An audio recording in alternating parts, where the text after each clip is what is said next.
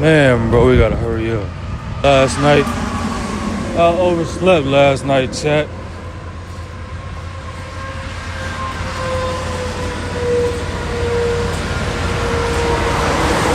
My phone died and I didn't even hear my alarm, bro. I hate when I do that. I forgot to put my phone on the charger last night, man. We 3 hours late. We were supposed to be in North Carolina at 9:30. I've seen you before and you did that. Excuse me, sir. Man. Sir, how old were you when you became a I was sleeping good, too. It was that rain. Sir, so I have a channel. I do 22 million followers. I've interviewed 48 billionaires in the last 5 years, like Mark Cuban. Hopefully they still take us. We should be good, though. Are you actually? I've interviewed you before. I asked, what line of business were you in? No, you're a business owner, though. No, what was your main business? You can't tell me? Have a good one, sir. Thank you for your time. Sir, question. How old? Might not be able to get another load till the morning, though. I hate missing days, man. Is this your Rolls Royce? How did you get a Rolls Royce today? What line of business are you in? I've interviewed 22 million followers. I've interviewed 48 billionaires in the last 5 years. I've interviewed Tom Cruise, Tom Brady, ready to be successful people. I'm interviewing Rolls Royce owners and everyone who's asking how to make your business now. How long have you been running that company today? What's the name of the business?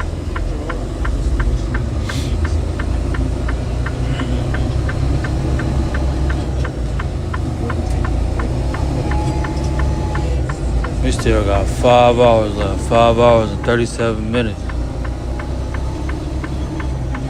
355 miles. We ain't gonna get there till like 1 o'clock.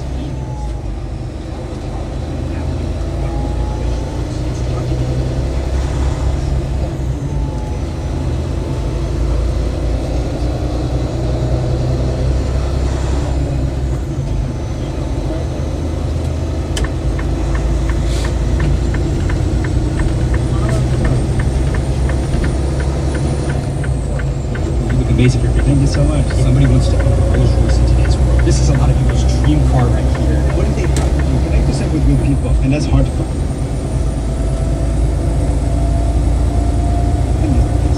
Trustworthy people, happy people, discipline. Wake up in the morning for a car, for boxing, and a world champion. It takes a lot of discipline, and that discipline came with the hard work. You have amazing advice. It was very nice to meet you. So much for your time, and I appreciate you. Have a great day, so thank you so much. All right, guys. So we go up to my guy in the matte black Rolls Royce, and he got rich off cannabis. Like not just cannabis as a product, he found a super specific niche selling rolling papers, which is just a great reminder to everybody. There are so many different ways to get rich in today's world. He had an idea.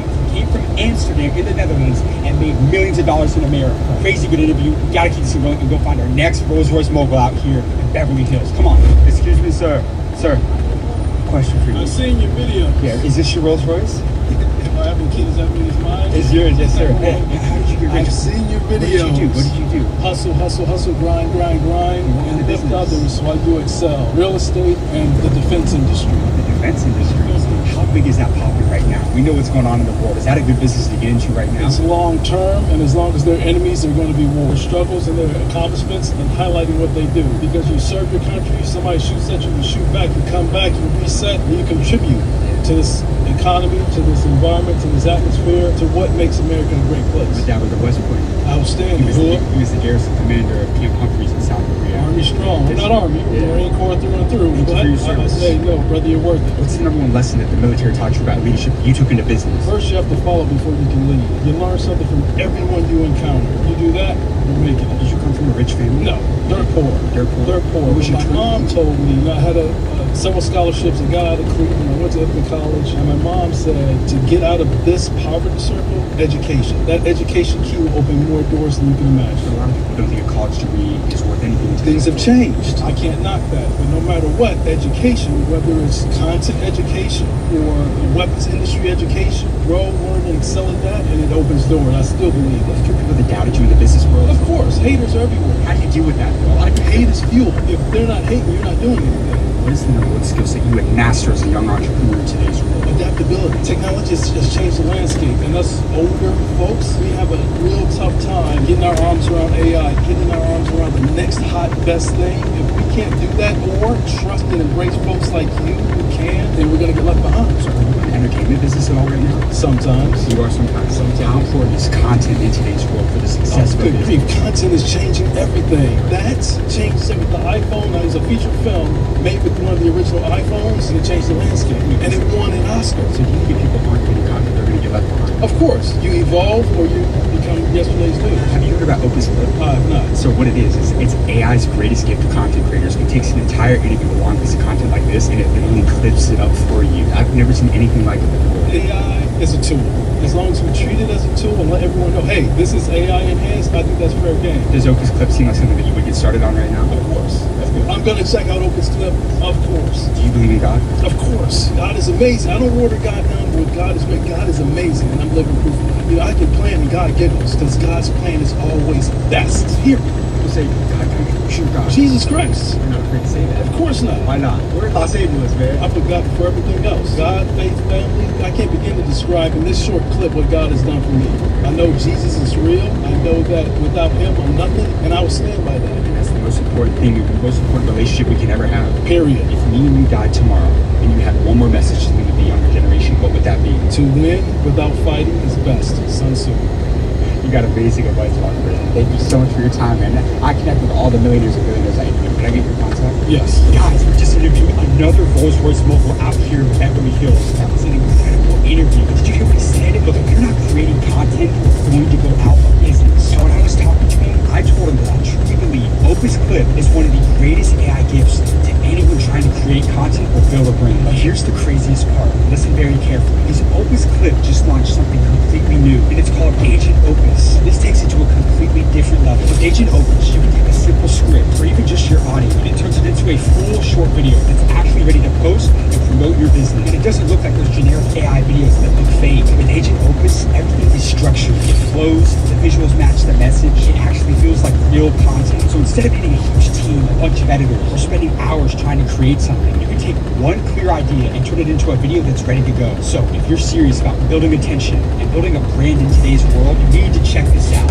All you have to do is go down and click the link in the description of this video and try Agent Opus today and watch your business and your life change. With that being said, let's get back to the video. Excuse me, sir. Sir, I have a question for you. How did you become wealthy? How do you know? I have a channel with 20 million followers. I interviewed millionaires and billionaires all over the world to help the younger generation. I just interviewed Arthur Blank, the owner of the Atlanta Falcons, last week. What did you do, sir? What line of business were you in? This is to help the younger generation. Starting a magazine for black women and adolescents. How long has the magazine been around for? Is it still around today? The magazine came out in May of 1970, so it's still publishing. 56 years. So you've been an entrepreneur over 50 years. Absolutely. Do you have business partners? Yes, I did. I had 4 partners. So what was your superpower? What did you focus on when you were growing the business? Cash. Just remember one thing. Cash is king, queen, jack, and everything else. How old are you today? 85. You're not 85. Are you serious? May 15th, 1920. That's when I was. Do you believe in God? Yes, I do. How did you know God was real? Did you grow up in the church? Yes, I do. You feel it in your heart, and you intellectualize what you hear. You study it. Where are you from? I'm from New York City. I live here in Central City. In Los Angeles now. Where do you think it's better to do business, New York or Los Angeles? Yeah, it doesn't matter. It does not matter. If you have an idea and you think that someone is not doing an idea that you think you can do, go for it. That's what it's about. Businesses started in the South, in Virginia. Now tell us real quick, how big was the company? How many employees? How many employees? At one point, I had 300 employees. How about total revenue? More than 10 million? Even something. Hey, was it more than 50 million? Are you serious? So it's a 9-figure company? Hey, so thank you so much for your time. So I gotta shake your hand before I get out of here, man. You have amazing advice. I appreciate that. Real quick, I wanted to show you the channel that way you can check it out. So we're in Tom Cruise industry. Did you decide to pursue a career? So I go all over, just ask people questions on their advice to help the younger generation. My email. Yes, sir. Send that to me. Absolutely. What's your email? Archie guys, so even though my guy was not getting into a Rolls Royce, I knew I had to stop him, man. I could tell he was wealthy. And we looked him up right after we did the interview. $2.8 billion is what he sold his company. That's what he sold his magazine for, you guys. Crazy interview, crazy stop out here. And like you said, cash is king, queen, and everything in between. Amazing interview. We gotta keep this video rolling. Go find a Rolls Royce mogul out here, you guys. Come on, Archie guys. I have a very special surprise. broadcast for you right now. I'm currently headed to go interview a billionaire out here in Los Angeles, but we're not meeting up with him anywhere. No. We're going to be interviewing him at one of the most expensive houses that he owns out here in Los Angeles. I mean, this guy lives in an actual castle, so you're going to have to wait and see. We're going to figure out exactly what he did to become a billionaire and get Rolls-Royce rich in today's world. Let's go see what he has to say. All right, you guys, look, we just got to our destination out here, you guys. Look at this driveway. Look at the bushes up here, man. They got 100-foot trees going up this driveway, you guys. We're about to meet the man right now to figure out how he made his billions and got Rolls-Royce rich, you guys. Come on. They got 2 Rolls Royces, not 1, 2 Rolls Royces out in the driveway, you guys. Come on. How you doing, sir? How do I do it? Yes, sir. Who are you, sir? My name is James. I'm out here to... No, sir, I'm not. I'm out here to interview you, sir. Just kidding. It's great to meet you, my friend. How are you? Very well. What's your name for the people that don't know? My name is Hugh, and the last name is Casa. This is one of your houses right here. This is one of my houses. Not the only one. I don't think so. How much is it worth today? 35 million. $35 million. I got some cash in the car, You too. know what? I'll give you a discount. 34 now. 34 and a half. There we go. You're a nice guy. Yes, sir. For the people that don't know, how old are you today? How old are you? Oh my God. 89. 89 years old. How do you stay so Still sharp? think I'm 30. You look amazing. What was your income? Tobacco.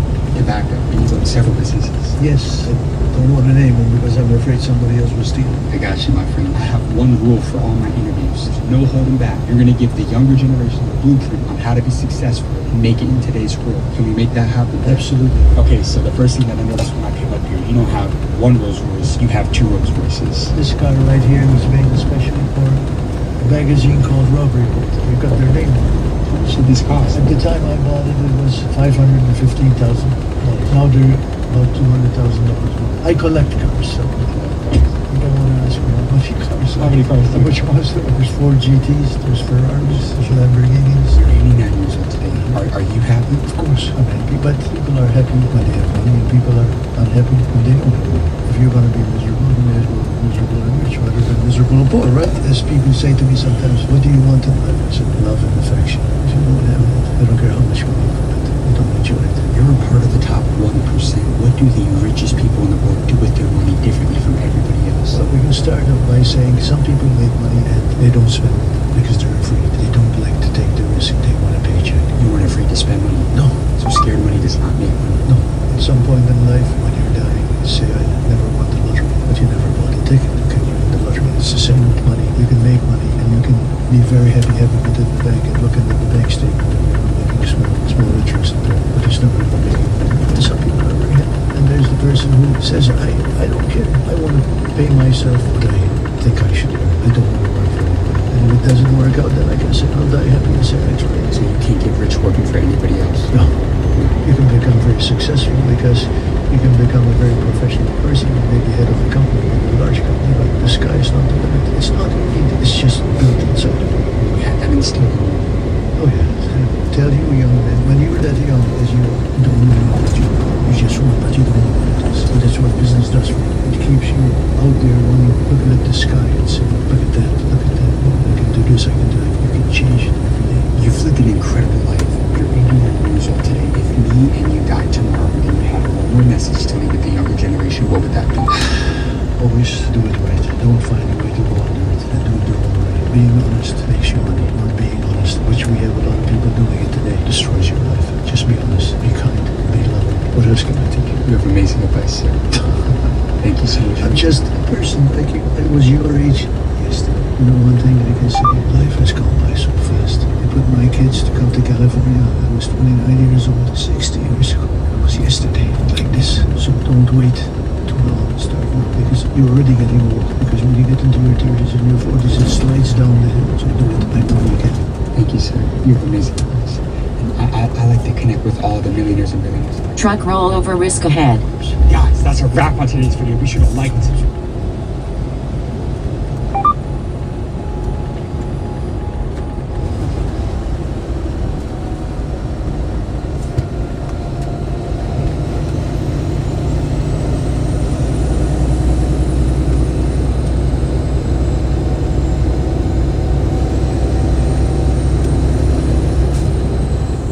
Ahead.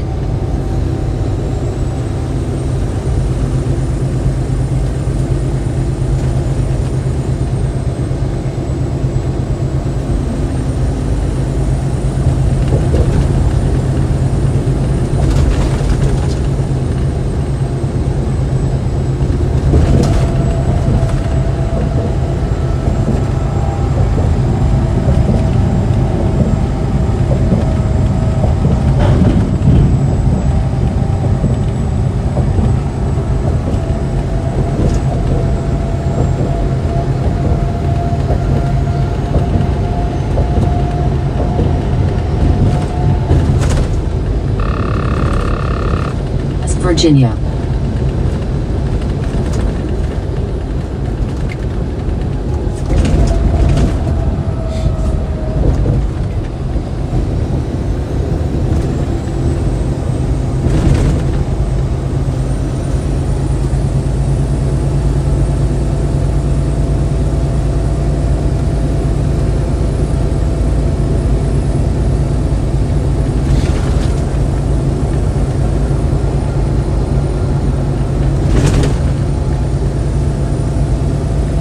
When you made your first million? I was actually 24. Are you a 7 days a week kind of guy? Absolutely. 20 hours a day. I try and get 4 hours sleep What is the best single investment you have ever made? in the West Virginia coal mine. What makes your tequila different? Better quality, 8 different expressions, 3 flavors. Yeah! Thank you, Diablo. Bloody hell, mate. There are roughly 3,500 billionaires on Earth. And to put this kind of wealth into perspective, if you earn $10,000 an hour working 40 days a week, it would take you a whopping 48 years to achieve billionaire status. $1 billion is an insane amount of money. Meet Rob Fitzpatrick. This British billionaire made a considerable fortune in his 20s when he sold a marketing company. Top of the morning, bro. He's built a massive home-spanning portfolio of luxury real estate, precious metal markets, stocks, equities, and various ventures, and has business ties stretching from Dubai to the Turks and Caicos. Today, I'm shadowing him in New York City as he builds the next gem in his empire, Naked Diablo. Premium tequila he intends to scale into a $1 billion brand. In this episode, we spend the day with Rob and attempt to demystify the game of money. We cover how billionaires largely avoid paying taxes, how Rob views passing down wealth to his kids, and what it looks like to build a $1 billion business. Let's begin, folks, but first, a quick word from the sponsor of today's episode. Running a small business can be a massive undertaking. If you are a business owner, you know that you gotta wear multiple hats at once. Sometimes you're the boss, sometimes you're HR, sometimes you run operations. It can get really hectic. Luckily, Odoo is out there. Odoo is a one-stop shop platform that can solve many of your small business needs. Let me tell you about a couple ways I utilize Odoo. Number one, timesheets. I have 3 different editors, sometimes working on 3 different projects at once, so it can be difficult to know what's happening where. So I have my guys fill out timesheets, and that way it's very clear and easy to know who's working on what. Another big thing is a digital checklist. I have so many things going through my head that if I don't write them down, they sometimes get forgotten about. So with Odoo, I go in, I fill out the things that I need to complete, and then as they get done, I can check them off, which is very helpful to me. Guys, the goal here is to use a platform that can help make you running your business more simple and efficient. And guys, the cool thing about Odoo is the first application you build with their platform is free, so you can test it out for yourself. And once you're battle tested, you can pick the plan that is right for your business. To start using Odoo, click the link in my pinned comment or description, and that's how you can get the ball rolling. All right, folks, back to the episode. Come on, bro.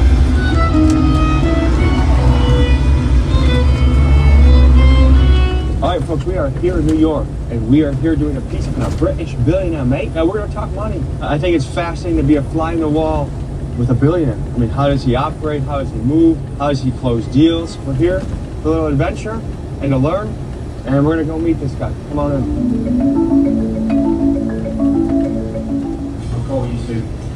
Hey, Great to meet you. how you doing, brother? Good to meet you. Already closing deals. It's early in the morning. Always. No, I've got a few friends here in New York, obviously. Mhm. So, just making phone calls and making some arrangements and stuff, Okay, and you're a British man. of course. What brings you out to New York? On business. Yeah. Always here on business. And to meet you, of course. Yes. Okay, so 2 main missions in New York. Promoting the tequila business and promoting the reality show that's coming out, or documentary. Well, we'll see if I behave myself. Maybe I'll have a little bit of tequila, but I'm a lightweight, you know what I mean? I'm going to go and meet Mark at a marketing agency at 10 o'clock. Okay. Because he's got some proposals that he wants to do for us. So, in researching online, I see that there's not a lot of stuff on the internet. My guess is that a lot of people in your shoes, you scrub the internet to keep yourself private. Can you tell me about that? Security standpoint, Tommy, yeah? I was driving home one night, many years ago, pulled up to my electric gate, and as I did that, people jumped out from behind trees and shit. Sawn off shotgun, took my Frank Muller Conquistador King watch. Then they drove off with the SUV. And this was in England? In England, in Manchester, yeah, just outside Manchester. You're kind of in a position where on one end, you'd love nothing more to be private. On the other end, to make money, you have to market, and to be marketed, sometimes to be visible. Yeah. So how do you walk that balance? Well, it's been a very difficult balance. The documentary and the TV show was to create awareness, create followers, generate sales, generate distribution interest, but more importantly, increase the asset value of the company. So that's how we kind of stepped out from that complete anonymity to blow up the brand. And how many countries are you in for your brand, your tequila? Well, in Europe alone, there's 27 countries, and the expansion is just literally now we're putting a foot down to really go for it in a big, big way. And you travel a lot, I imagine. Always on the go. You enjoy it? I love it. So we're going to go and meet Mark Anderson from Dolphin Entertainment. They're a New York listed group. Because of our Tequila Naked Diablo, they've got some marketing ideas and initiatives they want us to consider and roll out on, because we're always looking at ways to increase market share and cash flow as well. We're in this new creator economy where everyone that has some sort of name is trying to launch their own deodorant or a liquor or product, but there's a lot of competition. You know why? Because it's consumable, so it's repeatable. You don't just get one sale, you get sales continuously over and over again. So if you get into the consumer space, you make fortunes. What made you get into tequila of all things? The funny thing is, we got into the tequila space purely by accident. For 20 plus years, we'd owned bars, restaurants and clubs in the UK, and it's called El Diablo Tequila in Taco Bar. And my oldest son, Lee, said to me, Dad, why don't we start our own tequila brand? Well, Tommy, I completely dismissed it offhand because I'm a lot older than you are, but my recollection of tequila was waking up the next day feeling horrible, feeling sick. But Worry was super smart. He handed over to our marketing guys, who came back and said, this thing is blowing up. At some point, tequila will take over the vodka for the biggest segment of the alcohol space. But everything we do has to be premium, smooth, quality. That's our ethos. So all of our tequila flavors are reposado based, and our reposados are aged for a minimum of 10 months in a barrel. Would you say, of all the different business you do, that you try and be in the premium space rather than the low price? That's where all the money is. Yeah. The margins are big. Our next stop is to a marketing firm where two gentlemen are going to be pitching Rob on a proposal to help grow his tequila brand. Good morning. Going to the 23rd floor, Dolphin Entertainment, Mark Anderson.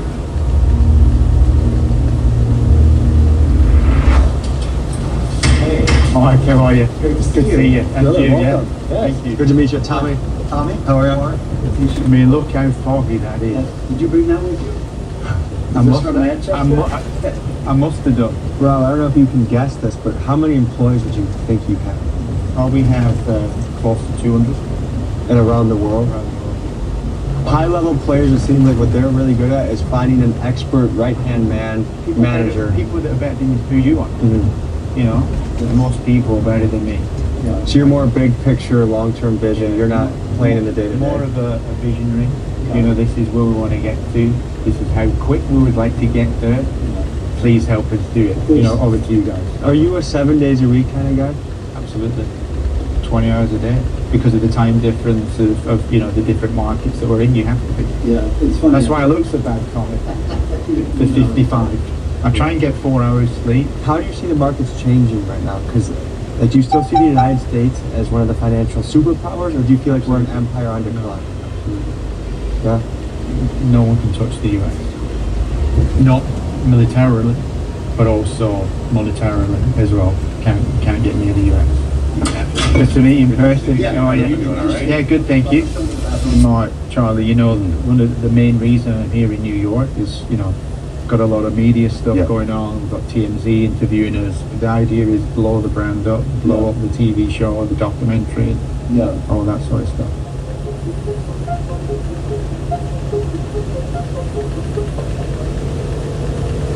Simon, what's the update on Salt Key? The outline, approval or consent that we've actually got from government at the moment. Yeah. It basically proves us as it does in the Bahamas. It proves us as partners and developers and landowners. If we wanted to push the numbers up slightly, we could do.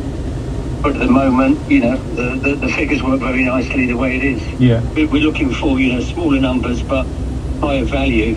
Yeah. 8 million and up really. Is that what the villas will get? 8 million for each one, yeah? Yeah, actually the 5 bedroom. Yeah. They're all pretty much beachfront.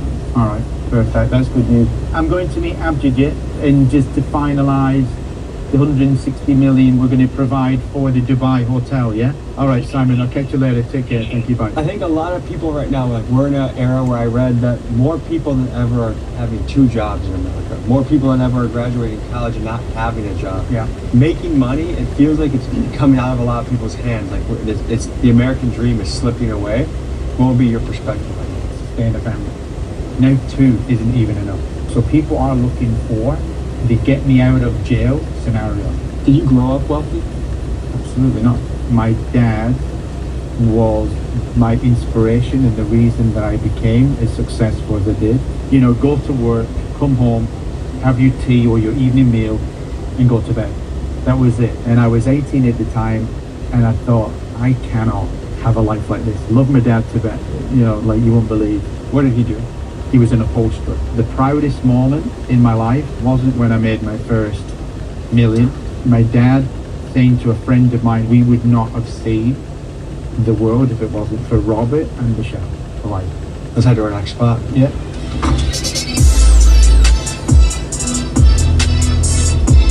How old were you when you made your first million?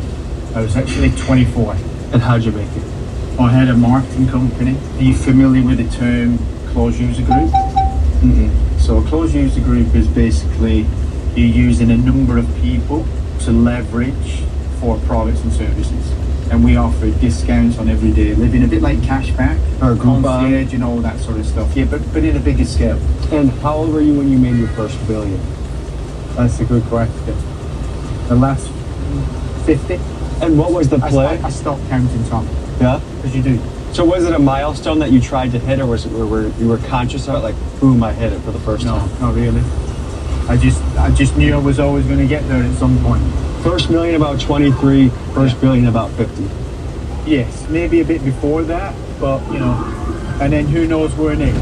Is there a yearly return you look for in an investment? 12 to 16% is the range that we look for. And if you can consistently land those, you grow exponentially in wealth. Compound, yeah. So that's roughly every like 4.5 years you double your money. Double. Pretty remarkable what compound interest can do. It's great. It's what did Albert Einstein say? I was just thinking of that. Yeah. There's no more powerful force than uniforce in the universe than compound. Compound, yeah. One of the things I was always focused as a young guy was saving as much as I possibly could. So I remember I lived with my aunt and uncle for a year for free. That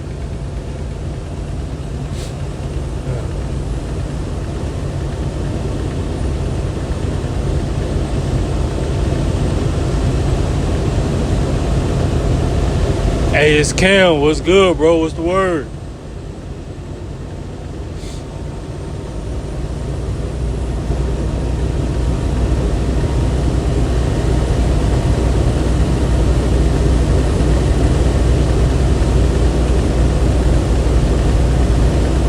I just fast forward this whole video, bro.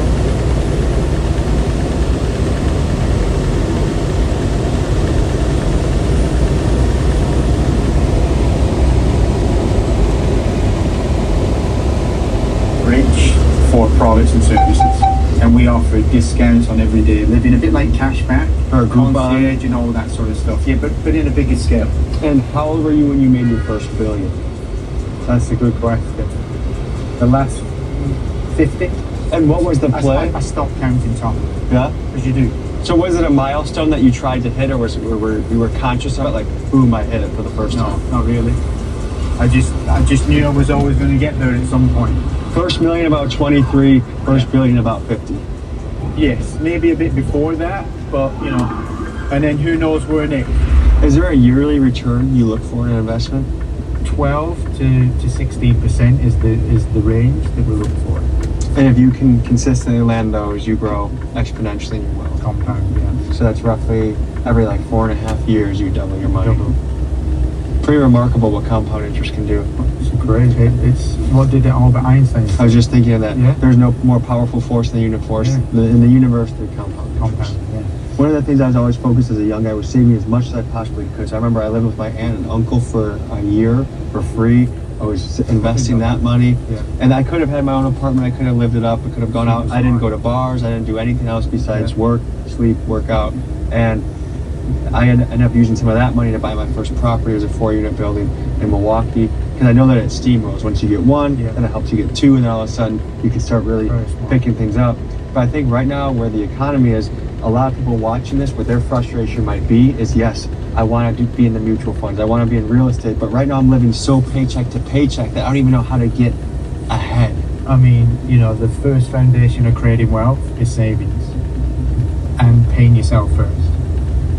If someone was, let's say they're making $1,000 a week, if they were just to pay themselves first before anything else, that $100, would they really miss it that much? In creating wealth, you've got to have discipline. Yeah, so it sounds like one thing you're saying is grow your wealth? Always, you have to. But not high interest credit cards? No. What are some books you found foundational to your thinking? So the 3 main books that changed my life and made me what I am today is Think and Grow Rich, Napoleon Hill, everyone knows. How many people read it and applied the principles? Richest Man in Babylon. And the third one was Rich Dad Poor Dad.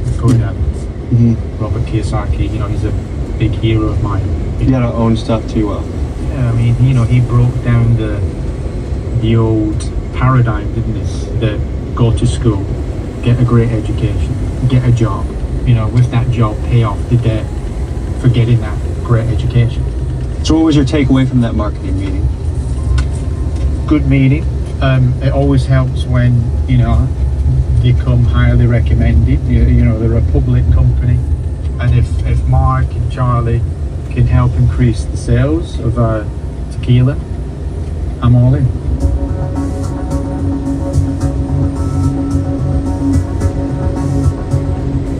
Next, Rob was having a lunch meeting with a heavy hitter tied to the richest families in India to discuss a $160 million development deal in Dubai. Unfortunately, the restaurant had a no filming policy, and partway through the meeting, Rob got a call that his TMZ interview was here, so he gathered up his family and went out to the reporter.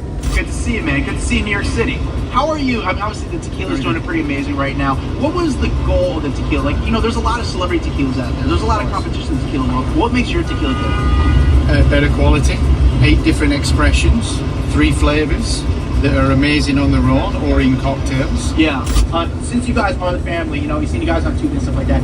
When you guys go home, how do you guys turn off work and just have a regular family life? You know, is it a constant business conversation, or what's the conversation at home? We're a strong team. We're lucky in some ways. I've got an older brother, I've some 3 younger sisters. As you can tell, a lot more good looking than myself. But yeah, we work together as a team. We're a very strong Christian family. Just want to put that out there. Well, very cool, guys. Congratulations. Thank you, Adam. Appreciate it. I can't wait to see more places in New York happening. Thank you. Yeah, thank you for your time again. It's so let us know what your plan is this week. I'd love to take you for dinner and have a drink. Just got out of a lunch meeting, and it's crazy. I mean, you have these ultra wealthy people talking about deals, and a lot of it they're not even paying taxes. Like, I learned that me and all my guys at the table pay more in taxes than some of these really, really wealthy businessmen that have hotels all around the world, businesses around the world. And it just makes me think it is a crazy system that the little guys are the ones paying the large portion of taxes with the big fish. They're just taking advantage of loopholes that are illegal. But to think that I paid more in taxes than Donald Trump, I pay more in taxes than a multi-billionaire. I mean, it's a ridiculous thing to think. So I've now met 3 billionaires, and all of them work their ass off. Like, you would think if you made $1 billion, you spend the rest of your life on a beach, you don't care. All of these guys I've met so far, they are 7 days a week working, building the next project, and I think it's almost like they treat business like a game. And I think you have to, if you're going to be the Michael Jordan of business and become a billionaire, you have to be in the gym practicing every single day. And for these guys, it's making deals, it's making investments, and it's growing their wealth. Is it fair to say that I probably pay more in taxes than you? This might hurt. Absolutely. Oh, absolutely. No question about Every it. person. I think the great Warren Buffett said the same thing. The average American pay more in taxes than he does, from a percentage standpoint, that is. What do you think about that? Well, from someone from my side of the coin, if you will, I think it's genius, because it's all about being smart and creating the right tax efficient structures. So Not tax avoidance, tax efficient. but let's demystify this. So part of it is because of where you invest, right? Like, give some examples of places that are 0% tax places. Bahamas, Turks and Caicos Islands, Cayman Islands, British Virgin Islands. Do you have properties in all of these places? Yes, we do. Wow. And so you're a big hotel and mixed use, like villa type of guy. That's one of your big plays. One of the big plays, yeah. So for someone that is a W-2 worker, is there any tax advice you can give them, or are you just playing in a different ballpark at the moment than they are? Absolutely. They're just, they've got to get out of that. So being an entrepreneur and leveraging the tax code, that's one of the keys to start to magnify wealth. Very true. How did you discover this? Even down just to your home and your mortgage is a tax write-off. As long as you're, part of your bills it's classed as your office. Your father was an upholsterer. How did you start to learn all of these business techniques and trades? Well, books is always one, isn't it? Trainings, becoming more, more intelligent, more aware. But I think we said it earlier on, it's all down to discipline, taking action and doing what you've been taught. We're going into the Ritz-Carlton, which your friend owns, and the cameras have to be low until we get to a meeting room, but it's going to be a pretty fancy, remarkable place once we get to a place where you can see it.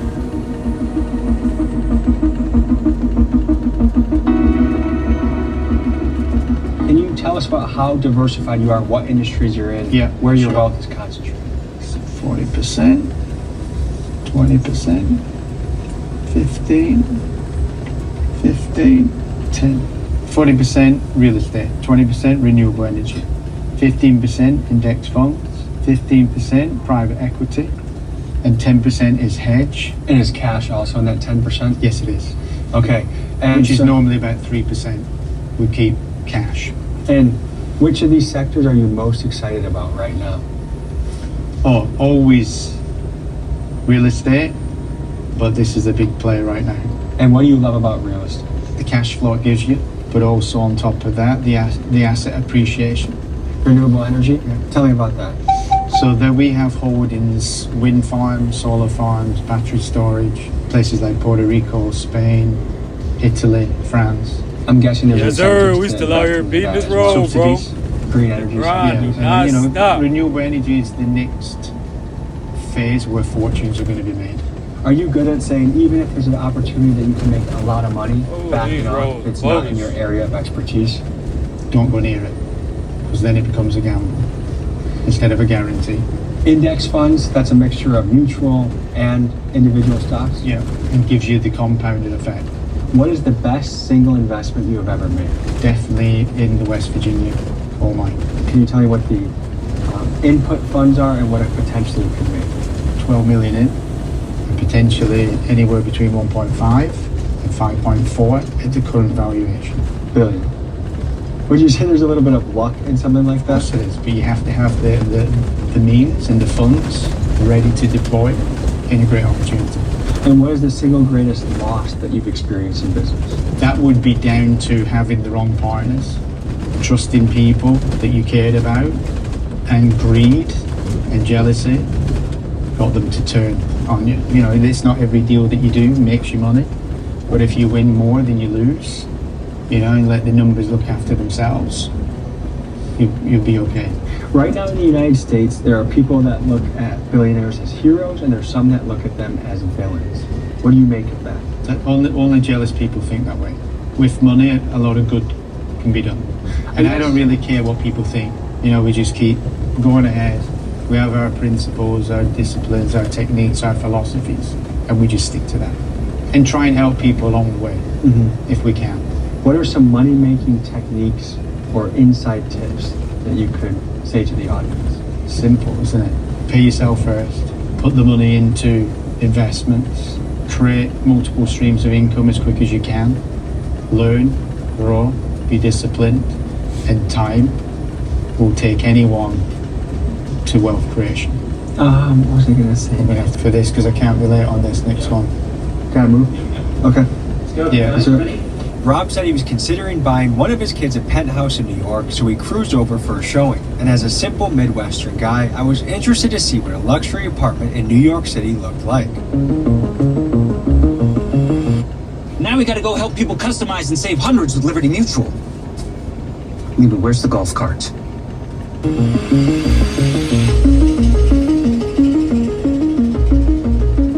Christian. Hey Christian, great to meet you. I'm Rob.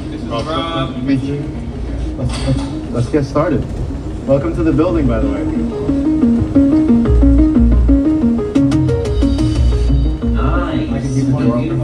Yeah, of course, absolutely. You let me know how you want to. This is the great room. You have over 20-foot ceilings here and a triple exposure. So we're looking out west, south, and north as well. So we have this listed for rent at $50,000 a month. $50K a month is crazy. Pretty good deal for what it is. I love the balcony. So it's a 4-bedroom, 4.5 bathroom. Yeah, 360. You are currently in the primary wing. So what's your role in Tequila? So my role is the sales on that side.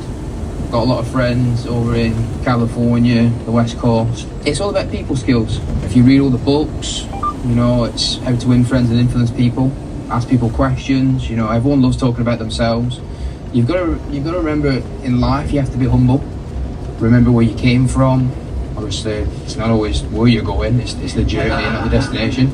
And putting the right people together. You know, everyone's got strengths and weaknesses. You've got to understand what they are. You've got to learn them quick. And putting the right people in the right tasks, because we can't do everything. Okay, so how long have you been in this luxury real estate business? This is my 11th year in the business. Views like this every single day is pretty crazy. Yeah. See it here. So this is the crown jewel of the building. This building was originally built as a condominium. So these were set to be sold. A property management company purchased the entire building, and this is now their crown jewel in their portfolio, on their East Coast portfolio. So these are the World Trade Centers? That was the one that fell because of burning furniture? And there definitely weren't people on rooftops celebrating. I think...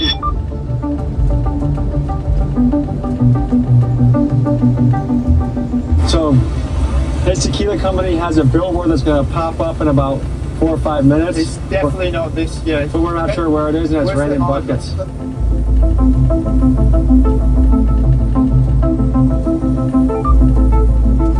How to build a $1 billion brand. Sometimes it takes getting your shoes dirty to make some money in this business, eh? Yeah, there it is. Welcome to New York, huh? Oh, this is UK weather. Yeah, I was gonna say you should be used to this, right? Yeah. But we don't go out in this. We're not mad enough to go out in this. Well, you're mad, eh? Leave that, you know. Pity, innit? We've been filming indoors. We should have done this. It's a bunch of bullocks, I think. So tell me about a really low moment in your life and how you made it through. No, a lot. The greatest low moment is obviously losing my dad. Never come to terms with it every day, you know. How old were you when that happened? 7 years ago in February. So it still hurts. Losing a dad sucks, man. Because you wish you could call him up. There's so much advice and questions and guidance. Oh no. Follow the road for 3 miles. I used to pull up at my mum and dad's, and Michelle would run in and talk to my mum for something, and my dad would come to the window, and I'd be too busy to get out the car and go in. Yeah, I think death reminds us how precious this all is, and to think I haven't seen my mom too often. I've been too busy working, and I think, what's wrong with you? Yeah. So I actually am seeing my mom next week, but it is crazy that we could be too busy building our empire to see the most important people in our life. And you blink, and they're not there, you know? I feel what he said about his dad very strongly, and it makes me think how much more I'm going to prioritize seeing my mom, but then also business-wise. Every time I get to go home early to see my kid and my wife, my dog early, I take it because I know I'm going to blink and my boy's going to be in school, going to high school, going to college, out of the house. And if you don't dial into these moments, they pass you by. And I think that's the weird thing in life is we're all well aware of it, but it takes loss or it takes missing that for the message to hit home. So we're going back to Times Square. Rob's the family man. He wants to get the family all see the billboard together, make it a nice moment. I think this is cool, prioritizing what's important, because it doesn't matter how much money you have in the bank if you don't have anyone to share it with or anyone to love. money's pretty worthless, I think. So, back into the rain to continue this adventure. Oh, it's coming now, isn't it? Yeah! Thank you, Diablo. Oh yeah, baby. Come on. I think it's cool to try and involve your family in the business, because then you get to share it with them. You get to, like, I know. In 1 mile, keep right to join the Interstate 64 east towards Charleston. Money overall, because I want him to go out into this new world and be able to fend for himself and be able to make his own money. From what I hear, we got a cool segment coming for you next. We're gonna get in the Ubers and head to the next scene. We'll see you guys there.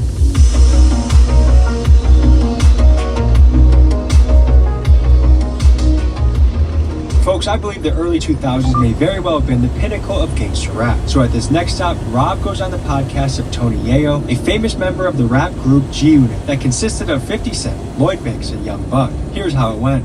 So I think something that's important to highlight is, like, what I find interesting about you, Rob, is, like, what time did you wake up this morning? 3 a.m. Local time. Okay, so you've been hustling around the clock. Now keep right to join the highway.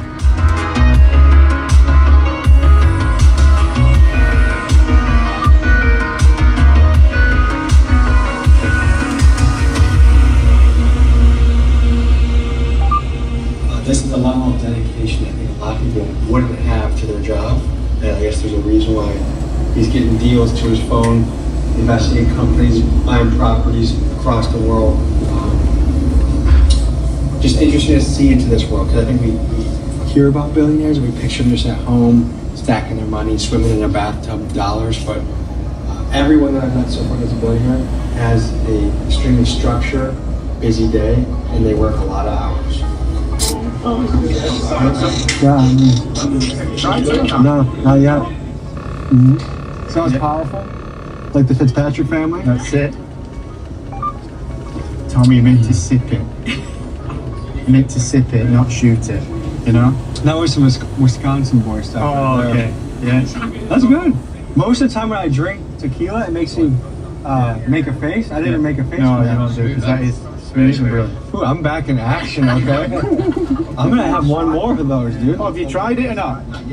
Which one? Yeah, let's partake. Let's have. Yeah, just gotta.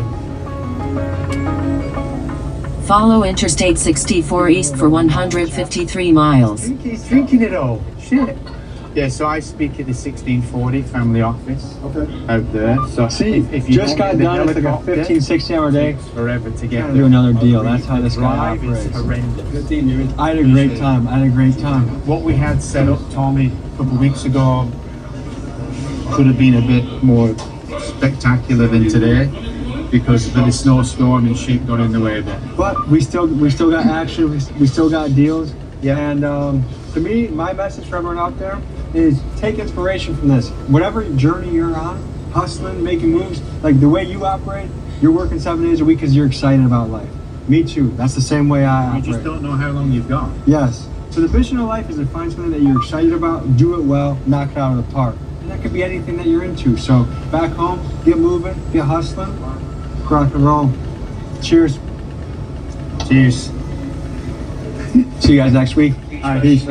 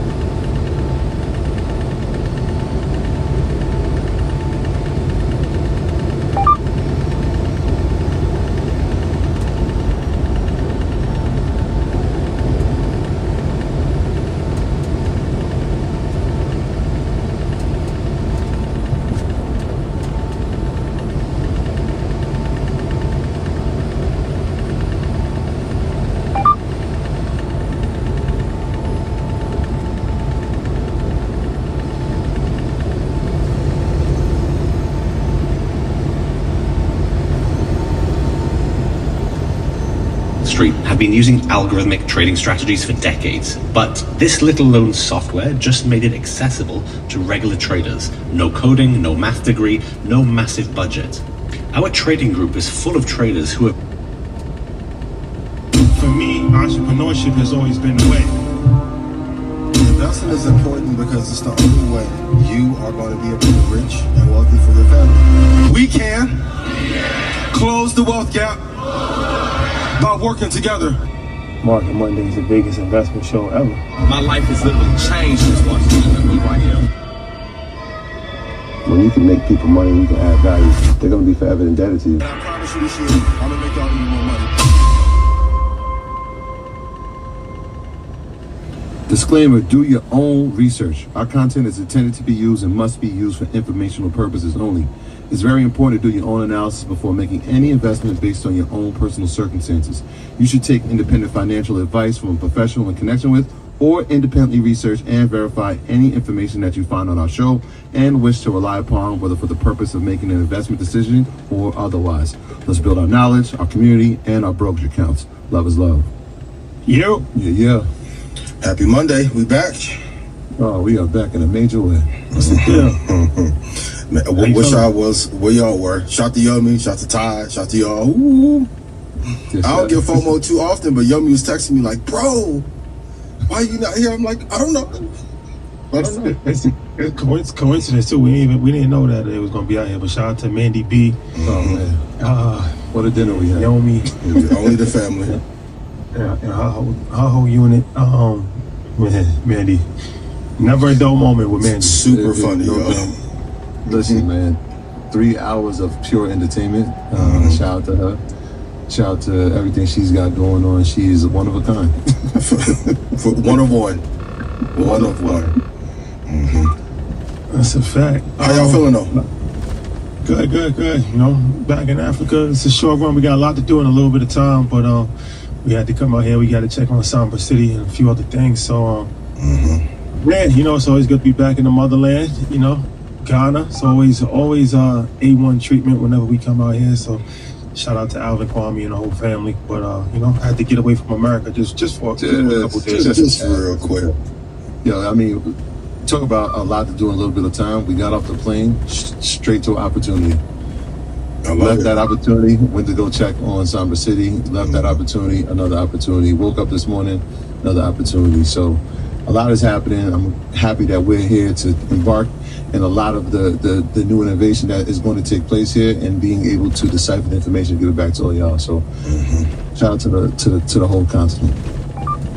And for the record, they got off the plane and went right to the work, unlike some of y'all influencers who get off the plane and go to the work. Stay focused on what matters. Take care of Don't let that go over your head. Don't let that go over your head. For the record. So that's a fact. And then we got the other thing later on in the week. So we report, let you know how that turns out. Thank you, my brother. Yeah. Stay tuned, ladies and gentlemen. There's always something going on. But this week, big week. We got Blackout. We got a lot to talk about. You know, third assassination attempt allegedly. Fake news. Approaching slow traffic. So we're gonna talk disgrace. We gotta talk about that. We gotta talk about, you know, should you go public or a relationship breakup? Meg Thee Stallion and Klay Thompson. A lot of lessons in that, for sure. The legendary sniper. I'm the only one left, man. We got some Ronald Reagan phone calls. We got a lot. There's a lot going on, bro. It's a lot going on. So make sure you tune in to Blackout at 9 o'clock Eastern Standard Time. There's going to be a lot to talk about on Blackout. And then Thursday at 12 o'clock, Shamari James, dope individual. So he founded a charter school. Oh, wow. So okay. He talks about that as far as he's an entrepreneur. So we talk about the entrepreneur path. But then we had a really good conversation on education. The financial model behind a school. That's interesting. Okay. Comparing charter schools versus public schools. Educational differences. And private as well. Every parent should listen to this episode.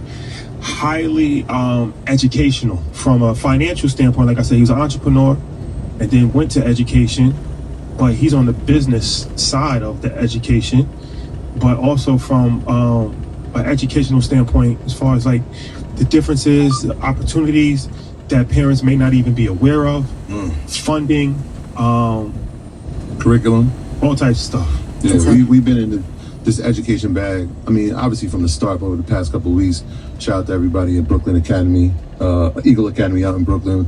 We were there and got to see kids participating in financial education. They had Market Mondays on the screen or something that they watch. I mean, it's incredible. Hearing Shamari talk about how they're incorporating financial education, and now I know there's a few states, New York is one of them, there where it's going to be mandated as part of the curriculum as going into 2029. Thank God. So you just do the work. You never know what the outcome is going to be, and we're starting to see the ramifications of it at the educational system, which makes me, as a former educator inside the school system, extremely happy about that. You're still educating, just at a higher level. Inside the school systems. Yeah, I put the Gotcha, asterisk right there.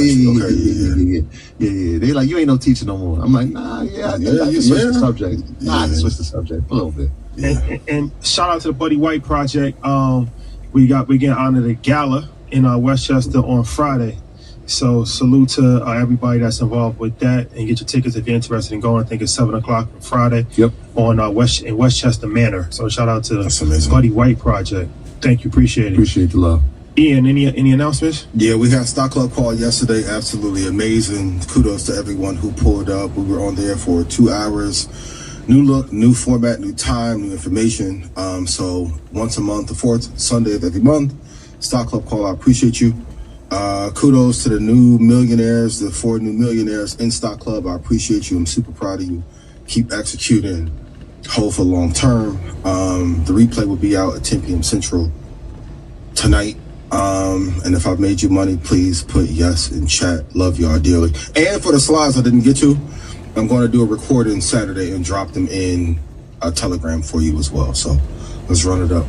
Oh, we're closing in on 400 millionaires made. We'll talk about, well, let's do it now. 29.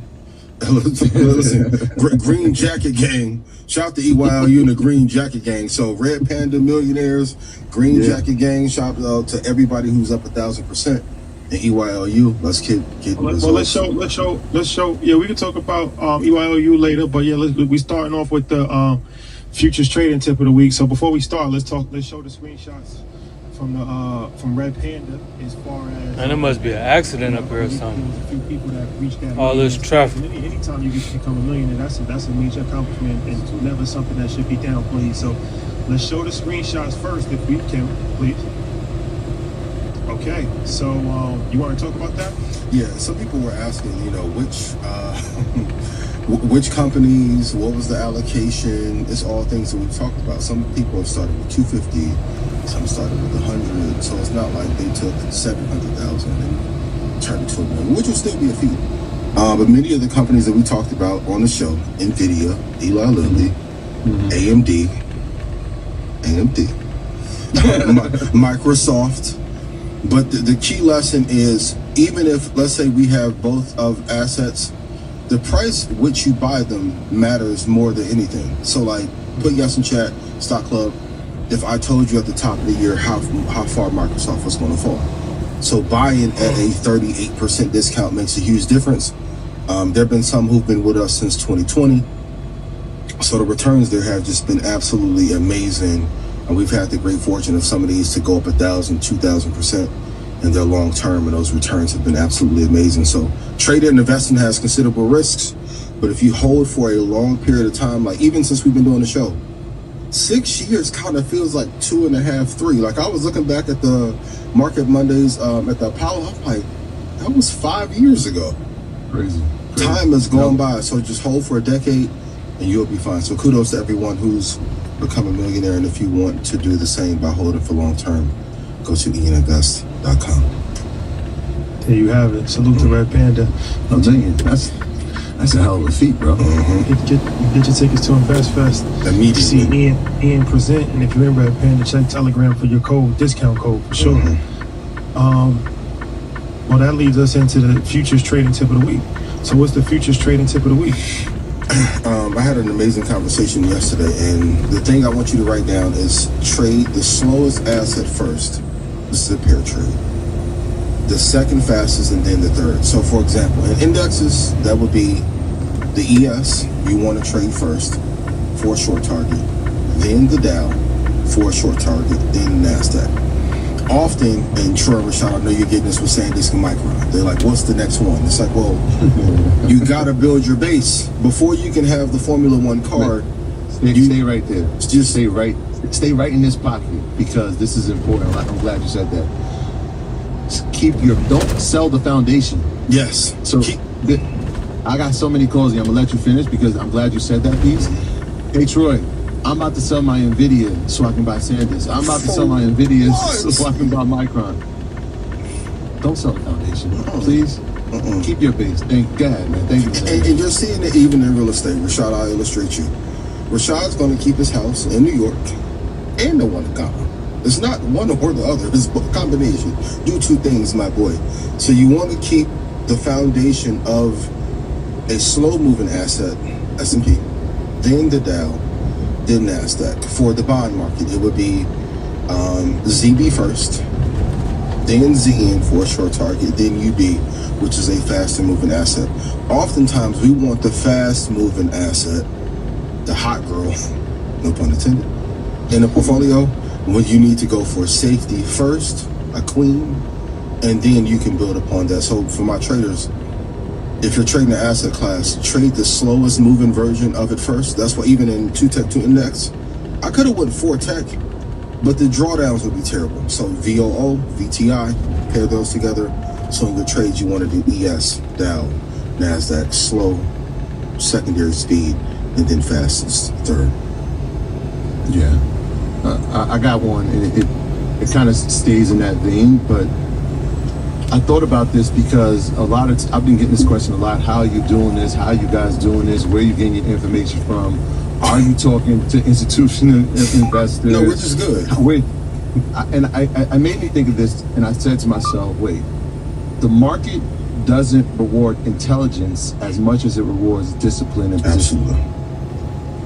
Right? Because if you watch Bloomberg, you watch CNBC, I mean, you have some really intelligent people who've been doing it for 34 years and can't compare to the returns that a lot of our communities have seen.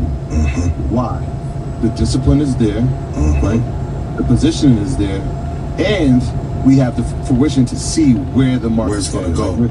We're seeing what the next thing is, and so it's not what's the next company, it's what's the next recalculated subsector that's going to move. Right, so when it was GPUs, we saw it. When it was memory, follow Interstate 64 East for 141 miles. Position, having the fruition to see what's going. Sometimes it's better than just having the natural intelligence that these guys have spent 30, 40 years in their careers doing, reading. Sometimes just having the discipline will pay off a lot more for your health. And I'll say this too, Rashad, you can also chime in on this because you're up a lot on that Micron call. A lot of the people who are in the industry for a long period of time get incredibly lazy. We see it in media all the time. They'll come out, have a spark for a little bit, but you don't see them getting better over time. That's why I keep saying, I'm like, read 50 pages a day. People always push back, but it's like, if you focus on getting better at the craft and you're in the gym every day, the results are going to show up. There's a lot of people, shade to them, who have been in financial news, but they are just going through the motions, reading off the prompter, and they're not in the game as much as they should be, and the results are shown. Like this show, like if you think about it, we all individually have called things that have went up 1,000 to 2,000%. That's an anomaly. It's an anomaly. So stay dedicated to the craft. It's a very rare time that we're living in, and part of it is the experience sometimes brings trauma. For sure. So when people are telling you that, hey, the memory sector is cyclical, a lot of people are like, when was it cyclical? Oh, in 1999 to 2001, and some of our viewers weren't born. Other of us were in high school or middle school, and so we didn't get to live through that cycle, right? Not that we should ignore it, but we're not going to have the same trepidation when it comes to saying, okay, well, we're watching it. Like, tell me this a year ago, and I'm going to tell you, I hear what you're saying about the cyclical, but the way that this trade is moving and the way artificial intelligence is revolutionizing the entire market, I see this thing continuously going. So that's how a Micron runs up. That's how a Western Digital or Seagate runs up or SanDisk runs up, because we weren't part of that cyclical rotation that they had experienced. which kind of probably led to a lot of fear when thinking about going back into those positions. Yeah. Even for NVIDIA, I was talking to Ish last night and the two other people. They're like, I remember when NVIDIA was an inferior company to Intel and AMD. They weren't even thought of as being a top company in the chip space, let alone global market cap leader. So like you said, you can't let that fear or past trauma stop you from investing in some of these companies just because they may have done terribly in 99, 2000, 2001. I came to that conclusion because obviously we've seen Intel. It finally passed its all-time high Thank God. 2000 last week. Thank so God. The question was kind of, hey, why not Intel? And I'm like, you know what? I still don't like it. I understand it. I understand the entire story. I know what their part, and more so than the GPUs and CPUs, is the actual infrastructure that they're building to help NVIDIA, which is one of their partners now. But a huge part of it is the government deciding that we're going to now invest in you and push you and now partner you with other American great companies, NVIDIA, Googles of the world. And so you've seen a return. Is it part of the portfolio? No. Did we watch it run up? Yes. Yeah. Are we happy for people who invested in it? Absolutely. 100%. Congratulations. Yeah. Right? You're not going to get them all, but when you understand your story, then you're convicted in it. And so if you made that trade, congratulations. And if you had the fortunate experience to be at NVIDIA with Rashad and I at NVIDIA, you also heard what they thought about NVIDIA as well, allegedly. Intel, he's definitely said he has some choice words to say about This from somebody who's been at NVIDIA for 20-some years. That's a fact. 25. Yeah. And he done seen it all. Definitely has some choice words. But let's talk about the investment fact of the week. Google controls 25% of global compute, including 3.8 million TPUs and 1.3 million GPUs. I keep saying Google has transformed into the company that I wish Apple would be. For those of you who don't know what that means, that's a lot of processing power. They are positioning themselves incredibly well, especially as this open AI, Sam Altman, Elon case is opening up today. I think it's interesting how Google is positioning themselves for the next 5 or 10 years. And I think the agentic war, somebody asked me in Stock Club if I had to just pick one stock for the next 10 years and I couldn't invest in any others, which one would it be? And I said it would be Google. Because even though I think Apple has a great chance to do something agentically, I don't think they'll move fast enough. I think at scale we'll get agentic innovation and installation from Google and Google Workspace. So I just thought it was fascinating to see that they have 3.8 million TPUs and 1.3 million GPUs as the investing fact of the week. That is a great one. That's interesting. I thought you were going to say another company that we might have visited as a company for the next 10 years. I love them too. Yeah. Dearly. In a quarter of a mile, use the right 2 lanes and keep right towards Interstate 64 East. Beckley. What's happening if you are into technicals and you've been watching the VIX and you've been seeing this movement to the downside, right? There was maybe 3 weeks ago. Now keep right. And over the past week or so, definitely last week, we were in the teens again, down in the, at one point it got down to 18. 18 and some change, yep, 1838. It made me think of how we watch markets move and how it tries to wash out retail investors. And once those retail investors start selling their positions, institutions just come in and just buy everything at those low points. And so my fact of the week would be the same volatility that pushed you out the market is going to be the same volatility that pushes the market back up. Right? So when you're when you're up at 32, 33, 37, right? That momentum that pushed you out, or you thought you were going to get out, remember, on the reverse side, when it gets down to 18, you're going to start seeing those indexes moving. We've seen that microcosm of that fact in the past 4 weeks, right? So from March 30th to present day, we're talking about the NASDAQ up almost 19%, S&P 13%. Those are major moves for these indexes. So remember that same volatility that was going to push you out, hopefully it doesn't, is going to be the same one that pushes you forward. And at InvestFest last year, I gave you the key levels. On the show, I told you, hey, we should start to slide back in 3 or 4 weeks. I made the prediction that the market would go back up in April. For those of you who may be a little bit trepidatious, or you're saying, hey, it's your first time, we're giving you all of our life's work in a digestible format of 90 minutes for you to make all the money. The great part is, in Red Panda and AWLU, for any upside that they have, they keep all the money. They keep all the money. So just execute. Just execute. For those who be like, hey, Red Panda is too expensive, welcome to the free show. Just execute. The events is going to continue to slide. Yeah, I'm happy you're here. They're like, oh, it's too much. I'm like, this is free. Just do it. So, I mean, we should get back maybe to 1673, which is great for the month of May and June. Like you said, just take advantage of staying in. And it's the other part about too much rotation. You're trying to trade your way into profit opposed to just holding great companies for a long period of time.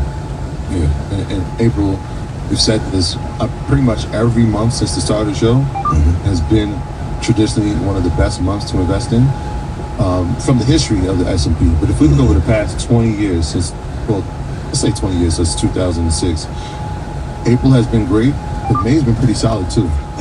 May's been pretty solid. I think the S&P has returned at like 1.7%. You'll take that for a month. That's a solid month. It's a good time, especially if you invested in February. Oh my God. Which is the worst month. Historically, so let's talk about, NVIDIA visit, the biggest lesson. And for people that may not be familiar, we did a bundle offer for Black Friday, which gave people access to Elon University, Red Panda, InvestFest VIP ticket for this year, and then also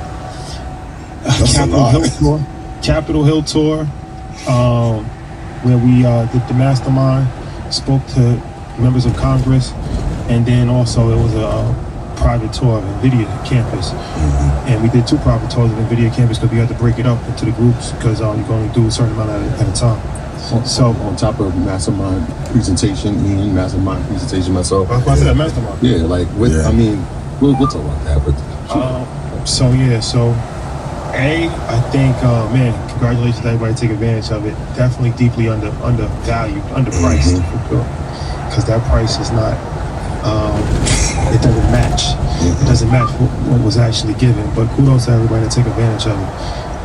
NVIDIA. Definitely a lot to learn from.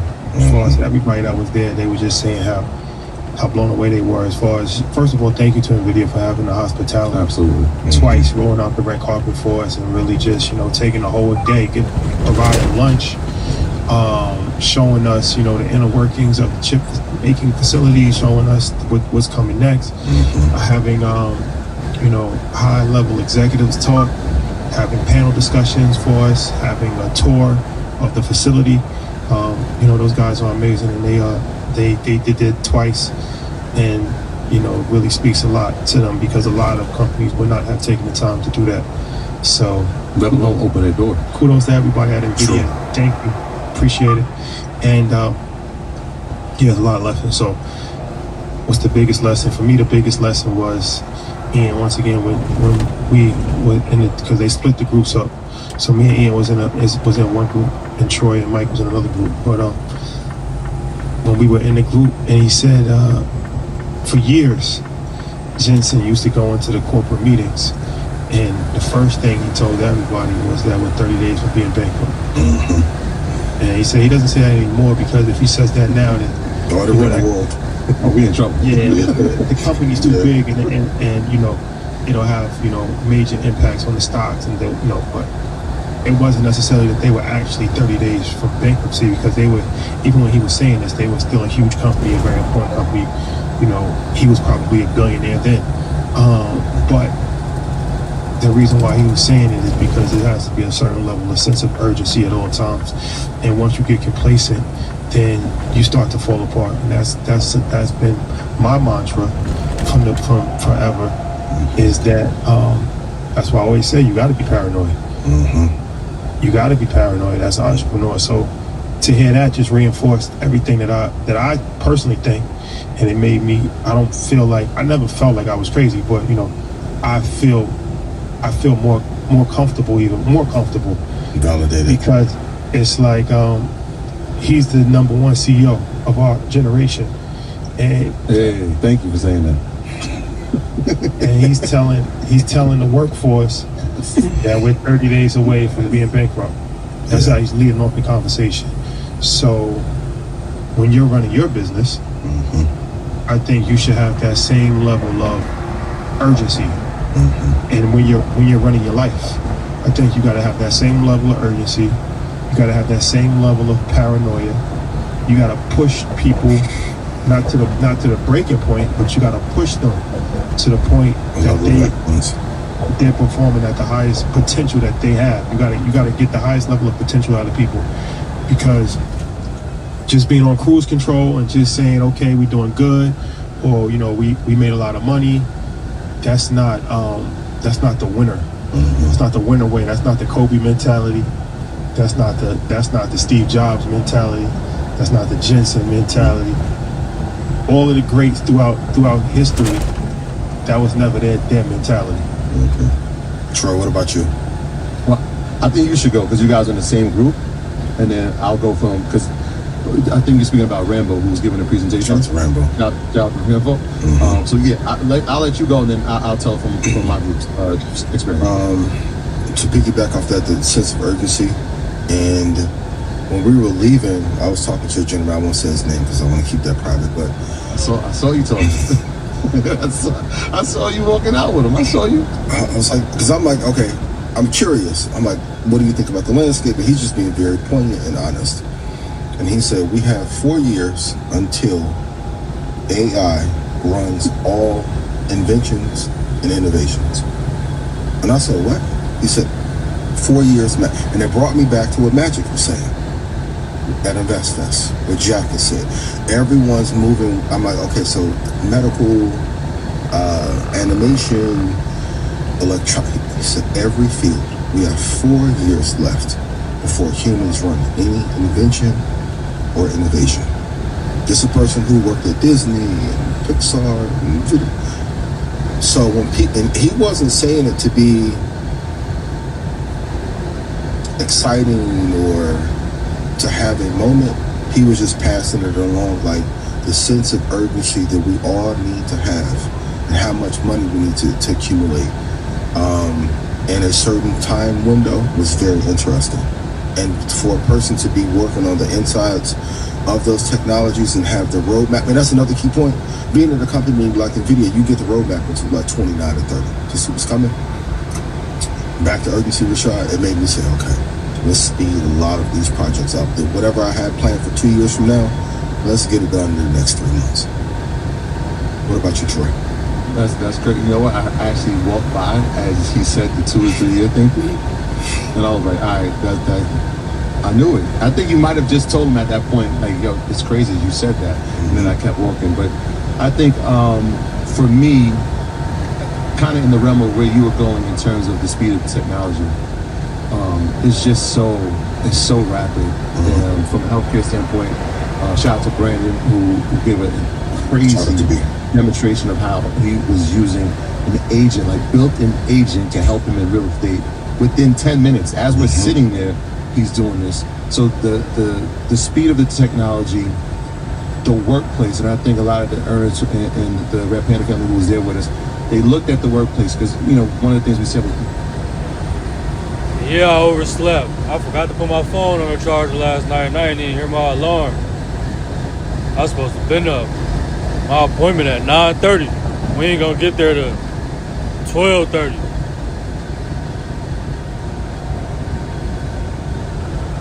what you're seeing and what you're asking. Be very intentional about it. And so they just kind of watched how this workspace was very open. It was kind of free flowing, and everyone didn't really have a time as to when they were taking lunch. It was kind of when the job's done, the job's done. And that was one of the themes that we spoke about the first time we were there. I think this is our third time now going to the campus, so I kind of know my way around. It's like this running joke that we have with Jazz and Tiffany and Pooja, and again, shout out to Lewis who allowed us to be there. But at one point it felt like it just felt like a school trip, and I felt like the educator, like, you're the teacher in the room, and you're listening to the community ask questions, and the level of questioning that they had tells me that they're actually starting to grasp some of this concept. It's not just, hey, these guys said invest in NVIDIA. It's not that these guys just said, hey, invest in TSM.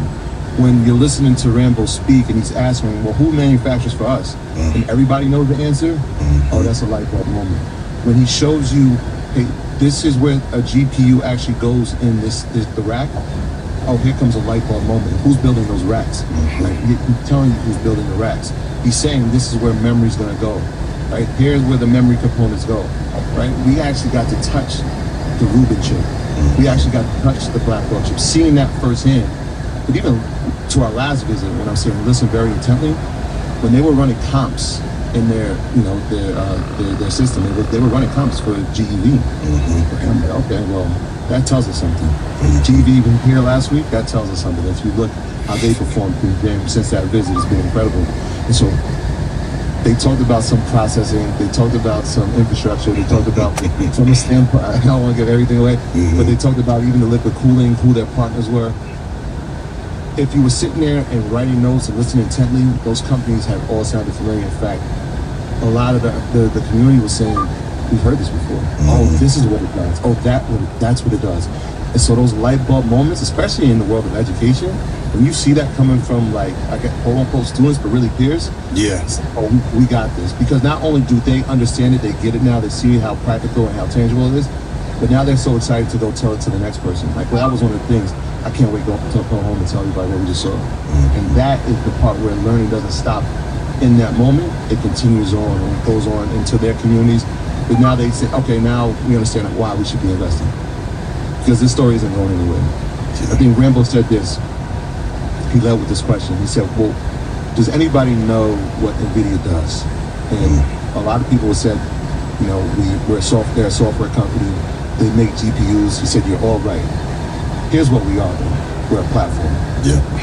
And if you think of it like that, and you look at how many companies are using that platform, how many companies are relying on that platform, and how dominant that platform is set up to be for the next 5 to 10 years, it's no mistake why they crossed $5 trillion last week, and they're going to continue to grow.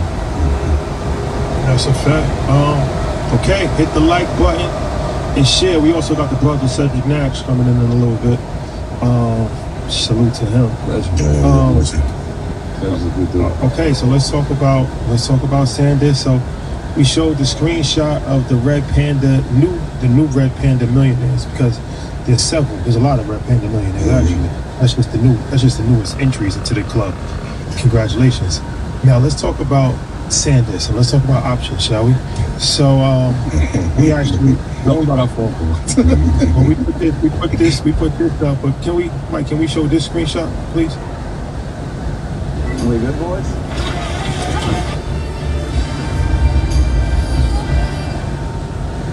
In 2024, Phoenix Energy rose to become the 11th most prolific oil and gas operator in the Williston Basin, one of America's top producing regions.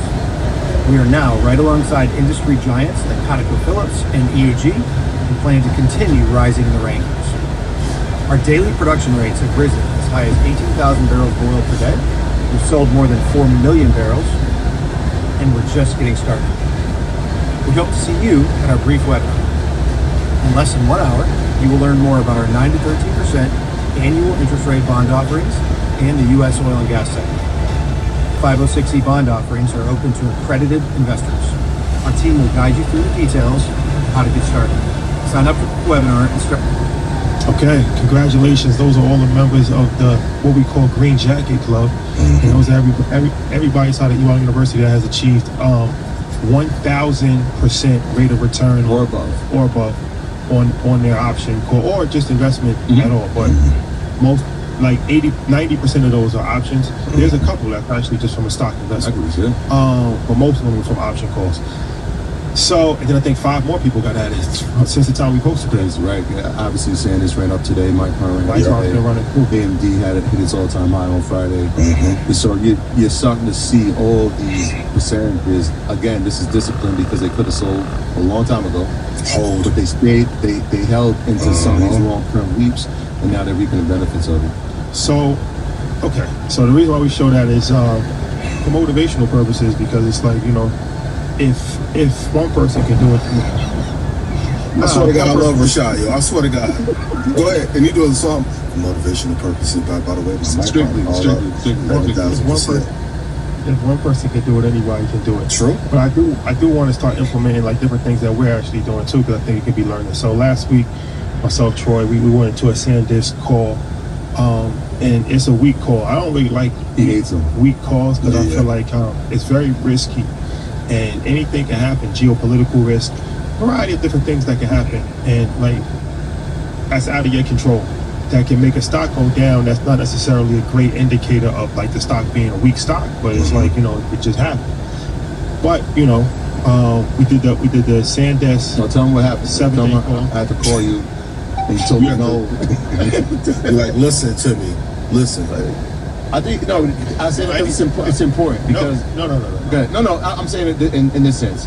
What it does is it sharpens the iron, right? Because I know when I call him and I tell him, I know he's thinking no, but then I'm gonna tell him why, and then he's still gonna say no, and then I'm saying, look, here's what I'm really seeing as well, and then I'm like, what do you think? Like, yeah, it makes sense. It makes. I don't know what that means, but he just says it'll make. Even that though, it makes sense. That's what a great investor should do. You should go in believing nothing about an asset, and then you should have to make your case. So when you're talking to your friends or your family, if they're giving you pushback on the idea, it means you have not explained it well enough what the risk could be or what the reward could be. Yeah, that's true. Toll booth ahead. I think that's May 1st. Is that next Monday? May 1st is this Friday. May 8th is the Friday after. No. But it expires May. I think you're in the May 8th. No, I'm in the May 4th. No, it can't be. It has to be a Friday. I think it's the 1st. I want to say it's the 1st. No, it's the 1st. May 1st. Okay, so Friday. May 1st. Friday. Yeah. All right, so it expires on Friday. The earnings is on Thursday. Yes. So we did it Thursday. SanDisk went up Friday, and then it went up today. So, all right. So I want to make this an interactive part of the show. Okay, so now that option call is up 91%, roughly around 90%. In 2 days. Yeah. Okay. So the first thing is for you guys watching. I want to make this interactive. Mm-hmm. We're up 90%, but then they report their earnings on Friday. So in my brain, there's two ways how this can go. It's going up because the anticipation is that it's going to blow out its earnings, and you ride this all the way to that moment right before earnings Thursday. After close, maybe 100 turns to 150, 200%. Who knows? Well, before close. Thursday, you sell on Thursday. That's something they report after close. That's one thing. Yeah. Another thing that you could do is say, look, I already doubled my money. Tomorrow, Tuesday, you sell. You can't get greedy. 100% 3 days ain't never been a bad deal, no matter how you look at it. Another thing is you could take it all the way to the breaking point, all the way to Friday, and say, look, earnings, they report earnings. If they go up on earnings, then we're just gonna ride it out to the end. We're gonna get maximum. We're not gonna leave nothing on the table. Out of those three options, what would you guys do? We should add, out of those three options, what do they think that you would do? What do they think that Ian would do? What do they think I would do? What would you do? What would you do, Ian? If you, let's say you have 8 contracts, I would probably take, and it's a great lesson, you have to know the exit before you start, as Clay did. You have to know the exit before you start. So if I had 8 contracts, I would take out 4 at 100%, and then I will let the rest run. Because you never want to be in, even with earnings, a company can do incredibly well, and all the gains have been already taken to the upside. The stock slides down, so you can be in trouble. But in this case, I would probably split, get out at 100%, and then let the other 4 run. What if you have one contract? Oh, I'm taking 100%. Tomorrow? Yeah, I'm locking in profit. Walk away? Yeah. Okay. Yeah. But what are you gonna do? I think everybody probably knows what I'm gonna do. And this is part of the conversation that we had. I called him like, yo, Shadi, we got to start looking at how we can hedge this, how we can leverage it. And the reason I said that is because this is not our only SanDisk call, right? Like we have calls out to 2028. Like I'm in a 230 call to 2028. So think about that, right? That's going to probably be my next 1,000% in. Yeah. And so we're so far up on that yes, we can keep that money growing over the long term, or we could say, hey, is this worth an opportunity here on the short term? And for me, I'm thinking, and I've told it to him this personally, this story's not going anywhere. In fact, I saw it at 1,100 by the summer, and the fact that it's like teetering at that number here now, I had it at 1,500 by the end of the year. It's teetering like toward that now. Here comes the run-up, right? And so we got a few contracts here. I said, look, usually I would, exactly what you said, Ian, if I got 8 contracts and selling 4, I'm letting the profits run.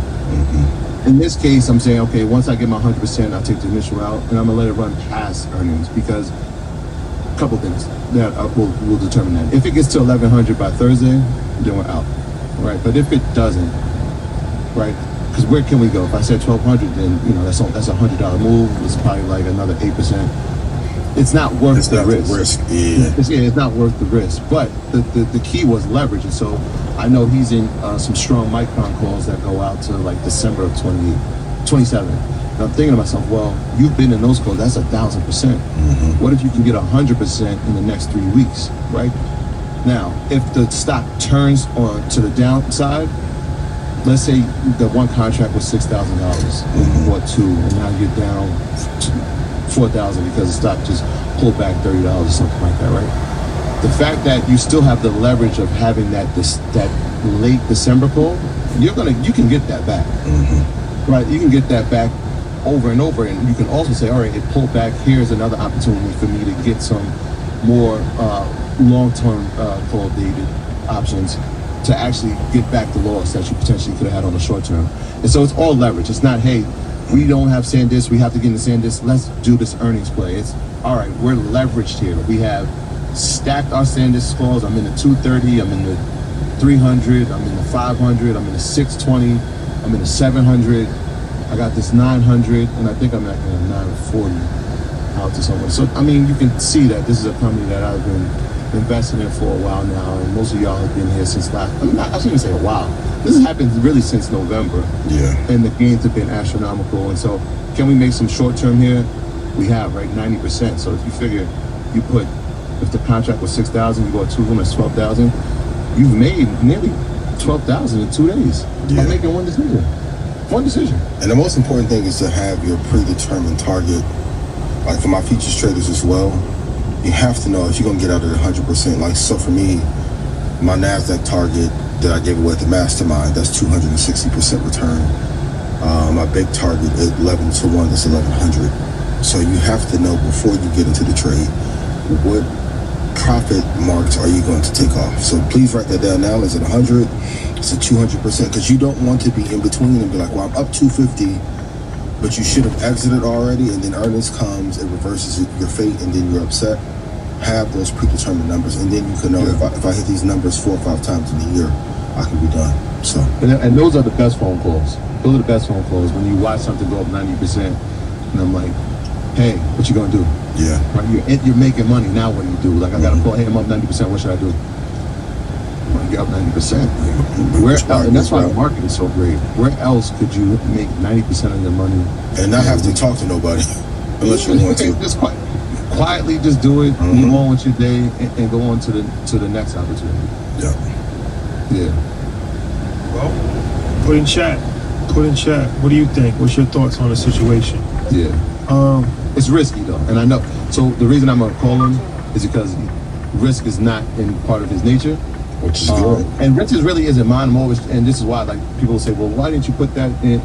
Well, that's risky, and that's something that is kind of like, hey, we're leveraging. And so it's an opportunity to make money. We're already in the long term.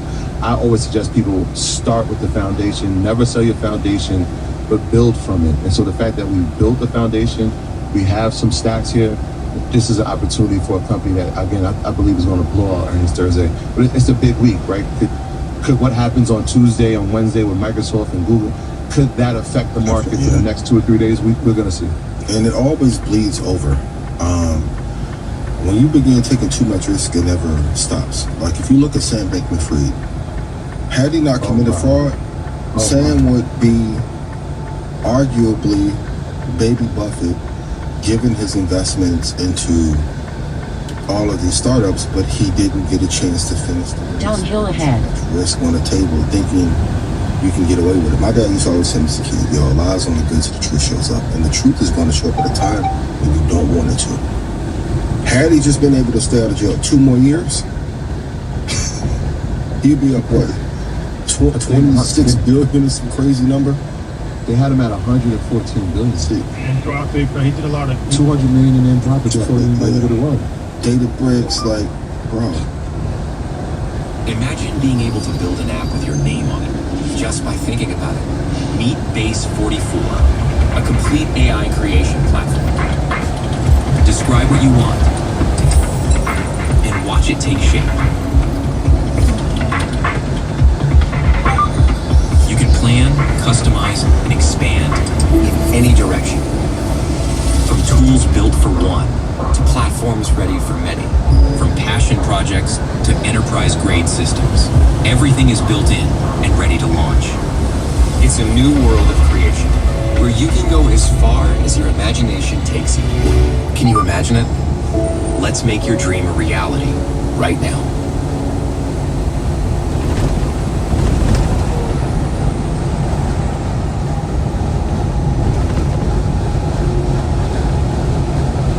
Well, granted, it wasn't his own personal money. Right. But yeah, he made very good some great investments into it. But the risk tolerance.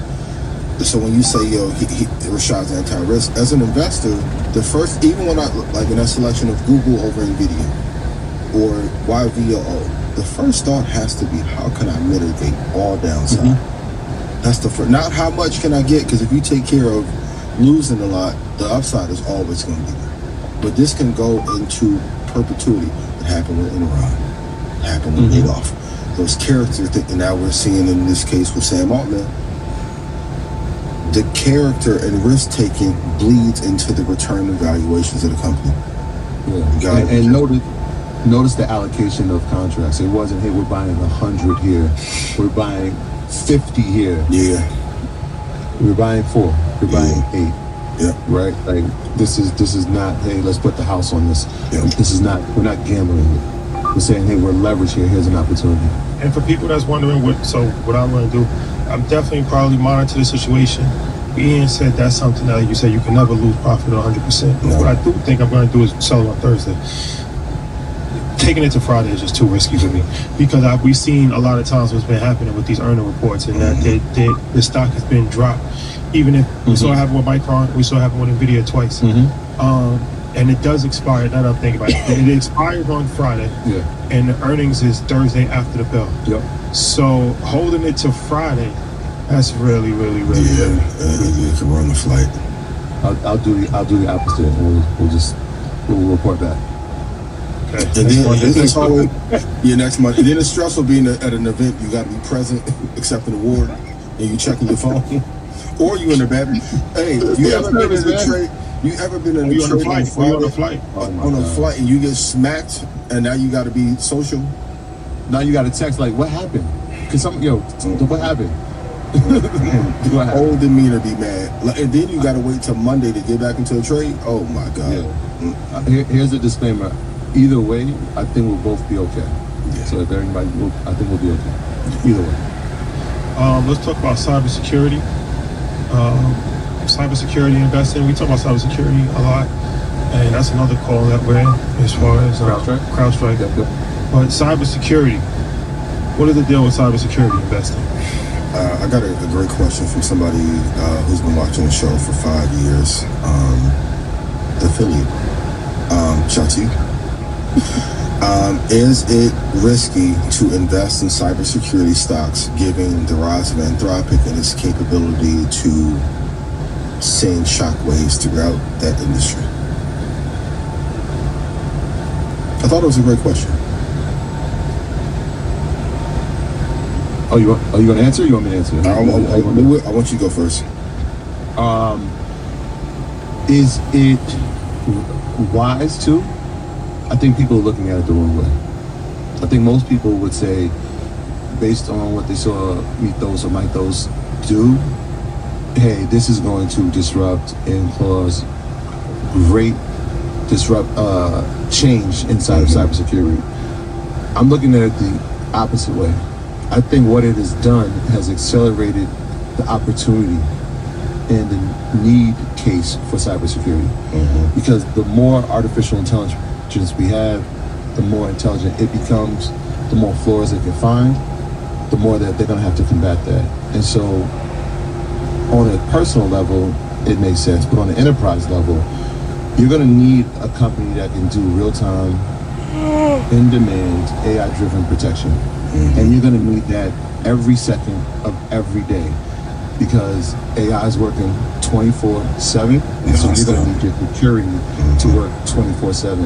And so I think it actually accelerates. I know it feels away now because a lot of them are pulled back. CrowdStrike has kind of crawled back up a little bit here. Palo Alto, Zscaler, all those companies, I think we're going to see them in the next 2 to 3, I didn't even say 5, how much in demand they're going to be because of the advancements in AI. What if, Rashad, really quick, what if Anthropic becomes a cybersecurity company as an extension or arm, no pun intended, of the business? Would you still feel the same, Rashad? I think that there's definitely a possibility of that happening for sure, but I think that there's going to be need for companies that specifically focus on just that.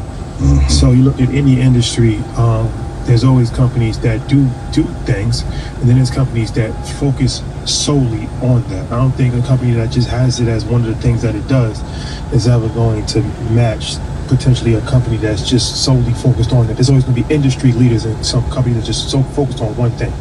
So cybersecurity, like you said, that's only going to increase. The need for cybersecurity is only going to increase from a government standpoint, from a private sector standpoint, a banking standpoint, financial standpoint, medical information standpoint, everything. Cybersecurity is Way station in 50 miles. There's enough room for everything. I don't think it's one company that just like even if they create their own arm, I think that there's still room for other companies, right? Because the need, as technology increases, the need for cybersecurity is going to increase, and it's going to be more investment. It's going to be the point probably the government's going to have a whole division where they're actually just pumping money into these companies, dissimilar to the CHIPS Act, similar to other instruments that they've done in the past. I think because it's a national security issue too.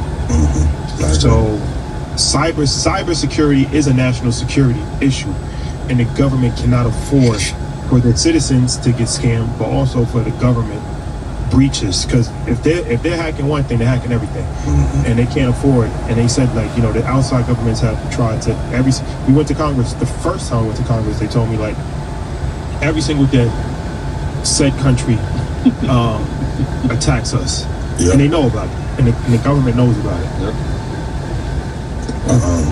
And look at partnerships too, Ian, before that's the point I was just going to make. Go ahead. I'll let you go. Go ahead. Even though I think Anthropic is going to disrupt a lot of industries, don't be surprised if CrowdStrike and OpenAI, or CrowdStrike and Anthropic, make a partnership to patch whatever deficiencies that they may have. I know the stock has been beaten up for a little bit, but it's slowly rising. But we're seeing, going back to NVIDIA being a platform, they've really opened up a lot of communication across companies that normally wouldn't be there.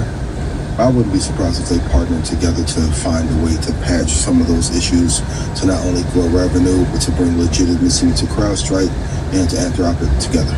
So I wouldn't be worried long term.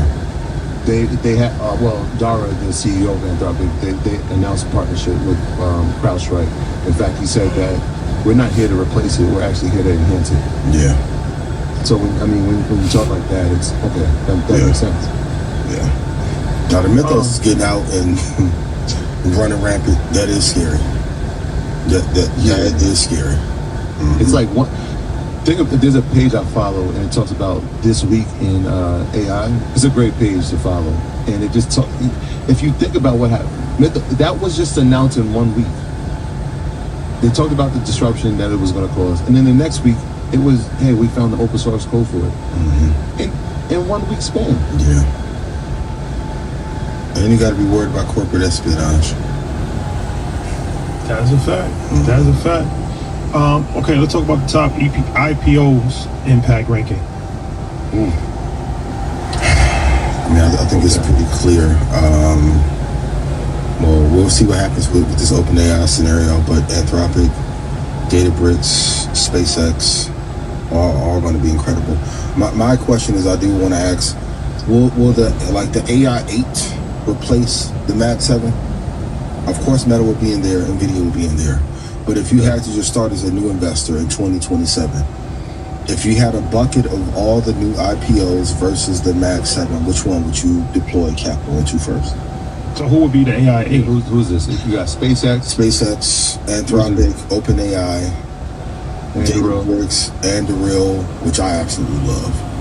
Can I throw one in there? Go ahead. I think they just filed for IPO today. Cerebras. So they're Sleeper. Yeah, so this is in the semiconductor space. This is in the GPU, CPU space.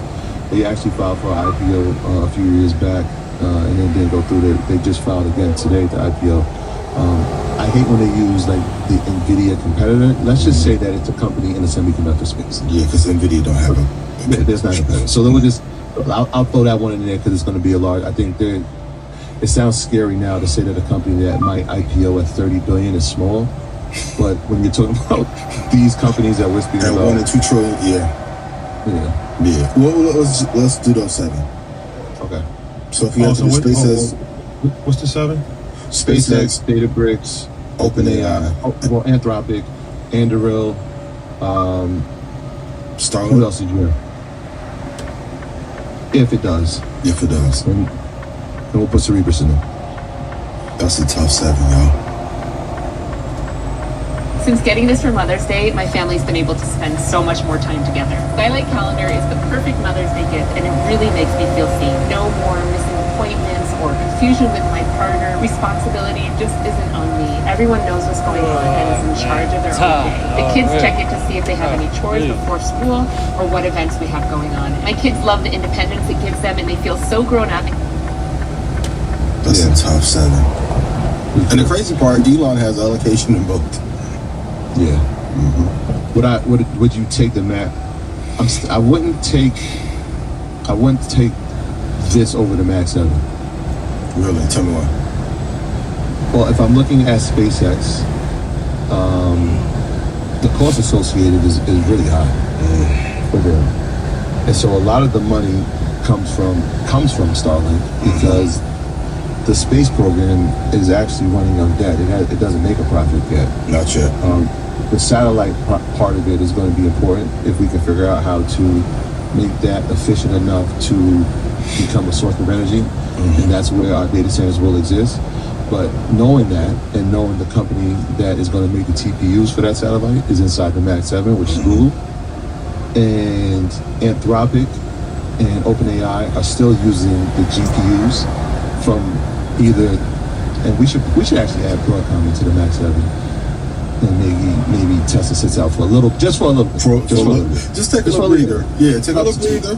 Quick substitute. Yeah. Because somebody is going to make the GPUs for that agentic AI and for that large language model to actually function.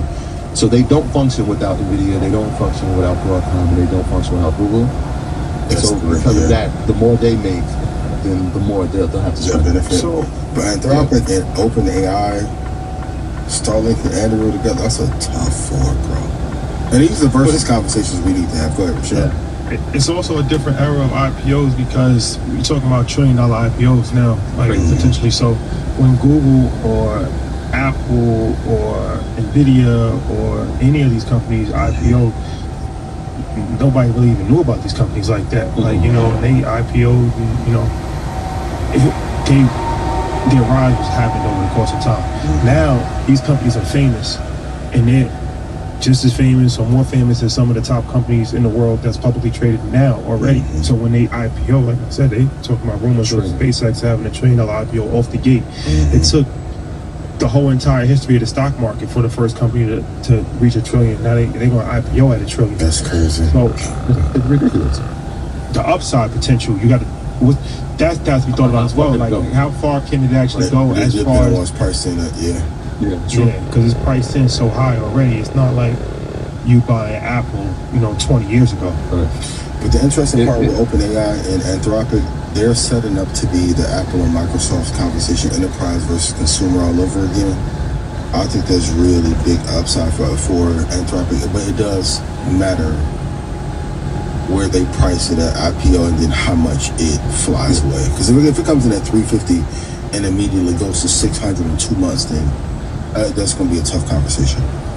SpaceX has a potential to IPO at nearly $2 trillion. Anthropic passed OpenAI last month in terms of potential valuation. They're at $1 trillion. 2 months ago, they were valued at $350 billion. 2 months later, they're at $1 trillion. OpenAI is at 800 or 900 billion, depending on where you look at for valuation. Those companies would, or that, if they IPO'd at those numbers, they would be in the top 15 companies in market cap, off the rip. Sam Altman, you better get every apology letter together, my boy. Usually that technology and handwrite it. So that's why I was going to head to next. We have to. Well, what's happening right with Elon and Sam? The court proceedings started this week. That's a pretty big deal. That's a big deal, bro. Yeah. So Sundar is there as well, the CEO of Microsoft, because they have a 49% stake in OpenAI.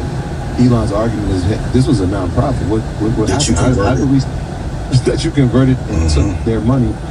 And so, what if the court rules in Elon's favor? You gotta move from the country. Anything's possible. What's the best utility stock pick? This is a good one. Let me look. Troy, you can go first. Let me see. Utilities. I'm gonna.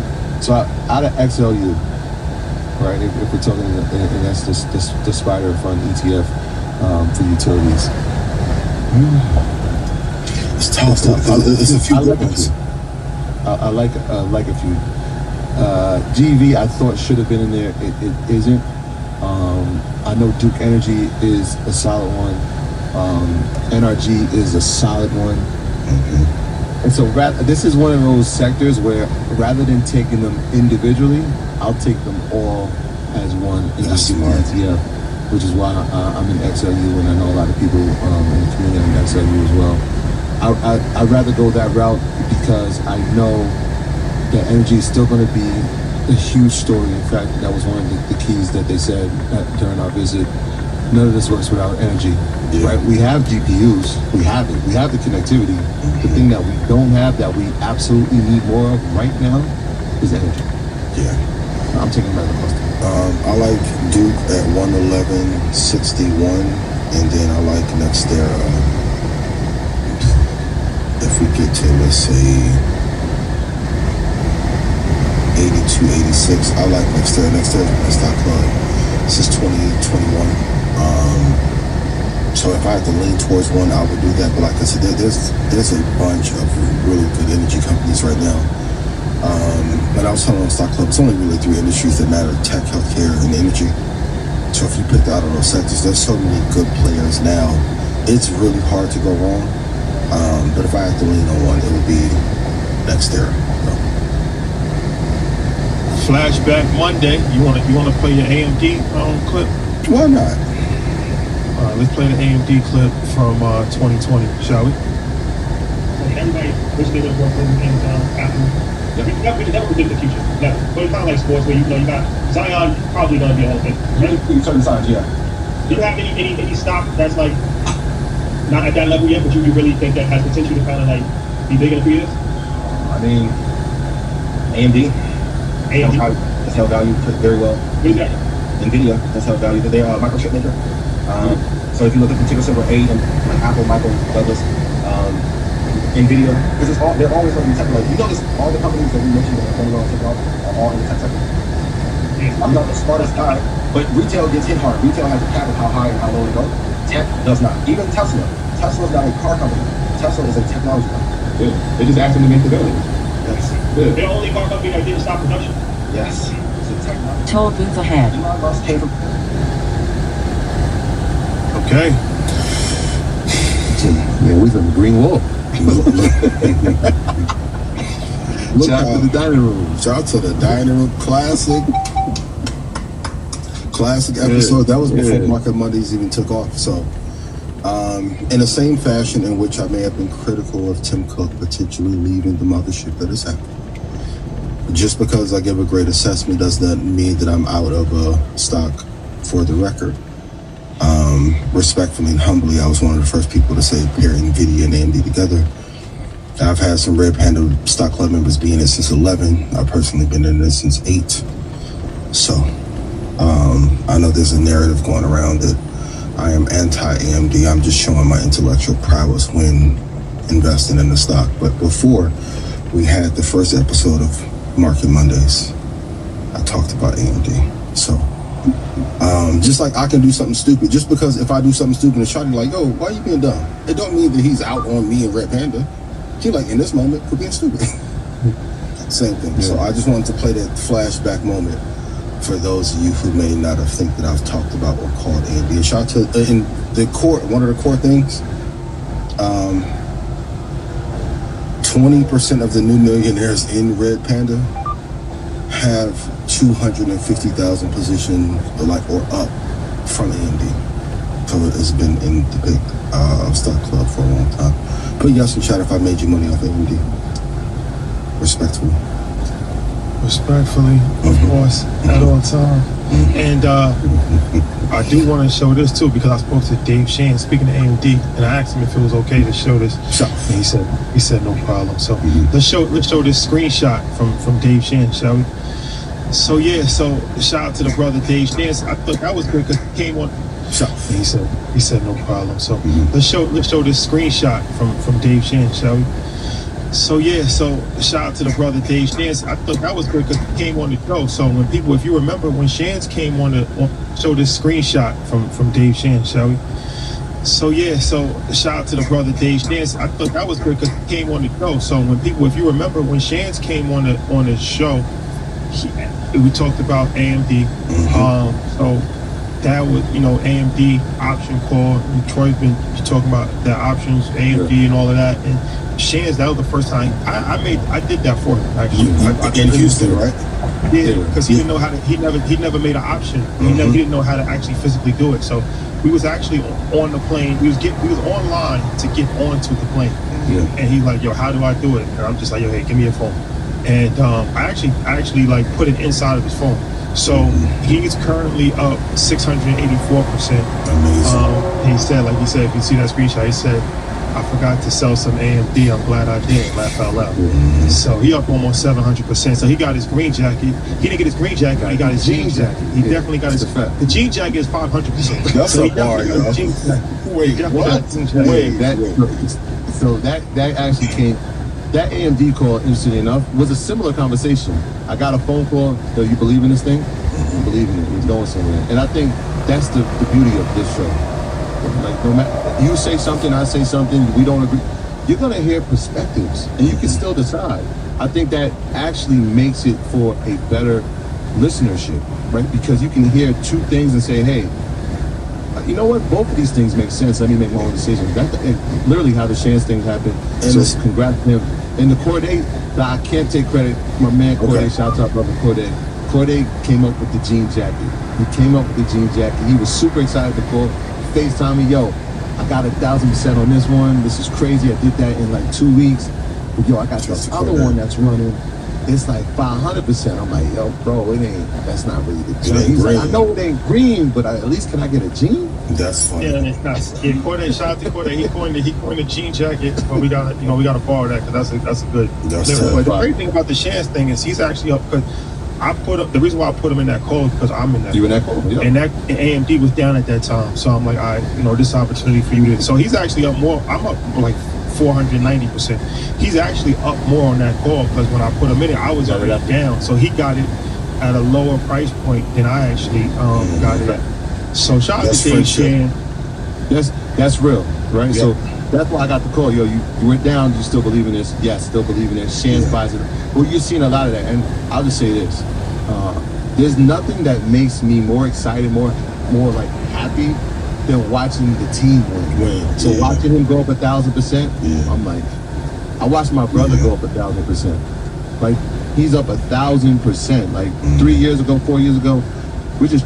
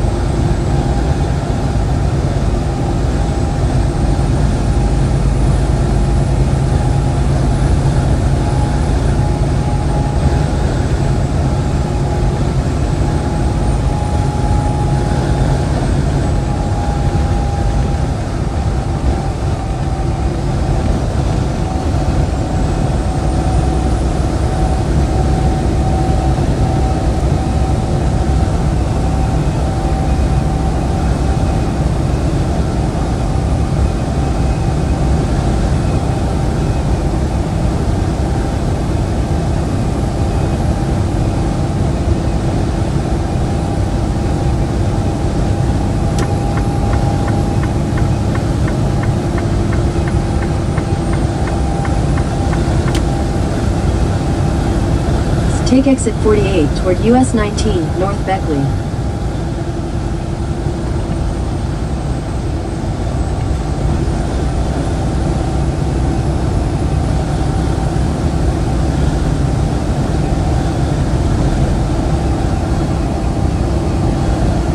This thing out, like I told you they banned him from using his computer. Like he can't go on certain like Yahoo Finance and stuff. Yeah, because he in there investing. He invested. Made 1,000% sitting at his desk at his school. That is like, hey, we did it. So when we're watching all these people making this money, new millionaires, new 1,000%, that's wealth. Wealth is being created, and it's really by one decision, man. So shout out to everybody. And I'll say this too: hold stocks for a long time. Like this isn't First Take. Opinions in real life, opinions don't build equity and wealth at all. Notice, like, if I say I love a stock long term, you like this. Okay, a couple ways you can express it. Hold a stock long term. If you have enough capital, you can do warrants. You can do 2-year options. You can trade the future in which the index is listed in. There's a bunch of ways you can express it. But having an opinion or clip culture not gonna make you no millions. Listening to me will. And the crazy thing about the Shannon thing is, when he came on that show, he was like, "Yo, should I sell?" And he was like, "Nah, it's not time to sell yet." Yeah. And then a lot of people in the comments was like, "Yo, you tripping, bro? You should sell." He was up 250, 300%. Now you can never lose by taking profit, but now he's up almost 700%. And the only thing I was wrong about in that video was it says Zion was a future Hall of Famer. And In half a mile, take exit 48 toward US 19 North Beckley. He's not done yet. He's not done yet. Let's see. It doesn't look like it. I need him to get to Chicago. That's what. But I will say you made a forward to Wimby call. You called Wimby. I did. Well, shout out to my man Greg Barnett. Shout out to my man Greg Barnett. I hope you don't get mad at me saying this, but when he was like, "Yo, he ain't think Wimby's gonna pan out. He's an NFL agent." I said Wimby gonna be top 10 ever. At all times. He started laughing like 100 laugh out loud. Anytime Wimby something, I send it to him now. He's like, "Yo, you was right, bro." Well, he still has some stuff to do. No, Wimby is. No, he has the potential to do it. I'm not. No. Shout out to my brother He has Tim Martin. the potential. He has the potential. Take exit 48. But I'm a diehard Bulls fan. I've seen potential. Like, gone. He's on track. He He's is. on track. So was I. So was, top 10. So was my guy. MVP. Youngest in the history of the NBA. D Rose is that dude, yo. Proves what I'm saying? Yeah, Rose are Michael I pray Jordan. that he stays healthy, because if he does, he's out. No He cap. has the And going back to organization, like character of organization, right? Yeah, the Spurs have vested. Not saying that they didn't have vested interest in D Rose. You should have put that in your NBA conspiracies, man. Why you ain't do that? How they end up with the number one pick? And I did call. Route recalculated. In 1.5 miles, keep right towards Bradley and then turn left. You got a call with him? No. He's saying he called, like he's saying that. Oh, okay. Remember early on in the primary, but Yo, this is predictive market. We'll talk about it on Blackout because 2 weeks ago we spoke about Deep Death. And a few days ago, he created the agency at Brooklyn Bank, by the way. Shout out to Drew Bernard. Oh, really? Okay. Yeah. Press conference right there. He created the agency for Deep Death, first time ever. So that was, he's doing the right things. He's What doing went the Troy? right thing. How the Spurs got Wimby or Chicago got D Rose? Yo, why are you bringing up old things, man? Let's just stick with the Spurs, man. Oh, okay. Cleveland getting Bron kind of interesting too. I ain't gonna lie. Cleveland got Bron, Kyrie, Anthony Bennett, and Andrew Wiggins. Like, what are we talking about? Well, only 2 of them worked out. Andrew Wiggins is a champion. Just not with them. Let's bring the brothers. Let's bring the brother Cedric Nash up, shall we? He back there laughing already. What's the deal? You guys been cracking me up, man. That was good, man. Hi, brother. How you doing? Hey, no complaints. What's the deal? If you don't know who Cedric Nash is, you must be living under a rock. You living under a rock. In half a mile, use the right lane to take the US 19 South West Virginia 16 ramp to Bradley, North Beckley. Your booth at InvestFest, legendary. Had the Lambo out there. Tough. Yeah. Had to do something to get some attention, It worked. Well, you couldn't bring the boat, so you have to bring the Lambo, right? Now keep right and then turn left towards Bradley. Use the right lane to take the US 19 South ramp. Somebody that's been through everything. He's very At transparent. the next In a light, quarter of a turn mile, right. use the left lane and turn left towards Bradley and then turn left. Getting a divorce, rebounding, rebranding, but somebody that's done at a very high level, like very high level of business. Now turn left and then turn left towards At the Charleston. light, turn right onto US 19 South, West Virginia 16 South. And very when he talks, he's able to articulate it to just the average person can understand, and that's a skill set within itself. Because a lot of times, people that's very high up in business, they can't communicate the same way that the regular person can actually process the information. So, whenever we get the brother to come on, it's always a pleasure. So, thank you for joining us. Oh, thank you for having me. Appreciate this. No problem. So, man, we got a lot of questions. So, first we started off with the Millionaire Blueprint, and I want to talk to college students and that just the college, maybe people that just got out of college, because I know you talk about with a broke college student mindset, Recalculated. right, and why it's important to keep that. Follow the road for 6 miles. What is a broke college student mindset? What does that mean, and talk about that? You go to college and you got to eat ramen noodles because you ain't got no money. It's like that mindset, that frugal mindset is so valuable when you first come out of college because it allows you to practice living below your means. And so, one of the things that, when we go to college, we come out, we're excited about not being a broke college student, so we think of all the things that we can buy. But to be honest with you, that is the mindset that young college students need to have graduating. That's exactly the mindset I had when I came out of college. I was living on a very, very tight budget. I was saving everything I could. I wasn't investing much in the stock market at the time because I didn't start until a little bit later.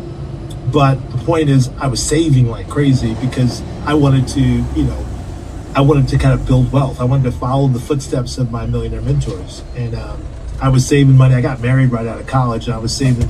My ex-wife was, saving like crazy. That's probably why I didn't stay married, is because I was too intense about living on this budget and not spending much money. And I bought a condo right out of college. So that's really that mindset that's just so key to young people. If they could start that way, man, when they come out of college, continue that, knowing that they're going to be rich sometime, that's going to put them on the road way ahead of everybody else.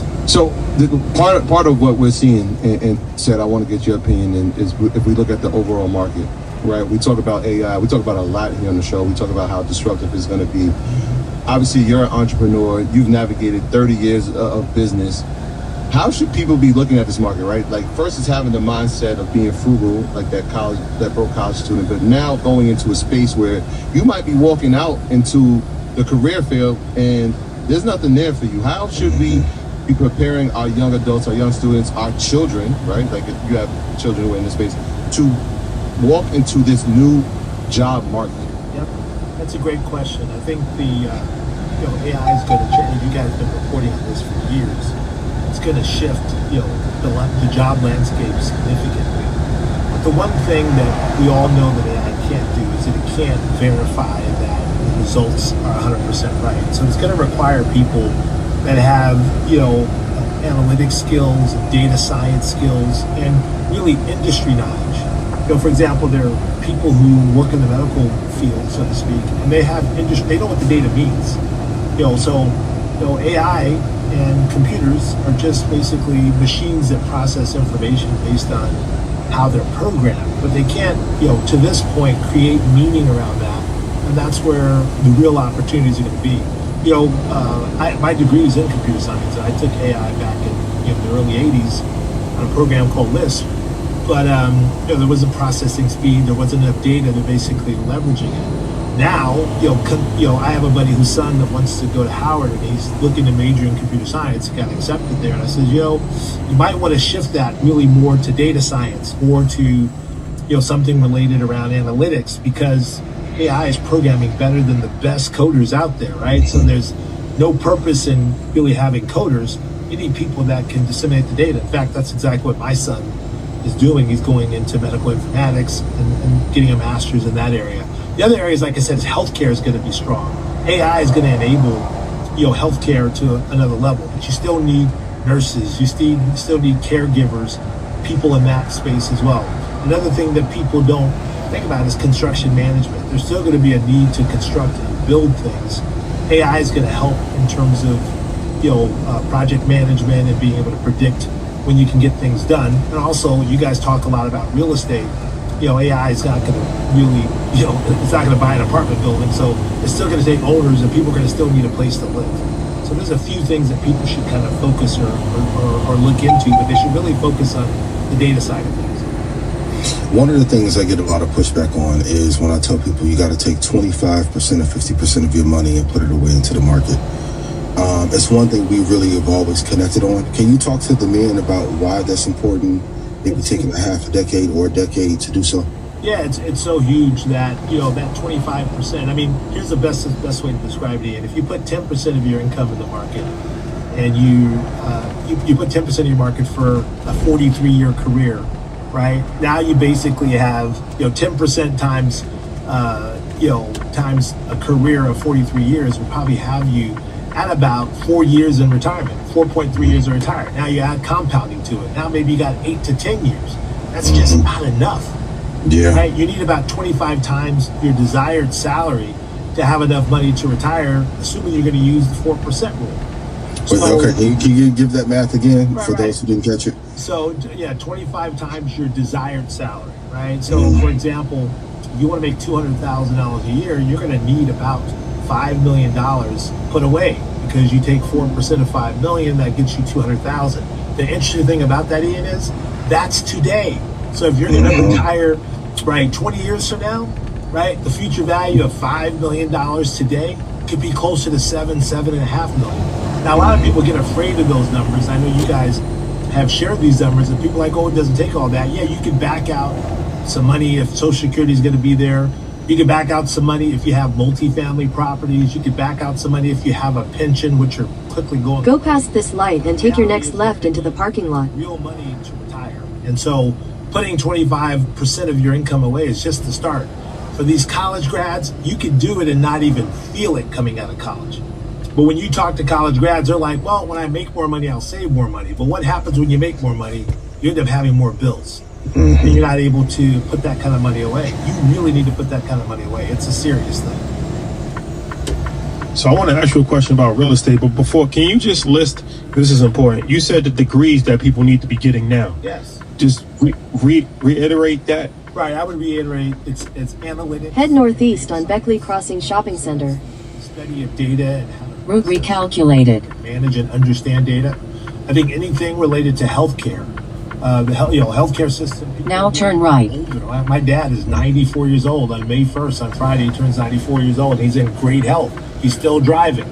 So people are living longer and healthier. At the second stop sign, turn right onto Galleria Plaza and then turn left. Construction management and working in construction. These are people that help manage the construction of buildings, whether or not they're homes or whether or not they are new office buildings. That's something that AI has a difficult time. And then real estate in general, in terms of real estate, Head southeast now turn on right Holly and then Lane. turn left onto North Eisenhower Drive. Along those lines. Those are just a few. Head northeast. Interesting you talking about real estate, because I was actually just having this conversation with Troy the other day as far as Route recalculated. I think at a certain point, the first thing you do is you got to figure out how you're going to make something out of your life. And then it's like how you can scale that. Then you start to think about like, okay, like what's your children gonna be? If your children's not an asset, it's gonna be a liability. So.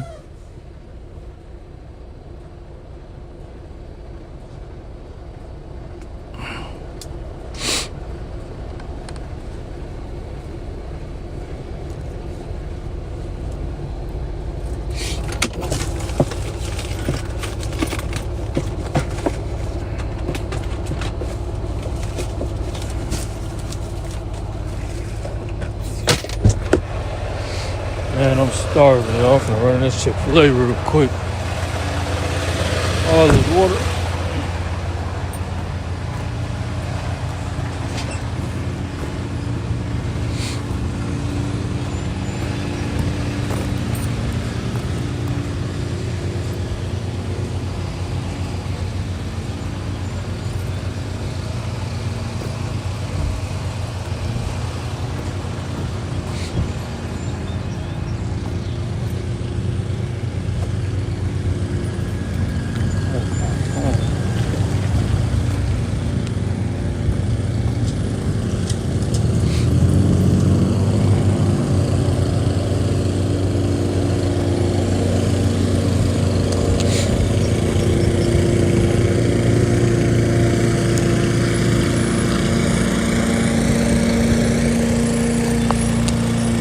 That grass smells so good. Chat, y'all like the smell of fresh when the grass first get cut. How do I get in here, bro?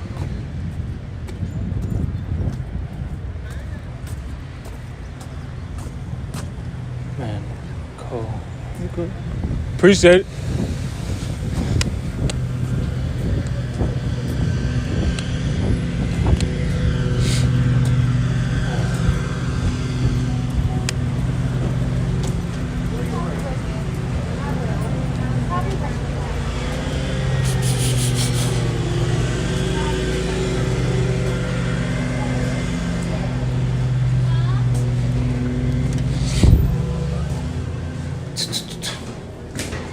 Oh no.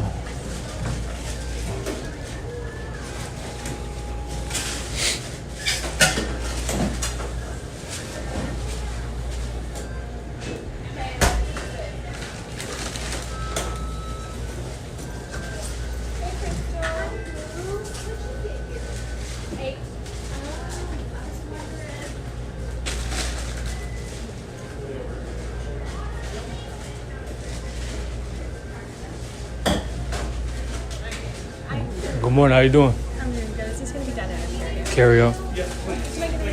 Chris, let me do 2 Chick-fil-A biscuits, and then let me do a frosted coffee with cookie crumb. Anything else today? Nah, that's it. Okay, so 2 Chick-fil-A biscuits, a frosted coffee and cookie crumble. Do you want any kind of sauces? Nah, I'm good. It's going to be $12.94.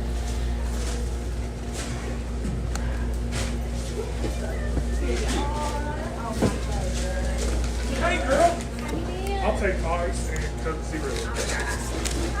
Appreciate it. Excuse me. Sorry. Nah, no problem.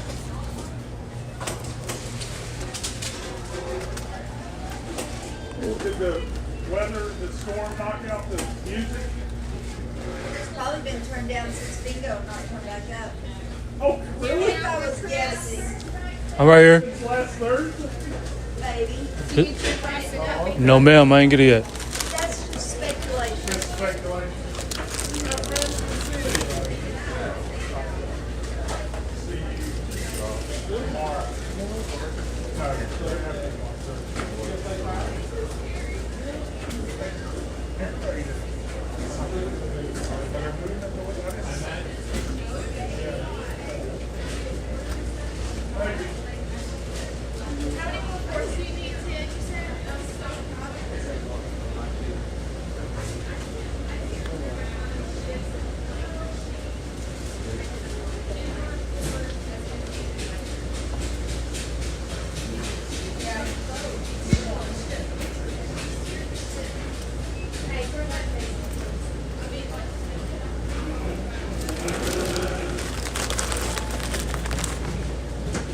Appreciate it.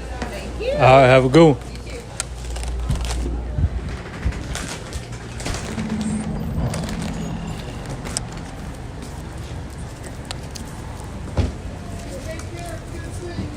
Thank you. Good seeing you. Are you coming by this weekend? Probably, yeah, I'm sure I will. I'll be here Saturday morning and Thursday morning. Bye, Pete. Have a good day, hon.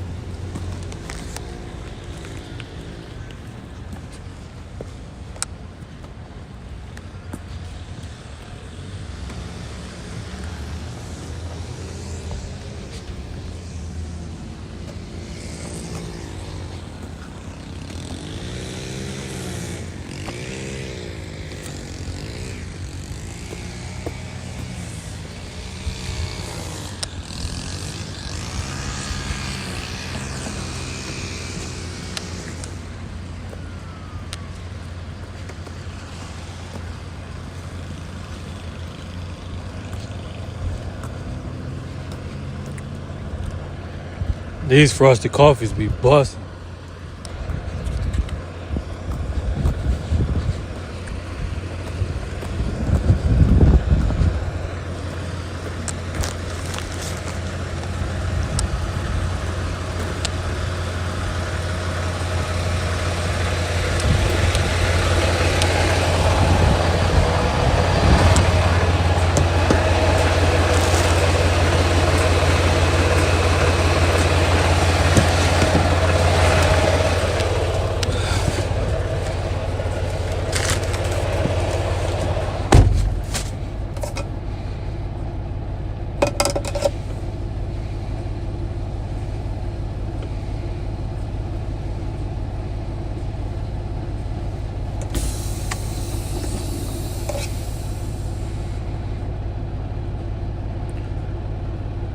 Nah, I ain't even made it yet. We still got 234 miles left. 3 hours and 50 minutes. We almost there though. Man. I had to stop and grab me some breakfast real quick. I'm starving. Sometimes I eat breakfast and sometimes I don't. Calculated. At the next stop sign, turn left.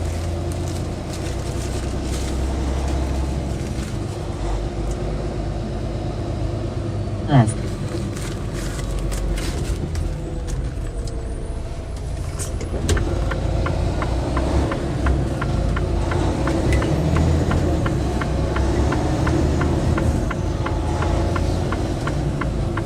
Traffic light, turn left onto North Eisenhower Drive.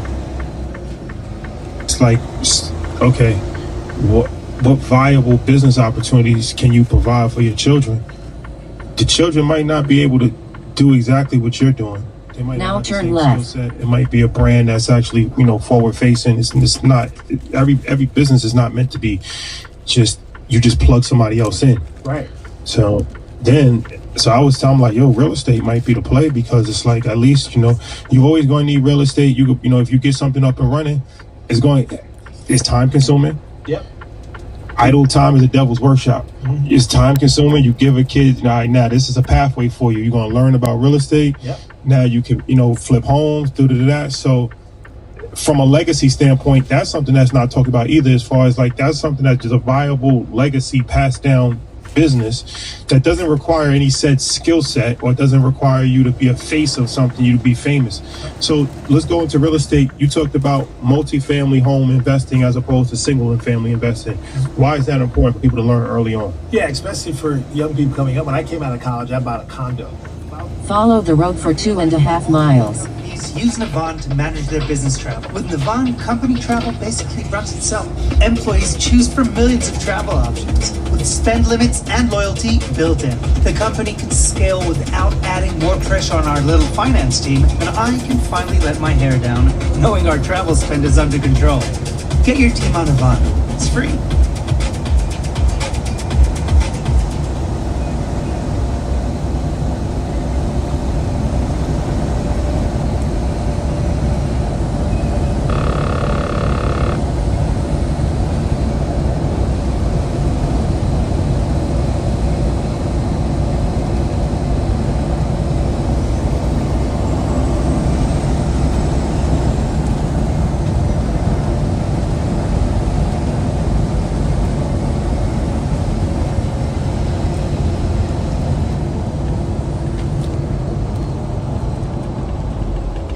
Over again, I would buy myself a duplex, a threeplex, or a fourplex.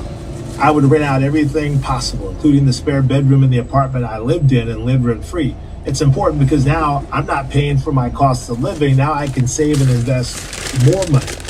The other thing is that the valuation on multifamilies are higher than they are on single family homes, yet the requirement to buy a three I can't wait to go grab me a 4-unit. The same exact lending requirements for buying a single family home. So you get a ledge up. Now, if I would have did it all over again, I wouldn't have bought that condo, which I did well with. I would have bought a fourplex and would have rented everything out. I think it's so important.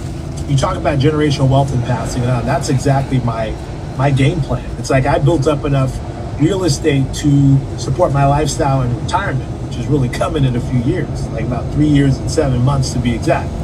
So my sons that are in their 20s, I'm putting them in place now to manage my real estate. It's a perfect thing for them to learn. Like, one has a degree in finance, the other one is in biology and analytics, and the other one was in marketing. So I'm getting them involved now to build as a team so they can take it actually further. And another thing that I've kind of embraced was the salon studios industry, because I kind of like it better than residential business. I like it better than commercial office space. And I'm using kind of the McDonald's model, where I actually buy the locations, repurpose them out for salon studios with high traffic visibility. And my sons are going to continue to kind of build that out across the country. That's the game plan. So you've been doing this at a high level for a long time. So I want to talk about this idea, and I don't think I've gotten it yet, because being in the market excites me every day. Right? Oh yeah. Investor fatigue. Investor fatigue. Let's talk about that. Yes. How does one develop that? I'm not interested in developing it, but I want to know how For one real. develops this. But and how do you overcome it? I think it comes naturally. You guys have been investing for some time. There's a lot of people that follow you, and a small number of people that follow me. That when they jump into it, when they buy their first 4 unit, they get, they think like, oh wow, I'm gonna make all this money because I just did the numbers and my mortgage is this and my income is this. And as soon as they get in there, they find out that 2 tenants haven't been rented a year. You get what I mean? Or that a tenant stops paying, and all of a sudden the bills and the expenses are coming, and they've got to come out of their pocket, and they got to deal with this. It's my experience that it takes about 5 to 7 years, especially in real estate, for those rents to stabilize, for the building to stabilize. There's like roof issues, there's foundation issues, issues with hot water heaters and heaters. It takes a while for them to stabilize. People get burned out because every dime they take in and some is going to basically keeping this property up and running until it smooths out. In half a mile, turn left onto Brookshire Lane and then turn right. 2003. It took me a while for those things to stabilize. Now they're stable. In fact, they're actually paid for. At least 2 of them are paid for, clear and free. So there is this thing called fatigue. And then when it comes to investing in the stock market, if you were like us who got in early, I bought a whole lot of stock in 2007, 2008, when people are afraid of the market, right? So it rises 570%. And so I bought Facebook for $64 a share. It's like close to 700. I'm not worried about it dipping 10, 15, 20%. You get what I'm saying? So, but a lot of people came in 22, in 2020. And so it's kind of hovering. So they feel like they get tired of basically hoping, right? It's just that fatigue that it's not working the way that Troy and Ian and Rashad said it is for some reason. In a quarter of a mile, use the left lane and turn left onto Brookshire Lane and then turn right. As influencers, Man, we this have to damn find a road way to closed. keep them encouraged and inspired because bro. the real fruit comes from over the time, right? It doesn't come immediately. Going to that, how do you keep the passion in, like, whenever we've talked, like, it's like beams of light, because you're radiating from the happiness of the returns. Troy, Rashad, the same, myself. Now turn left and then turn right onto Clarence West Meadows Memorial Boulevard. How do I have fun? What do you say to them? How do you keep your joy for long periods of time, 5-10 years at a time, when you're waiting to hit this big end goal? Yeah, it's all about mindset. When they go into it, they have to have the right mindset. They have to understand that it's going to take time. Route recalculated. Assets to appreciate, time for you to catch these great markets. A lot of Follow the road. They've only seen a good market, right? Downhill ahead. 8 to 2026, the market's done nothing but rise, and this is just completely unrealistic, right? It just, you get what I mean?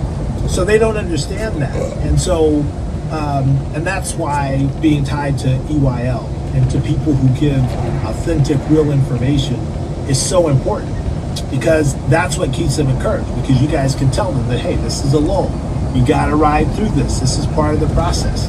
You'll never get to the point where you get a 10-bagger or whatever if you don't hang in the market long enough, right? And then the other part for us as our community, we're still fairly new to this, so we're not experienced. We're not experienced to see how this experiment basically ends. But that's what having people like myself and other people that you guys bring on is so important, so people can get a real live perspective of it. Talk about HELOCs, security, back loans. Like, I know that's part of your investment strategy as far as for real estate, but talk about that. Yeah, I mean, these things are pretty powerful. I did use a HELOC when I first bought my Jersey City properties. I built a house in California when I was in my young 30s. I finished when I was 32, and the house, I sold it later for over $2 million. Man, how tall is this bridge? This bridge was low, my dad bro. managed the construction. I ain't got no You signs guys are out. building a house too, so it's a great experience. I took a HELOC out of that house because the value blew up, and that's why I bought my properties in Jersey City. And I always tell people, a home equity line of credit is not to be played with. If you take it out, it's got to be put on something that you know is going to win, right? You can't. Too many people, and too often in our community, you find people, they don't ever get their properties paid down because they take these loans out. They're basically buying stuff that don't hold any value, right? So you've got to make sure you put it in good quality assets. I know people who put them into their businesses and they've succeeded. Some put them into their businesses and they failed. You can never really know, but you've got to take that real serious. The security back line of credit I decided to use for my next Salon Studios project because the banks, I heard John O'Brien say this, the banks are the true gangsters, right? So, the bank, the loans and the fees and the gamesmanship and how they don't want to take any risks at all. Banks take almost no risks at all, meaning that they're always going to have it covered, right? I liken it to like playing chess. You never put your queen out there unless you got ways to go after their king and take their queen too. So, when I was going to 3 banks, and one of them, which I actually deal with for my business, I had lines of credits with them. They wanted to loan against my securities and wanted to offer me a 8% interest rate. I was like, no, I'm not going to do that. Right, 100%. They didn't want to secure it against the property because they didn't want to do the construction loan. I went to another company that wanted to do a construction loan. They wanted to secure it against my office building, which I got like 4 more years and it's paid for. It's paid for in 2030. So they wanted me to take out a $2 million loan on my office building, of which I only owe like maybe a couple $100,000 on.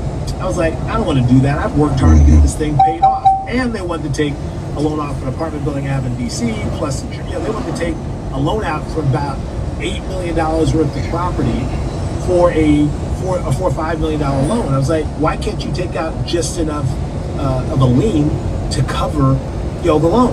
And they wouldn't do that. I rejected them. And I went to another bank that gave me better interest rates, better terms. They still wanted to take it out of my office building. They wanted to borrow against my securities. In the end, I just went to my Merrill Lynch broker and I basically said, hey, I'm going to take a securities back loan for this construction. And he says, okay, I love that. We can do that. We just implement a new program, and guess what your interest rates are going to be? 4.5% fixed, right? At the same time, 0 fees. At the same time, you can have this money in a week, right? So that's the process that I went through. The risk is, and not to cut you off because I think I'm sorry, I want you to tell them the risk, but a lot of times I think when we say stuff, people don't fully appreciate. Like, it's not just like we just saying random things. Like we just talked about this 2 weeks ago. You are somebody that's actually implemented it, and you're telling a real success story. So it's like the information that we're providing to people, don't take it for granted. Like, this is somebody that's highly successful, that is a millionaire, that's actually implemented the strategy that we just told you guys about 2 weeks ago. So tell them about the risk. Yeah. So the risk is, I'll be honest with you, they're kind of minimal. Because what happens is this property that I purchased, I paid about $925,000 for the property, which it was worth already $2 million, and I had offers on it for $2 million. So the risk is, if for some reason the project fails or I don't complete it, they take the potential cash. But I can always sell the property to get my money back. And since the building 2 doors over, basically on a smaller piece of land, sold for $3.5 million, it increased the value of my property to $5 million without me doing one single thing to it, right? You know, you talk about you buy real estate, right? It was because it's a commercial piece of property, and the guy who bought the property 2 doors over wanted my property. He offered me $2 million for mine. I wasn't going to sell it, so he bought Way station in 20 miles. $5 million, which happens to be a smaller piece of land. So it's somewhat risky, but it's not, because I already own the property. And so I would always, my cash is covered by the asset. So once I'm done with the construction project, I'm going to get a loan from a bank for that project based on its valuation and its appraisal value. And then I'm going to pay back my securities fund. But the beautiful thing is my securities are still invested. So professional managers are managing that account, and there's a possibility that the market continues to run up. The amount of money they make is going to make that loan free. Yeah, and look at the amount of money. The amount of money that, real quick, Ian, because this is important for people to understand. I encourage everybody to actually just do this, even if you're not taking any money out. Because once you open it, and then they'll say, okay, this is how much money you have available. Right. You don't have to take it. Exactly. And then as your stock portfolio goes up, the amount of money that you can take automatically goes up. Yeah. So like you said, it only takes a week, but sometimes a deal comes to you and you need money right away. So just have this open, because why not? It's just another option available to you. You don't take every single dollar. Like, you know, you take because if the market drops, then the amount of money that you could take drops too. But like you said, I mean, if done correctly, there's really no really no downside to it. There's no downside. The interesting thing is it costs you nothing. You follow me? It's like, even if you got a home line of credit, they're going to want fees, bank fees, and the like. This costs you nothing, right? They will make that money available to you. And so people may wonder, well, how can they do it? And why is this they able to do it? It's because they're securing it across cold cash. You follow me? It's like, that's the most secure kind of loan that the bank can take. If they take a loan off of your property or house, they got to sell it and hope they get the right value in the right market in order to pay themselves back. Right here, they're taking a loan off cash that they're holding and they've got invested themselves. So it's the most secure loan for the bank, and that's why the interest rates are the lowest. So they're giving me a 4.5% fixed loan for 3 years. My construction period is 18 months. It's like 12 months to 18 months. It's perfect for construction loans. It's perfect for even flipping properties because it's a short-term situation. Because trust me, I've been a hard money lender, and I'm a real hard money lender. I got 3% fee, plus I take out 12%, you know, annualized, and I'm only going to loan on, you know, loan to value of like 60% loan to value, right? So, and I'm not giving money for fixing up. I'm only giving you base money, you know. So, you know, it's way cheaper than hard money loans, but it's very similar in a lot of ways. And I was just going to say, versus they wanted to cross-collateralize a bunch of assets. Yes. Like, so to put the business up and then the building, it's not only the risk, but then the fee assessment. That the bank is going to be predatory in a bunch of different ways. Yeah. And that's why I say I love that you guys had brought it up last week or 2 weeks ago. Look how much less risk he faces, even if something goes wrong. Yeah. Now they can't tie up all your properties at the same time. Now, the new loan, Ian, to your point, is tying up 0 properties. No properties are tied up, right? And I'm kind of like an old school kind of thinker, so I like to pay stuff off. And my office building is almost paid for. I'm in it right now. I'm like, I want the thing to be paid for in the 25-year period of time that I got it. So when I'm all done in the next 4 years, I'm only gonna have one loan, and so all my other properties, the profit from my other properties, can service my new loan in the event that I get into trouble. I like to balance my risk. I don't like to be over my skis, so to speak.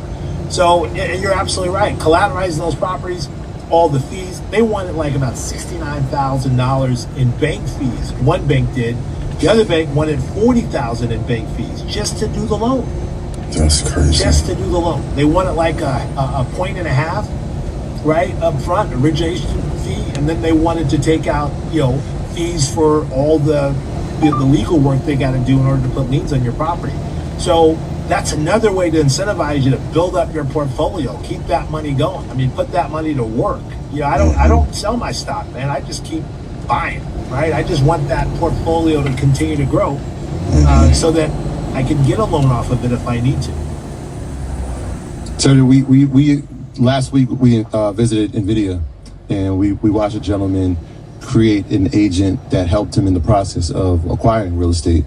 Obviously, you coming from a tech background, I wonder how much AI is being used from your part to source, you know, new opportunities for the portfolio, figuring out the demographics of things that you're looking for, you know, distressed property.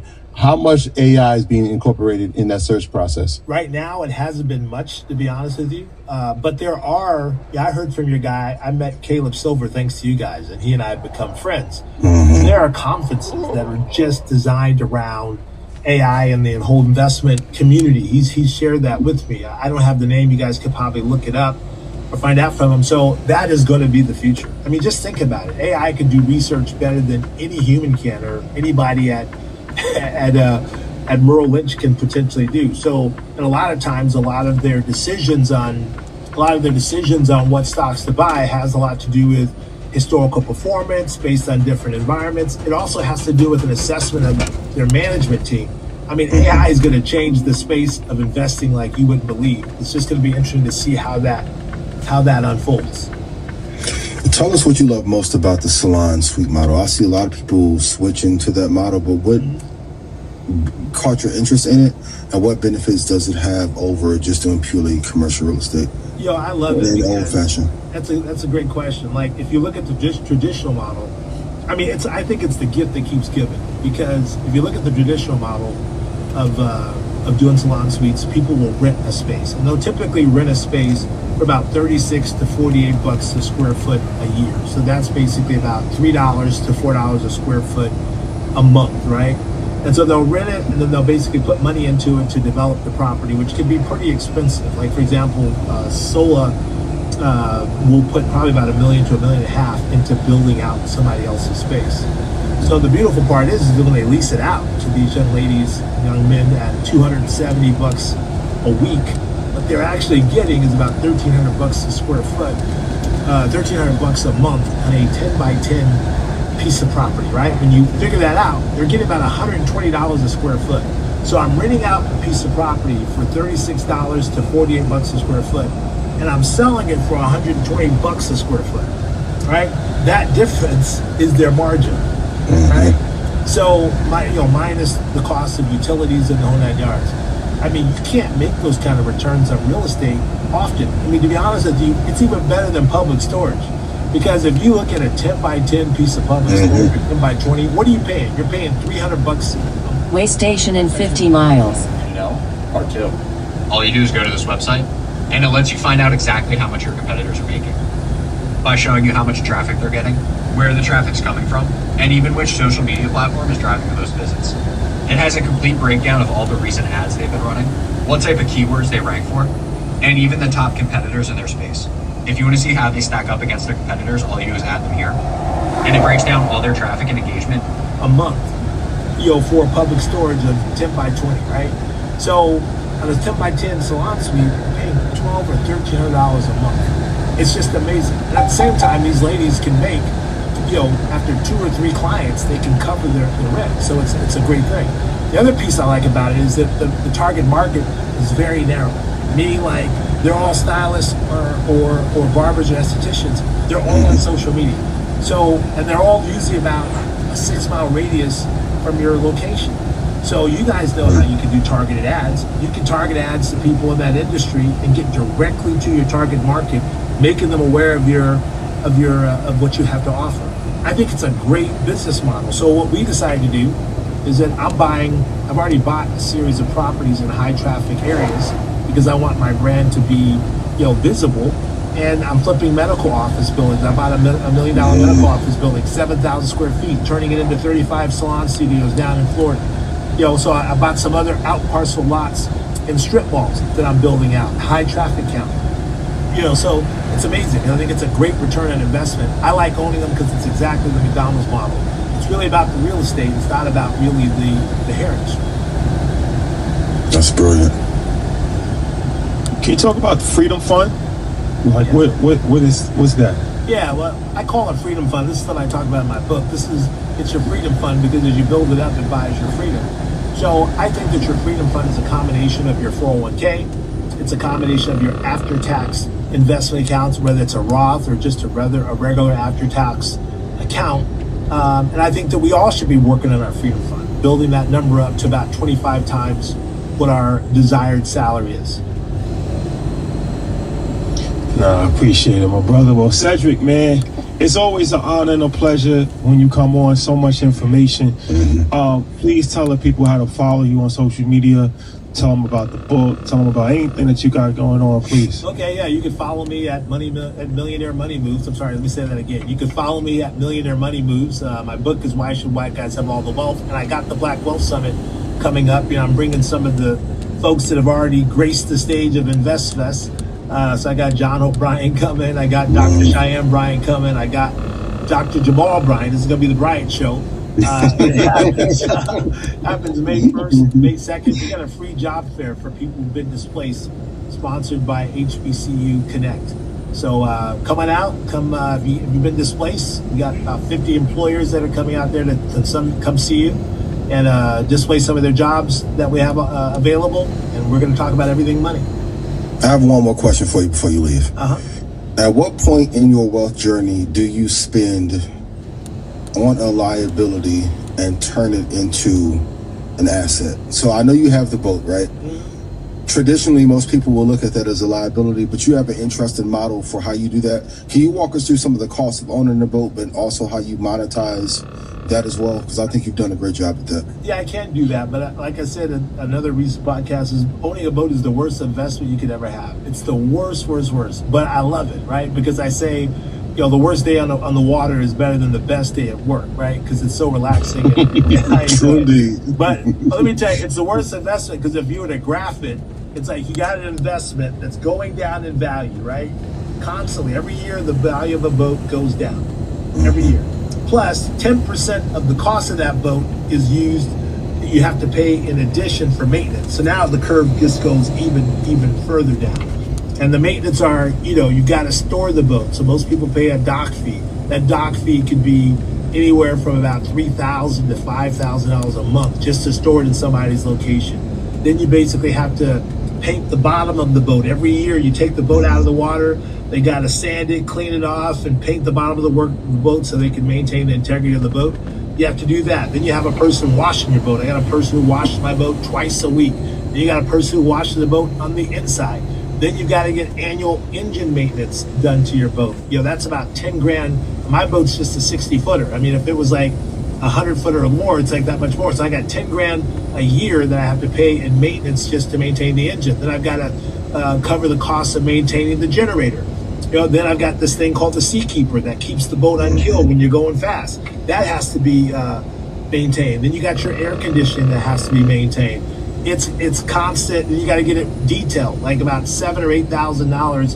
You have to get it detailed twice a year. Then you got to deal with the teak. It's a constant money pit, and I just think that it's not for the faint of heart. I do basically charter my boat, and the charters basically help balance some of those costs depending on how often you do it. And my charter fees are a little on the high side because I usually want quality people on the boat, not to damage it. And I bought it was only a year old, so I can. But the beautiful part is that what you're talking about, Ian, is the write-off, because the boat it does qualify for a 179 tax code 179 deduction as an equipment purchase. So if you create and put the boat in.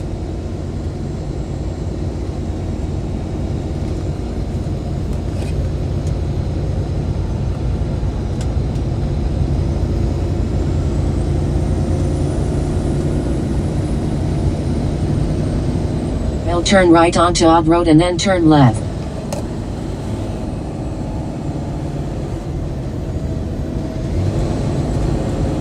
You said, did I go to Perry or Dixon? No. No, I ain't go there.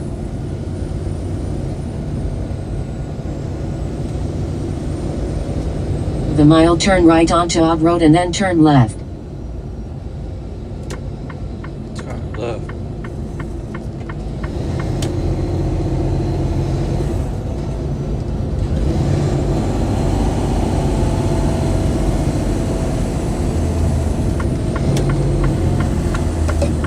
And then turn left to join the Interstate 77 south towards Bluefield.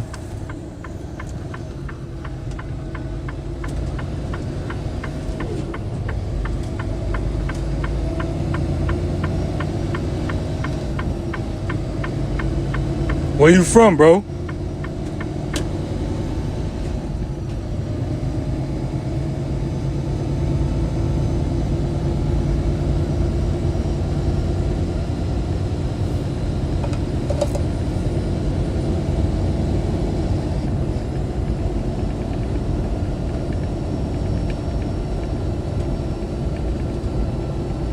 Boat into an LLC.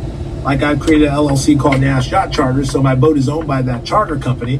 I can take advantage of a 179 tax code, which makes it now turn left and then join the highway. For 6,000 pounds. The beautiful thing about it is every year the amount of deduction goes up. So if you buy a boat over $2 million, you can get $1 million deduction year one from that boat. And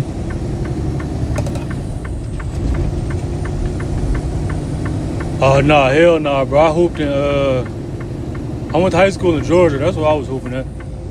I ain't even play basketball when I lived in Joliet. you can write off all of your expenses. So really what kind of happens is I paid, I almost paid about half for my boat because the amount of money I paid for it, I got a deduction for it. Follow Interstate 77 south for 63 miles. Whole lot of game. Good to know. All right, my brother. It's been real. We'll see you soon, man. I appreciate you, my brother. All right.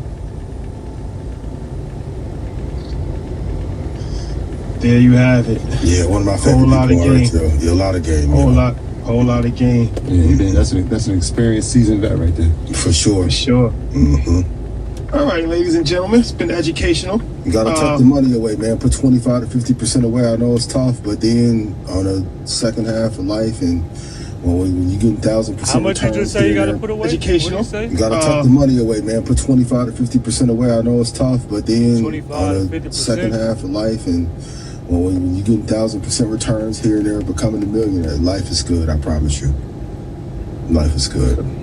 Could be worse. Mm-hmm. All right, Blackout. Stay tuned. We got a lot to talk about on Blackout. It's going to be a very spicy episode.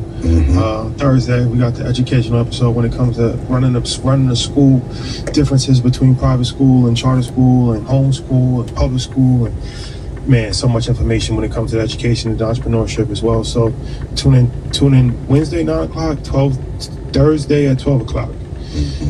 And get your tickets to InvestFest. Absolutely. Stock Club Call Replay will be out after this show. Love y'all. Get your tickets to Red Panda. Don't wait till the last minute. Get your tickets to Invest.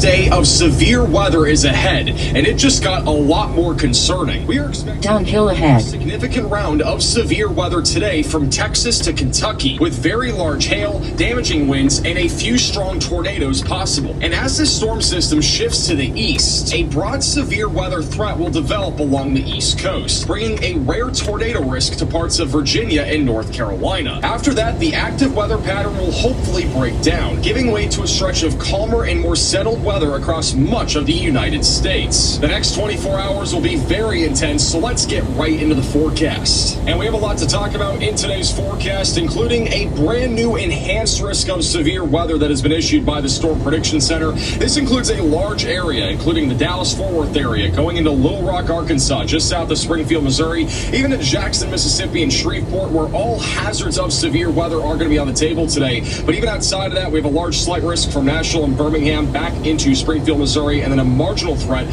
from eastern Kentucky back towards San Antonio, Texas. The main concern for today will be damaging wind gusts. This is going to be a significant risk of wind that is going to develop this afternoon and evening, and this is going to be because we're going to have a large cluster of thunderstorms developing. So damaging wind gusts anywhere from 60 to 80 miles per hour will be possible this afternoon. They introduced a SIG 1 wind threat, which does mean 75 plus mile per hour wind gusts will be possible. So if you live in Dallas, Fort Worth, Shreveport, Jackson, and Little Rock, make sure you're hatching down your trampolines. It is going to be a very windy day out there. There's also risk of large to very large hail, and this is actually the biggest concern if you live near Dallas, Fort Worth, and Shreveport, because there could be a few supercells later today that produce hail over the size of 3.5 inches in diameter near Dallas, Fort Worth, and Shreveport. Guys, we could be talking about a really dangerous day of giant hailstorms. I mean, there's a real risk of softball plus sized hail, and this is including very populated metros, especially Dallas, Fort Worth, where over 5 million people are located. You need to protect your vehicle this afternoon. Those hailstorms are going to be nasty. There's also a risk of baseball plus sized hail anywhere from basically San Antonio back into Springfield, Missouri, and Memphis. So it's very important that you're protecting your vehicle for today. There's also an elevated risk of a few strong tornadoes. I would not be surprised if we saw a 10% tornado risk introduced near Dallas, Fort Worth, and Shreveport. But for right now, it is a large 5% tornado risk for Memphis back into Dallas and Shreveport and Little Rock. So all of Arkansas has to be watching for a few strong tornadoes tomorrow afternoon and evening. There's also a risk of an isolated tornado or two as far east as Birmingham, Lexington, and Louisville. We are expecting to be live later today, so make sure you are subscribed to the channel and click the bell icon so you're notified for when we do go live. Tomorrow, the risk of severe weather will shift down to the south and east. We have two marginal threats of severe weather, one from Texas all the way back into Alabama, and another one in the mid-Atlantic, and the main concern will be damaging winds and isolated large hail. There is a low risk of an isolated tornado or two near Pittsburgh, Knoxville, back into Norfolk, Norfolk and as well as Richmond and Washington, D.C. So it is important to stay weather aware in these areas. We have not encountered much severe weather recently, so definitely a good reminder here to go over your tornado action plan just in case. Now, in terms of the timing and the tornado threat for today is not nearly as high or at least as favorable an environment as what we had yesterday across the Midwest and the Mississippi Valley, even though things did not pan out. However, I do think there will be a few tornadoes today with our wind shear being maximized, especially from basically Wichita Falls, Texas into southeastern Arkansas. There could also be an isolated tornado or two elsewhere in Arkansas, back into Tennessee and Mississippi. It's going to kind of come down to our morning convection and how that wipes out some of the environment in Arkansas. I do think, though, Texas and northern Louisiana will have the highest risk of tornadoes this afternoon. So if you guys do live in these areas, definitely stay tuned to the channel. We'll have extensive live coverage starting sometime this afternoon as supercells begin to ramp up. Now let's talk more about the timing of severe weather, and we'll begin with the southern plains. There will be a cluster of storms that goes up this morning. This picture here is about 10 o'clock this morning,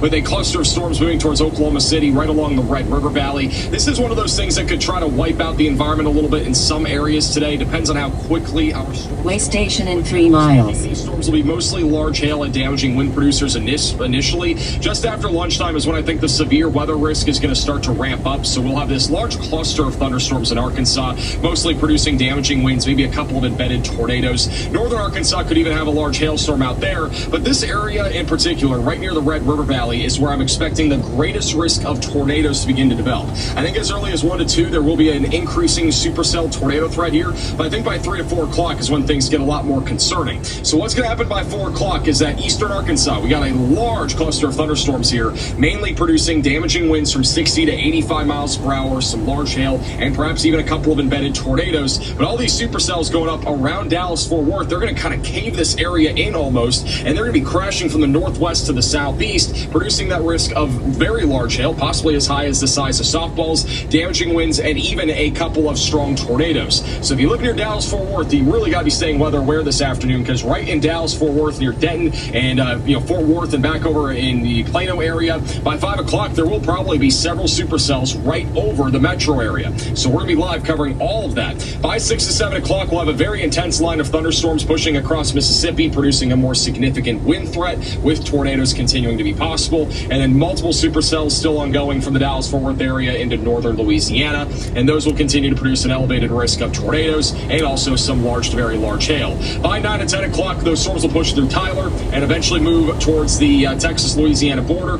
Most of these storms will start to weaken after 11 to 12 o'clock tonight, so it should be mostly a daytime threat, and then as we head into Wednesday, isolated severe weather will continue in the same exact area. And for those back over in the Ohio Valley, today does not look like a significant day of severe weather, but whatever's left over from this cluster of thunderstorms this evening will produce some isolated damaging winds and maybe a low tornado risk in Tennessee and Kentucky. I don't think the severe weather threat's going to be very high in this area. I think most of our storms are going to weaken before they even get to most of these locations, hence why there's really just a marginal threat of severe weather. But definitely get ready for at least some damaging wind potential around and west of Nashville with a low-end tornado threat. And as we head into Wednesday, the threat of severe weather will shift to the east coast. There will be a few storms out there during the late afternoon and early evening that will produce a risk of an isolated tornado or two. I think we're mainly looking at Richmond, Virginia, up towards Washington, D.C. for that highest threat of a spin-up tornado or two. I think this environment, though, is not going to be super favorable for any sort of tornado outbreak or anything like that. But I definitely could see there being 1 to 2 tornadoes, some scattered damaging winds and large hail.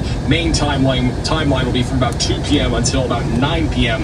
After and before that, very limited severe weather will be ongoing. And then beyond this storm system, there will be more storms that'll develop, I think, as we go into Thursday and Friday, mostly along the Gulf Coast and in the southern plains. Looks pretty stormy down there in Texas and Louisiana for Friday and Saturday. And then as we head into Sunday and Monday, look at this. Looks pretty nice, I think, for most of the United States by the end of the weekend and early next week, but that might not last very long. There might be more severe weather in the Midwest or Ohio Valley on Monday, depending on what this low pressure system does over the Great Lakes, and then a lot more severe weather looks likely by the middle and end of next week. So guys, May is coming. Peak severe weather season's still coming. It's going to be a very active, I think, month coming up, but at least for right now,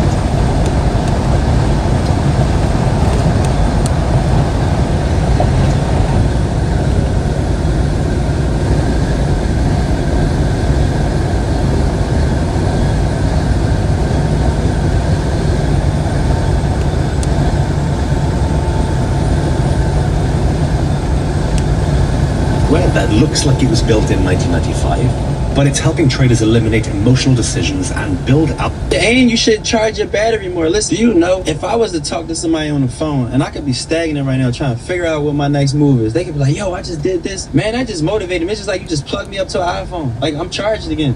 Like, I get charged off of that, but some people with no drive, they get dismotivated. They don't know how to understand that. Like, that's the part that you get happy over when you hear somebody doing good so you could do better. But until we understand that we got to clap even when we ain't hearing our names called, we ain't going to understand the mission. All right, guys, welcome back. EYL. Yo. Yes, this is going to be a good one, man. Derek Hayes. We actually already did a episode with him and his lovely wife Pinky for assets over liabilities. True. That was a combo. So first we did Pinky by herself, then we did the combo. Now we gotta do Derek by ourselves. That's a fact. Now it's a whole. There's no pressure though. That was a classic.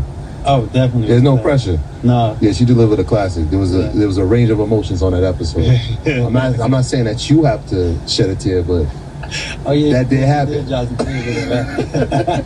So entrepreneur based in Atlanta from Philadelphia. Big Dave's Cheesesteaks. So 8 locations, currently 7 open. 3 in the Mercedes-Benz Stadium. Just announced that they're going to start franchising. So that's crazy scale. Also a real estate investor and just all around dope person, somebody that we've been able to connect with and build a relationship with.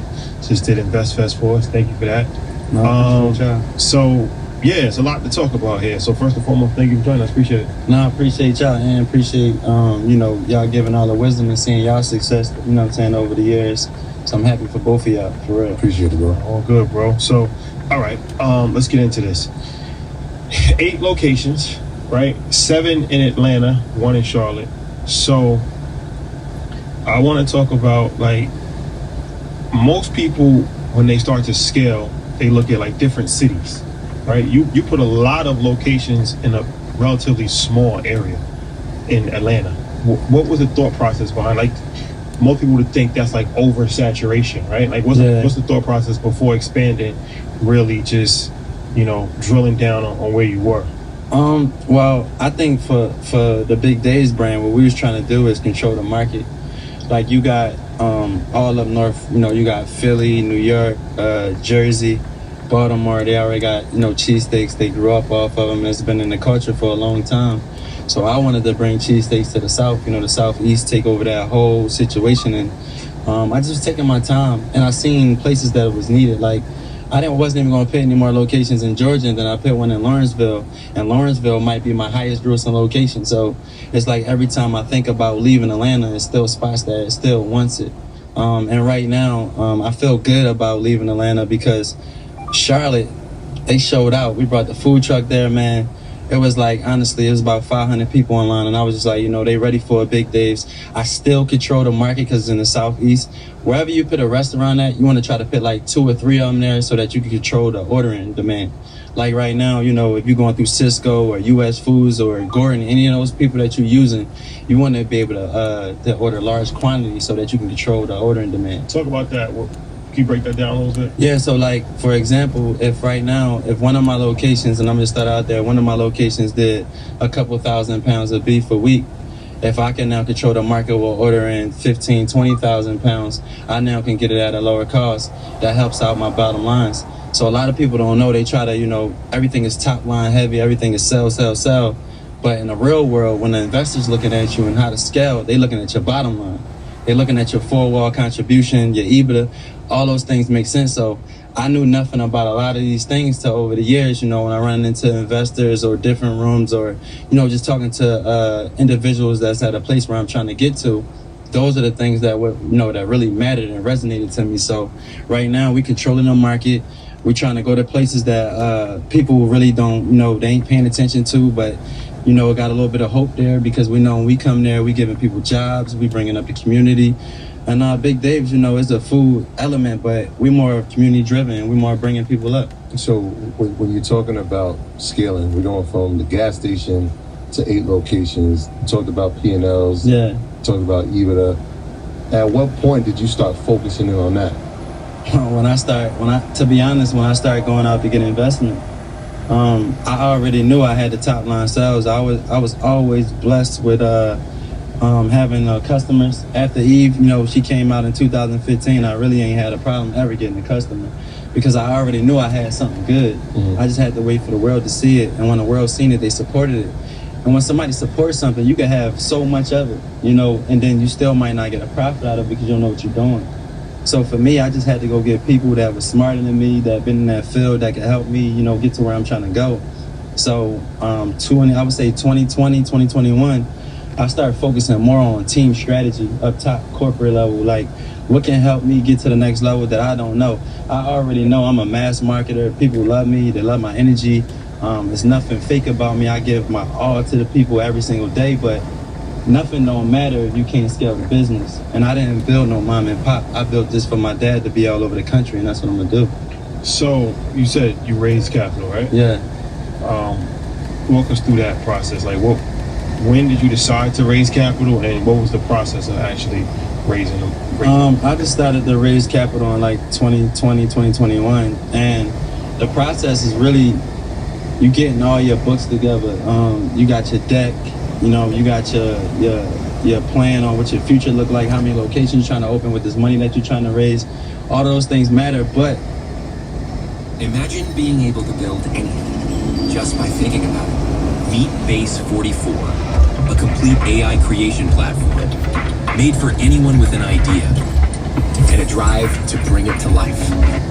You can have something special and then somebody can say, you know what, you got something special, but you got to change some things around in your corporate. You got to do certain things. And for me, those were some of the things that I had to face because I got this hot business. I got everybody. I can't even walk the streets without people coming up to me, you know, take a picture, or they tell me, you know, I'm changing their lives, or some guys telling me I help them get out the street. So when somebody telling you right now you need to change something, you like, bro, I'm on fire right now. But you got to really tuck your ego in and say, listen, I got to get myself together for people to take me serious. So I've been getting my stuff together for a couple of years. I sat down and really just focus on, you know, what's the best for me and the brand. And that's what I've been doing. And this year coming is going to be my biggest year of my career because this is my season. This is my time. And it's now. Yeah, so when you're coming up with a plan to take investment, you have in mind a certain number of restaurants you want to get to, and a certain cost that's associated with trying to get to.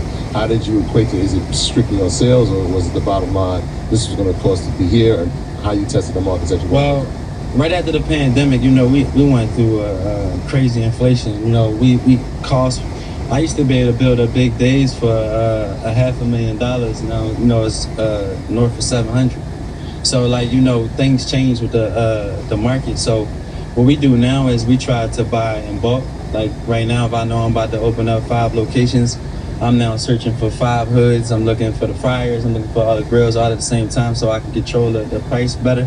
Because listen, all this goes into your EBITDA as a loss when you're building these locations. You could be making a bunch of money all year long, but if you building restaurants all year long, you taking losses all year long because that's what's on your taxes. So you got to know what's good for you and your brand on when you want to raise money and how you want to do it. So for me, I was in a kind of like a quicksand situation because I got something hot and now I got my landmark location doing really, really well and people knowing about everything I'm going. Now they saying, when is the next location opening? You know, when you're doing good, just like with you guys, like they want to know what's the next thing y'all got coming. Downhill ahead. Even with yourself, you know, some days you can wake up in the morning and be like, you know, I'm doing good, but I could do better. And that's just the momentum I always had. And that's how I carry with the brand. And I think that's the reason why I never gave up. The number one thing for me in business, I'm always willing to learn. I'm always willing to listen. But I know that I'm meant to be here. And I know that any room I step in, I belong there. And that's the thing that people got to understand. Like, you can't go in no room begging. You can't go in no room asking. You got to come in a room knowing you belong there. So talk about your Mercedes-Benz Stadium. Yeah. How did that happen? You know, it's so crazy. That happened by a mistake, honestly. We got asked to do training camp, and we was doing real well. Cater training camp? Yeah, just the player training camp. We brought the food truck there, and it did really well. The lines was long, and, you know, the opportunity came to say, you know, what about you guys, you know, coming in the stadium? And before we came in the stadium, I got a chance to talk to some high-ups, and I really just told them what I wanted. I told them we would change the culture in the stadium. I told them that we would be one of the highest grossing restaurants in the stadium. Everything I told them, we backed up so far, so I feel good about that. But I just wanted to come in there for the opportunity to say that I know that 70,000 people come in these games on Sundays, soccer games, that might not be my demographics, and I have the opportunity now to show the world what I have, and I thought that was special by being in the stadium. So how does that work? Let me just follow up. How does that work though? Because a regular restaurant, you open 7 days a week, 5 days a week, whatever, right? A stadium might only be open 1 day a week or 2 days a week, depending on for a couple of hours, but it's 60,000 people that's coming in. So as a business owner, how's running that business different than running a regular restaurant? It's actually a lot different because you got all these people that gotta get served at halftime. So you got a little window. So it actually helped my operations, to be honest, because when somebody order the food, they go pay for it. You passing them the food like, here you go. They taking their order. And in my brick and mortar locations, that help out my operations because I remember times when people wait hours for their food. We get a line of 200-300 people. People be waiting 3-4 hours to get an order. But that's not no more because now my operations got tighter just from being in the stadium and hiring the right operators I needed to get me better. But right now in the stadium, when you order the food, you get it on the go. Like, they don't have to wait. It's already prepared. And I think that's what helped. That's how it make us so special in the stadium because a lot of places still are cooking the food. You got to wait for it. And we wanted to be special with that. So how does this work from a standpoint that you're in a stadium? You get to lease your space because you went from the lines being so long and having one, that they had to give you two, and then they had to give you a third location. So do you have to lease the spaces, and then there's a portion of the sales that goes back to the state? How's this work? Yeah, they get a portion of the sales, but I got a good deal. I got a great deal. I can tell they wanted us there. But like I said, and I'm trying to pay off your loan. Stop calling me. You sound like a psycho. I swear to God. I'm calling you. in life, if you don't ask for what you want, you'll never get it. I came in there staring about what I wanted, and we backed it up. But it feels good right now that I can say that we have carts. Like literally, y'all know the carts. Like just like out there in New York on the corners, we got carts. And there's people with full-fledged restaurants in there, and we the king, you know, and that's how I feel like we're gonna do anywhere we go. And it's just me being humble, but Way station in 20 miles. I know what the world been waiting for, and I know we got something that's real authentic that's never been out the tri-state. People tried to do what I've done and haven't been successful doing it because either they gave up because it got too hard, or they couldn't find out how to get the product so far, you know, from up north. But I figured out all these things. It might have took me 8.5, almost 9 years, but it took KFC. He was like, what, he was 65 when he came out with his business? So a lot of these people, you know, they took their time to make something special. Everybody thinks something's supposed to happen overnight. I'm pretty sure y'all was doing this podcast and stuff early before people even knew y'all existed, but they only gonna see what y'all do right now. And I feel like that's what a lot of my story, I took people with me. Like I let them see the gas station location. I let them see me coming in there 7 days a week grinding, not a lot of employees. I let them see the imperfections, and now they see perfection. They can see where you grew from. Is it only exclusive to the Falcons games and the soccer team games, or do you have access to when concerts and tours come to town? Nah, everybody. Okay. When the doors open, we open. Gotcha. Yeah, that's type deal we got. We open.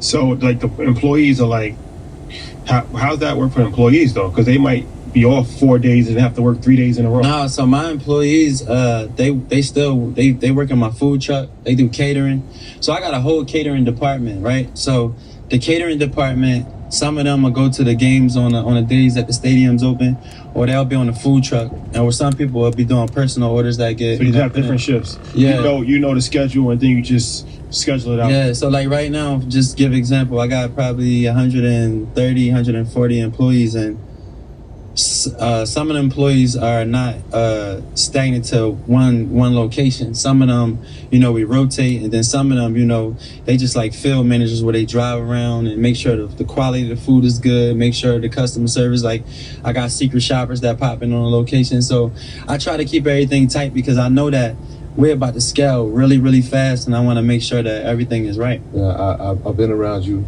enough now to know that you're always thinking forward. Oh yeah. And so you got Mercedes-Benz, they have 8 to 9 home games a year. Yeah.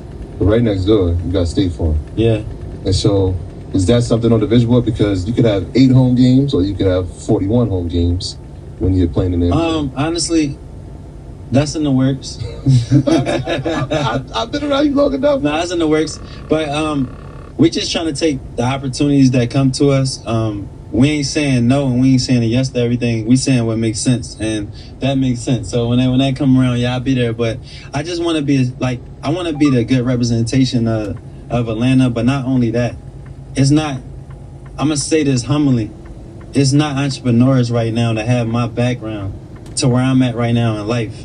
And we got to celebrate that. Like, I feel like, I got to keep going and keep going hard so people can understand that if you ain't go to college and all you got is a high school diploma, you don't got that, your background ain't that neat, you've been in trouble, you might not look like the rest, you got tattoos all over your body, you might look like a rapper the most, but I'm an entrepreneur and I'm a serial entrepreneur and I'm a big dog and I get respected in the highest levels because of all the hard work I put out. But I want the world to see that. I want kids to understand that they ain't never stuck. There's always a way out. As long as you keep your 10 toes down to the ground, keep your legs moving, your mind thinking, you always got a way.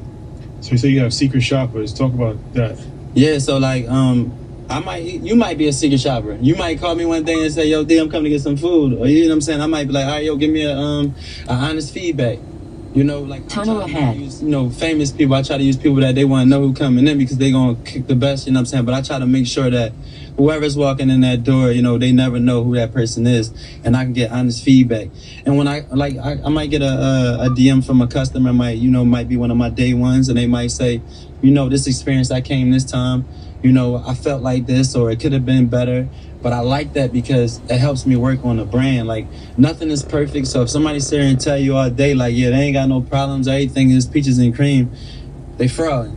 Because every business got downfalls, and in true life, you're going to have obstacles that you got to climb through every single day. Yeah, you got visitors that are coming into town. I mean, just for these sports games. Yeah. The opposing team has a fan base too. So are people from out of town recognizing the brand and inquiring about having it in their hometown? I could imagine Philly's now looking at it when they come to Atlanta and saying, wait, this guy's from here, he's an entrepreneur from here. Why don't we have this in our... Philly killing me right now. They like, bro, what's going on? Like, I ain't got one home yet. No, but that's a good question. But to be honest, the reason why I was supposed to franchise a few years back, but I held it because my gut wasn't there.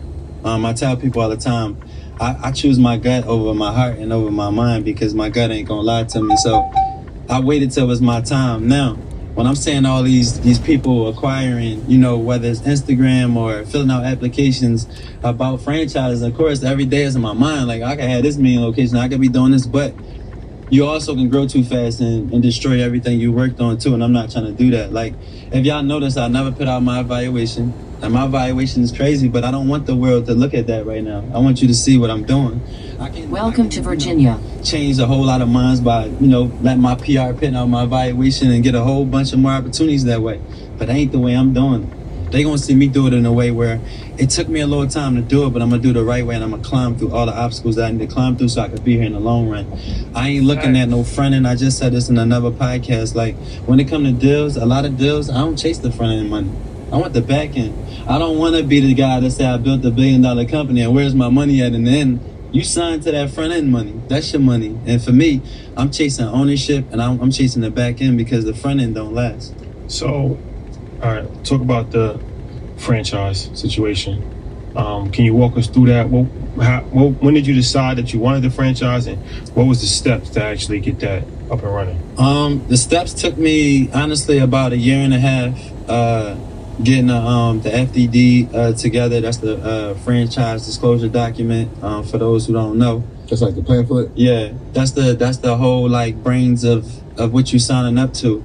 And the most important thing that I've learned in the FDD, one of the most important things was the item 19, and that's your financials.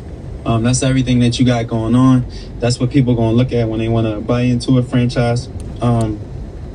Excuse me, and I feel real strong about that, because I took the time and with my team and we worked out all of the stuff that we need to get out the kinks to make sure that our bottom lines is good, our top lines is good.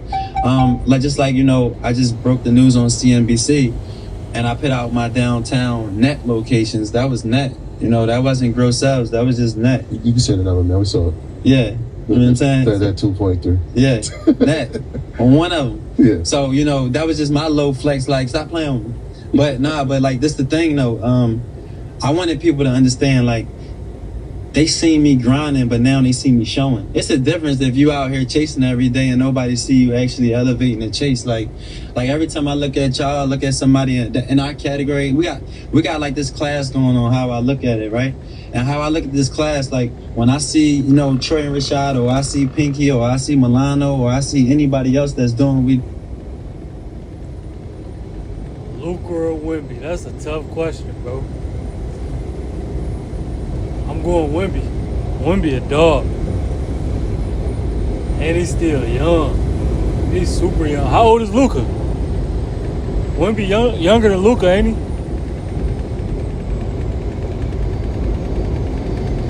Yeah, I'm going Wemby. it's somebody else talking about another level they getting to, you know, and that's what turns me on from it.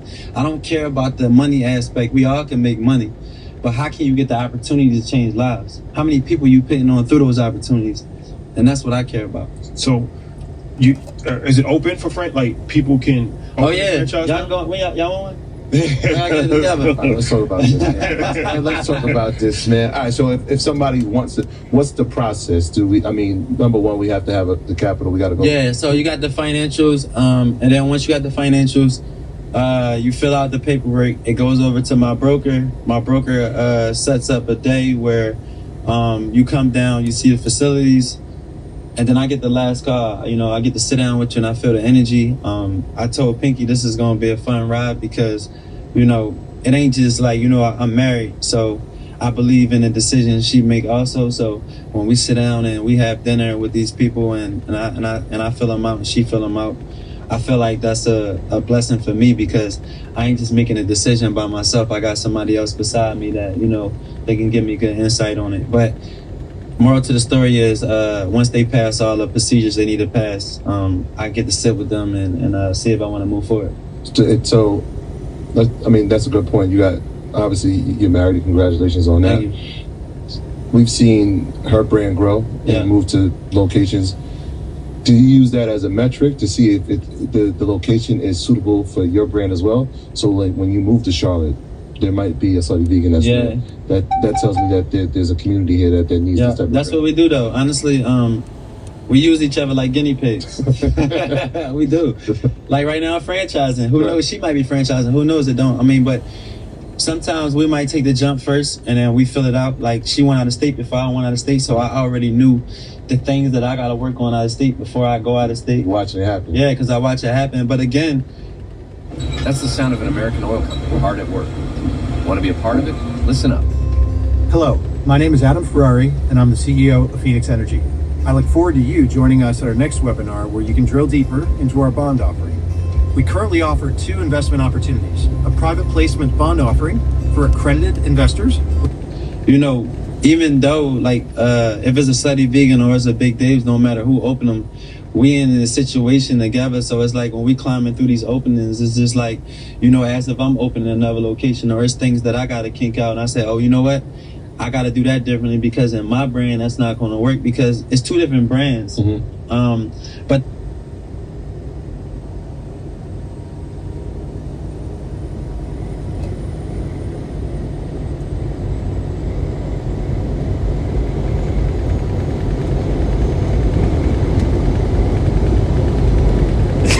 he said, if you don't stay bar, we won't have any load for the day. You funny as hell, man. I'm almost there. We got like 2 hours left. I ain't got no favorite dispatcher. Y'all all keep me rolling.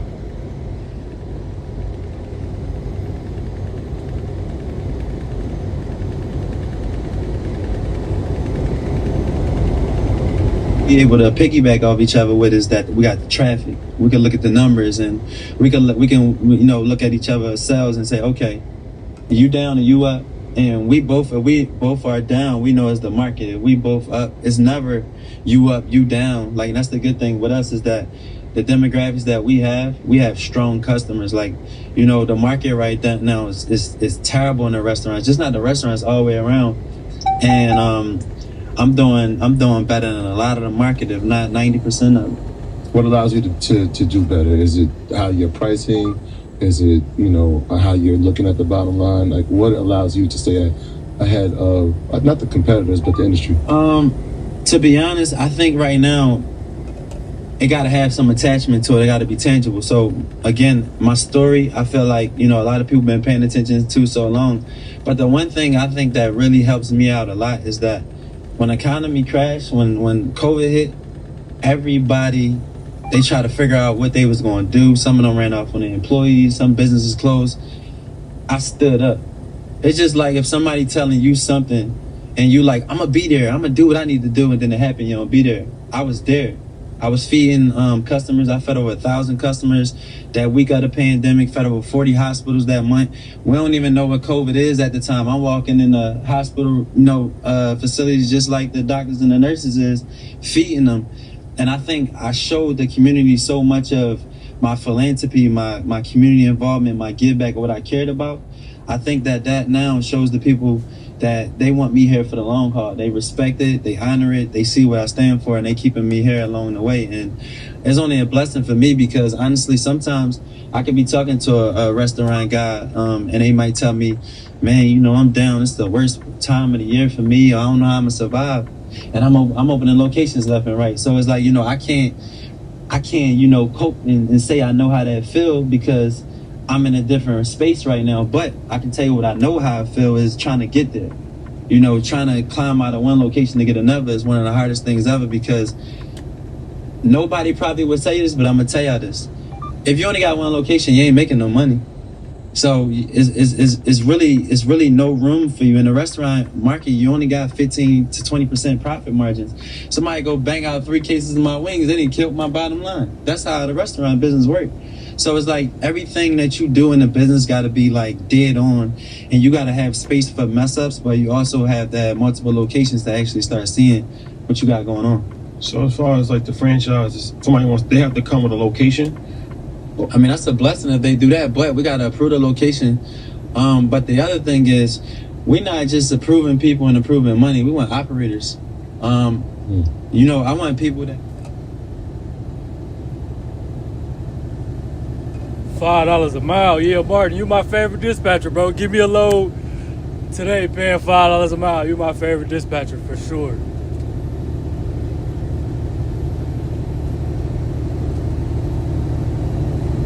Business, if they don't know the business, they can hire the business because let me tell y'all something, man. Like, and I take this like with me every single day. Watching my dad take his last breath for what I'm doing right now, I take it personal. Every time I get a no, or I get a if, or I get any type of doubt in me, that put a battery in my back because I never forget the day that my dad took his last breath, and I'd be like, y'all got me effed up. Y'all gonna see me on the other side. And I'm saying this. I will be one of the biggest entrepreneurs that ever done this by the time I'm dead and gone. They will talk about me in history books, and I will be alive when I'm dead. So that's my goal. I ain't chasing money though. So what's the goal, right? Because you don't want to scale too fast, and you said the hardest thing to do is to create another spot location when you have one. Yeah. So is there a number when you Way station in 3 miles. I want to have 30 locations. I want to have 100 locations. I want to have 1,000. Was there a number when you started, and has that number changed as you see the success of the business? Yeah, well, before we put out the franchise, and we was just going to do 40 or 50 and then let it slow roll. But the attention everything was getting, and like I already had 1,600 people in the pot. We ain't never, and it's the blessing of what I got going on right now. We not like waiting for people to sign up. They already waiting. We got 1,600 people waiting. We going through applications right now, seeing who we want to. How many franchises do you want to open? So right now the plan is to do 100 in the next 12 to 24 months. But who knows? It could be more than that. Depends on what type the right groups come along. But we got an operation right now strong enough. If 1,000 come our way, I'm confident that we can run them because I don't just got operators. I got the best operators on my team in the world. I feel like. So I want to open a Big Dave Cheesesteaks in Brooklyn. I see a storefront. I think it's a good idea. I submit my application. I meet with you. You approve it. I pay you an upfront fee. Yeah, you pay the upfront fee. So I'm gonna just rewind back a little bit. So in order for you to get a franchise right now from Big Dave's, you got to take 5 locations. Oh, you can't do one location? No, I don't. No, I mean because 5 locations close to each other. No, I mean we got a it's in the FDD. We got a gap or how far we want them apart. But you got to take 5 locations right now because, like I said, we in this to build people. You have the locations? No. You could pick the location. Okay. So like right now on our franchise disclosure and our pamphlet, we got the markets where we planning on going where we want them at. So like we got a blue, red, and a gray. Gray is like where we want to go in the future. Blue is where we want to go, and red is I think is where we already have locations at right now. Mm-hmm. But like you have the opportunity to take the location where you want to take it to, or we think the market is right for it. So when if you're trying to expand, like let's say you're not franchising, but you're trying to, what's the criteria for you? Like what are the demographics? What are the analytics that you're looking at? Because I know you said you sent the food trucks up to Charlotte. Yeah. And so we can see how the food truck is doing. This might be a good location. Are there any other methods that you use when trying to find a location for yourself? To be honest, man, like once you make it past all my team metrics, what they have set up in our FDD, it's about energy for me. I really feel like I'm a good judgment of character. I always felt that way. And I also feel like if you got operators around you and you a business-minded person, then we can make some success happen. But I don't want to be around a person that's driven. I'm sure y'all been around these type of people too, where everything is just money. The whole conversation is money. I tell people all the time, like, you get in a room with a billionaire and the worst thing you could talk about is money. He already got money. You got to create opportunity. So when I'm talking to these people, they got to create opportunity. So we gotta meet each other in the middle. If they telling me right now, hey, I can start out with these 5 locations. I got this operator, and I want to build opportunity to be able to do 20 of them. Now you got my attention, because now we got a whole.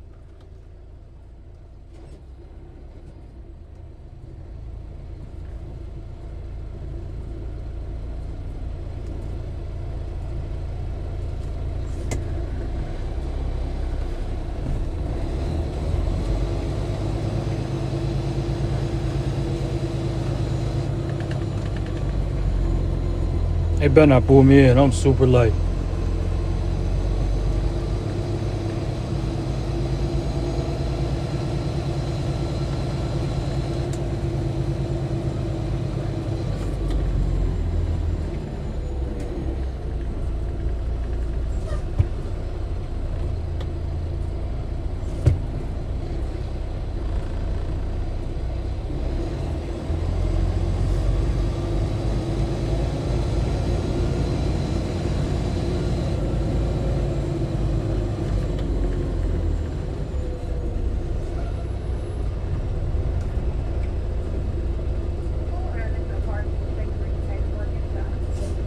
Man, what is they pulling me in for?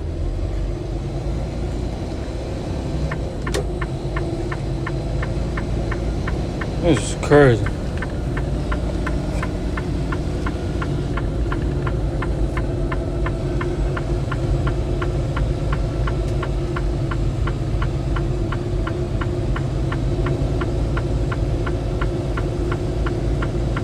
I'm only 6,000 pounds. What do y'all want? Why is y'all bothering me, bro?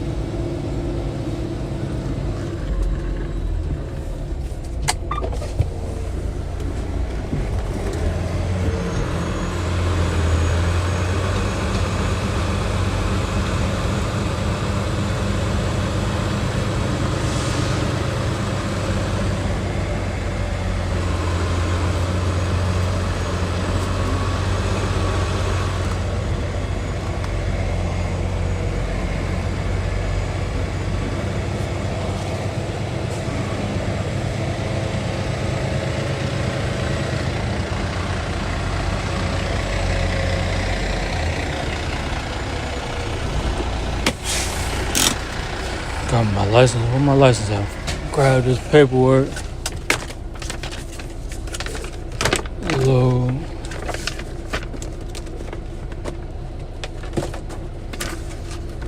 Where my book at?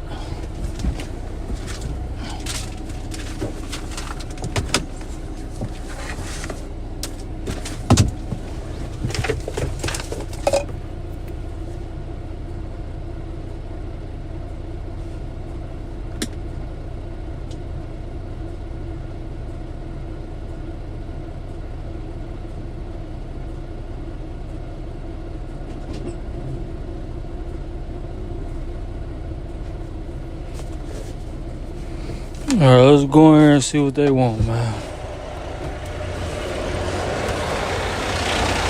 Ain't no reason why they should have pulled me in.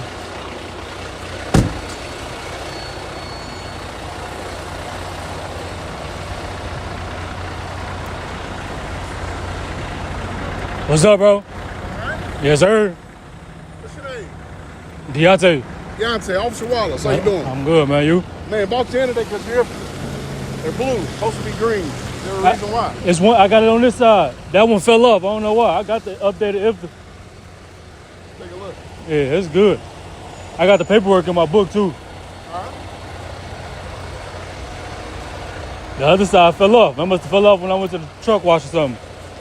Let me check out your registration there. All right. You might, your company driver, or you? Yeah, I got my truck leased on to M&M Carrier Group. So you're owner operator. Yes, sir. Well, in that case, it's your responsibility to make sure you got both decals on both sides. All right. It just fell off. You know what I'm saying? It was on there. Yesterday, Probably like yesterday or something like that. It was on there. Just making you aware because when you come into these scales, right? We're only able to see one side. For sure. So the side that we seen, y'all seen the blue, right? Okay, that makes sense. We're just doing a job. That's all. For sure. But just make sure you get that other one replaced. Okay. That way people not right. Pulling in just over. And plus it's a time gimmick. I know that wasting pretty much your time and everything. Man, For sure. It could all be saved there. Yes, sir. So let's take a look at that registration. Yes, I got to see. It's in here somewhere. All right, that's fine. Take your time. What it look like? I forgot which one it is. It'll just say right here. That's it, right? Yeah, that's it. All right. Just want to make sure the expiration date is good on it. All right. You good to go. All right, man. Appreciate it, bro. When you weigh out, one way out. So just get on to the scales. Get back on there and go back through. Let them know upstairs that you're good to go. All right. All right. Appreciate it, man. Yes, sir.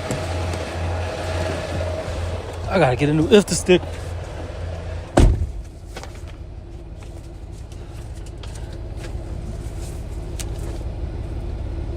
Put my book back here. Damn, my stuff fell off, y'all. I gotta grab another one.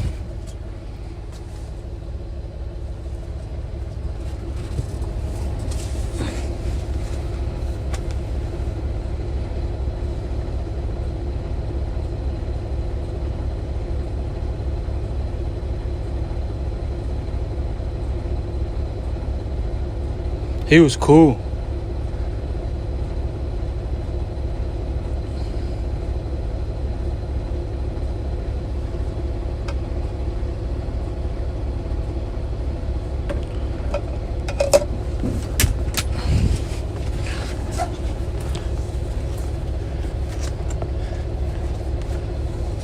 Dispatch, if y'all still in here, man, get us a load to Griffin. We need a new IFTA sticker, so they don't pull me in no more. The other one fell off on the other side.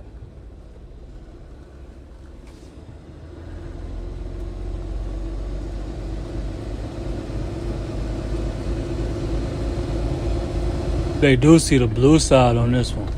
When I'm on that side, they always see the green. So they seeing the one that fell off. That makes sense. And call dispatch when I get up out of here. Tell them to find the load. It's Griffin.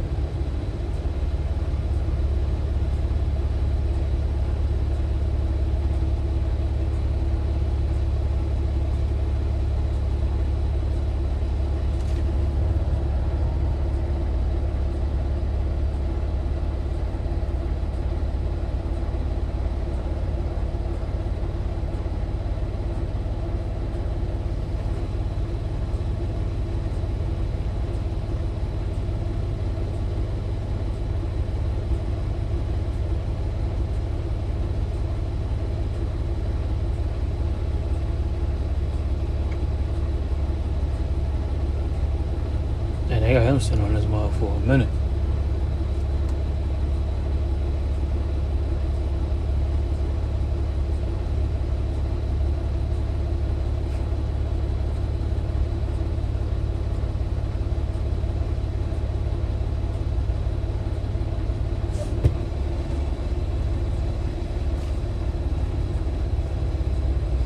He just pulled off without the light turning green. They must making him park.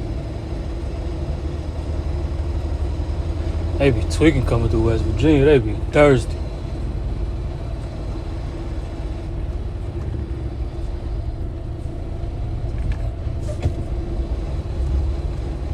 They making him park too.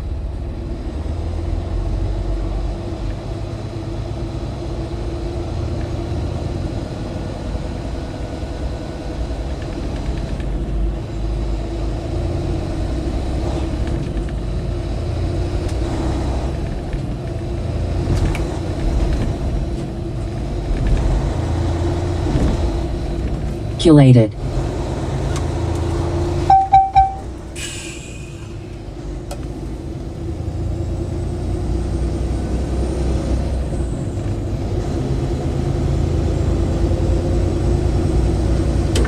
Man, come on, dude. You better let me over. 19 miles.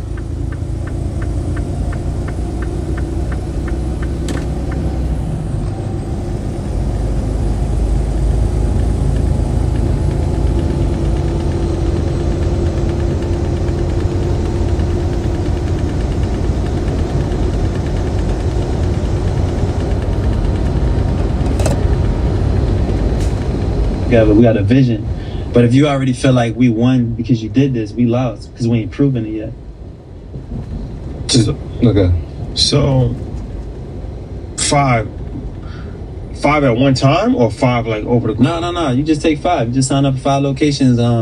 You got a time that you got to do them. You know, I think it could be like over the course of 3 years. Yeah. So exactly. So you do. But you make a commitment that you're gonna open up 5 locations. You make the commitment that you about to open these locations, and then they pay you a licensing fee. Well, they pay a franchise fee every month. No, they pay the franchise royalty fee every week. Top line sales every week. Okay. Yeah. So that's why it's important too. That's why I said I care so much about the bottom lines too, because we're not just trying to take people money. We want people to see profits. You know what I'm saying? So like right now, you don't want to jump into this world if your business ain't right, because you can't promise somebody something just because you can do it. You got to have a format and a system that shows proof. It's like science. You know, we look at science and we say, okay, we got these things that lead us up to something being authentic, being real.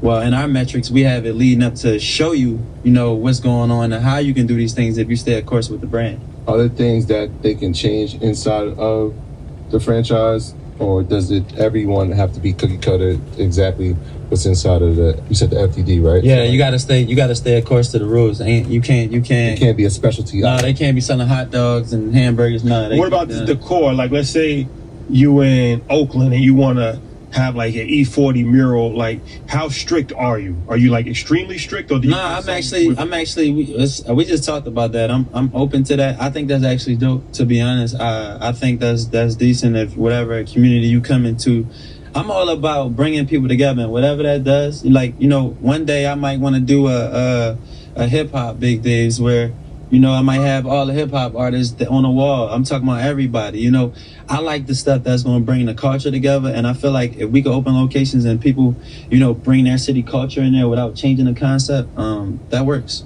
But the food can't be changed. No, at all. I'm thinking that ain't you come to New York, you might have to make a bacon, egg, and cheese steak. You know what's so crazy? Like, you might just have to do it. I don't really have to do that because we got a steak and egg. You know what I'm saying? So like, but you tunnel ahead. There's one word up here. What, the bacon? Bacon, egg, and cheese is one word. I just had one. I just literally ate a bacon, egg, and cheese before I pulled up, bro. No cap. I literally was in the car before I ate. I just stopped at the deli and got me a bacon, egg, and cheese. No, but you're right. But so what we did was like, so in Philly, when I was growing up, like the breakfast sandwich would have been like the steak and egg, you know, like a cheese steak with a almond over the top, right? Mm-hmm. So over the years, I've been wanting to put this in days, and I'm like, you know, we gotta, you know, put a couple of things on the breakfast menu. So we came out with this steak and egg cheese steak, which is like the breakfast sandwich, and then we got the cheesesteak egg rolls that's got the egg in them with the steak. So we're transitioning and, you know, bringing a breakfast menu in and making things a little different on there. But when it comes to like changing the menu, nah, because this the thing. My menu is simple, but it works and it's powerful. I think when people go load their menu up with a whole bunch of things that's not selling, like I could literally tell you right now. Way station in 50 miles. 50% of the market got stuff on their menus where it just ain't making money. Like chicken wings don't make money. It got a bone in it. It's no stretch. So like if somebody, like if an employee right now overcooks a chicken wing or eats a chicken wing or you miss the count on the chicken wing, you lose. You know, whether when I'm cooking chicken breasts, right? When I'm making cheesesteaks, it's breast, you know what I'm saying? It's chicken breast. So it allows us to now be able to put a good marination on it, you know, the way we cook it, that make you feel like, you know, you're not getting cheated on the sandwich, you're getting a real good, healthy sandwich. You're getting chicken wings, whatever the market gives you. You know, if the wings are small that week, whatever came in, and then you might have customers, you know, complaining about, you know, what they got. But I think what we have right now, we controlling the market, and we like how we able to be effective with the customers with it. So, from Philly, some top musicians have played a part in your story, right? So, yeah. I know you know Meek, right? Yeah. And his man Tok. Tok is a big part of my story. Tok introduced me to a lot of people in the industry. That's my dog. That's my brother. Forever will. He's always over my house. We sit there and just kick it all the time and reminisce about everything that happened. But I really I built Big Dave's in a gas station, but at nighttime I built it in the studios. Shout out to Drama, Cannon and Lake. They had a studio I would go into every single night. But we, you know, being though we from Philly, we would kick it in there, and I would bring food, and whatever artists was in there, they would order the food, and I started really just growing from there. But speaking of the salmon, because we was talking about that earlier, the salmon cheesesteak came about from Uzi. Uzi one day. You knew him already? Yeah. From Philly or? No. I met Uzi in Atlanta. Okay. Yeah. I met Uzi through Tok. But we in the studio and we in there kicking it. And one night he like, yo, you always bringing food, and I never get nothing for me. All I can eat is the fries. So I had one of my cooks make him a salmon cheesesteak. He doesn't eat beef? Nah, he don't eat beef at all. He ate a salmon cheesesteak, and he went crazy over it. I'm like, man, I'm putting this on the menu.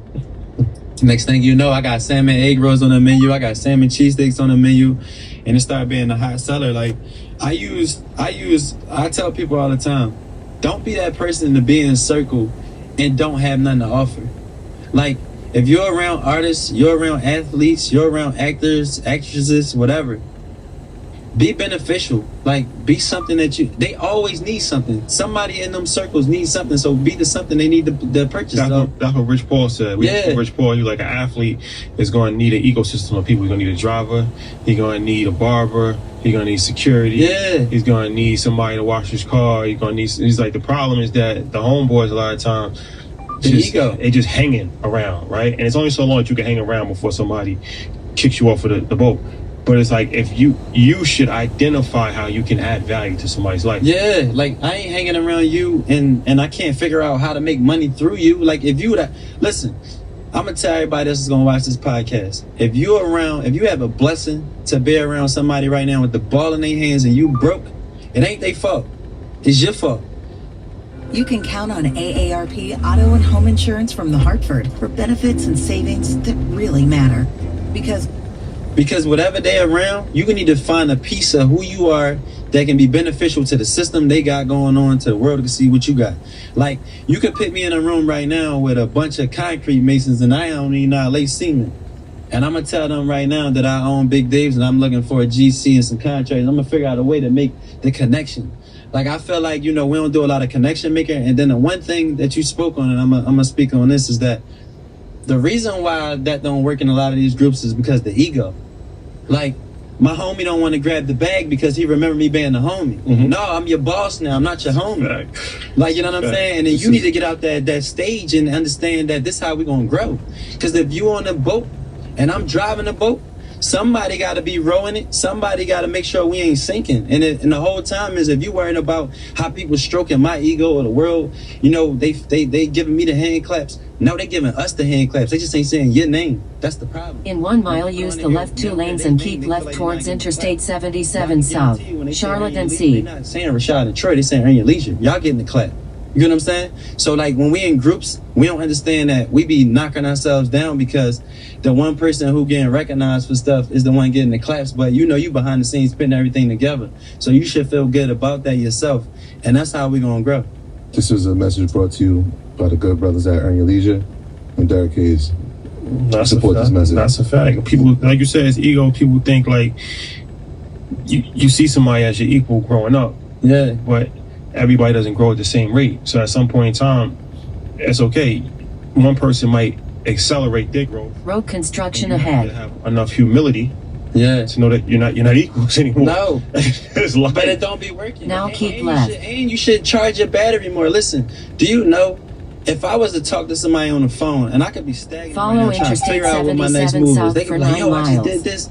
Man, that just motivated me. It's just like you just plug me up to an iPhone. Like I'm charged again. Like I get charged off of that. But some people with no drive, they get dismotivated. They don't know how to understand that. Like that's the part that you get happy over when you hear somebody doing good, so you could do better. But until we understand that we gotta clap, even when we ain't hearing our names called, we ain't gonna understand the mission.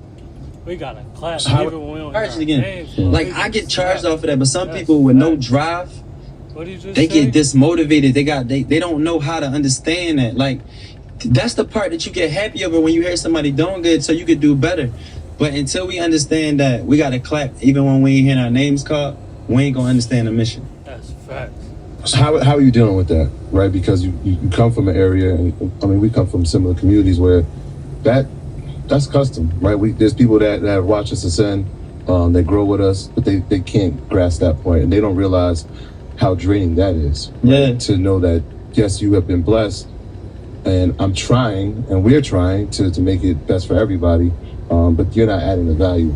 How do you deal with that? Because I'm sure you've come across it and throughout your career as an entrepreneur. What have you done? What steps have you taken to make sure that either we're going to separate this relationship, or we're going to have a business relationship and a friend relationship, or we're going to have no relationship at all? I'm gonna answer that whole because I just went through this, but I'm gonna answer to you in my self form. What I went through.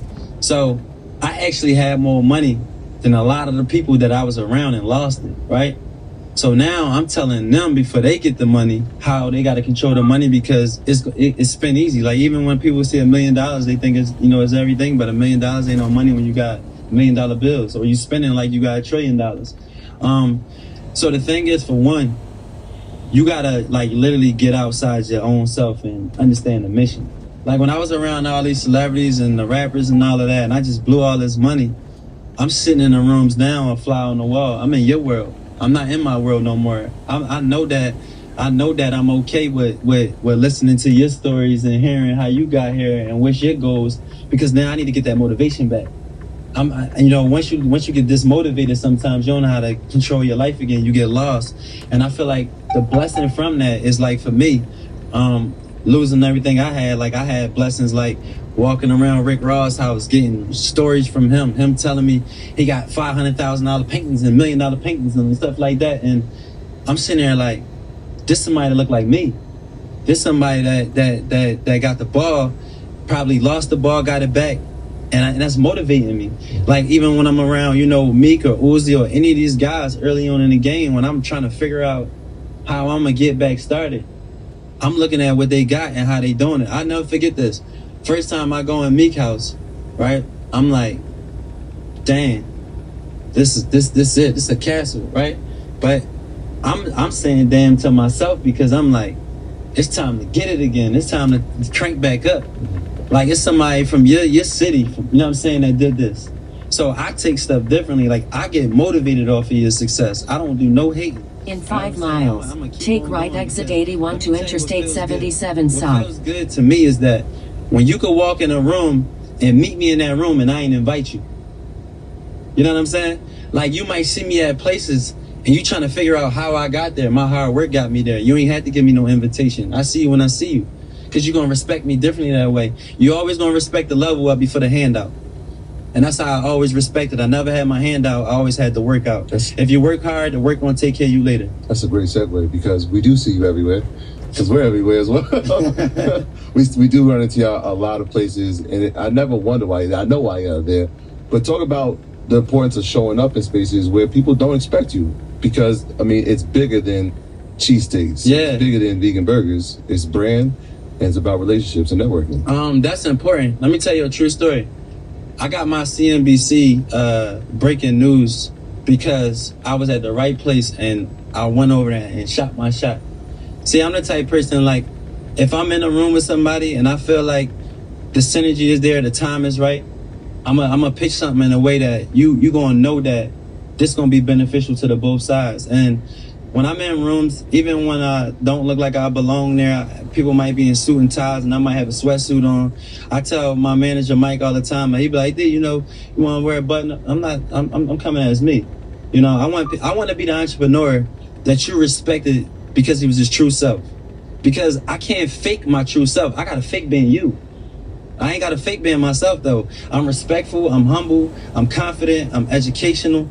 I can give you game. I could do anything that these guys can do, but I ain't about to change. In 3 miles, take right exit 81. That's how I get in them rooms. How many employees you have? Between 130 and 140. So that's a lot of employees. So one of the hardest things is, you know, maintaining a positive culture and a good culture, and more people is harder to manage. So how do you manage that level of employees, and how do you maintain and establish culture for your organization? First, a good team. I just said this a few days ago. So I got a few core employees that been with me for a while now. Some 5-6 years. I think the culture starts with the people that you bring in the system, because I'm not in the restaurants no more, you know, showing people how to cook or in there giving them game. But I'm in there because the ones I trained is me. They believe in the dream, they believe in the vision, and you can't have people around you. In 2 miles, take right exit 81 to Interstate 77 South. People I gave phantom equity to, as long as they in the company, survive when I exit the company, they don't gotta wait for no 401k or retirement. They got Big Dave's waiting. And I think when people got something to look up to and to look for, they give you their all, because that's just like right now, if we was making a bunch of money every single week and we working for a company that we ain't never seen a CEO, we don't know who our biggest manager is, we just know who our field manager is working with us every day, that's a job. I'm giving out careers. It's a difference. You know, people say, how can you give out a career from a sandwich shop? Well, I'm doing it. People done bought houses, they done bought cars. Even people that didn't have a house, been homeless. I done seen their lives change. I done seen people take courses in school through Big Dave. So, like, I've seen lives change through this, and that's what made me feel good with this. In 1 mile, take right exit 81. I really struggle with the franchise because I always wanted to keep that culture in there, that same feeling when you walk in the locations. But now I got the corporate team right now and the training team to make sure that culture is there. Like, do you have like meetings with them to tell them like, this is what we want, this is customers always right, like, do you? Yeah, every Monday. So every day of the week, I'm on a team. I'm on a call with a different In team. half a mile, So take Mondays, right exit 81. Call with my corporate team. On Tuesdays, I'm on calls with my operations team. On Wednesdays and Thursdays, I might be on a call with just my president. We're working through strategy. In a quarter of a mile, take exit 81 to Interstate 77 South. Teams, like, I got a whole team, a franchise team that just deal with the franchising. I got a corporate team. I got operations team. But all together, we're a family, and it all funnels Now up, exit and it all right. works together to make it work. Follow for 118 miles. Obviously, extremely personal to you. Yeah. And we've seen that in business. Is there ever a point that you can see yourself getting to saying that, you know what, we're going to package this up and we're going to sell this? I ain't there yet, but the moment I do get there, I think the whole world will know about it. They'll be everywhere. But what I will say is this: when I first built my gas station location, and I had my firstborn daughter, Dallas, I would drive in a car with her. It would just be me and her. And I'm telling y'all something personal I never even shared with the world ever. Not even nobody really. I used to drive with her in the car. I had a donut on my car, right? I'm in a Jaguar, got no money to put this tire on the car. And and I got my daughter in the car, and I used to talk to her. She couldn't even speak. You know, she a baby, but I'm talking to her just like I'm. It's called Earn Your Leisure. Just type in EYL on YouTube. It's gonna pop right up. Like one of my homies or whatever, my friends, and I'm like, you know, one day we ain't gonna be going through this. One day I'm gonna put big divs on every blue sign on every exit. So when you grown and you got kids, you can say, "Digga, your daddy's stores." That's what he built. Like, and that's what was personal to me. Like when I go on Instagram and sometimes I might end up writing a caption, I'll be like, "This personal. This is personal." Like, I'm not losing through this. I would stop breathing for this. Like, this is personal that I went for this because I'm not doing this just for me no more. I'm doing this for every kid that they look at as a stereotype. They ain't supposed to be there. They not gonna make it. They bad to the society. These are all the things that people said about me at once upon a time. But now I'm getting paid to talk. I'm going in schools, changing lives. I just talked to a school the other day, a high school, and they told me, they literally walked up to me and the lady was like, "I need to talk to the football team. They losing." I said, "Well, that's already the problem because y'all already saying they losing. Like, if y'all make people feel like a loser, then they gonna feel like a loser. How can we win? The way we win is we bring each other in unity. We make each other feel good, even when we losing. I ain't always winning. Shit, some months I take roller coaster rides. I take dives. I lose a couple $100,000. Don't matter. I gotta get back at it. The moment you say you lost, you lost. Until that moment, you ain't defeated. And when people, you know, they say, "Oh, I took a loss," I'll be like, "Nah, you ain't take a loss because you still at it. You still operating. You ain't take a loss. You took a pause, and that sometimes them pauses wake you up to do better. You need that to happen. If everything right now happens good for y'all will never appreciate the times. Y'all won't understand the good times anymore. Because honestly, sometimes like I wake up in the morning, I'll be like, "Damn, I got something else going on. I got something else going on." And one moment something don't feel right, you get in stress mode because you got spoiled. But sometimes you need to get unspoiled to feel that this is the reason why you're here. This is why God put you in these situations, because he knew you can handle them. And he wanted to put you there. And the way I look at it, the biggest thing of it all is that if I'm not striving to do better every single day, if I'm not going hard at something that's challenging and it's easy, I'm never going to be serious at it. I'm never going to get real with it. I'm never going to take it as something that can be a blessing taken away from me. But if I'm working hard at something, I earned it. And I know that if I lose it, my life is over. I'm always going to appreciate that more. So yeah. Is there a number though? It's like, I mean, we float around. Hey, listen, I tell people all the time, and I'm saying this confidently. Yeah. Big Dave's will be worth $1 billion, and it ain't going to take long to do it. Okay. Yeah. Losing is only an option when it's an option. That's it. That's a fact. So, as far as outside of the restaurant business, I know you do all this stuff, real estate investment. Yeah. How's that going?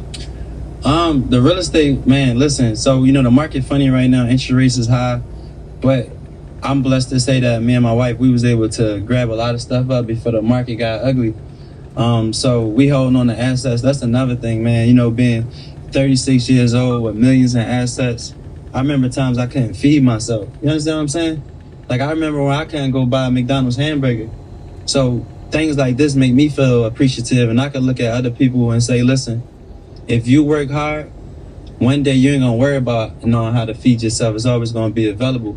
And the worst thing of it all is to be a grown man in America right now, and you gotta ask somebody to feed you. Can you imagine right now you was hungry and you gotta ask Rashad, listen, hey bro, can you buy me this Chinese meal, this $5 grub? One time he gonna tell you no. He gonna tell you, bro, you gotta go figure something out. And the moment he tell you, bro, go figure something out, you gonna figure it out. And I'm glad we on this right now, because have y'all ever felt like this? You ever been real hungry? I'm talking about starving, like need some food, right? You real hungry, right? But after you've been hungry for so long, you realize you ain't even that hungry no more. But if you eat a little bit of food that was good, you get way more hungry. You be like, yo, let me get a piece of that, right? But then you go buy that same meal and it don't taste the same. You be like, man, they made yours different. You know why? Because when you tasted that food, you were so hungry at that moment that it felt good, that now you got comfortable again and just say, all right, I'm gonna go get the same thing instead of striving through that hunger. Sometimes we gotta strive through that hunger and know that we hungry for a reason. Like, I always would take a little bit to get a lot later than to have a lot, because we're never gonna work harder in the end. If right now they give us a couple $100 million right now, are y'all still gonna be Rashad and Troy? Are y'all still gonna be doing this Earn Your Leisure podcast every day? Are y'all still gonna be big up in the entrepreneurs that's up and coming? Because if y'all are, then it's personal and it's passionate versus just doing it for the dollar signs. You see what I'm saying? So how you feel about, I put a post on Instagram the other day where I saw it, this guy was saying that like the life of a winner is a lot different than what people perceive, because you always feel like you're actually losing.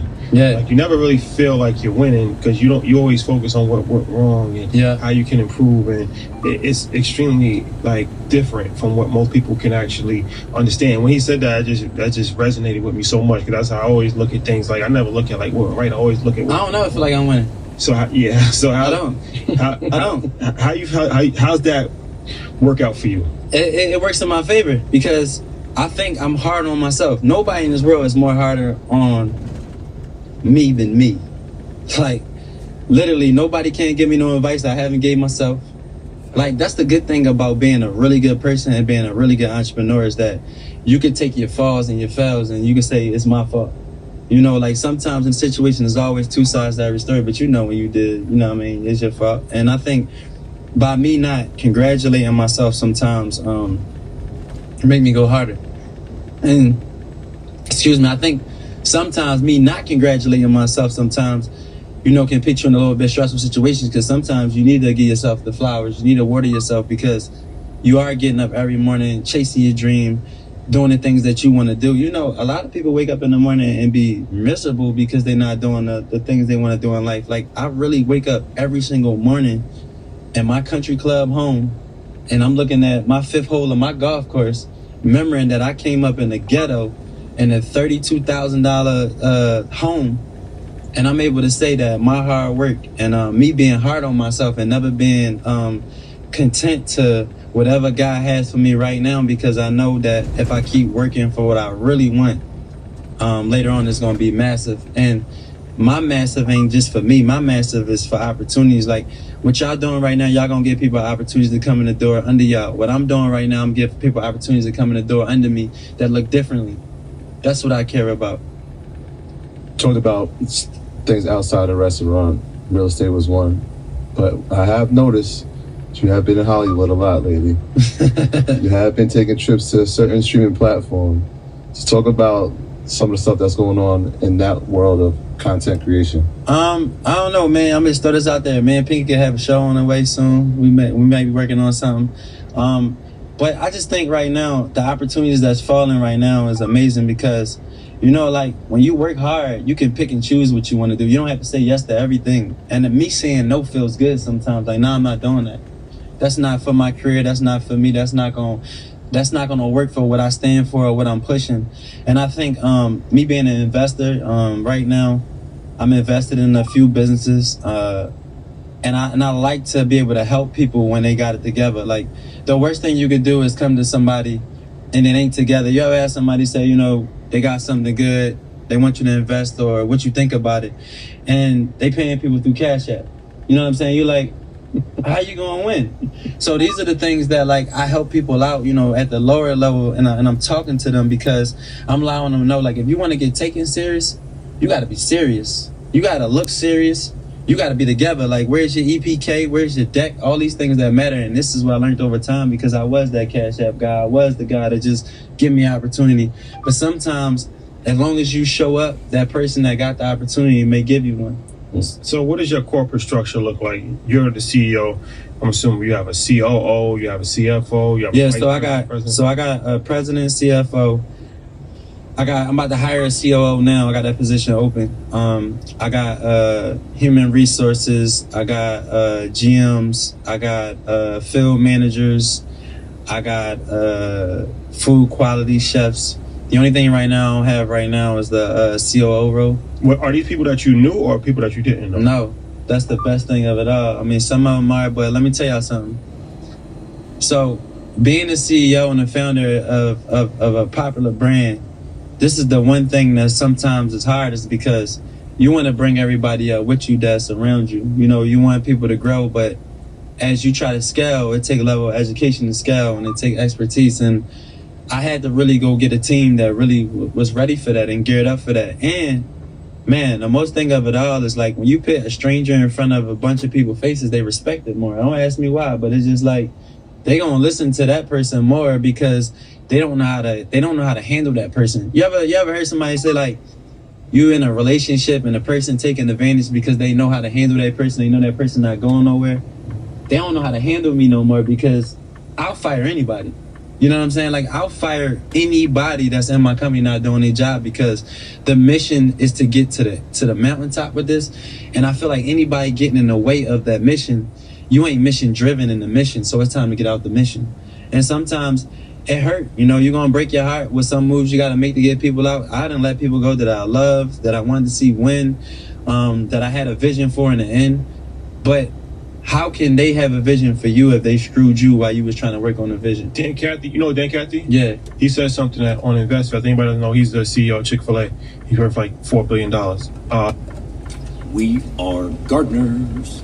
We are farmers. Bum, bum, bum, bum, bum, bum. Last year at InvestFest, he said something that was extremely insightful. And he was like, being an entrepreneur is like a musical composer. And he was like, you have a certain, like, you write music, right? And you know how the quality of the music should sound. And then, but you have the musicians who actually have to play the music. Yeah. So he said, if the music that the musicians are playing are not up to the par of the composition that you wrote, never dumb down the composition. You have to hire new musicians. Yep. Like, don't lower how your vision for the music is based off of the talent that you have. 100%.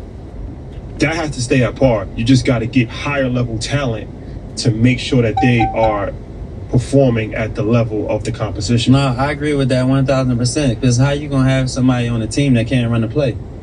That's like right now. I just told a group of kids at CAU, don't be practice players. Don't work and study your game every single day and then fail the test. Nobody's going to ever recognize you for that. You know, you got people right now that's probably in the NBA, college basketball, probably the best practice players in the world to make their stars better. But, like, you was killing them in practice. But until the ref blew the game whistle, you choked. And some of us, you know, we are practice players and we got to do a better job at that. And a lot of us, too, always give people advice and not taking advice themselves. Like, how can you tell me how to be a better financial literate or a better financial literacy if you don't have nothing going on, if you don't know the true meaning of it, because that word is popular right now? Every person in America is just using, I want to break the curse. I want to do all these things. Y'all know what I'm talking about. Trigger words. Yeah, like, the curse is broken. Like, all these things, right? So, like, what's really breaking the curse, though? Like, what are you doing? Like, are you breaking the curse for your kids? But how are you going to do it? Because you can give your kids a bunch of money and they can piss the money away. Like, what did you do to give them the education not to mess the curse up? So, like, for me, like, I think it's important that you give your kids, like, debit cards and don't put a lot of money on them and let them get declined in the stores. Let them feel what rejection feels like. Let them feel like when they go swipe that card for that toy and they need $10 more on that card and then the register person saying, sorry, your card didn't go through.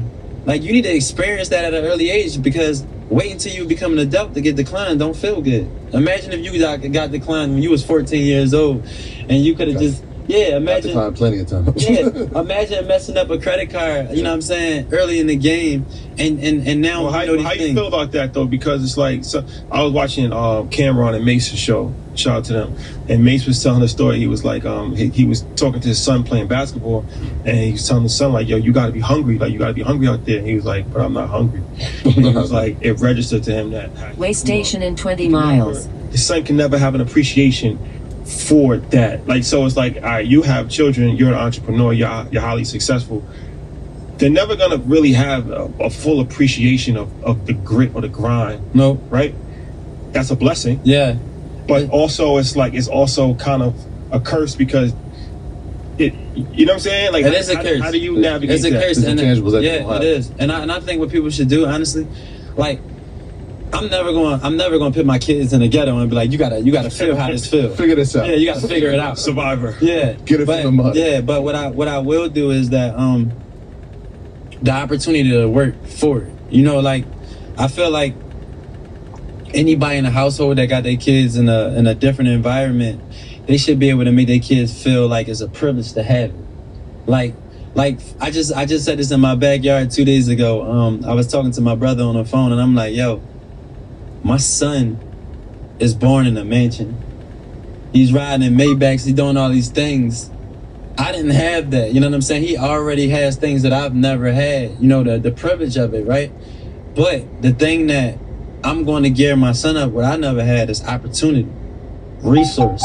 So those two things right there, we would have so many more intelligent, successful African-American people in general in the world right now, if you had those two things right there, opportunity and resource, right?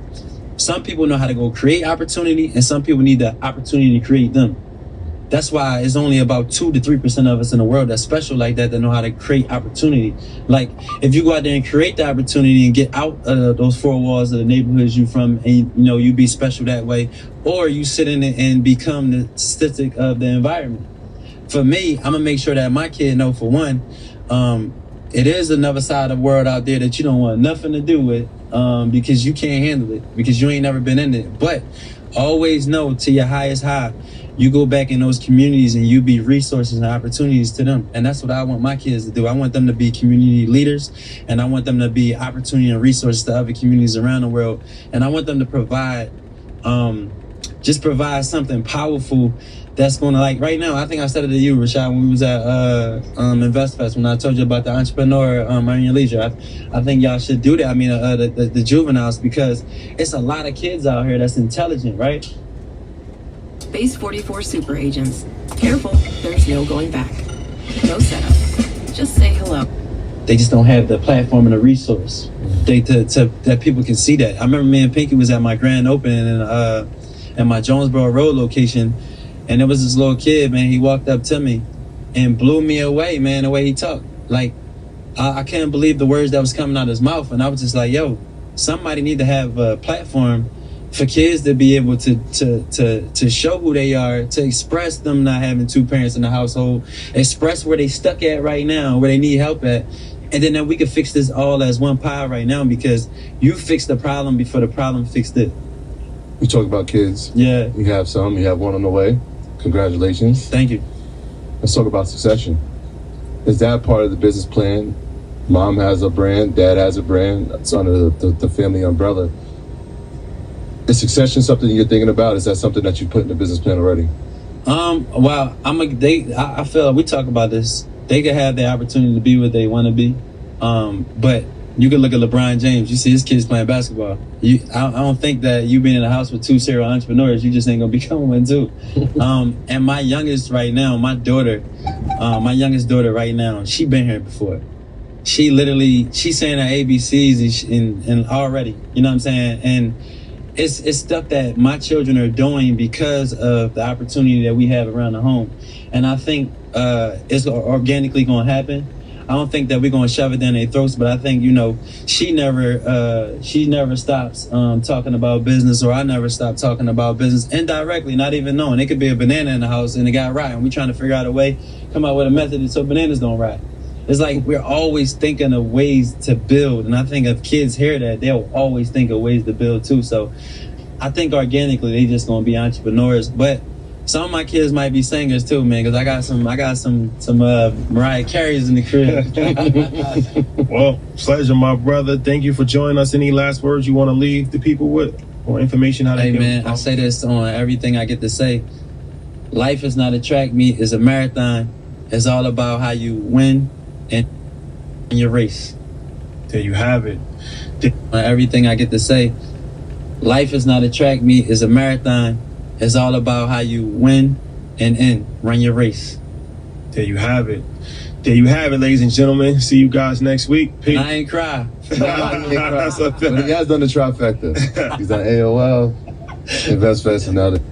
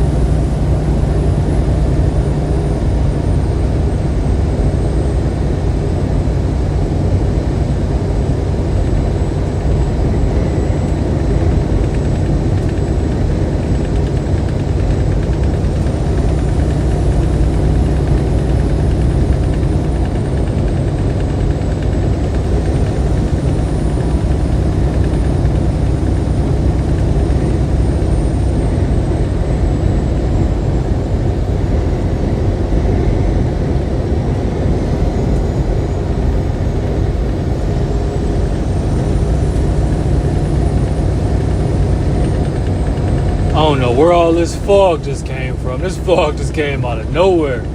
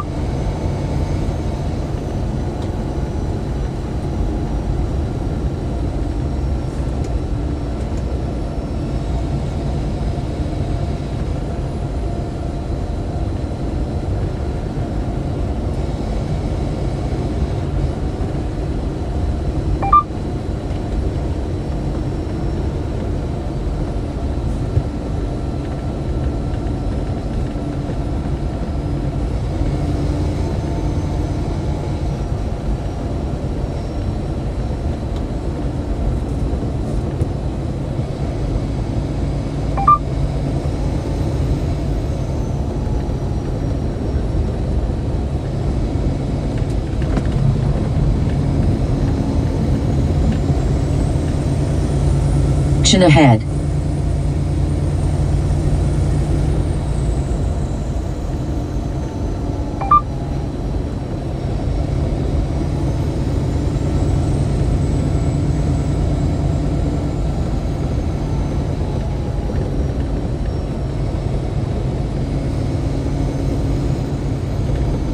Man, I can't see nothing.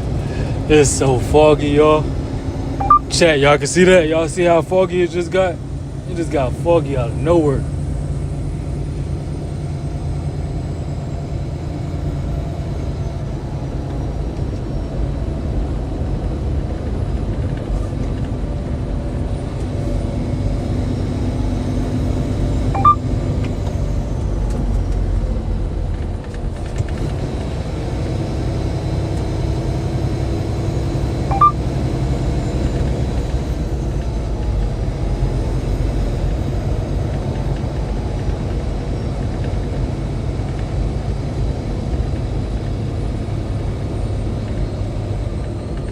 Head.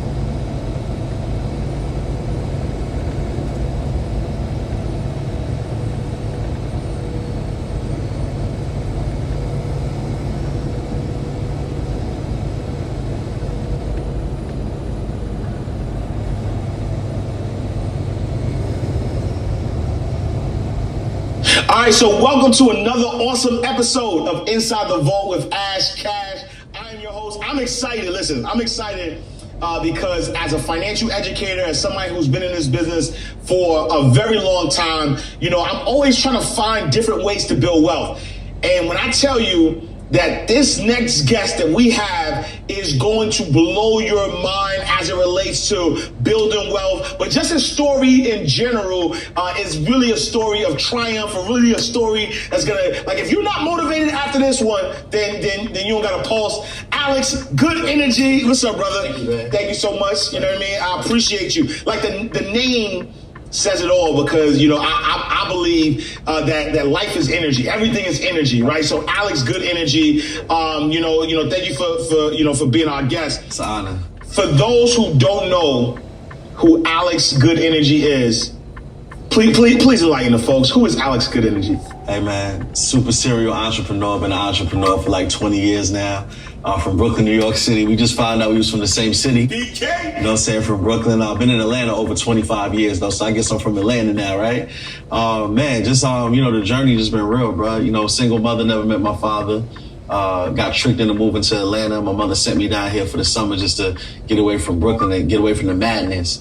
And I ended up this last trip, she packed mad bags this time. And just make a super long story short, they started enrolling me in school, my aunt and uncle.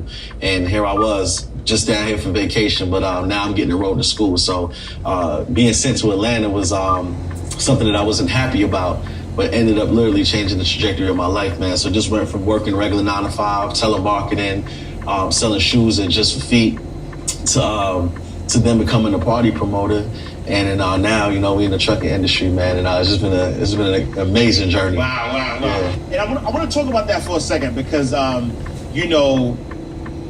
a 9 to 5, and then that transition to party promoter. Yeah. Talk to me a little bit about that. Like, what made you say, you know what, this 9 to 5 isn't enough? Let me go and figure something else out. Yeah, man. I just want to shout to Dwight Roselle. That was my last boss, right?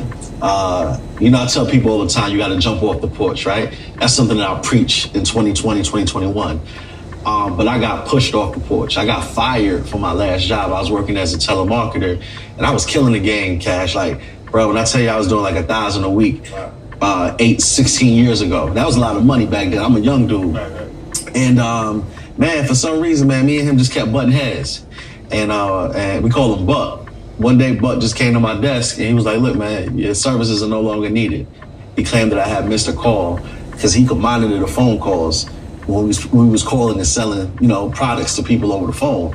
And he let me go, man. And at this point, I had just got a new crib. I had just moved into my cousin's crib, renting his crib out. Just got my first luxury car, a little Lexus.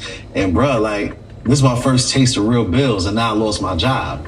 So I just never forget, man. As I was driving home, bro, I was like, man, I don't like this feeling. I don't like the fact that this other human being just had that much control over my life to where I don't know how I'm gonna pay my bills next month. So it was just one of them things where it was like, I don't know what I'm gonna do, but I'm gonna do something. And just stumbled into the nightclub scene, man. You know what I mean? I've said the story before, but I gotta say it because you can't even get around it.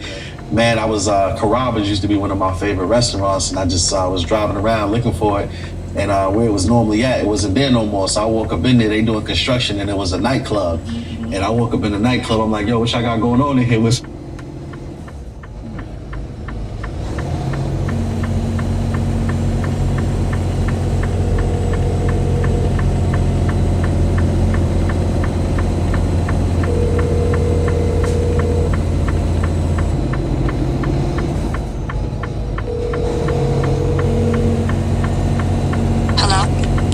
I can't read it because I'm driving in the fog. What it say? And don't say nothing too crazy because I'm on live. It was what happened? It was a search warrant and he got locked up. That's all. Found some stuff in there. Alright, I'm gonna read it when I stop. Alright, love you. Alright, love you too.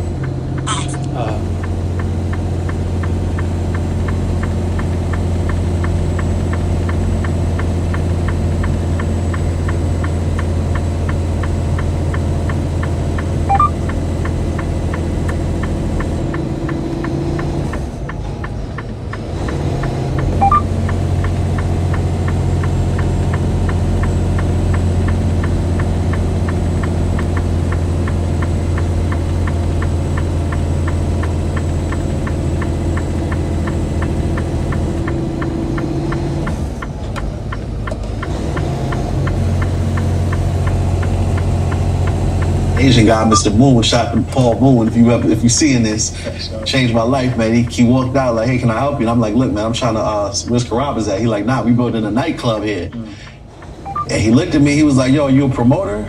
And I was like, yeah. I love it, yeah. You know what I'm saying? Yeah. And then from there, I walked out of there with a nightclub with a Thursday night that I had to come up with in a couple of weeks, and man, and that's how I started becoming a promoter, man. Wait, let me stop there, right? Because anytime our guests drop bars, I want y'all to catch them, right?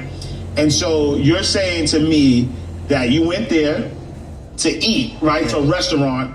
The guy comes out, asks you if you're a promoter. Right. Have you promoted anything prior to that? I had never promoted nothing. Never promoted anything. Yeah. Instinctually, you're like, oh yeah, I am. Yeah. And then you figure it out. I figure it out. I just figure it out. Wow. That was my mindset. Like, this is an opportunity. I've seen it done before. I had a couple friends shot that missed 2 weeks out. He was the first one to expose me to the promoting life. So I seen it done before, but I had never done it. But we from New York. You know what I'm saying? We hustlers, we figure stuff out. So it was one of them things where it was like, all right, I got a night. I'm gonna just figure this thing out, man. That's literally how I became a promoter. Wow. And so, from a mindset perspective, right? Like, how are you feeling at this time? Because you said something very key, right? That you're at a position where another human being has control over your livelihood. And so, did you have any like kids, anything at the time? No kids at the time. Didn't have no kids. Yep. But I had ego and I had a pride. I'm like, I'm a grown man, and like, I don't know how I'm gonna pay my rent next month. I had I think $1,200 to my name because I'm making money at the job, but I don't understand money management at this time. So yeah, I'm making $1,000 a week, but I'm spending it because I'm like, I got another stack coming next week. So it was just a very uncomfortable feeling for me. And shout out to my brother Neo. It's a phrase that we said, it has to work or it has to work. That's what that was my mentality at the time. Like, I don't know how I'm gonna pull this off, but this opportunity got to work because I'm not going back to mom's house. Yeah. And then so now you have that mindset. Opportunity comes up. Were you was there any fear when you were like, all right, yeah, I could do it? Like was there any fear coming up saying that you were going to promote something and didn't know, never done it before? Yeah, well, my biggest fear is, like I told you, I had 1,200 to my name. Right. And it was going to cause that to pull it off. Right. So it was at that moment that I realized what betting on yourself really means. Right? Yeah. Because this last 1,200, it gotta work. Right. So the fear was, right. So the fear was like, yo, if I invest my last 12, and it don't work, that was the fear right there. But and I'm proud of myself to this day. I said I just had a effort moment, man. You know what I'm saying? I don't curse like that. I said effort. I'm gonna figure it out, and I'm gonna do it. So I invested. I spent $300 on flyers. I spent another $350, I think it was, on these kids to pass the flyers out for me, right? I had to buy the red carpet. I never forget, I had to go to and rent the red carpet for the line. I had to get the ropes, the little velvet ropes. Right. Bro, I'm just chipping away at my little 1,200, and I'm just trying to find, what do I need to pull this off? And then I paid Nightlife Link $100 to send out an email blast. It was Nightlife Link and ATL Picks at that time. Yo, fam, so by the time the party came, I had about 200 left to my name, fam. This is no exaggeration, bro. Literally $215 to my name. And the grand opening, it worked. I called all my friends, said, everybody pull up, bring $10 with you. I ended up doubling my money. And I had a 4-year run from there. Nice, and that was gonna be my next question. So 4 years, right? So every Thursday, you're in the nightlife. Talk about that. Talk to me about that exit. Way station in 3 miles. Why wasn't it 14 years, or why wasn't it longer than the 4 years? Man, you gonna take it there, bro. Honestly, I was having a good run. I didn't fall off. It wasn't that I got cold. I had an incident happen to me, man, and I ain't gonna go into the whole story, but just being in that nightlife, bro, it just brings a different type of energy. We around alcohol, we around women, right? And man, I just met a young lady, and regular night, I said, look, man, let's link up next Tuesday. We're gonna have some drinks. Man, she came to my house. She was supposed to park the car in my spot in Atlantic Station, and we were supposed to go and go have a drink. And ended up getting ambushed, man, from her boyfriend and his friend, man. They actually followed her to my house. And when I came out to greet her, I ended up getting ambushed, and I ended up getting stabbed in my back 3 times. Yeah, I got stabbed 3 times, bro. Keep in mind, I'm not confrontational at all. Never had no issues with no human in life before. I never brought that energy to me. So to go from not having no altercations to getting stabbed 3 times in my back, I don't know. It felt like I got set up, fam. Wow. You know what I'm saying? I feel like I got set up, and I drove myself to the hospital, and I just never forget, on the way to the hospital, I didn't think I was gonna make it because it was hurting to breathe. And I just told myself when I woke up in the hospital, man, after they did surgery, I was like, look, I ain't putting my family through this no more. This nightlife. Welcome to North Carolina. Radio, it ain't worth my life. So as I was in the hospital, on top of my game, hosting the hottest parties in Atlanta, I decided I was never going back to it again, fam. Wow. Decisions of my life. Wait. Hold on. So you're saying, you know, and I get it, right? You know, top of your game, you know, the hottest you've ever been. You know, now you're at a space where you have to make a decision. You make that decision.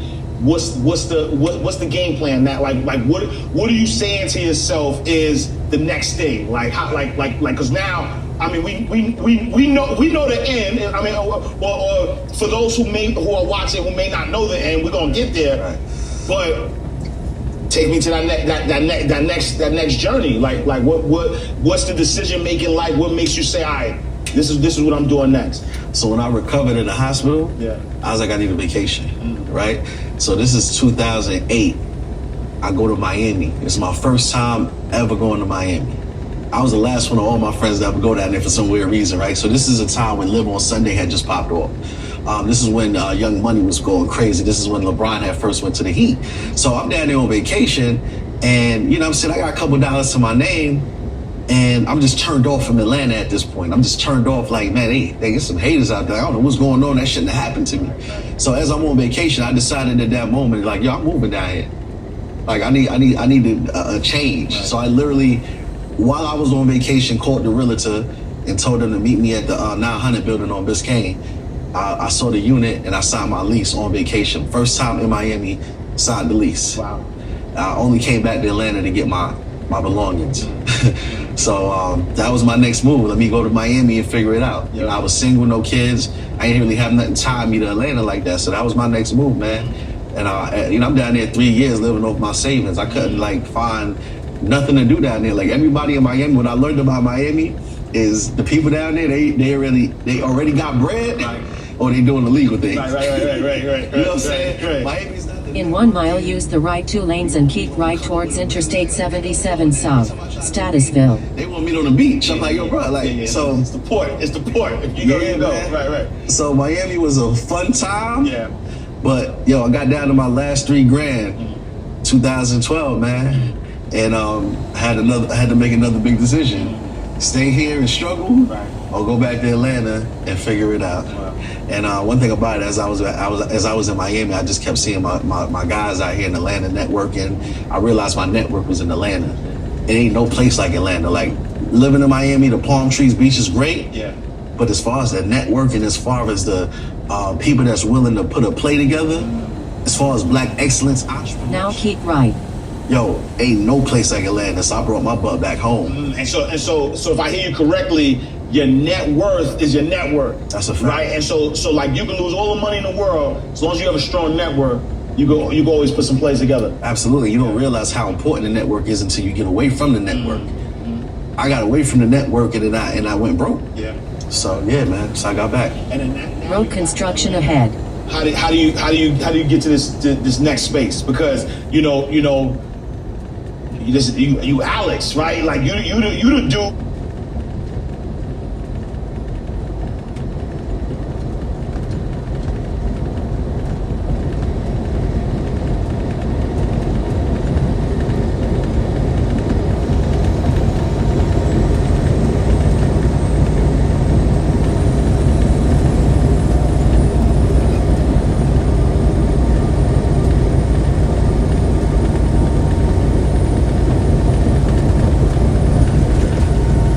You throwing these parties, people know your name, you rocking, you know what I'm saying? You leave, for some time, you come back. Yeah. Like what's the energy like? Yo, it was the energy was Alex fell off. That was the word around town. You know what I'm saying? Homie, high school you was the man, homie? Yeah, they see me in Miami and then I went quiet. I got back to Atlanta and I ended up sleeping on Mr. 2 Weeks' couch. Wow. Because I didn't want to go back to my mother's house. Like, that was the ultimate no for me. I'm a grown man. I cannot go back to mom's crib, bro. So after a couple months at Jason, Mr. 2 Weeks Out house, I ended up having to go back to mom's house, bro. And I just told her, I said, look, give me 6 months. Let me just figure this thing out. Give me 6 months. And that's what I did. I just went ghost on everything. I went ghost on social media, while I figured out what the next play was going to be. Yeah. And that's where I figured it out, at my mom's house. It was 2012. I linked up with a dude by the name of D, and he was like, yo, let's go get a line of credit and let's start a business. So at first it was a barbershop, that didn't go through. Then it was a restaurant, that didn't go through. Keep in mind, we only had like 25, 30 grand. We had big plans for that 30 grand though, right? And long story short, man, we just kept running into truck drivers during the journey of trying to figure out what we was gonna do. And you know, dude by the name of Ed, man, you know what I'm saying? I know Ed gonna see me one day, like, hey, man, I see you talk about me all the time. Yeah. But Ed saw me a dream, but I love him because if he wouldn't have gassed me, I would be here today. Ed told me he had a contract with the post office. All you had to do was get a box truck, and I'm gonna put you on. Just get the truck. And you know, people be kind of like talking, trying to big up what they do just to talk, not realizing that you serious. So I went, got the truck, hit my man up like, I'm ready to go. Let's get it. And yo, he just started answering the phone, fam. So I got the truck, insurance around the corner. I don't got no direction. So that's how I got into trucking. By getting gassed up and getting let down. Wow. And so now take me to where you are today, right? You know, I know in my journey when I look online, there are a lot of people who talk about trucks who are, you know, trying to, you know, people who are not, you know, not people of color, right? Black and brown folks, you know, in that business. But now I see black and brown folks in that business a lot. But I know that you're one of the pioneers. You're one of the people that really kind of put it down. So fast forward, tell us, you know, today, Alex Good Energy Worldwide. Like, what's that looking like right now? Oh man, it's looking real consistent. It's out of here, bro. Like if going, like I feel like the business is viral right now. It's been viral for the last 2 years, and it hasn't went away, man. It's just been a blessing. You know what I'm saying? Because you know, people get their seasons, their little runs, and then they kind of get cold. Yeah.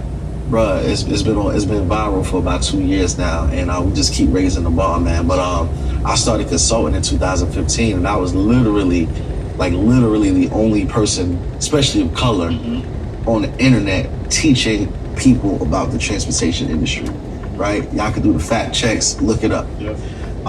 It wasn't cool, it wasn't sexy, right. You know what I'm saying? This is when everybody was rappers and singers, and the promoters are still popping at this point. It wasn't sexy, bro. Yep.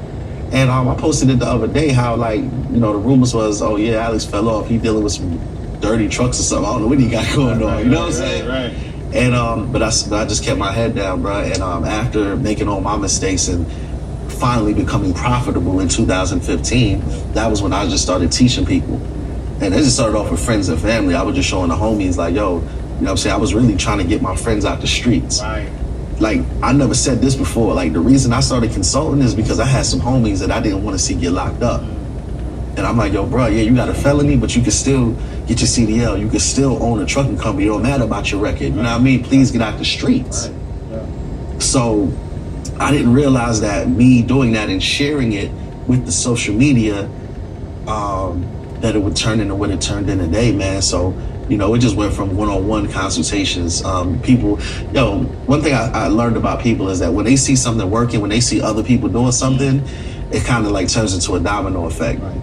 It wasn't no business plan for what's happening today for me. It was literally me just being transparent with what I was doing, and people like, okay, damn, I see it working. Damn, I see what he started off with. His client started off with one truck. Now they got 3 trucks. He must be doing something right. And bro, like from 2015 to 2018, I probably put about 60, 70 people in business. Wow. And just killing it, bro. And to the point where I started enjoying it. And from there, I spent $5,000 to go on this cruise, right? I always preach to people about getting in the room. I spent $5,000 in 2018 to go on this cruise with Eric Thomas. Eric Thomas was doing a cruise. It was called the Phenomenal Life Tour. You know, I had been watching E for years. Like when I went out of business in 2013, he was the one that was kind of getting me out of my slump. And dog, you know, we went to go see him, and I went there just to get the information. That's all I went there for. I ain't care about no pictures. I ain't care about meeting them. I just wanted to get the information because I was just starting to really do good for myself. I had just reached 6 figures finally in my life, and I wanted to know how I could get to that next level. So you talking about mindset, yo, bro, I'm there, and I don't know what, I guess it's that good energy, man. I'm just sitting down eating dinner on night 3, and a dude, his wife sits down, and then another couple sits next to me. He introduces himself. He says, my name is CJ, man. Alex, nice to meet you. What you do? So we start chopping it up. I tell him what I do. He was like, yo, that's dope. So he said, you do one-on-one consultations? Like, you actually be, like, physically do it? I said, yeah. He said, ugh. Right? He made this, like, real ugly face. I'm like, oh, well, what's that face for? He was like, yo, you doing a lot of trading your time for money. I said, what you mean by that? He said, yo, bro, like, what you're doing is a great service. He said, but you know how many people need that information? He said, you're only one person. You're only able to service for so many people physically. Right. He was like, you got to put it online. He said, well, we'll talk. CJ ended up being ET's right-hand man, the brains behind Eric Thomas and Associates. He gave me a card. He said, yo, meet me in Atlanta at this address in a few weeks. We got this event I want you to come to. I go to the spot. It's called Masters of the Game. It's me, 15 people, CJ, ET. They handpicked 15 entrepreneurs from all over the country that have mastered their industry, and they put us all in one room. Wow. And from there, bruh, he was my mentor. CJ became my mentor. And man, he told me to do the digital training portal. He told me to put everything online. Wow. Take your whole blueprint, put it online, so that you can reach the masses. Wow. That one piece of advice right there, that one piece of advice literally changed my life. Wow. Woo! Like a lot of power. Man, like I'm trying to unpack all of this, right? Because, you know, it kind of sounds like everything you've been through, good, bad, ugly, sets you up for where you are right now, right? And, you know, being at a space where you're seeing all this stuff, right? Like, you know, almost losing your life, right? Moving out of town, having to come back and sleep on a friend's couch, and like why didn't you give up? Why, like, what is that mental fortitude that say, yo, Alex, keep going? Like, why didn't you just say, you know what, I'm gonna get a job, or like what was in you that said, nah, God, I just gotta keep going? Like, I'm talking about, you almost lost your life though. You feel what I'm saying? Like all of that stuff that happened. What gave you the energy, pun intended, to keep going? Honestly, you know, not to go back to it, but just watching ET's videos for one. Also, with trucking, the reason I didn't give up is because I seen the potential in the industry. I seen people that were successful at it. And I had identified what I did wrong. So once I identified what I did wrong, I knew, okay, I just need to make these adjustments, and I could fix it, and I could give it another shot. I just knew that it was an essential industry. So that was one of the other reasons I didn't give up. And I don't know, man, I was just exposed to a next level living. I had cousins that was killing it. They wasn't doing it the legal way, but I got exposed to a lifestyle that I seen was possible, and I decided that I wasn't gonna stop until I got there. My other mentor, Jamal King, says your level of exposure determines your level of success. I really feel that the fact that I seen next level living, the fact that I seen dudes actually taking care of their family, retiring their wives, and all this other stuff, I seen it was possible. That's all I needed to see. And I was like, I gotta get to it. Right. That's powerful. And so now, you know, there's somebody out there who is probably down on their luck, who's trying to figure things out. You know, what advice do you give them? Like what's the next, especially now, right? We, 2021 pandemic, people, there's a lot going on, job loss. What's your advice to them? First of all, just get away from trying to do what's popular. Find something that you're good at. And this is something I've said. I'm like, you got to find something that you're good at and become an absolute beast at it. You also got to find a problem and try to solve the problem. I feel like the most successful businesses solve problems. It was a big problem with the turnover and the failure rate in trucking. So I decided the problem that I was going to fix is show people how to not make all the mistakes, right? How to identify all the pain points that they was going through, which is finding drivers, trucks breaking down. I identified all the pain points and found the solutions, brought resources together, and that's what made us successful. You understand what I'm saying? And another thing is this. Working across teams is tough, but Asana helps you handle it. That's because Asana is where humans and AI coordinate work together. AI can just just over delivering, man. Over delivering is just so important. Like even with you, like with your whole situation, like I feel like you're over delivering. Like you could have just got in a room and just put 2 chairs together, but you like, nah, I want to have the whole concept. I want to have the vault. We're gonna call it inside the vault. We're gonna do this. Come down the steps with the crazy intro. As I always say, is if you want to see a real pandemic, let those trucks stop. Yeah. Right. You know what I'm saying? Yeah. That's when we'll have a real pandemic. If those trucks decided that they're not moving no more. Everything that's in this room, this vault, everything had to be on a truck. It had to be transported. So you got to think about it. Like when you talk about essential, this is essential. Wow. Trucking. So what I think is that people were intimidated by the industry. All you seen was these big trucks. And all you seen was people of different colors running it. Right.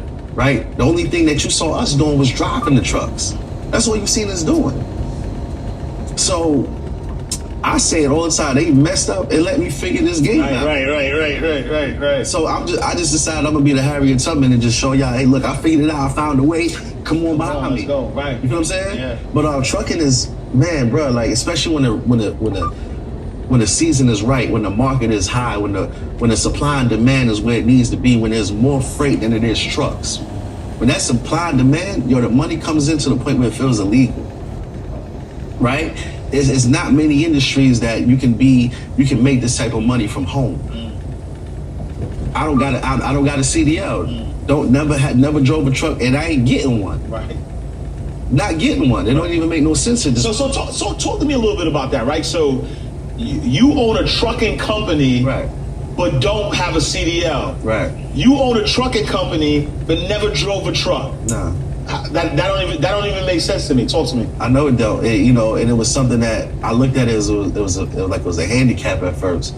Like dudes in the industry, OGs in the industry used to be like, man, you don't know what you're talking about. You ain't never drove no truck. You don't know about no truck. Yeah. But I think about it, I'm like, yo, dog, like the owner of McDonald's don't be in McDonald's flipping fries. Right? Yeah. So it's so funny because I don't like driving, bro. Like I'm not the long distance. Like here to Charlotte is my max. Right. Get me out the car from here after Charlotte, right? From Atlanta. Yeah. So it wasn't my passion. Yeah. So I just had to learn how to move them chess pieces, and me not driving really made me really focus on becoming that much of a good owner to make up for the fact that I didn't drive. You feel what I'm saying? And it's so funny because what was once a handicap that I looked at as a weakness ended up being my superpower, right? It ended up being like my niche and my story. Pulled it off without a CDL. And it's funny because there's a quote that says, those who know how will always have a job, but those who know why will always be their boss, right? Right. And so I love that because, that actually you think about it, right? Uber doesn't own any cars. Right, Airbnb doesn't own any places, right? And so you've like literally have become sort of like the Airbnb of trucking, or like these services. And so talk to us a little bit about so somebody who is they might be sitting on some money, want to invest. They might trying to figure what their next move is. Right. They're hearing you talk about trucking being an essential business. What's their first step? How do they even get into the business, and what do they do first? 3 words: education before compensation. Big bar. Yes, I'm trying to tell you. Yeah. Period. It's so many industries that you could just figure it out and just jump into it and watch a couple YouTube videos. You know what I'm saying? And figure it out. It's a lot of industries. You gonna get you some washers and dryers, a little laundromat set up, a little bit, But this game. This ain't that game, bro. A lot of money to be made, but a lot of money to be lost if you come in here playing, right? A lot of moving parts, but I'm obsessed with systems. I'm obsessed with, I heard my brother, Troy say it earlier.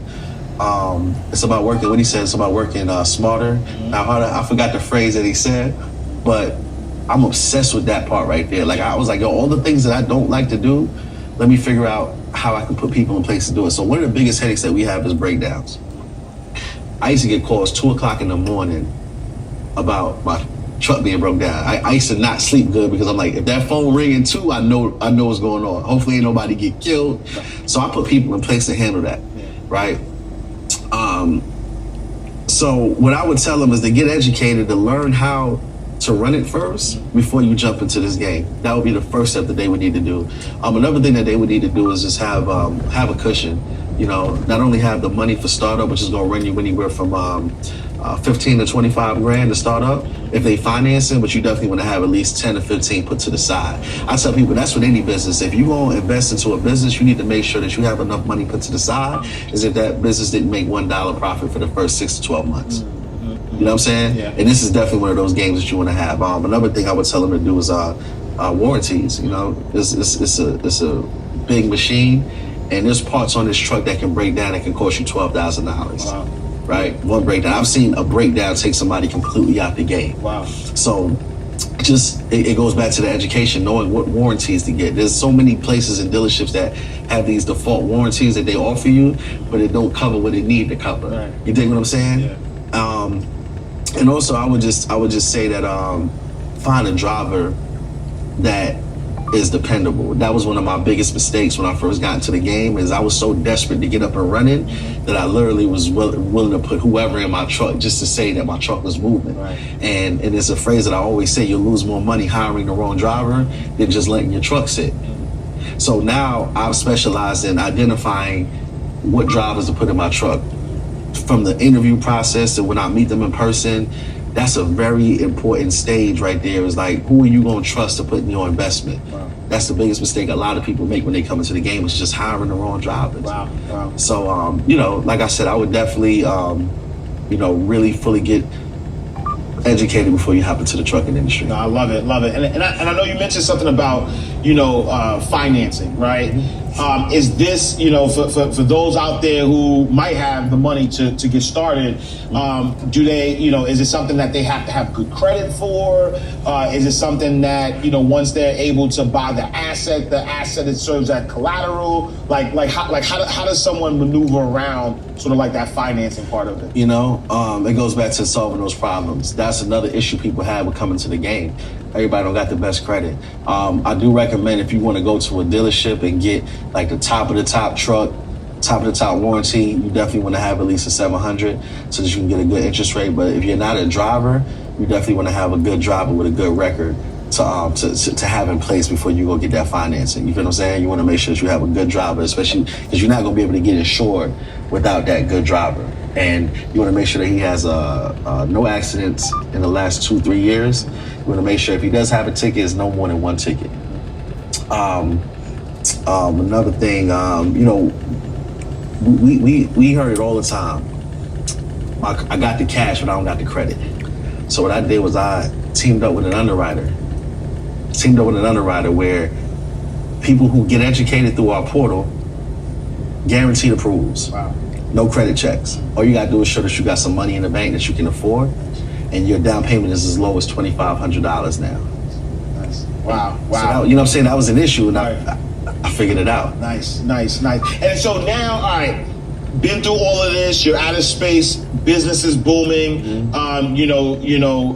You've created these systems. You're helping people. You know, when you look at your company, what's next for you? Man, you know, so funny. I was talking to EYL earlier today, and you know, we had. I was supposed to get on the road last year, man. Right before the pandemic hit, I was looking forward to like taking this information on the road. You know what I'm saying? Touching the people in different cities. And that was stopped right before the pandemic. So I'm looking forward to things kind of settling down and getting able to get on the road and touch the people. You know what I'm saying? The brand has definitely exploded in the last 12 months, all over the country, including Toronto. And I'm looking forward to getting on that stage. And, you know, with me, it ain't just about trucking. Like, you know, I give game just as an entrepreneur overall, you know what I'm saying? And I just represent for the underqualified overachievers. No college degree, made a way. And I think one of the biggest misconceptions is that, you know, we was all led astray and thought that, you got to go to college. All our parents told us to go to college for 4 years and hopefully you can make $100,000 a year. You know what I mean? But, you know, me, my crew, shout out to the circle of CEOs. We here to show people that, you know, you can bet on yourself, create your own destiny, And that 6 figures could be monthly, it could be weekly, it could be daily. You know what I'm saying? And so like now, you know, where does that, you know, inside the vault? So I want to dig into like the mindset, right? It's like, and I know you touched on this before, right? Like you know, once you see it's possible, right? Like you can't unsee things, right? And so, you know, but where does the mindset come from in which you want to help people, right? And you know, I know that might sound like it's a serious question because, you know, a lot of times, you know, especially in our community, people want to they want to be the man. They want to be the person that like nah, I'm good. I'm not showing you the game. Yeah. I had to figure this out. Well, I'm gonna show you when I had to figure it out. Right. But here you are. You know, you learned the game. You went through the trials and tribulations. You figured it out, right? And now you help. Not only do you have created the portal to help people, but you go live. Like I watch a lot. Like you go live. You give out free game, right? So it ain't even like I can't even sit here and be like, yo, you just doing it for the money, right? Like you give out a lot of free game. So like where does that come from? Like why do you feel like, all right, you know what? I learned all of this, but now I wanna help people as well. Another 3 words: impact over revenue. It's the impact for me. You know what I'm trying to tell you? And specifically in trucking, I can't haul all the loads in America that America needs to be moved. Like I don't got 2 million trucks. So what was dope about my situation, just so you know, outside of the fact that I just love helping people and I get a lot of gratification from that, I ain't creating no competition. You know what I'm trying to tell you? If I could put you on, I could put Earn Your Leisure on, they can go get 100 trucks. It don't affect nothing that I got going on. It's still gonna be freight for me. You know what I'm saying? So that made it a lot easier. The fact that I'm creating these fleet owners, I'm creating these, but what I'm doing is I'm bringing quality to the industry. I'm bringing integrity to the industry because I'm not just teaching these people the business side of things. I'm not just teaching them how to run a trucking company. I'm teaching them mindset. I'm teaching them how to be good owners to drivers, how to treat their employees, right? How to do good business. And one thing about the trucking industry, as lucrative as it can be, it's not the most politically correct. It ain't the most cleanest industry. You know, we got people, you know, you ain't got to, how can I put it, man? Like I might call a book a load and the broker might be cursing on the phone. Like it's not that type of industry. But it was a lot of shady things happening in the industry, man. A lot of bad business. So what I'm happy most about is that I'm bringing some good people to the industry, man. That's gonna really, like my brother Adam says, leave the industry better than we found it. You understand what I'm trying to tell you?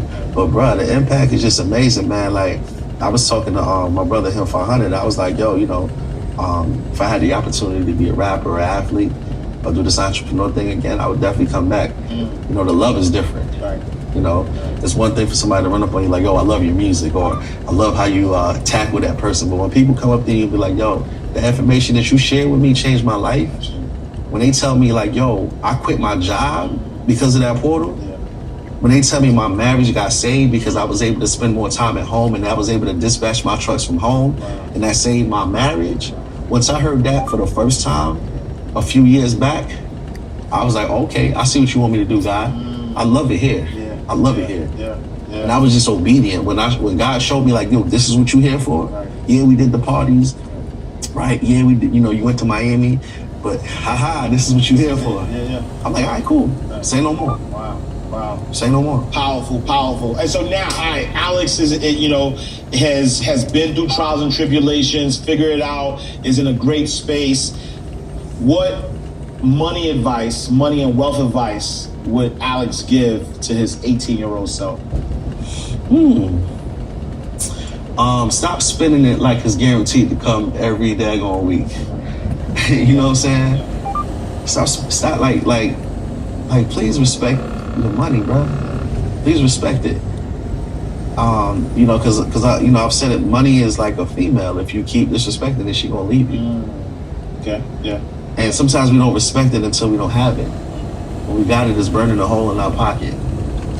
You know? So I would tell myself like, yo, respect the money a little bit more. All right, dope. So, all right, so now we're at a space, right? So, you know, giving advice, you know, to your 18-year-old self. And so when you look at the collectiveness of all of the advice you have received, what would you say is the best financial advice that you've ever received? That's an easy one. This is the best advice ever, yo. Shout out to Jamal, man. Jamal King out of Chicago. He told me in 2018 on that cruise, he said, I see the type of life that you want to live. I see how you move. He told me to have an asset to pay for every expense that you got. That's a big bar. All right, so for those who didn't catch that, right? Have an asset to pay for everything that you want, right? So so the house, the car, the vacations, have an asset, something that you own. Break that down. I'm gonna break it down, man. Like, I'm gonna be real with you. Like, we all want to drive our dream cars. We all want to live in that house. We all want to get the jewelry, the watch, the chains. But what I did when he gave me that advice, every time I wanted to go make a big purchase, I would just make sure that I had something that paid for it, whether it was me going to buy a new truck. Like like right now, I bought my dream car in 2018. But before I bought my car, I went and bought a truck. So I got a truck that pays for that car. Nice. I just bought my dream home 8 weeks ago. Right. Thank you. Listen, I got assets that pay for that. So what I do, I literally set it up like this. The assets that I get paid from, I have that going to an account, and then I have my mortgage coming out of that account, auto pay. Right. So I don't even spend any of the new money that I make. Right? Wow. All the money all my bills are auto paid from the money that comes from my assets, literally. Yeah. So when he told me that, I was like, ooh, I gotta do this. All right, before I do this, let me get that. Wow. That's how I do it. And so look, I'm gonna tell you why that's important, right? So we talk about all the time 4 types of people in the world. You got consumers, producers, investors, and philanthropists. Most people are consumers. They're always just spending, but they're not producing. If they're not producing, they're not investing. And so when we think about the cycle of money is supposed to circulate, right? And so a lot of times people are working hard for money, and then they buy things with the money, and then they gotta work hard again. Right. But you're saying, nah, I ain't gonna work hard for money.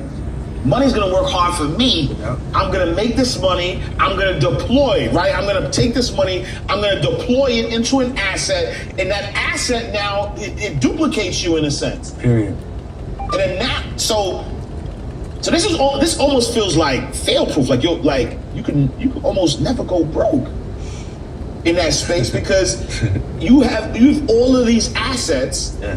That are now income producing assets that are paying you. Right. Oh, that's gold. That's gold. Right. That's gold. And so I know you mentioned, Jamal King, facts out to Jamal.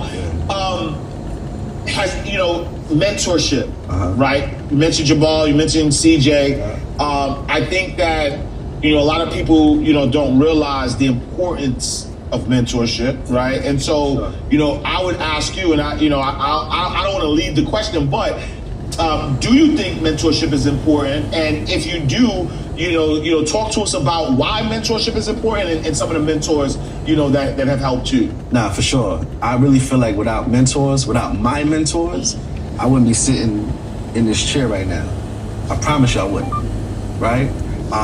Shout out to CJ, man. I got to go back to CJ. CJ told me something even about my social media, right? But he told me, he said, because in 2018, I was always talking that truck talk, but my page was like 50-50, like 50% personal lifestyle. You might see my dog, my mom, right? Vacations. And then the other 50 was trucks. So when he saw me, he went through my page and said, okay, I love it. I love the whole good energy stuff. He was like, but make 90% trucking and do 10% lifestyle, right? I'm just giving you what my mentor told me. I said, all right, whatever. So I listened to his advice and I just started hammering the trucking game, gems, value, you know what I'm saying? Yes. And my page started growing. Not only did it start growing, I started growing and getting the right followers. Right. Because what I realized is when you went to my page and you followed me, it was so much truck stuff going on that you had to follow me for what I was selling, for what I was doing. Absolutely. For trucking, right?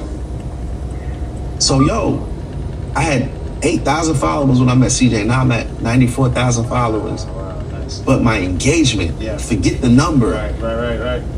that advice that he gave me, my mentor gave me, he said, you need to be synonymous with trucking. When people think of trucks, they need to think about Alex Get Energy. You need to give so much value that you are synonymous with trucking. Right. I said, all right, cool. I listen. Yes. I listen. So it's not even just about having a mentor. Are you coachable? I am extremely coachable. Yeah, I'm a coach. I'm a mentor, consultant myself. Right. But I have no issues getting back into the student seat and listening. Yeah. So, my conversions is high. If I do a sale, before I even hit the email blast, before I hit the ads, I put it on my page. It goes crazy. Why? Because I got the right followers. If you go on my page right now, you see I make a post, you're gonna see thousands of likes, but forget the likes. Check the comments. Check the engagements. I know people who got 400,000 or 500,000 followers that don't got 400 comments. When I go live, you might see, last time I was on live was 1,000 people. Wow. Yeah. Right? Yeah. I don't got 300,000 followers. I didn't see, you know what I'm saying? So it was that advice. It was that mentorship that helped me tweak things in my business that took me to the next level and made me a multi-millionaire, fam. Wow. Straight up. Because I would not have done that. I would have kept doing it the way I've been doing it and stayed right there. Yeah. So mentorship is extremely important, but you have to get mentored from people who are at the destination that you're trying to get to. Yeah. Right? And it need to be deeper than just them being rich. Right? Because ET says it all the time, it's that triple-double lifestyle. We can't just excel in one part and be struggling in the other two. Absolutely. We can't just focus on the money and not focus on our health. We can't just focus on the money and not take care and not make sure the family and your soul and your spirit is right. So my mentorship just helped me create a balance. Like, okay, cool, we can make the bread. I know how to make bread, but how can we keep this money? Right. That's what I'm on now, bro. 2021. Yeah. I made the bread these last 2 years. Now, how can I be like this forever? How can I live like this forever? How can I make sure that foreclosure notice don't hit my front door? Right. That's what we on right now, bro. And I wouldn't have been on that unless I was around that energy, fam. So it's important. Yeah. What was the first thing you did when you realized, like, forget multi. Give me the first thing you did when you was like, I'm a legit millionaire. Like, yeah. Introducing Always Maxi Size 6, our most absorbent maxi pad. It absorbs 75% more versus Always Maxi Size. I went and bought that car. I ain't gonna lie. I went and bought that whip. Yeah. What car? Let's talk a little bit. Let's talk. What car was this? It was the S63 coupe, man. The S63 AMG coupe. Nice. You know what I'm saying? It's funny because I used to go to the Benz dealership in Buckhead probably like once a month. It just sat in that joint. You know what I'm saying? This is like, I ain't gonna lie, my journey happened kind of fast as far as, like, not the whole journey, but as far as like going from a couple dollars to like 6 figures. It happened like within like a few months. And man, it just went up to that dealership. They you came to sit in the car again? You know what I'm saying? Like, I said, nah, I actually came to buy it today. You feel me? And just being able to drive off in that joint, fam, and knowing that I didn't spend beyond my means. That was just amazing for me, fam. You know what I'm saying? So, wait, I don't want to miss this bar though, right? Visualize this thing you want, see it, feel it, believe in it. Yo, my guy said, I used to sit in it every month, right? Before he even had the means to buy it, facts. He would don't miss that, y'all. He was sitting in the car. He was visualizing, he was feeling it. Yeah. He was feeling the energy. And it was on my screensaver for like a year. It was on my screensaver on my desk as well. On God, yeah. Wow. Yeah. Wow. So first thing, he like, yo, look, I'm officially on that milli. Here's the first thing I did. So now talk to me about the most extravagant thing you've done with money. I ain't gonna lie to you, Cash. Yo, man. It even sounds crazy saying this, bro. But my first home was my dream home, bro. November 30th, fam. I bought my dream home, bro. And let me tell you, let me let y'all explain. Let me let y'all understand something, right? I could have bought a home probably like a year ago, 2 years ago. You know what I'm saying? But it's something called timing, man, and just doing it when it's right and not rushing it, man. You know, I was like, okay, I could do it a year ago, or I could wait, stack up some more, put some more things in order, and not have to sacrifice on what I want. So I wrote down a list to my realtor when I realized I was in position and I could afford the dollar amount of the house that I wanted. I told her, these are the things that I want. I need an elevator. I need a finished basement, right? I need at least 8,000 square foot, open concept. Everything that I told her I wanted, right? I said, don't show me nothing unless it has that. The second house she showed me had everything I needed. I told her, don't show me nothing else. And I closed on my house November 30th, man. And I ain't gonna lie, Cash, I be waking up 2 a.m, walking around that joint like, yo, this is really mine. I be having to check the paperwork, just making sure that's my name on it. It's a blessing, bro. The cars is cool, the jewelry is cool, but when you own property, especially when you purchase it the right way, when you make sure that the comps, like as soon as I moved in, my property value was up. The house next to me is worth $1 million more than mine. You dig what I'm saying? So this is different for me, fam. Like I got equity now. Wow. Yeah. Yo, listen, I'm telling y'all can't feel what I'm feeling right here. Y'all can't feel it. Hopefully it's translating. But like I said to y'all earlier, if you're not inspired, right? If you're not inspired by this interview here, we can't help you. Because this story here, it's inspiring to me. It's motivating. To really kind of, see where you started, see, everything you've been through. Thank God you didn't give up, right? Because bigger than all the blessings that you're able to receive, I can relate to being at a space where people wake up and they're like, yo, you changed my life, right? And so the fact that you have those blessings is a direct correlation to the lives that you saved. Right. And you don't even know the lives that you don't even know about all the lives you saved. You know about the people who were, who gave you your flowers. You know about the people who are telling you about it.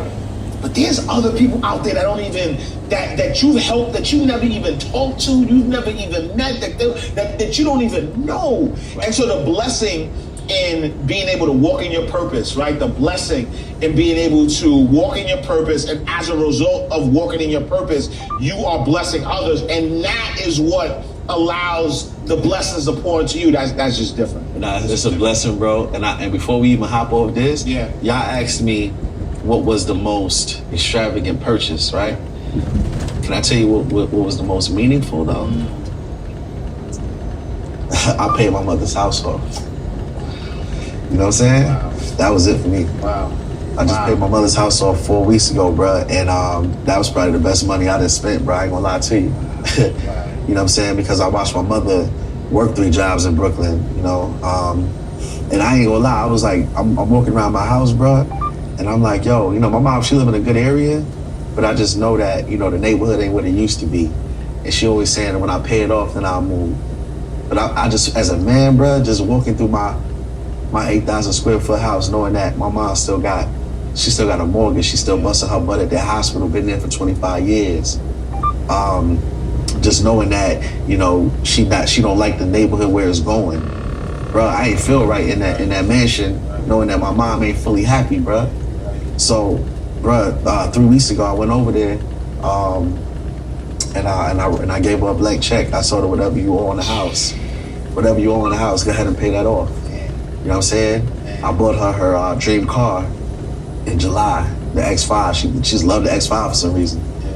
I said, I gotta get you out that Honda. I can't be out here riding how I'm riding and my mother. Let me tell you something. All my movers and shakers out there, man, right? You on the gram, you flexing, you doing your thing, that's cool.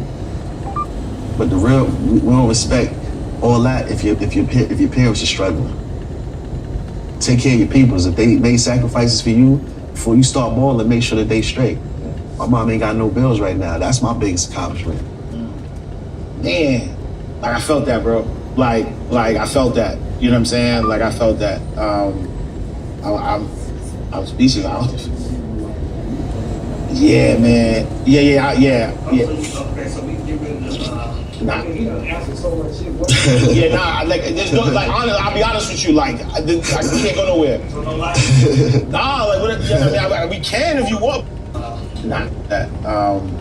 My mom ain't got no all that. My mother. Let me tell you something. All my movers are shaking. And I gave up right in that mansion. This would have been there for 25. But I just, as a man, bro, and I'm like, yo, you know, my mom. You know what I'm saying? You know what I'm saying? Wow. That was it.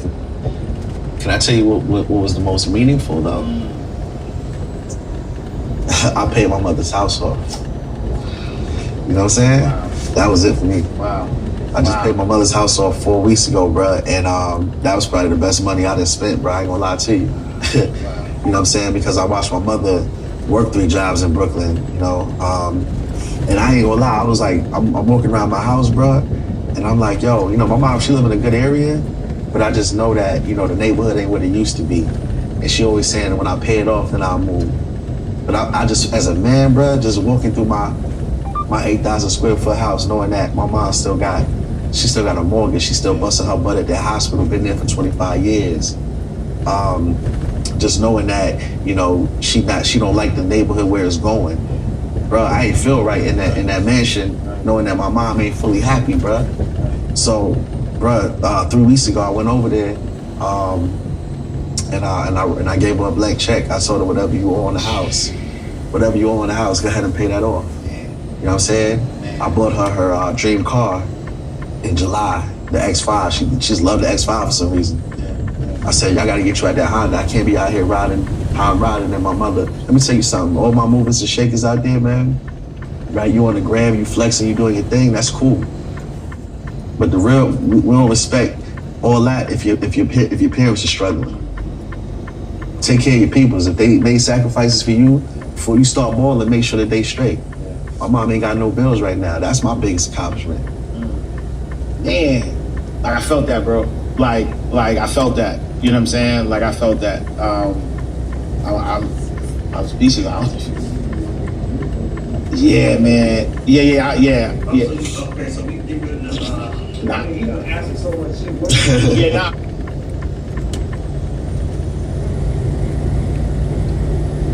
I like. There's no. I'll be honest with you. Like, I can't go nowhere. So don't lie. Nah, like, what, you know, I mean, we can if you want, but I don't. That emotion is so high. That's where you need that shit. Nah, fact. I honestly, yeah, I agree with that. Well, let's do at least talk about the people that will help you.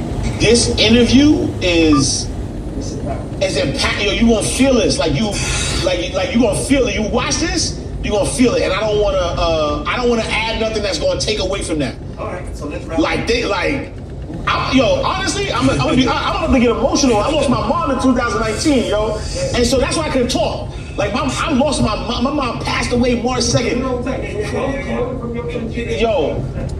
So we can stop here because like I'm about to get emotional. Like I've never got emotional on camera.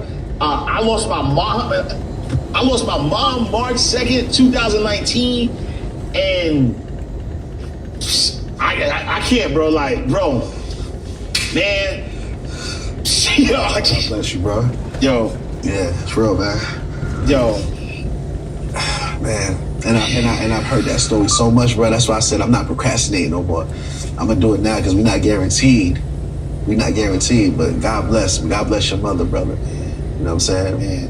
And for real, like it hit me because, you know, you said the most impactful thing that's happened is being able to help the person that got you here. You know what I'm saying? And so that's why it hit me. Yeah. Because I'm doing well, but I you know what I'm saying? I didn't have that. You know what I'm saying? Yeah. I ain't had Yeah, nah, real talk, man. And shout out to my guy Beyond Win, man. Beyond Win called me yesterday, bro. Out of nowhere, bro. Man, out of Cleveland, big real estate dude out there. He was like, yo, bro, he lost his mom. He called me yesterday and said the same thing, bro. He said he lost his mom. And he was like, when he saw what I did for my mother, it inspired him to do it for his kids' grandparents. Yeah. Because they sacrificed for him. He was like, yo, bro, he just called to thank me. Like, yo, bro, that I'm gonna pay their house off now. And if that motivates anybody to do something like that, because ain't no feeling like that, bro. Like, I'm cool. I'm gonna get the bread. I'm gonna live like that. But that feeling right there, bro, was different, fam. Yo, Alex, good energy inside the vault. Like I said to y'all earlier, if y'all not motivated by this interview, I don't know what to tell you, brother. I appreciate your transparency.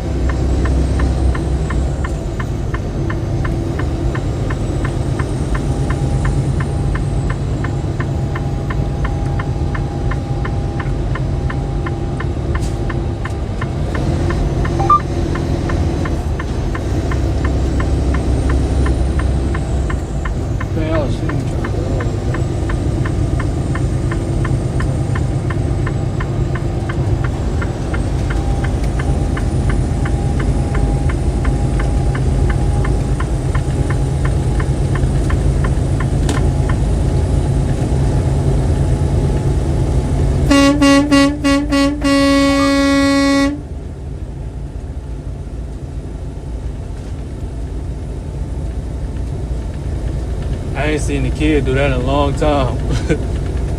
I only do it for kids though. If it ain't no kid, it be grown people doing it sometimes. I don't ever do it for them, but if it's a kid, I do it for them for sure.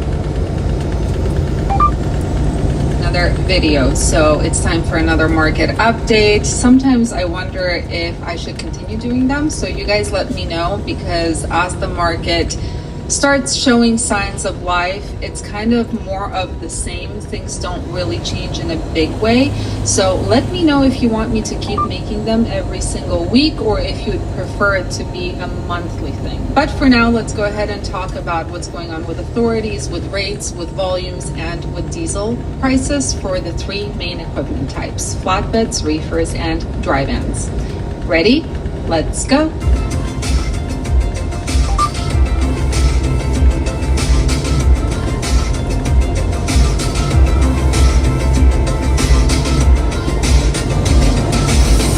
Okay, as always, we are going to start with the net change in carrier authorities, and as of last week, we added 106 carriers net. So now let's take a look at what is happening with that English language proficiency. And for April, up to April 20th, we have 1,261 ELP out of service orders. Now, this is quite a jump over the past week because it looked like April was kind of slow in terms of ELP out of service orders, but apparently no, it is catching up. In terms of where do they happen? Well, most of them happen in Texas, followed by California. The two locations that have 0 ELP out of service orders up to April 20th is Minnesota and Mississippi. All right, now let's take a look at what is happening to those diesel prices, and it is another decrease week over week. So diesel prices are continuing to go down very, very slowly. Currently, the national average is $5.47 per gallon. It is down about 14 cents since last week, but it's still up almost 19 cents since last month and almost $2, $1.90 since last year. Now, again, all the detailed maps and charts of what is happening on a state level are going to be on my website, so please feel free to take a look. Again, totally free charts. All right, let's take a look at what is happening with those equipment types, and we are going to start with flatbeds. So interesting. I was actually surprised because I had this feeling that flatbed volumes in general, that they went down week over week. But for flatbeds, even though it's mostly true, in the West Coast and in the Midwest, the volumes actually went up. In terms of rates, it's a mixed bag, but as you can see, the posted rates, and this is the posted rates, right? This is before any negotiations. They're all over $3 for flatbeds, at least what is posted on the market. Now, the Northeast is very, very misleading because this is offset by those Northeast to Northeast loads. Same thing pretty much is for rates going to certain areas, except for the West Coast. The West Coast is at $2.94. Best and worst areas. The worst is either the West or the Northeast for the flatbed or open deck trailers in general. The best place you can be in is either in southern Texas, like Houston, even Dallas is okay, or the South. The Midwest is a hit or miss for flatbeds. All right, let's take a look at what's happening with those dry vans. This surprised me, like really surprised me, because the only place where load volumes went down is the Northeast, at least week over week. In terms of rates, everything went up for dry vans going from these 5 different regions, except for the West Coast. The West Coast is just not doing well at all. It's $1.88 per mile on average of what is posted coming out of the West Coast. In terms of going to certain regions, it's a mixed bag, but pretty much everything increased, which is interesting. Best and worst areas. Best area right now for dry vans, which is something that we have been noticing for the past, I would say, month, is it seems like the South. Highest volume, highest rate per mile leaving that area, and a pretty decent posted rate per mile going to the South. The Midwest is also not a bad market if you have a dry van. Worst area, Northeast or West Coast. And again, it has to do, first of all, with the fact that load volumes are very low, the rates are not as high, and number 2 is, of course, tolls and fuel prices. All right, finally, let's take a look at what's happening with those reefers.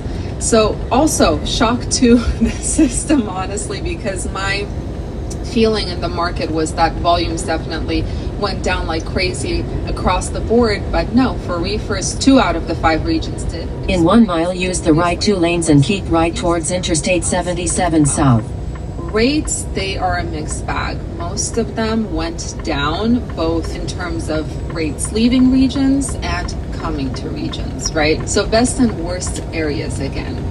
Northeast is an interesting animal because it doesn't really have that many loads. As you can see, the rate per mile is offset by the short miles. There are tolls, there are fuel prices. Even though there is no highlight on the Midwest at all, I would say the Midwest is your safest bet right now with a reefer.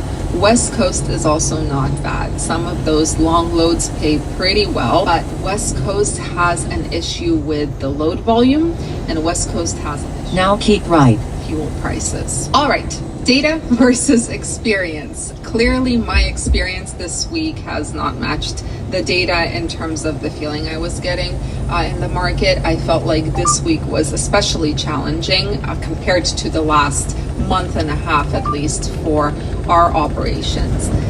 It had to do somewhat with the areas we ended up in on Monday. Even though we stuck to the better areas, it was still not the better states within those areas, and we stick usually to the South and the Midwest. But yeah, it was challenging. It was especially challenging for my step deck. For flatbeds, it is easier right now than for step decks, even though for step decks, if you do end up finding a load, it will usually pay higher in terms of the rate per mile than for a flatbed, which is an interesting thing. But for flatbed, it's like there is ample volume that you can choose from, whereas for step decks, there is very limited volume. In terms of diesel prices, my experience, definitely, at least my feeling, doesn't match what the data is showing, where diesel prices are on their way down. I feel like diesel prices are crazy and not in 1 mile, keep right towards Interstate 77 South. Is insane to me, even though it is a pretty decent rate apparently for this time. But yeah, when I get the fuel bill, I'm like, what the hell? We did so well. We made sure that we're getting the best rate per mile, the best gross, and then that fuel just eats a bulk of that amount, which was really, really frustrating. Anyway, guys, let me know how you are doing. Let me know if things feel better than last week or if they feel worse than last week. I have seen some comments saying that it seems like as diesel prices are going down, rates are slipping as well, which is a possibility. Although with the capacity being the way it is, I still think that if you wait long enough, you have that negotiating power. But yeah, let me know what you are seeing. Wishing you all an awesome rest of your Friday. Stay safe, stay healthy, and keep learning. Hello.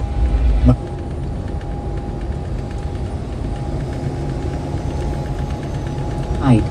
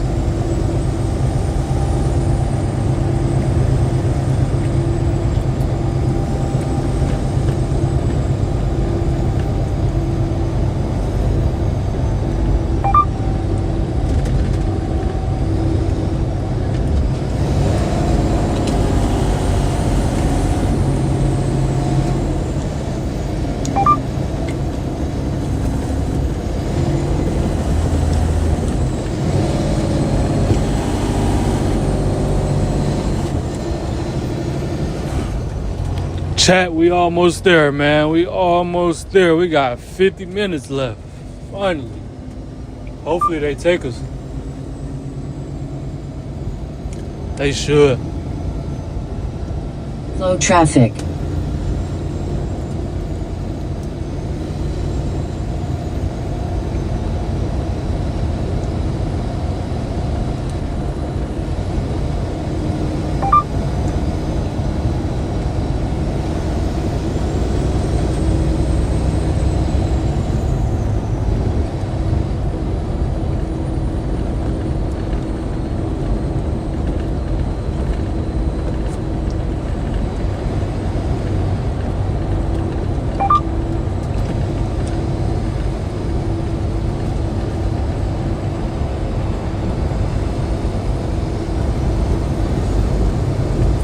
Decent little view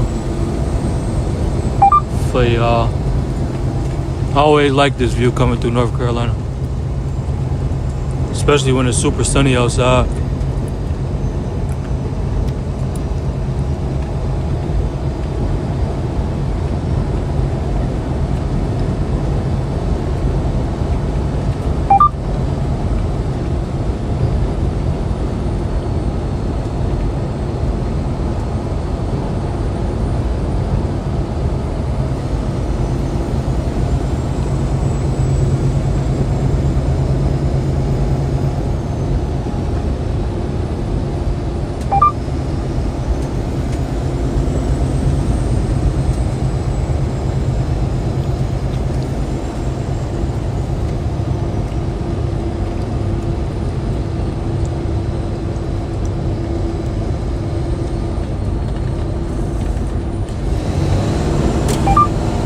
Use the right 2 lanes and keep right towards Interstate 77 South.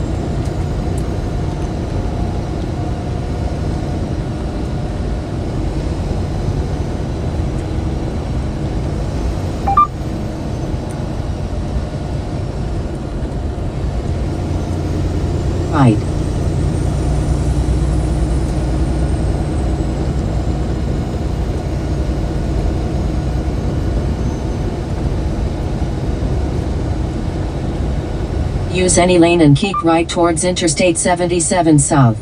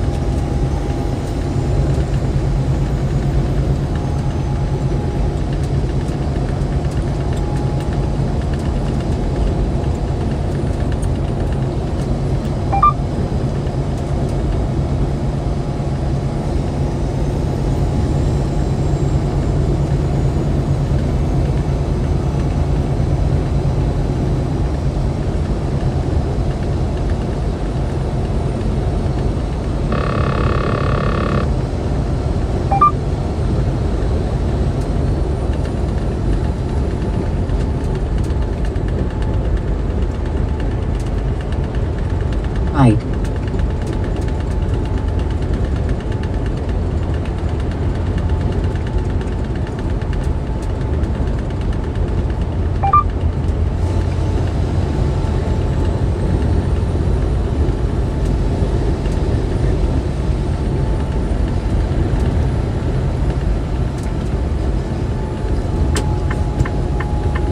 I need to hear from behind, dude.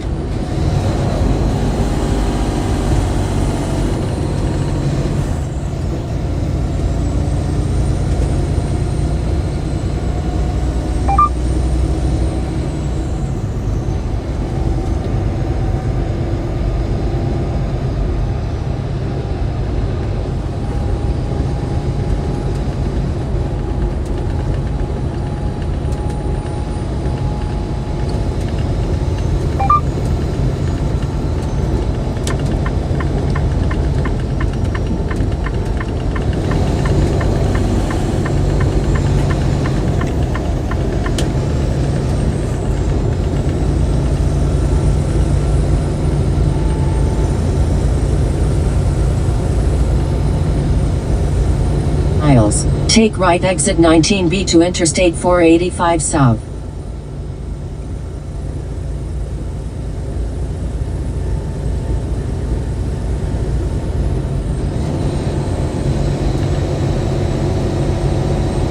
Use the right 2 lanes and keep right towards Interstate 77 South.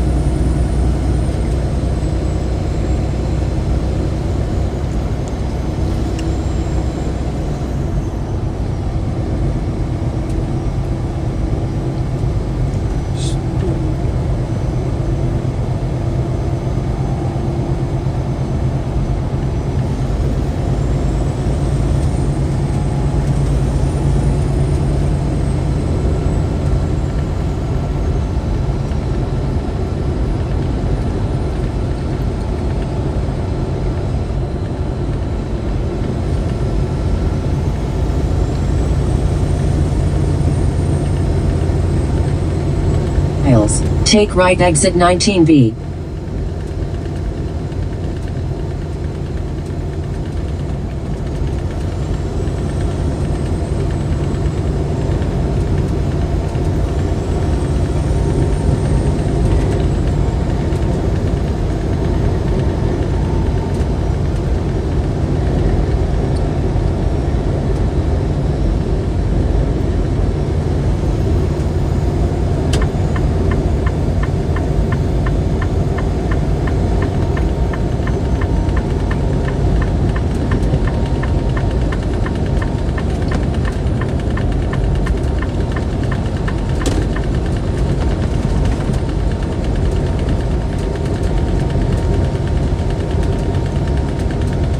Use the right 2 lanes and keep right towards Interstate 77 South.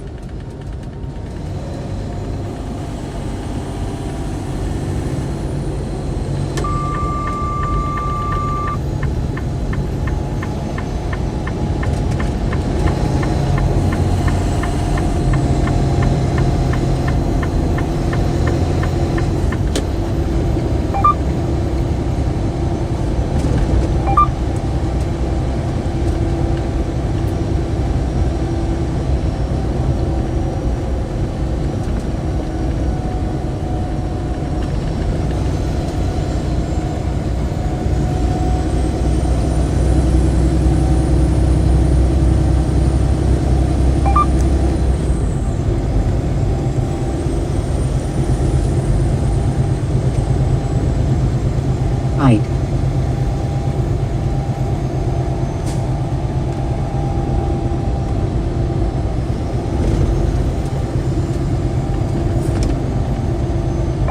Take right exit 19B then keep right.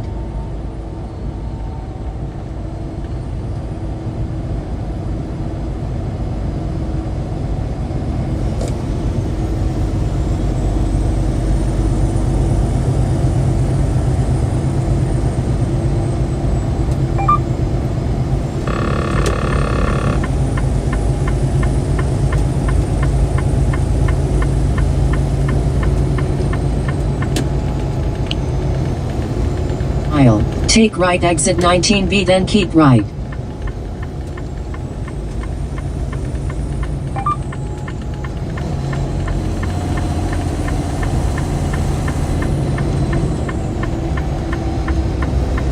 The mile. Take exit 19B to Interstate 485 South then keep right.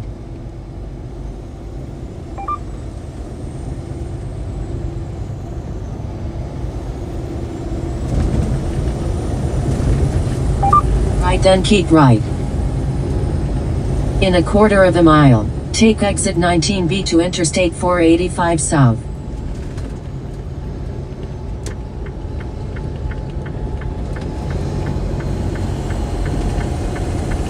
Right. 11 miles.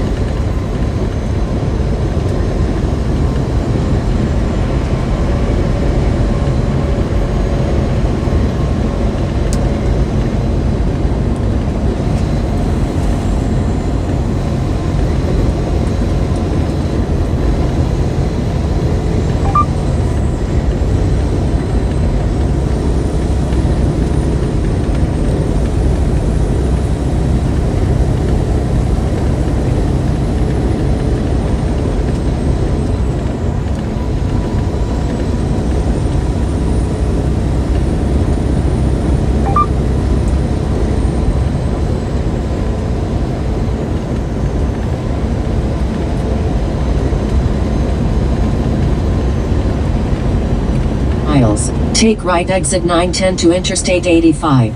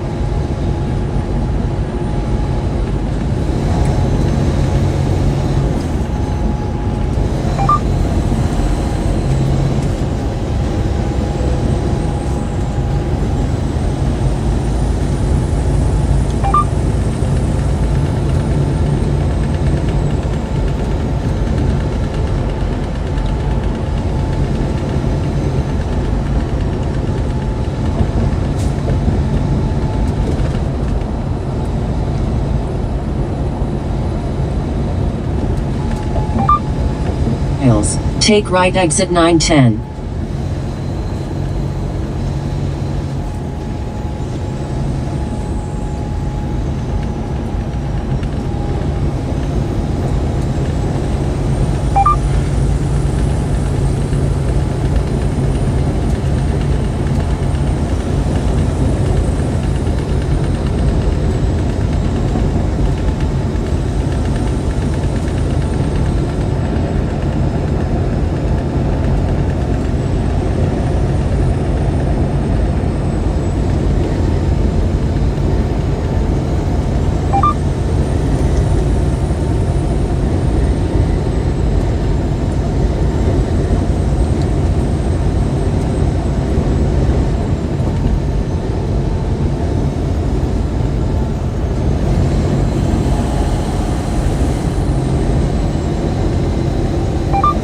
Take right exit 910 to Interstate 85.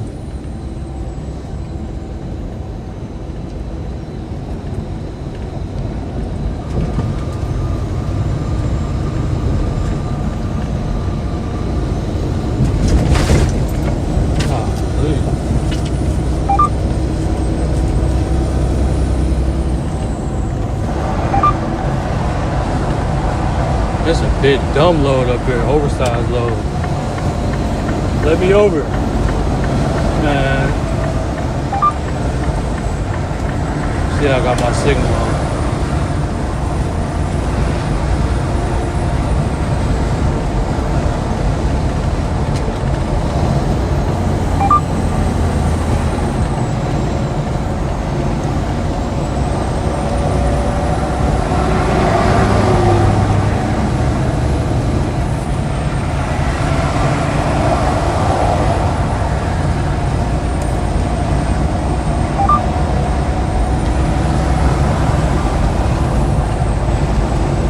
"28 minutes, we almost there."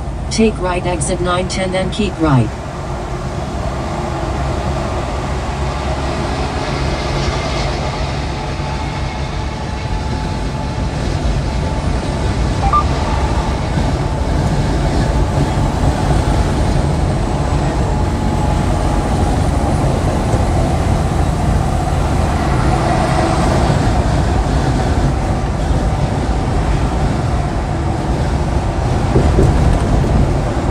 Take right exit 910 then keep right.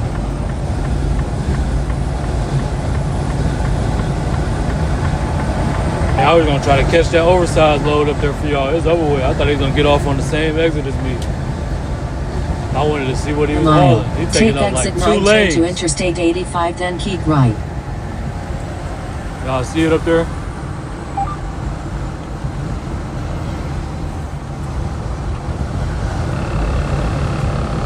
Right, then keep right.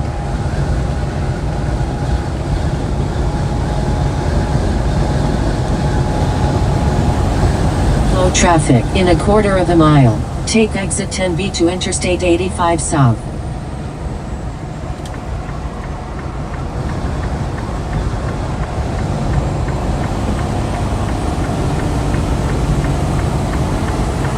Right. For 20 miles.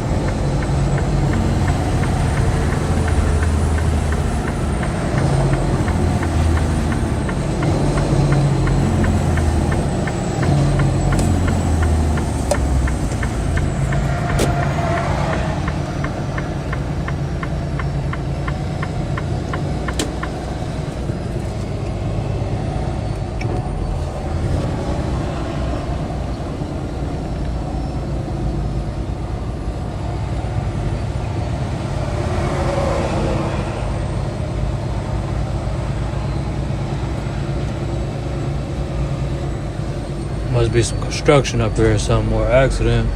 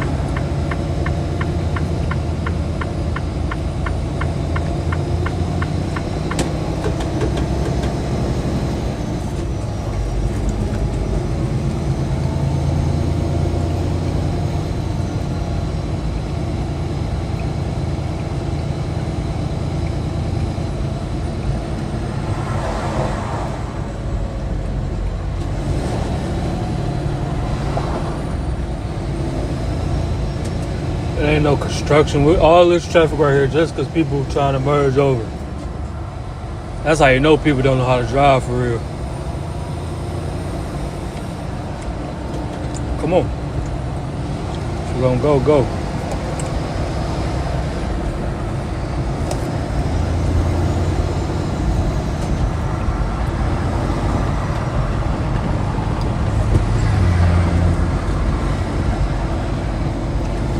Thirst.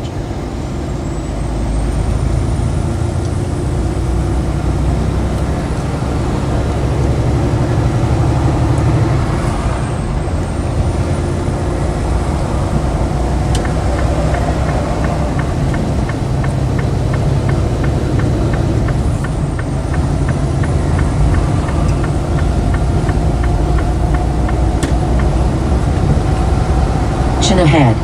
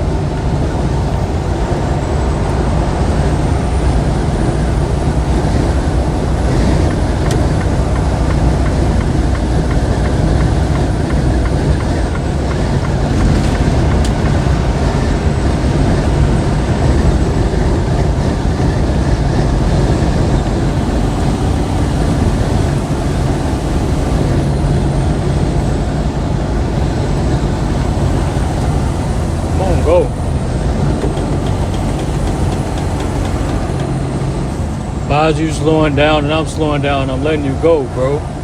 That's my biggest pet peeve for trucking. You see I'm letting you go. You're gonna try to slow down right with me.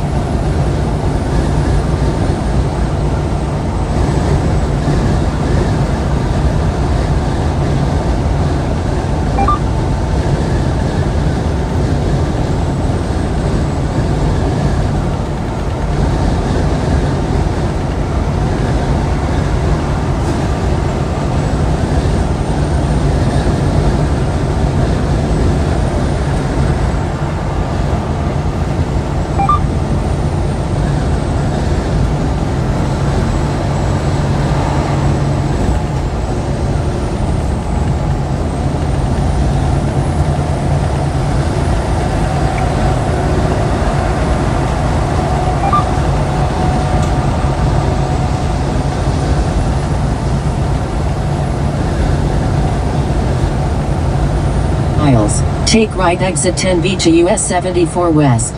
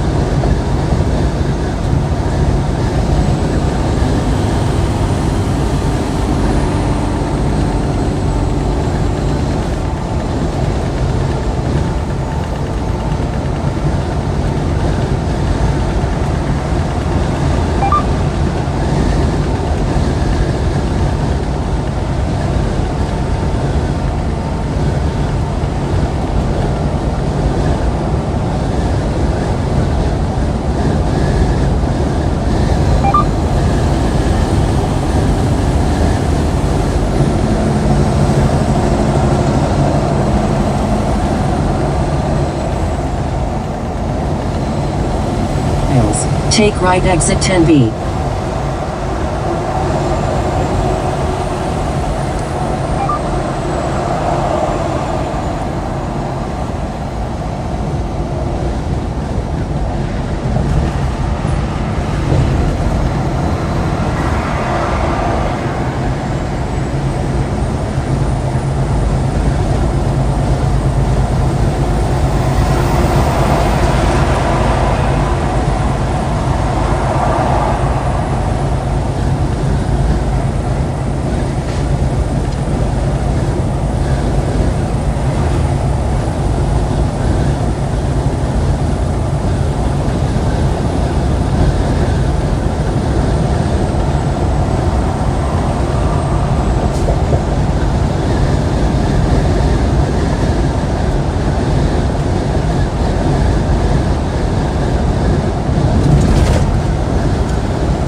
Take right exit 10B to US 74 West.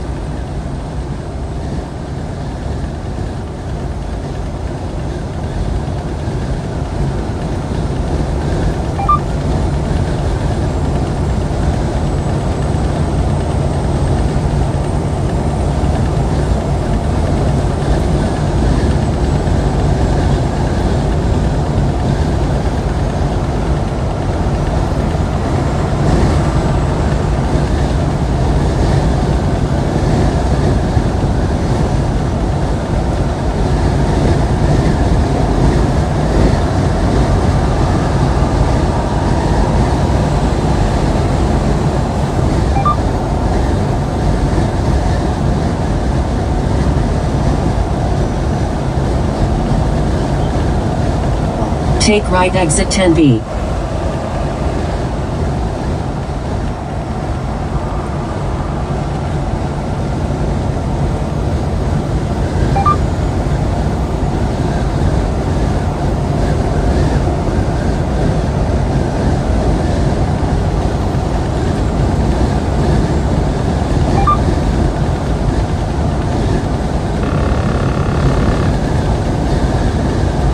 Take right exit 10B.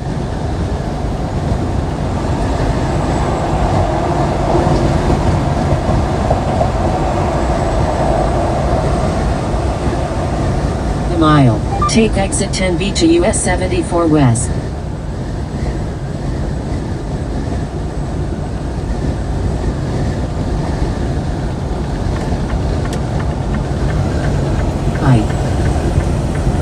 In 1 mile, exit right to Canterbury Road.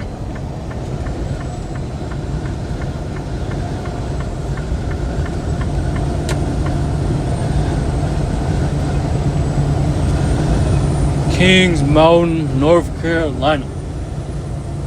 5 more minutes. We almost there, y'all. That just seemed like it took forever.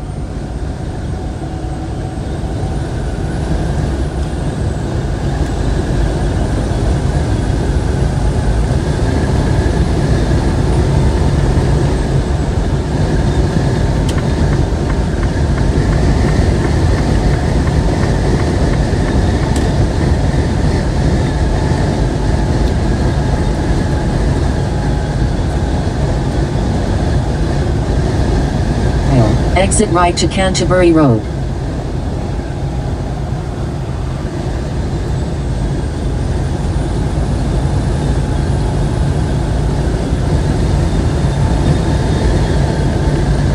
A mile. Exit right to Canterbury Road.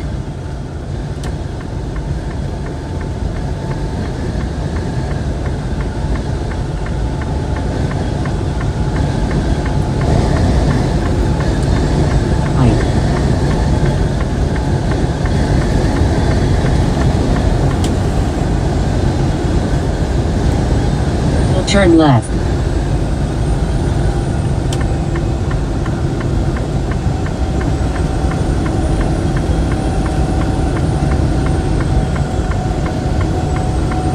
I turn on my signal so early. I'm tripping.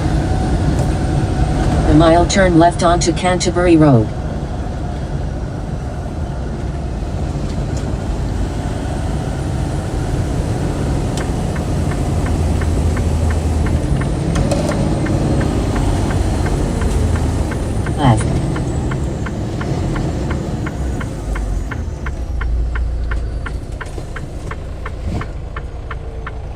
Man, I hope they unload us.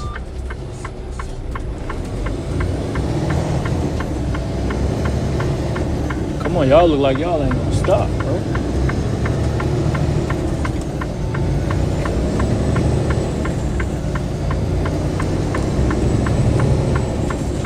Quarters of a mile turn right onto Woodlake Parkway and then turn left.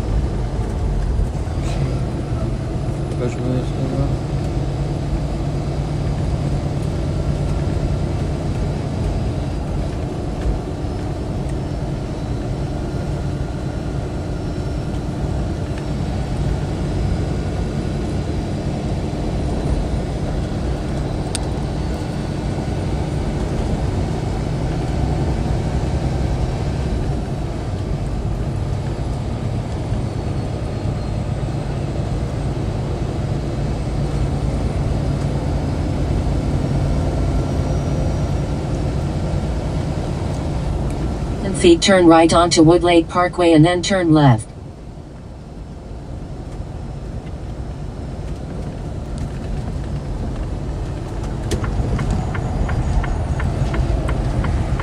Right and then turn left.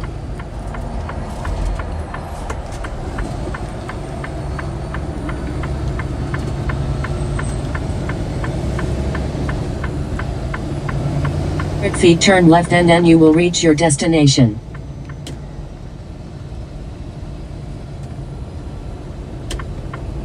Turn left right here. Left and then you will reach your destination.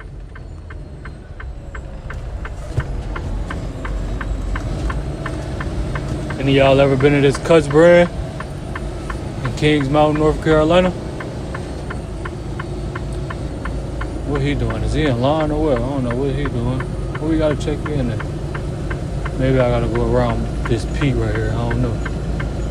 I ain't never been here before.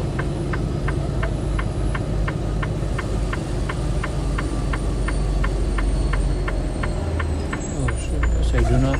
Where the shipping office at, bro?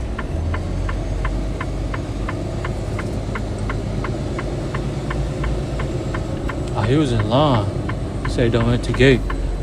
I'm finna go get back behind him. I ain't trying to cut nobody. He must have wanted to check in. I'll walk to the gate, to the shipping office. Cause that stop sign so say stop, do not enter gate, check in at shipping office. So he must have went to check in or something. I'm finna just get right behind him and walk up there.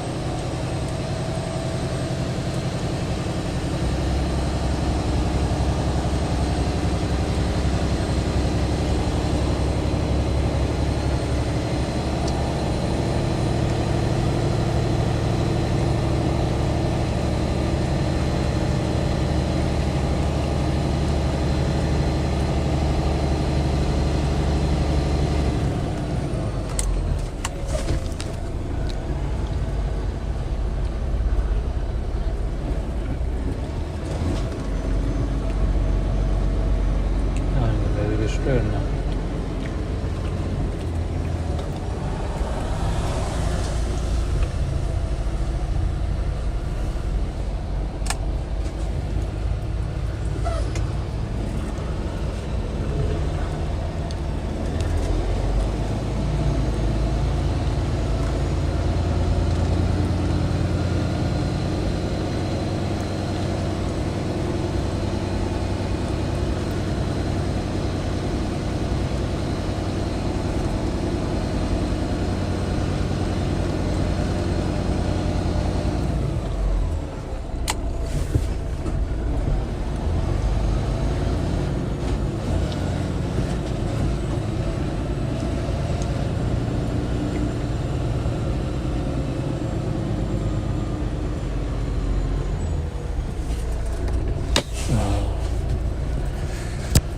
Grab this paperwork. Let's go in here.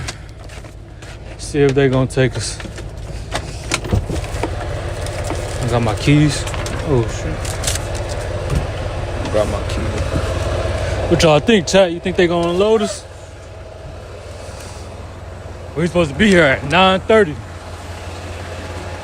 Oh, we gonna act like we ain't know that.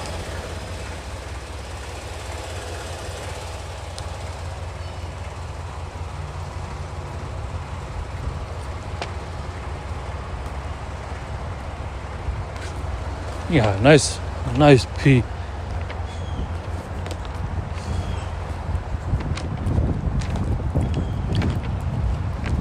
It's so crazy how much bigger Pete's is compared to the Freightliners. Like Peterbilt's a big ass truck.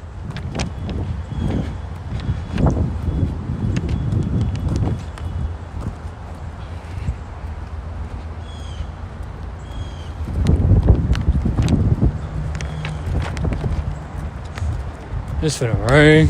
It's chilly. Must be some more tornadoes coming or something.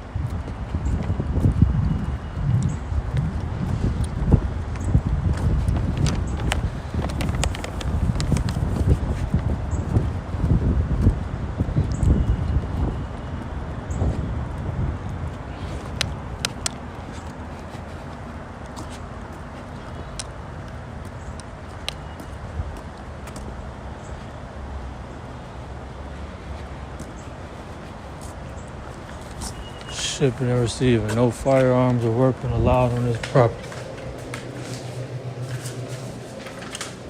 Good morning. How you doing? Got delivered.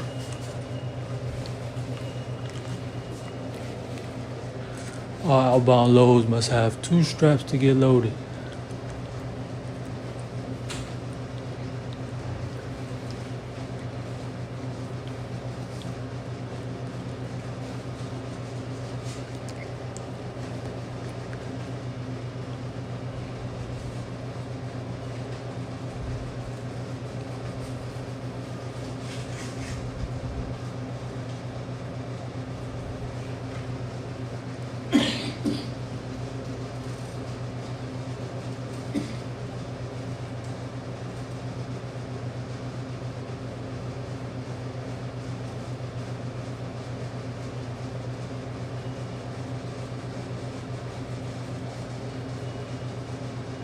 Hey, which one of these doors are finally open? 18? Okay. Appreciate it. Yeah.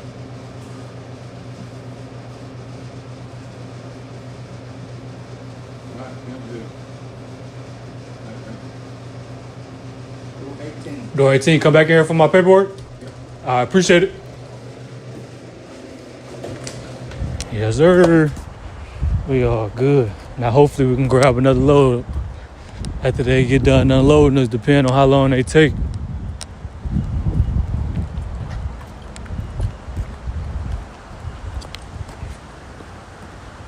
Ain't nobody even in there. Buddy must still be in this truck or something, just chilling. I thought he was in there checking in. Them new front headlights on that mug soaked too. That mug tough. What's y'all dream truck, chat? I feel like everybody's dream truck a Pete.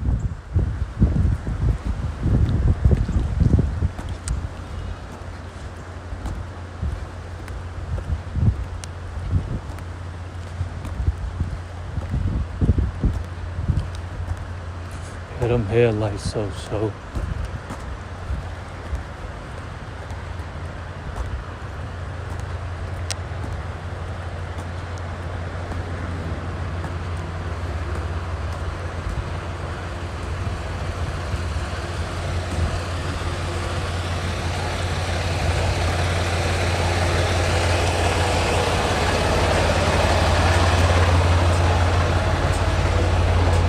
Go back here, break this seal.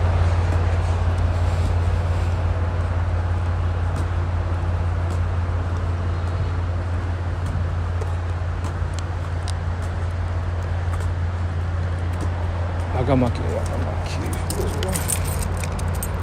Which key was it? It was this one.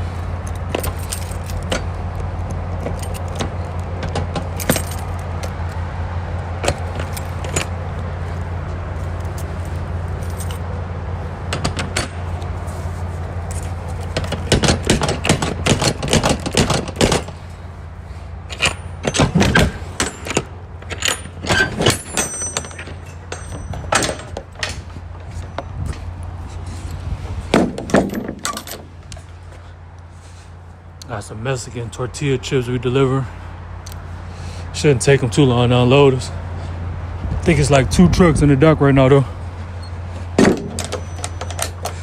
Dang, did I connect it on this side? I don't even remember if I connected it on this side. Oh yeah, I did. Throw my seal in the back.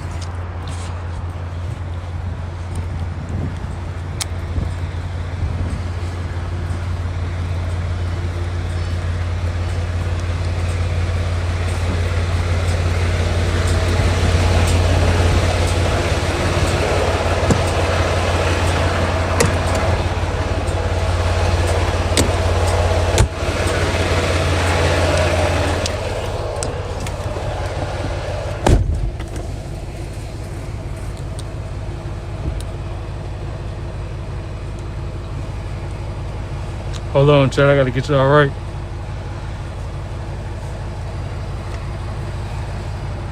For this bagging up footage.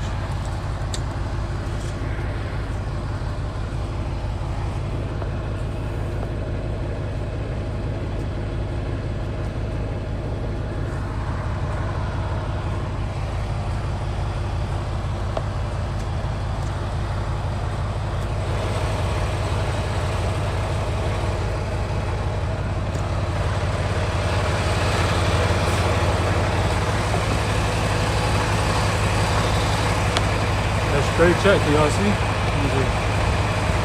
That should be straight.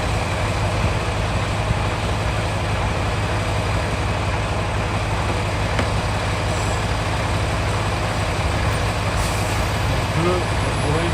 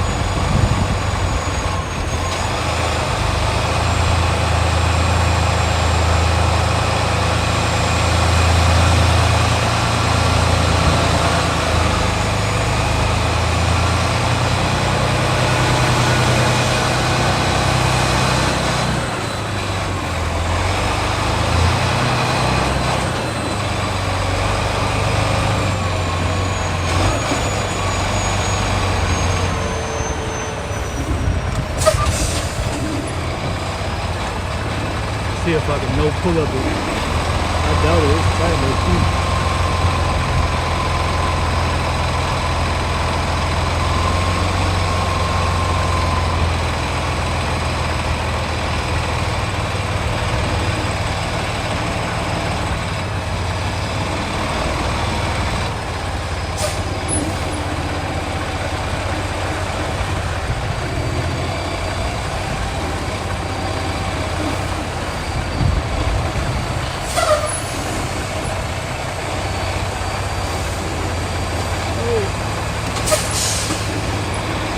Too close.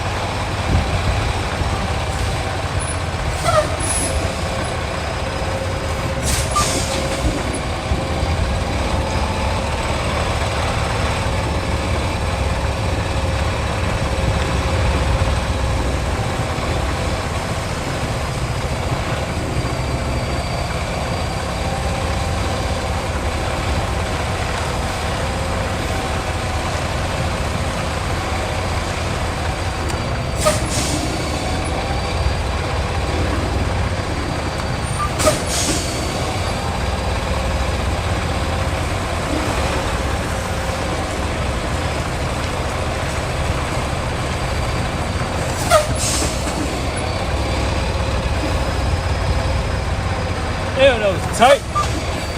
Why these docks so tight, bro?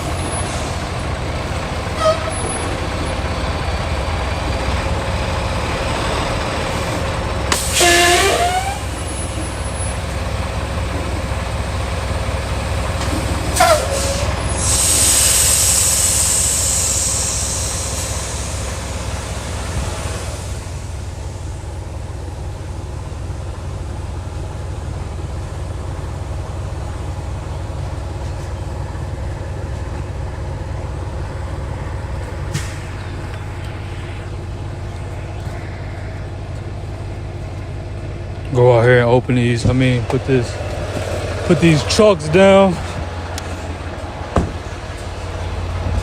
Man, I'm so surprised they took us, y'all. My appointment was at 9:30. It's almost 1 o'clock. I'm glad they did, though, because I was not trying to miss today. I might end up still missing today, though. It's probably going to be hard to find another load. Depending on how long they take to unload us.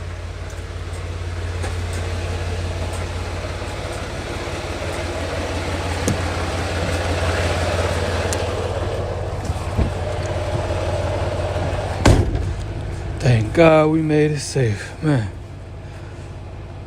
That trip felt longer than what it should have felt like. Oh,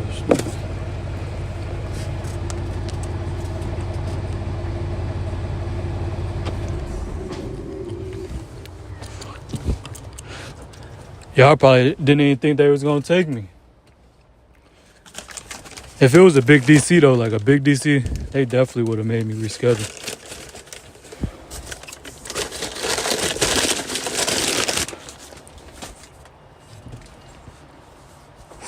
Now we just gotta sit here and wait on them to get us unloaded. There's 2 trucks in the dock right now though. So they probably gotta take care of them first.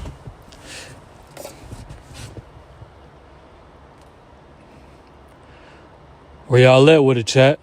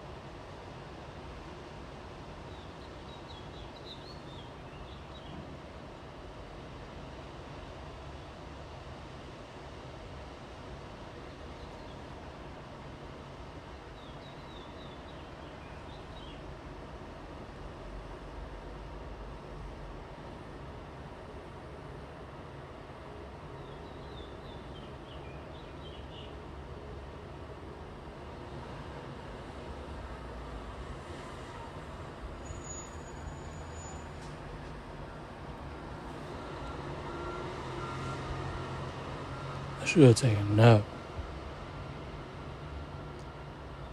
I feel like they gonna take a little minute.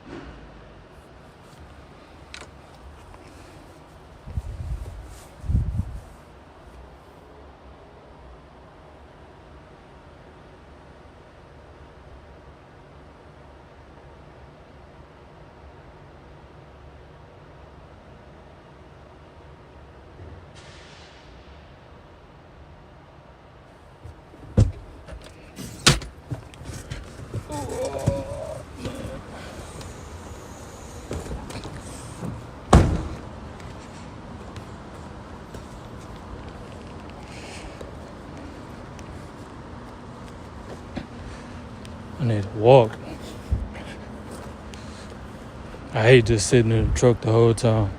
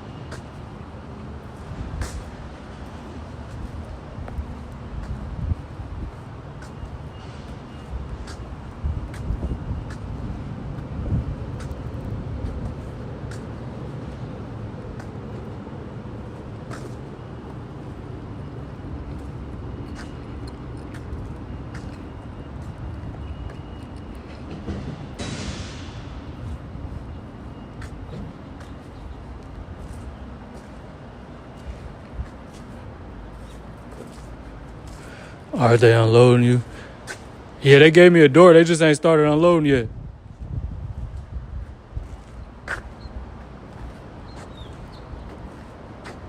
I'm in Kings Mountain, North Carolina.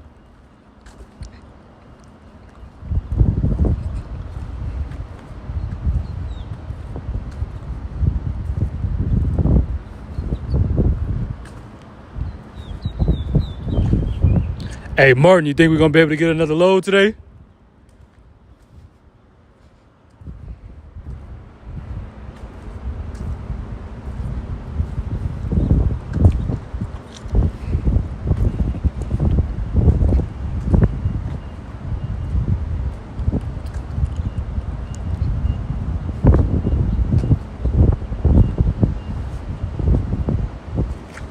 I got the dock already. I'm in door 18.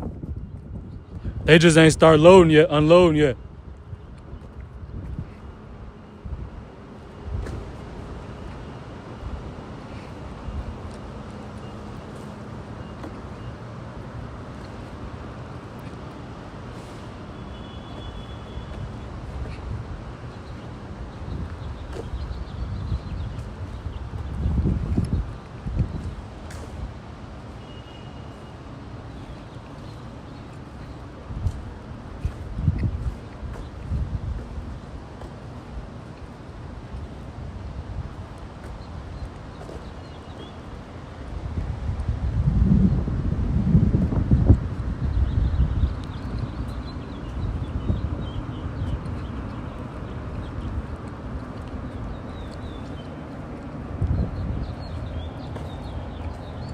Hey, how I get all this mud on this side? Where did that come from?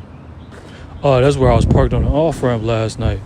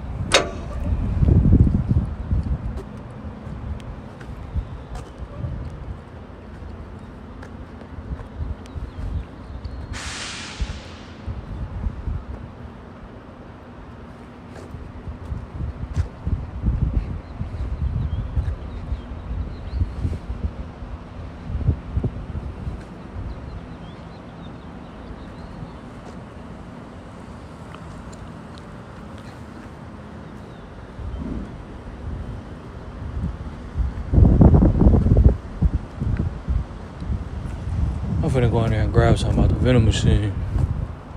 No, I'm not. I don't need that.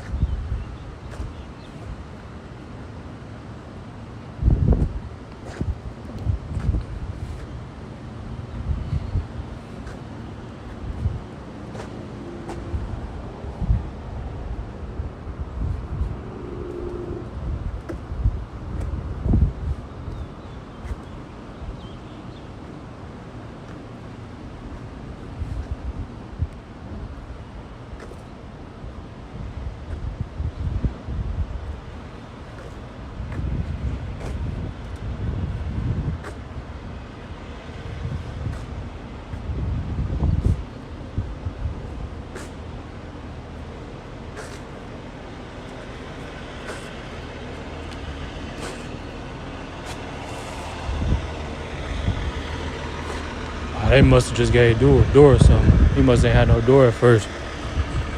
He was just sitting in his truck. This piece so nice.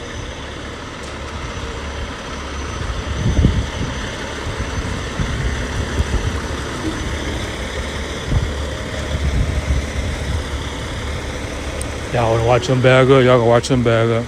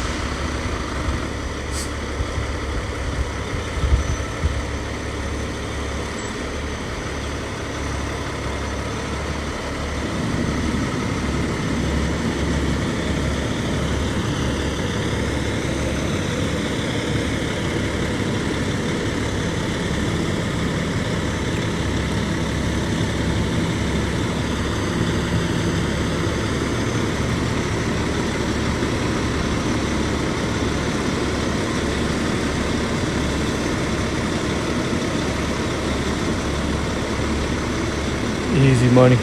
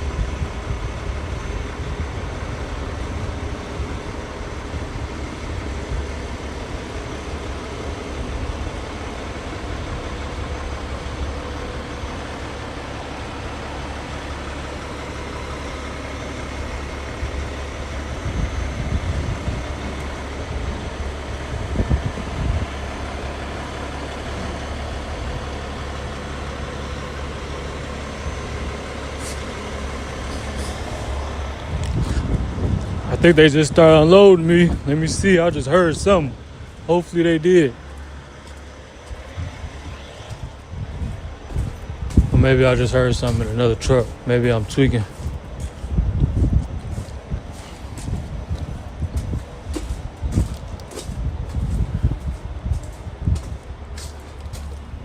Yeah, I'm definitely tweaking. I'm too thirsty for them to start.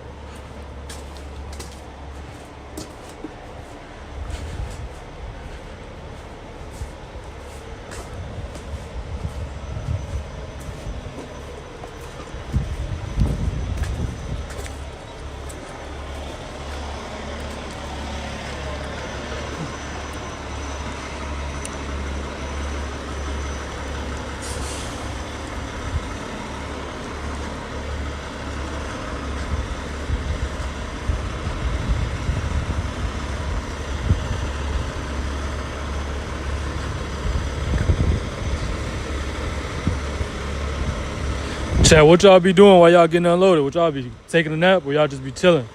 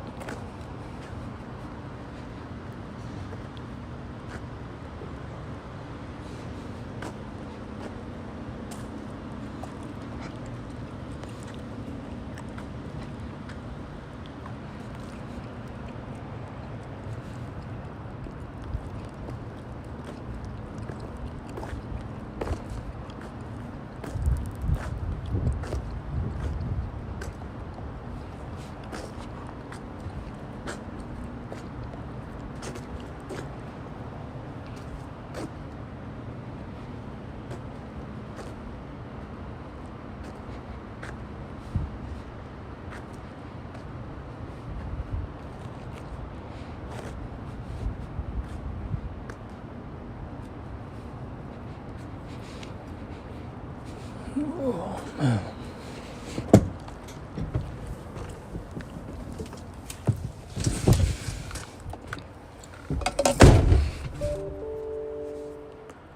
Just got an email. What I just got an email from? They found me a load already.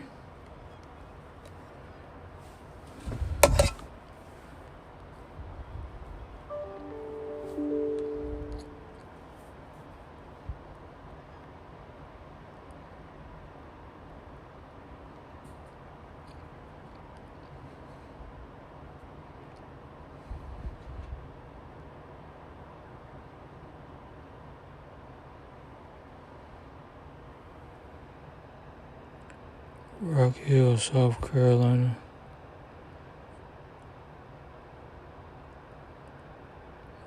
Going to Perrysburg, Ohio. Damn, y'all found me a load already? Let's see where we going. Rock Hill, South Carolina to Perrysburg, Ohio. How many miles is that? Rock Hill, South Carolina. Perrysburg, Ohio. Rock Hill, South Carolina. Perrysburg.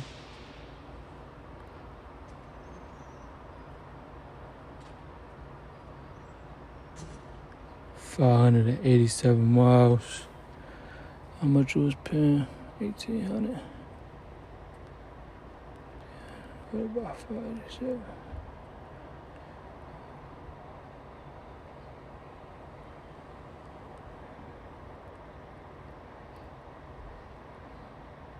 That's a good load, Martin. I see you. $3 a mile.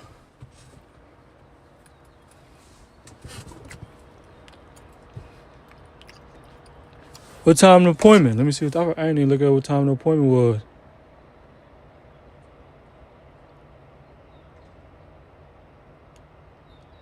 $1,700.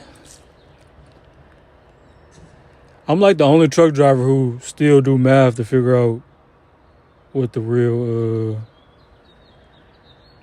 military time. I can't figure out military time just off the top of my head. 5 o'clock. How far Rock Hill from Kings Mountain? Rock Hill, Kings Mountain.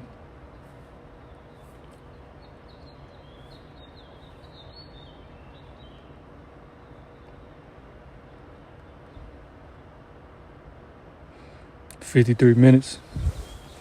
Yeah, we should be good.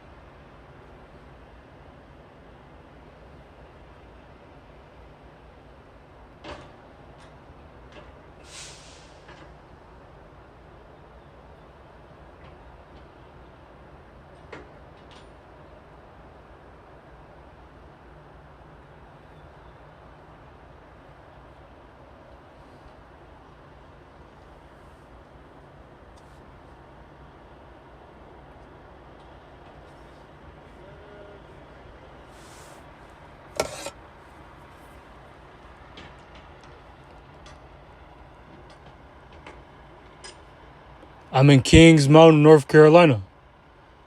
It's like 53 minutes from Rock Hill, South Carolina. I think that's what my GPS, yeah, it's like 53 minutes.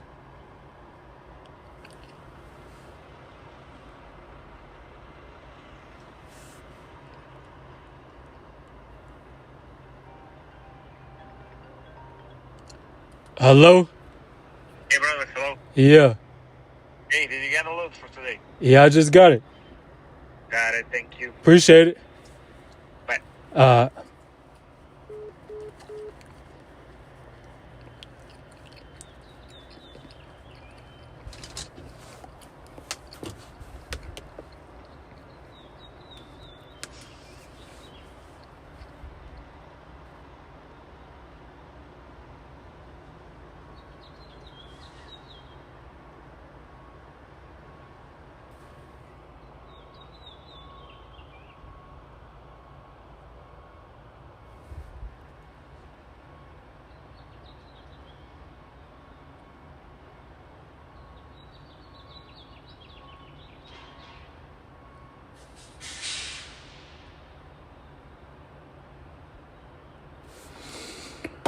Man.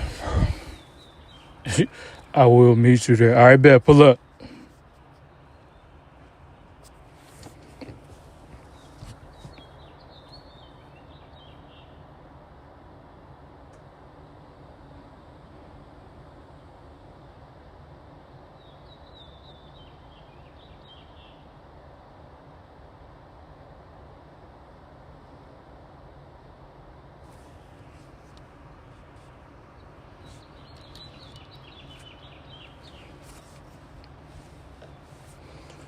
Nobody drop no videos.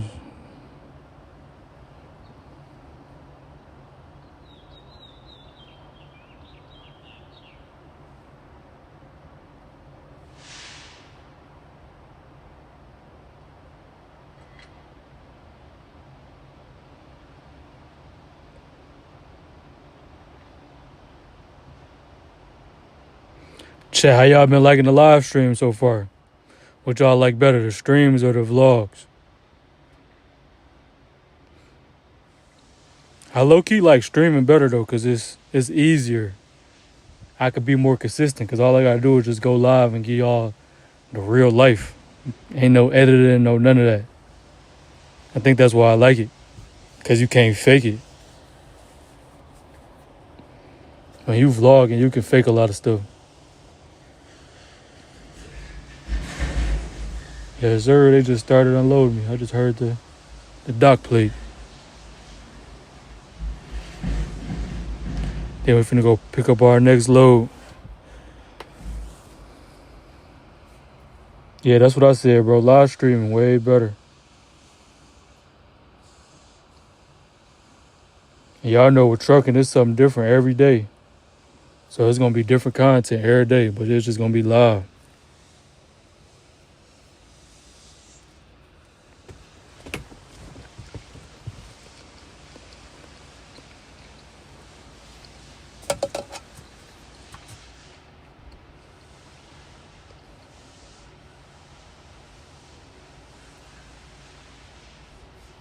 This is our next load right here, y'all. We got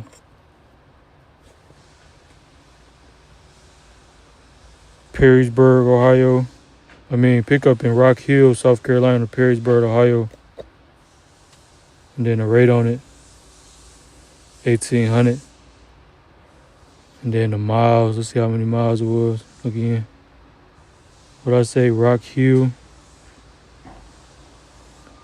to Perrysburg, Ohio. So it's 587 miles. So 1,800 divided by 587. So that load paying 306. Then the appointment time our delivery.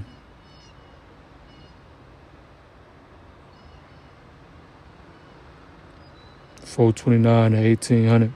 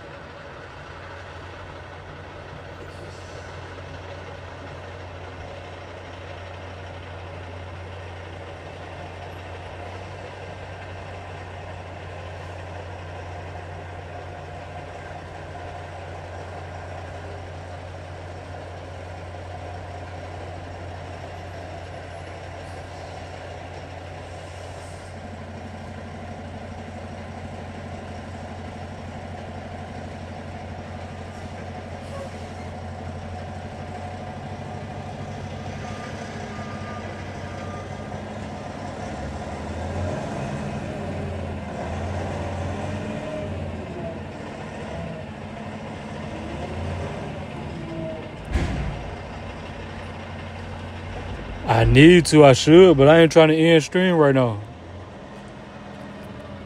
I want to stream the whole day.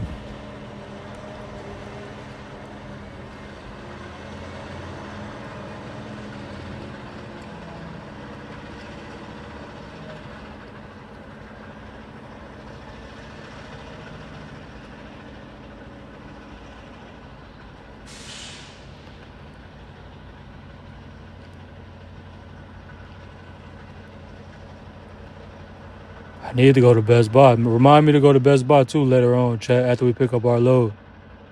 I need to grab these mics.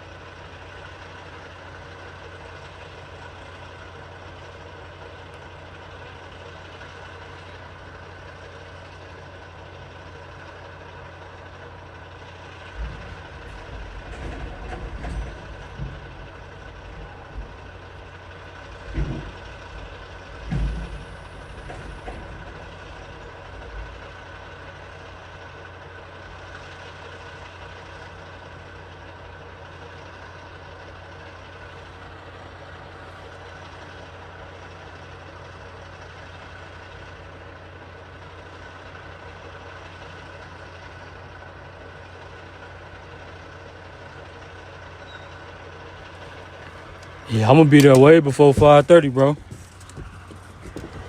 My appointment for my next load at 5:30, so I'm gonna be there way before then. And they unloading me already. I'm finna go on these vending machines though. Where my card at?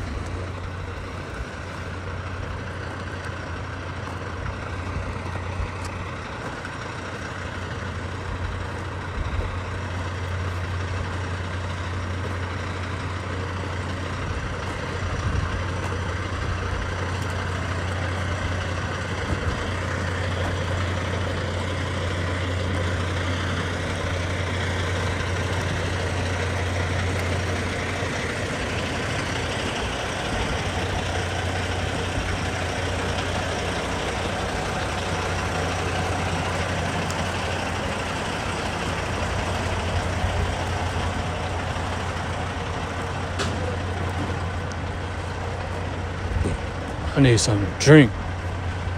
Some water or something. What's up with you, bro?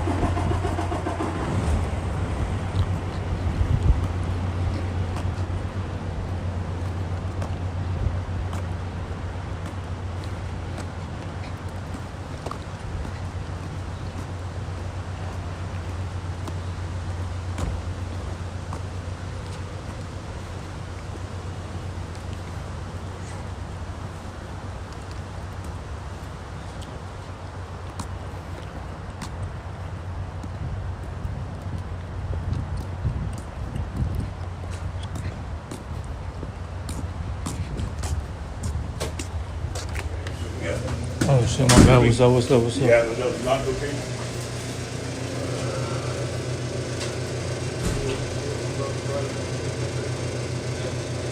I ain't even got no water. Damn.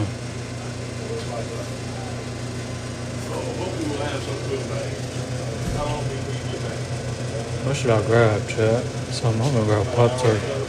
I had a Pop-Tart in a minute. I appreciate it. A little quiet, like you like. Excuse me. Yes, sir.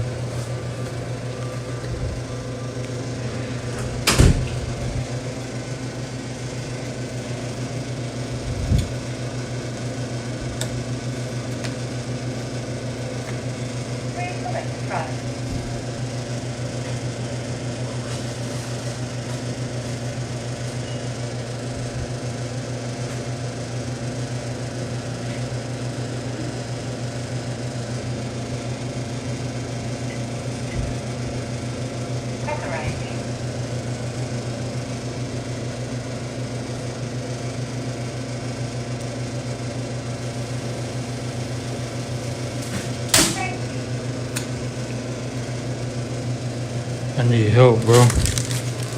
Chat, y'all gotta help me stop eating candy. Y'all gotta hold me accountable. I've been having a sweet tooth like this all my life.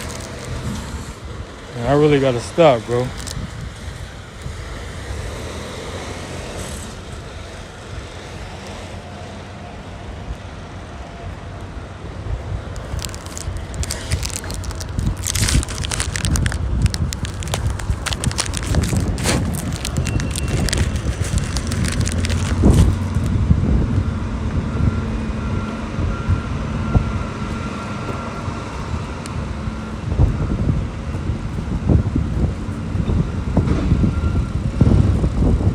Am I lagging, chat?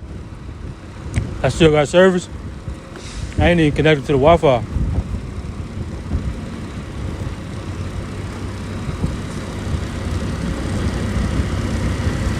I like these pieces too. These pieces too nice.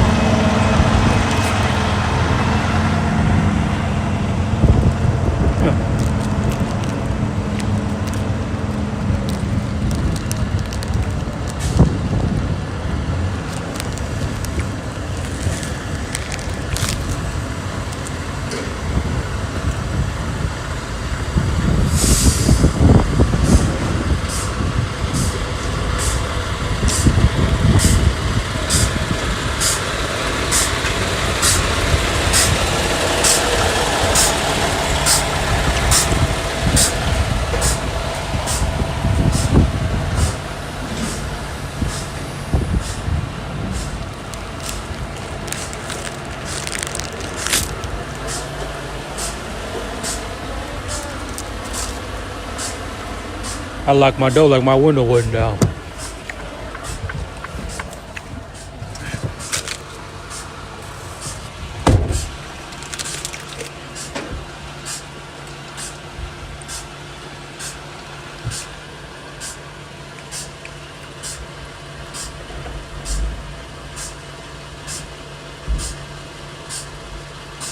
Is it better now? I just reconnected to the Wi-Fi.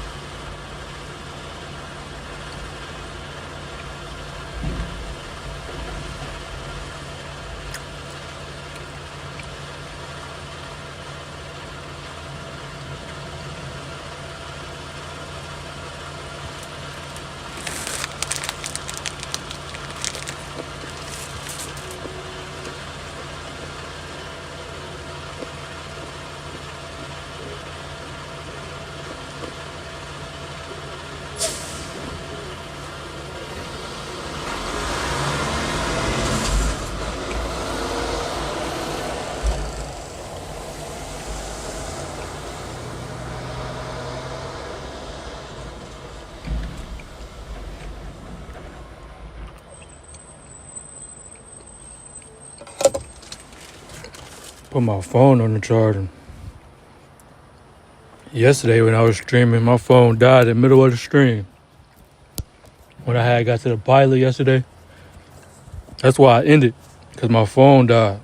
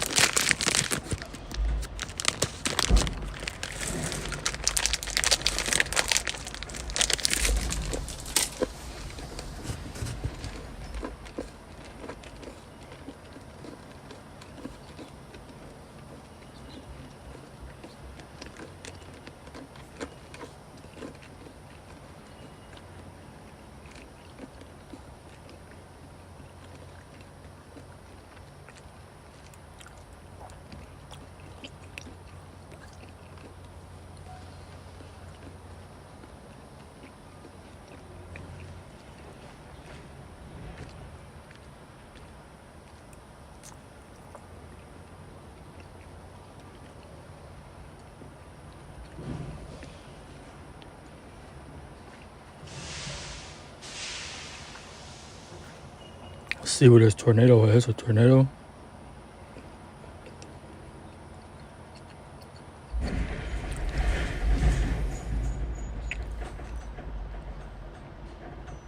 These Texas cameras and see if we can't find a better camera looking at that Texas storm. What happens every time a storm comes by Wichita? It's like, it's just a gray blob.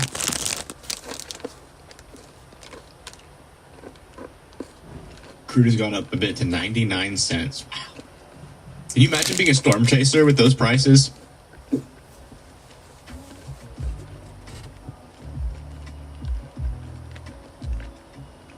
Oh, okay, maybe we can see some precipitation on the left side of this screen of that storm near Wichita.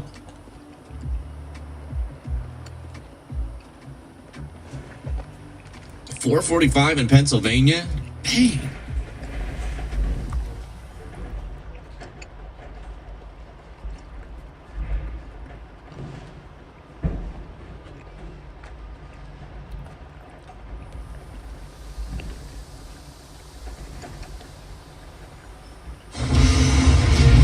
A packed weekend.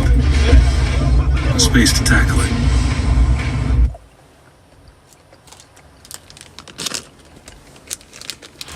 Portland, Oregon, hosting its first playoff games in 5 years. Rip City has had its share of postseason heroes and will need another one today, trailing San Antonio 2-1. Portland 0-12 all-time in playoff series when trailing 3-1. So it needs a win to, if nothing else, ensure another. Take a look at the starting lineups for San Antonio with Wembanyama back. Luke Cornett will return to the bench. He was great, though, in Game 3. Man, my pops went to watch school. Henderson played before. He was in Georgia playing against, I forgot dude's name. It's a light-skinned dude. He in the league, too. In Game 3. He went to that game. Portland, the usual five of Avdia, Kamara, Klingon, Holiday, and Scoot Henderson. Van Dyne and Andy Nagy are officiating crew. Zarba's worked almost 200 playoff games in his outstanding career as the crew chief. Henderson with a shot clock at 4. Now Kamara has to let it go, and he does, banking it in to make it 4-0, going to the right hand. So Kamara, known as a defensive player. He got one in the playoffs, chat. And that's dipped significantly in the playoffs. Good start for him as well. Castle will try a 3 and knock it down. So again, that's their center, giving him a lot of cushion, but he is stepping up confidently. Knockdown. Kamara answers with a 3 of his own. There's nothing like exclusive access to unique experiences worldwide.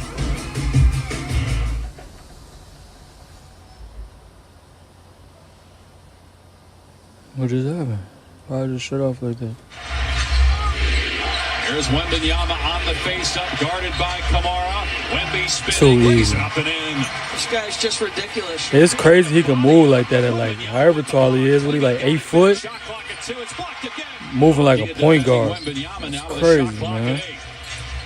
Wembanyama moves to his left, gives it up. 3-pointer from Castle. Good! His second 3 already. You see the kind of cushion. Klingon isn't making any challenge.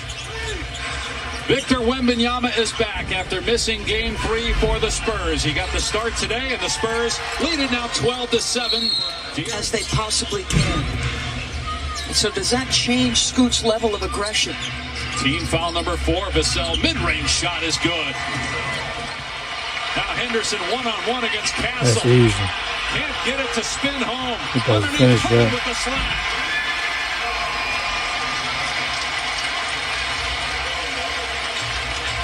Already 10 rebounds for Portland.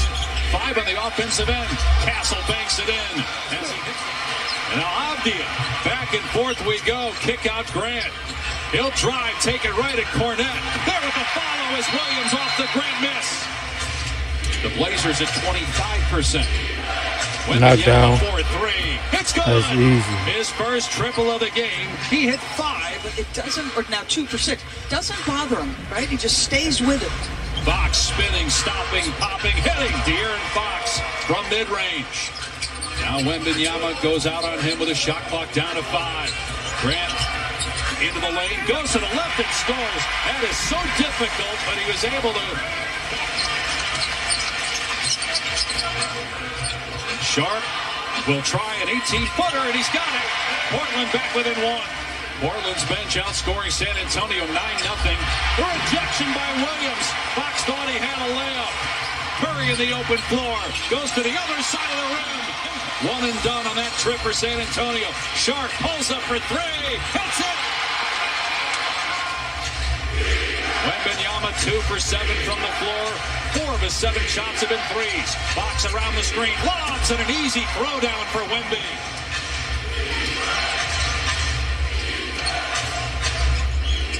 Wembanyama trying to get free. They done that fast?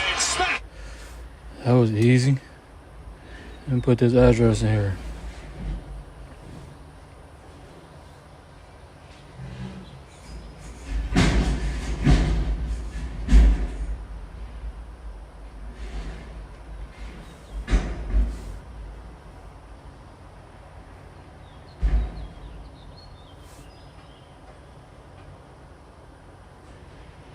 Rocky Hill, South Carolina. 996 Paragon Way. Rocky Hill, South Carolina. Put that in there, boom.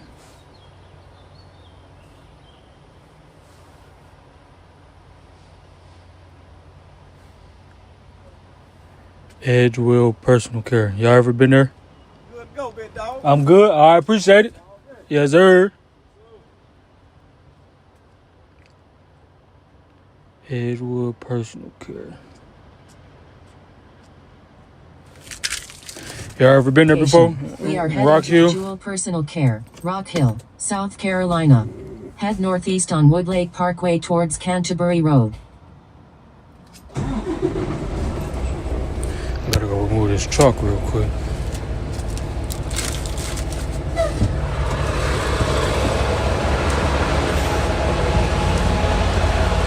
That wasn't too bad. We just gotta figure it out, chat. We gotta figure out what to do when we get unloaded and loaded up. I ain't trying to just have y'all sitting there in silent, bro. I gotta figure out something. But that's real life, though. We be just chilling.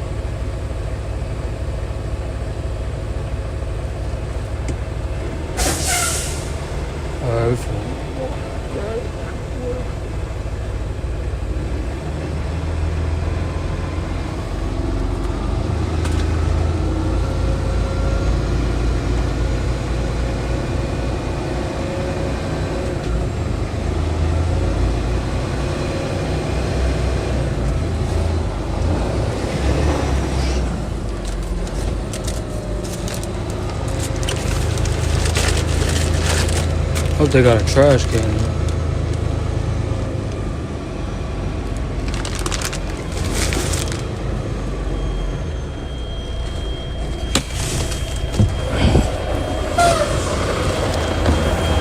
Get this paperwork real quick.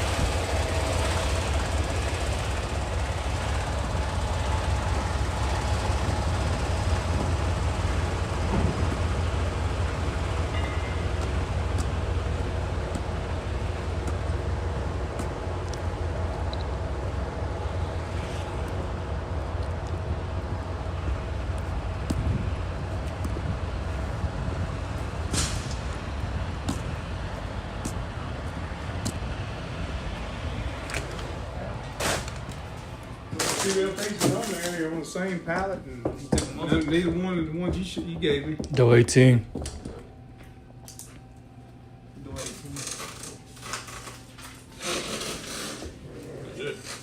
Appreciate it. Y'all have a good one.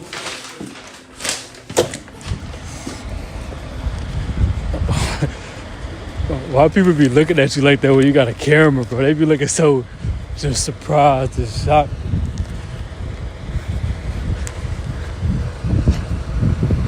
They all were just sitting there stuck. As soon as I said door 18, they funny as hell.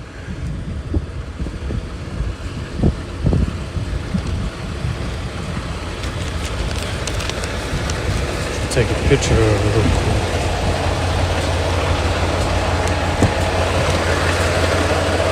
Big bird.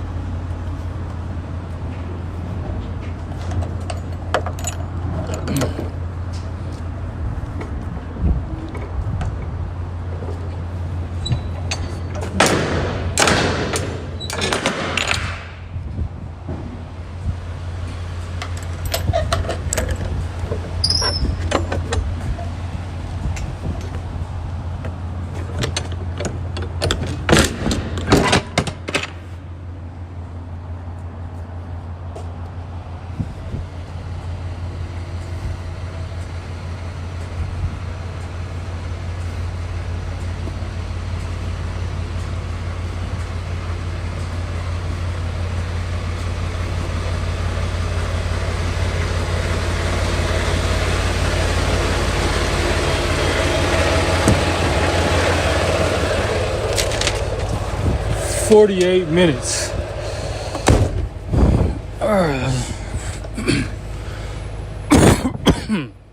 My bad, y'all.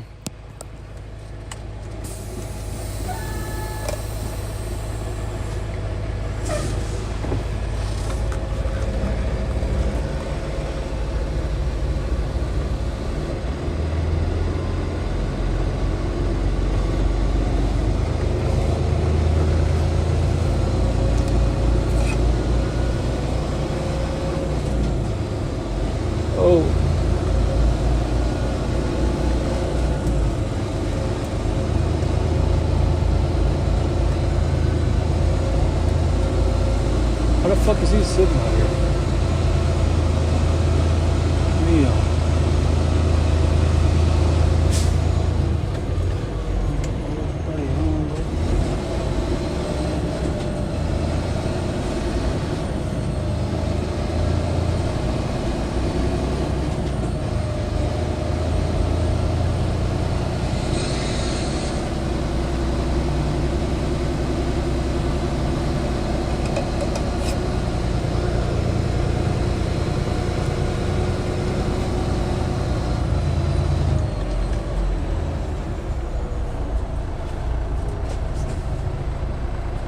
Feet turn left onto Canterbury Road.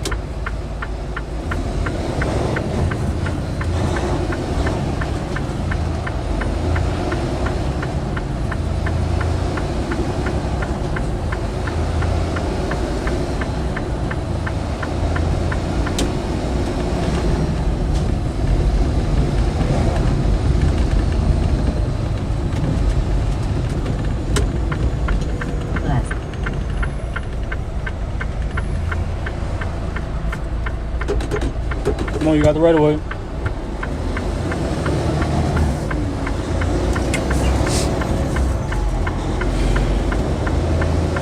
Quarters of a mile, turn right.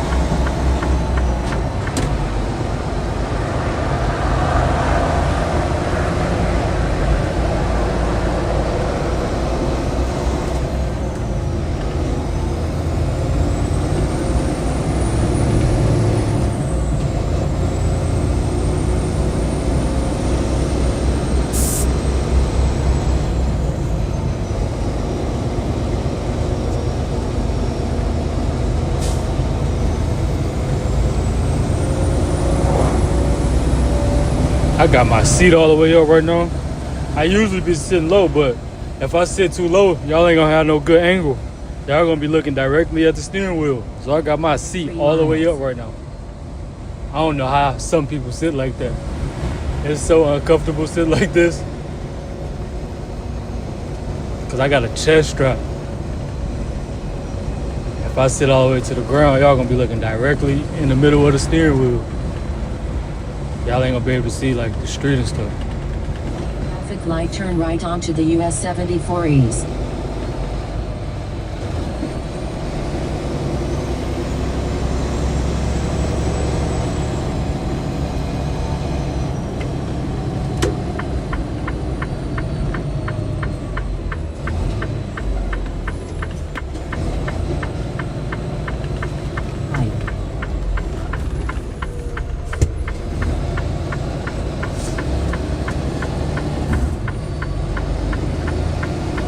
Mile, continue straight ahead towards US 74 East and then keep right.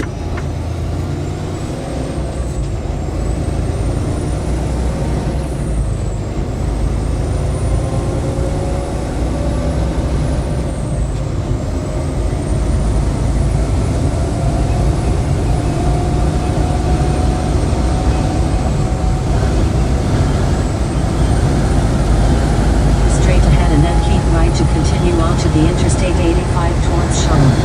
In 900 feet, exit right to Interstate 85 north. Now exit right then keep left.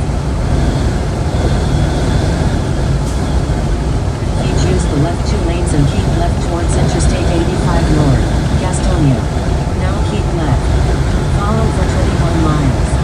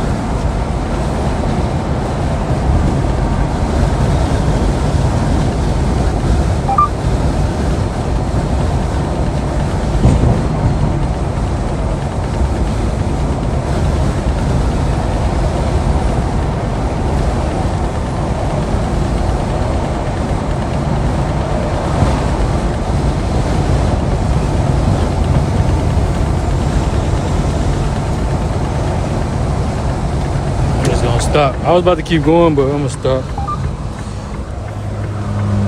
I'm empty. I was gonna keep going, but I'm gonna stop though.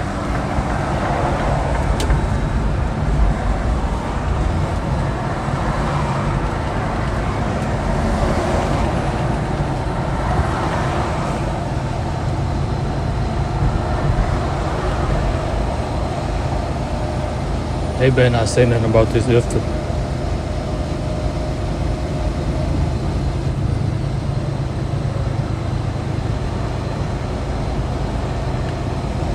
We good.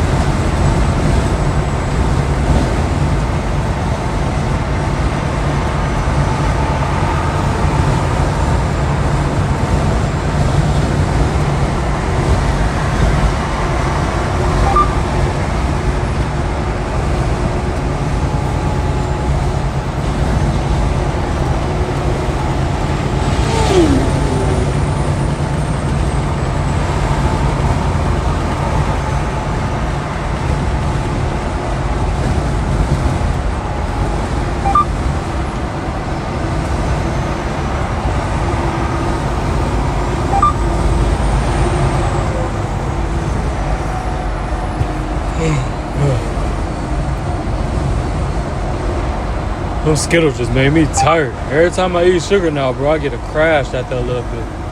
I get extremely tired.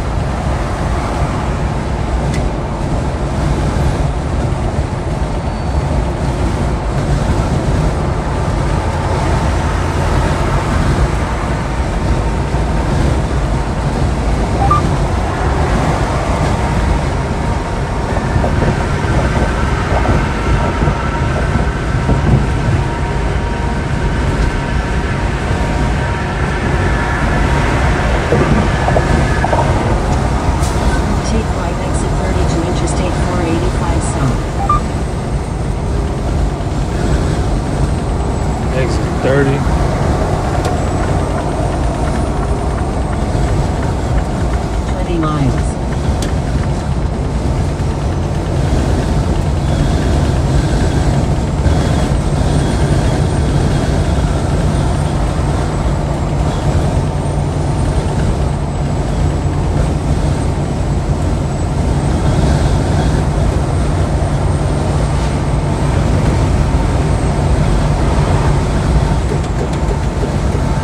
Come on, Carl, I'm letting you over. He can't switch lanes that fast though with all them cars on there. He probably getting a bag for that load too. How much Car Harlem be paying, chat? Y'all know? There's some good money in Car Harlem. Take right, exit 30, then keep right. It look like he got a contract or something with a dealership. Them all brand new cars. They all wrapped up.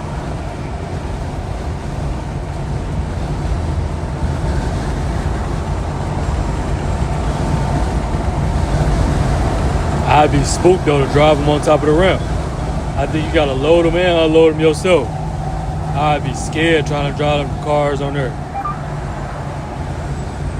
Take right, exit 30, then keep right.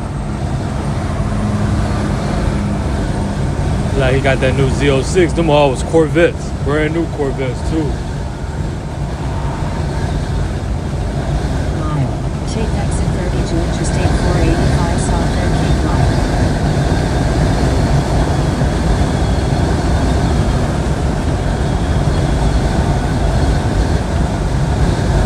Then keep right.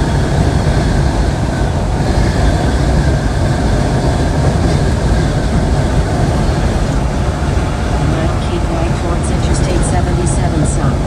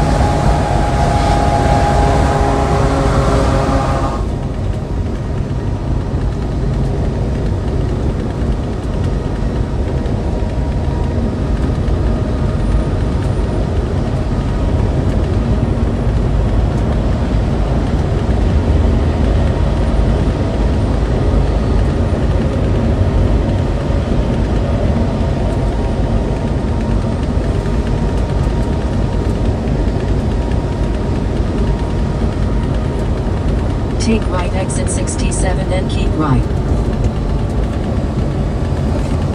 67. Tommy Ramirez 083 was good, bro. On our way to pick up our next load for the day.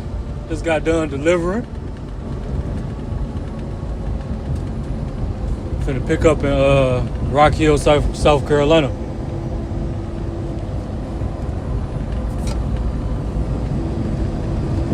Take right exit 67 and keep right.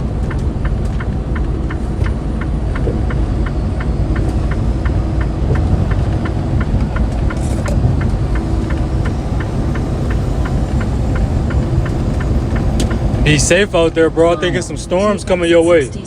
Or somewhere in Texas, there's some storms that way, I think. Be safe out there, bro.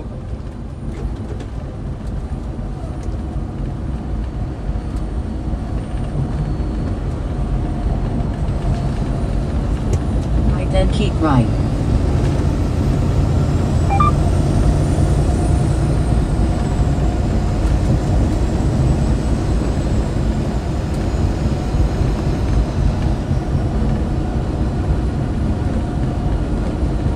And then keep left towards Interstate 77 South, Columbia.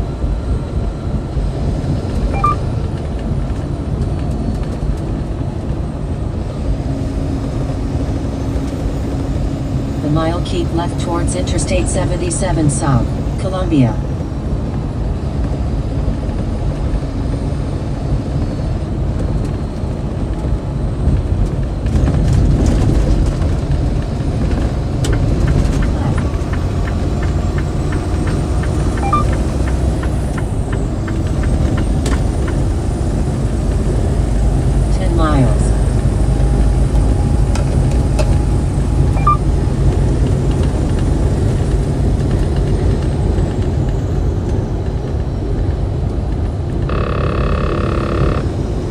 Yes, sir. Appreciate it, bro.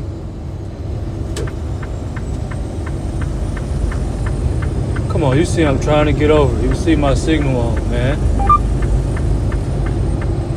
You want to speed up instead of just letting me over. And then you can speed up.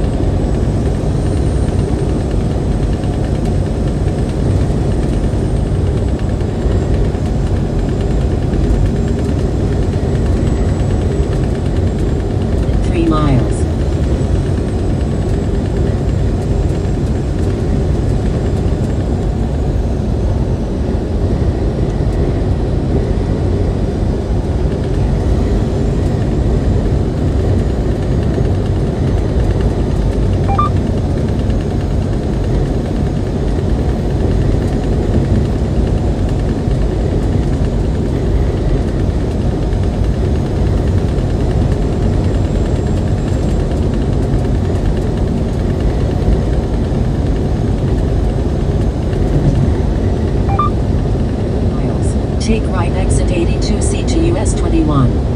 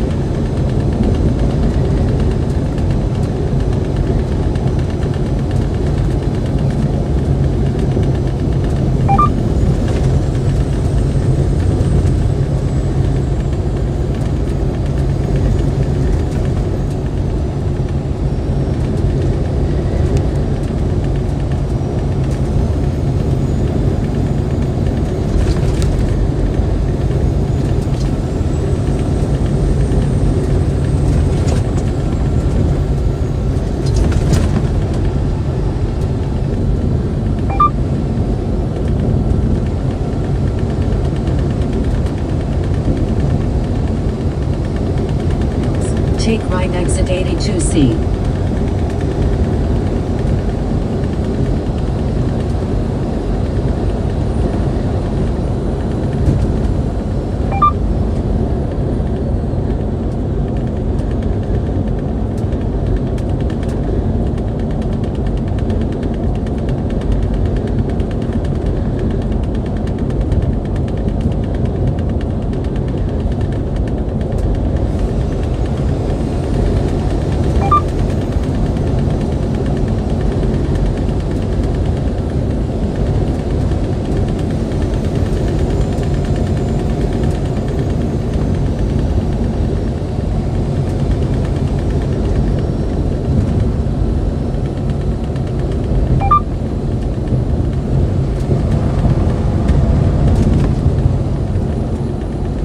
Take right exit 82C to US 21.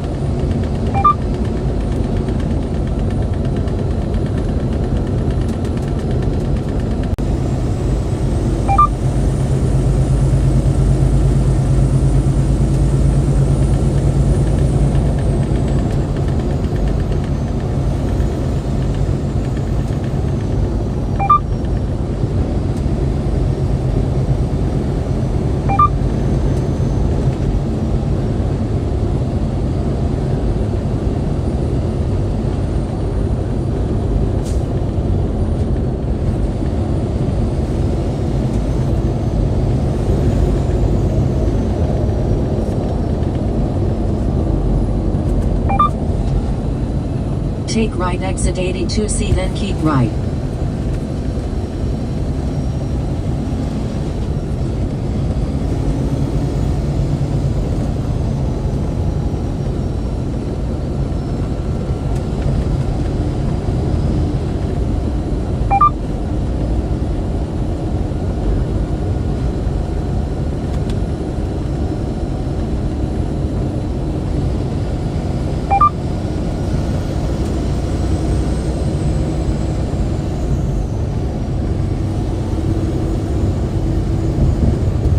Take right exit 82C, then keep right.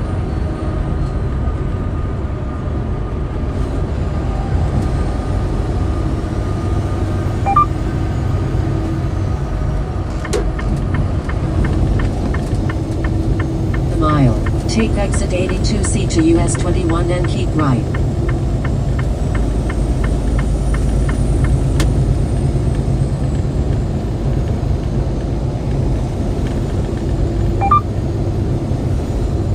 Then keep right.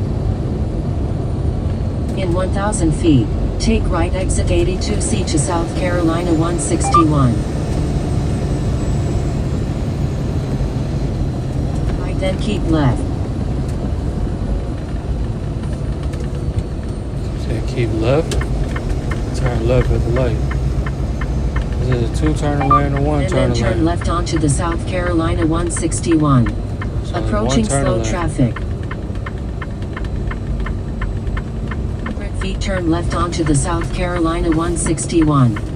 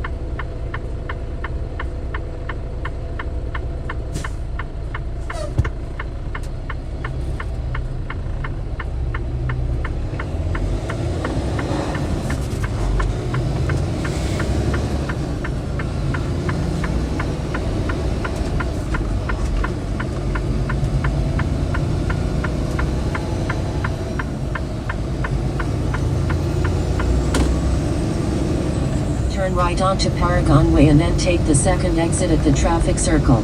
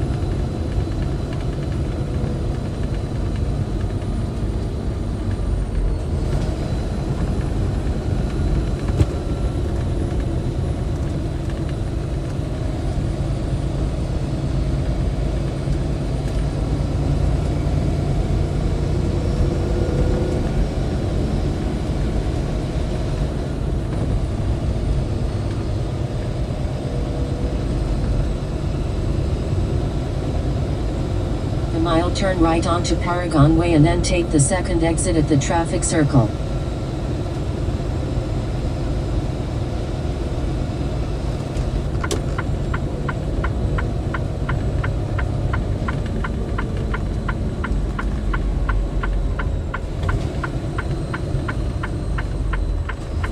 And then take the second exit at the traffic circle.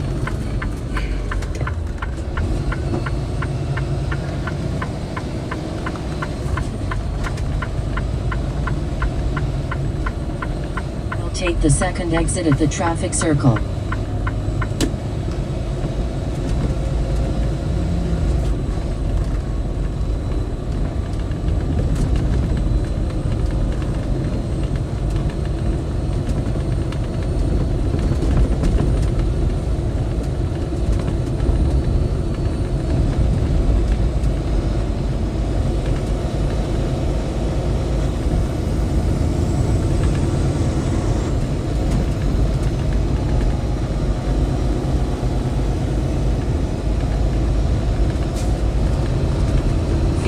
second exit at the traffic circle.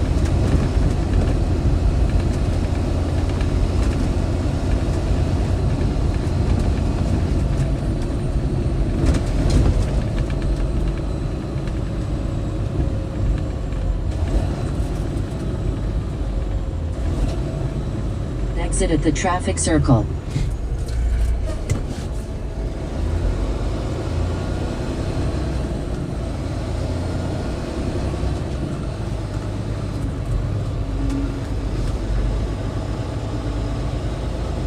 What's this address we picking up at, y'all? 996. It must be this DHL right here. 996. The destination at Jewel Personal Care. The destination is on your right.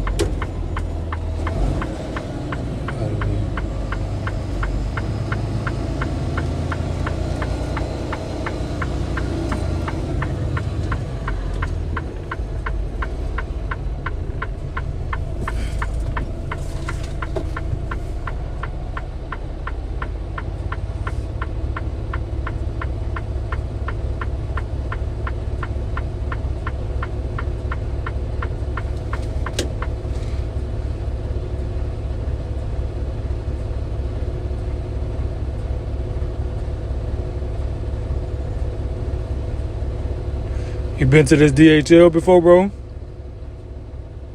DJI Mike, man.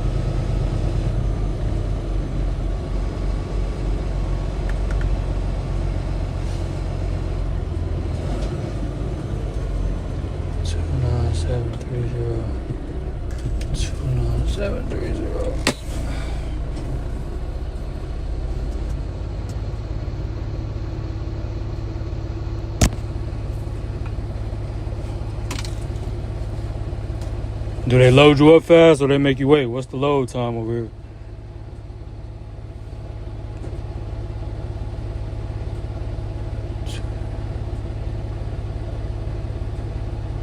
My appointment after 5 o'clock though. I'm finna try to check in right now though.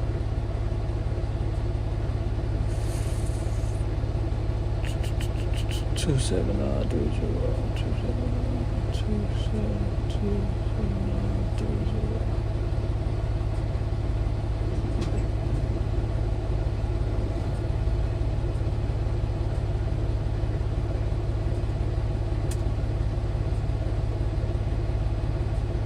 Trying to order these mics.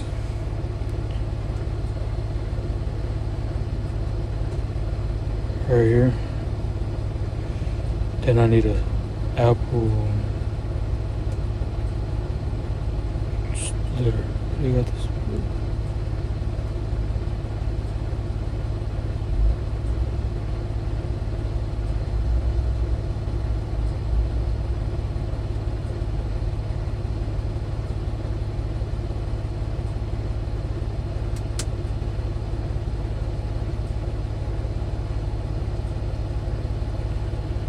They are fast. Alright, appreciate it, bro.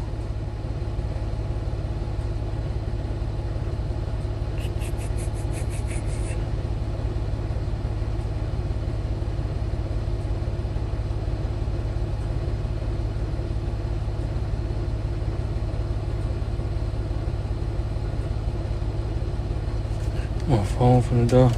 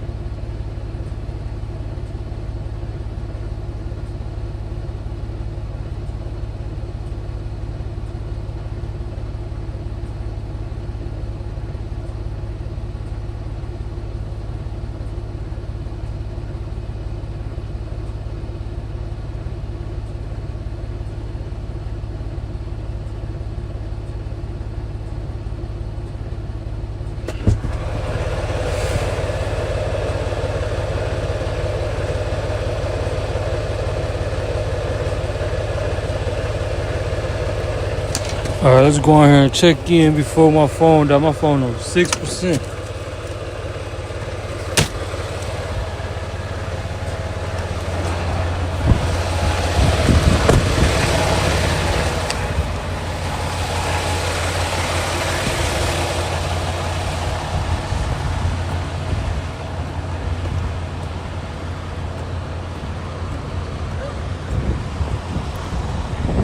All right, dog walking. It's like we all just pulled up at the same time. All these trucks, we all was coming in at the same time.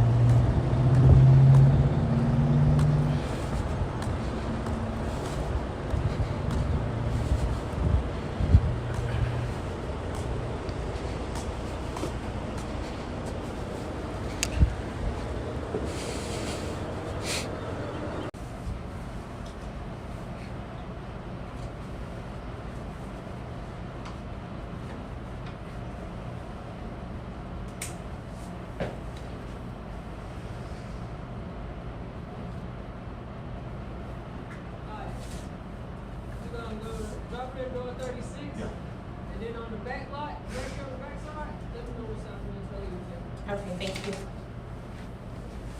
Y'all checked in already? Yeah. What's I got to pick up? What you start with? 926-975-473. Yeah. You know what?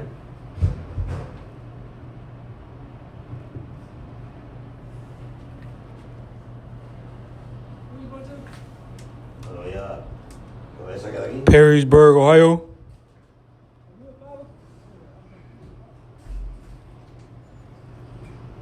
Give me that number one more time. The last four. 5473. You at 5 o'clock? Just stay out there, but come back in here at 4:55. I got a question. That little thing is No, you good? No, I'm not saying you're recording now. I'm just saying that's how. When I'm on the road, yeah, for sure. Where you order that from? What this? The little things on your On Best Buy. Best Buy. Yeah. I appreciate it. Thank you.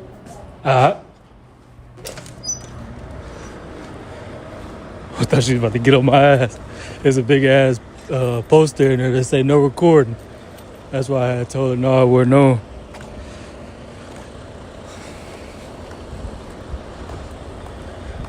Our appointment not till 5 o'clock. I was hoping they check us in early, but all these trucks, we came all at the same time, so I already knew it was over with. They was gonna make me wait till my appointment. What time is it now? 3:40. She said come back in there at 4:55. I should run to this Best Buy real quick and come back. Grab these mics. I'm trying to order them on Instacart though.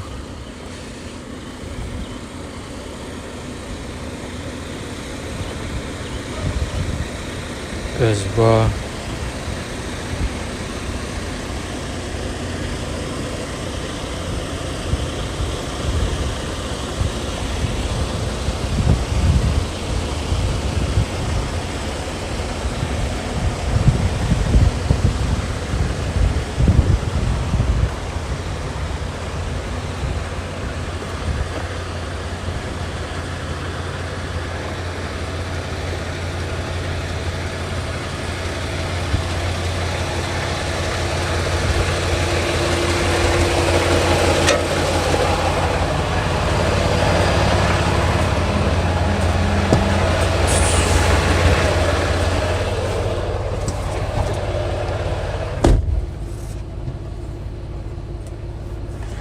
Man, it's hot. Turn my AC on. Damn, we've been live for 9 hours. That's crazy. Grind don't stop.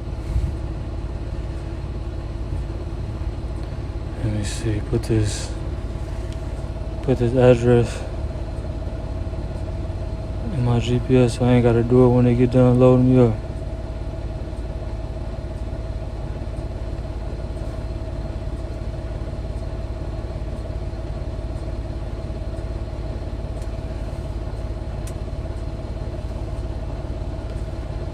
Paste. We're going to Walgreens, DC.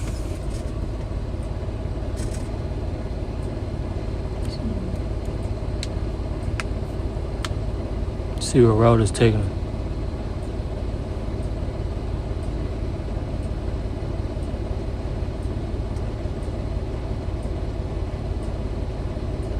I ain't got no service over here or something, I'm about to say. 581 miles, 930. 900, I'm tripping. 9 hours and 30 minutes.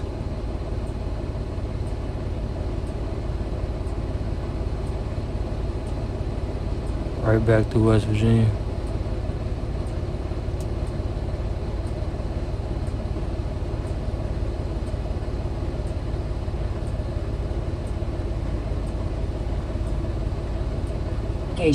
We are heading to Walgreens DC, Parisburg, Ohio. Head north on Paragon Way towards Palmetto Parkway.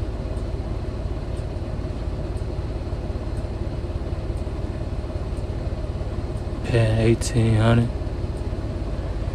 Delivery tomorrow at $1,800. Oh man, let's order these mics now. I need these mics. I want to go grab them. I don't feel like going over them.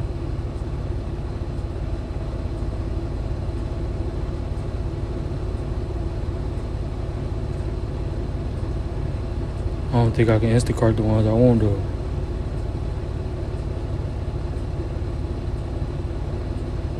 The Best Buy that got them too far. Yeah, I'm gonna just have to pick them up after we leave here.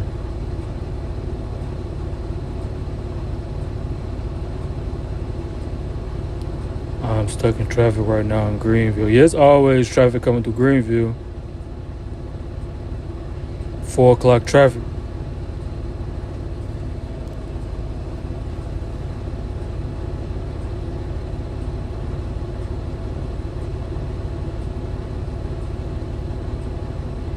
How long you been driving for?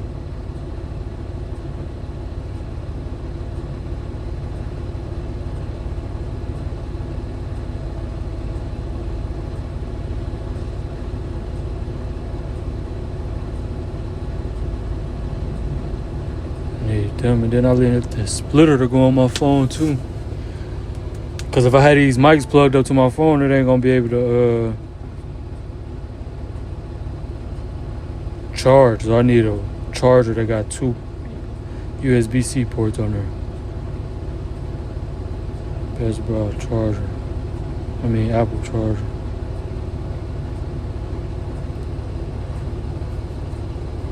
$5 years, yeah. I've been driving for like 5 years too. I got my CDL in 2021.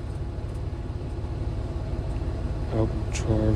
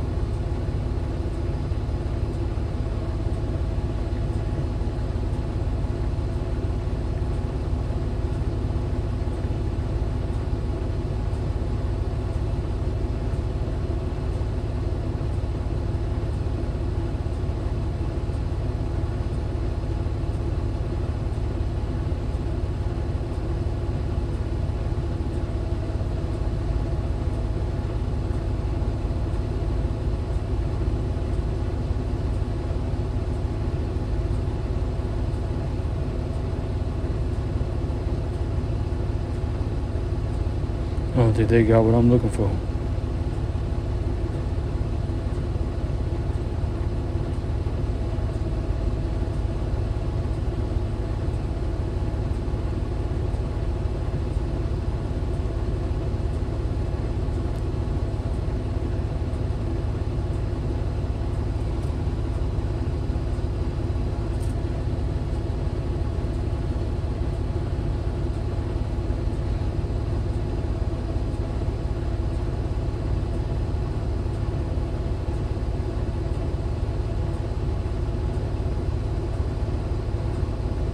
My pickup is at Walmart in my hometown. I hate Walmart loads. They super strict. Can't be late for them. If I would have had a Walmart load this morning, they would have rescheduled me to next month. Walmart be tweaking. I gotta use the bathroom, y'all. I'm finna sit y'all down. Y'all gotta watch over the truck for me real quick. Make sure nobody, try to take it. And I'll be right back, y'all. I gotta use the bathroom. I've been holding it all day. We've been live for 9 hours. I ain't used that yet.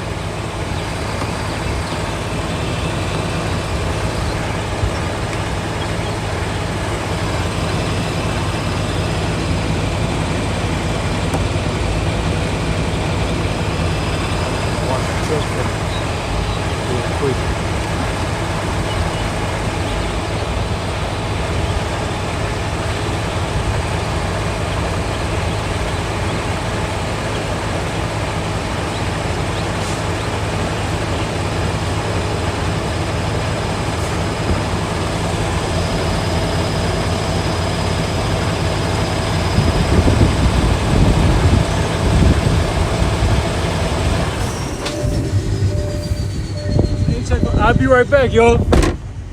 I gotta use the bathroom, man.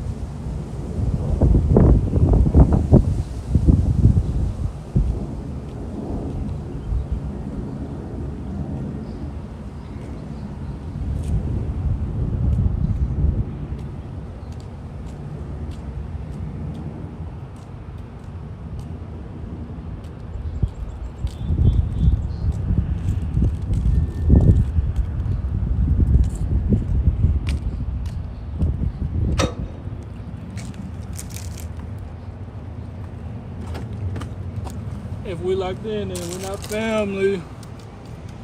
Man.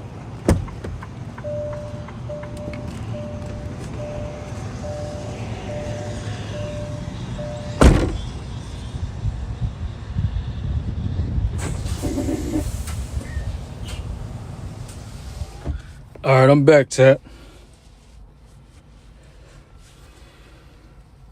Now we gotta sit here to 4:55. 4 something, she said. We got 55 more minutes before we can get a dough. Well, before we can check in.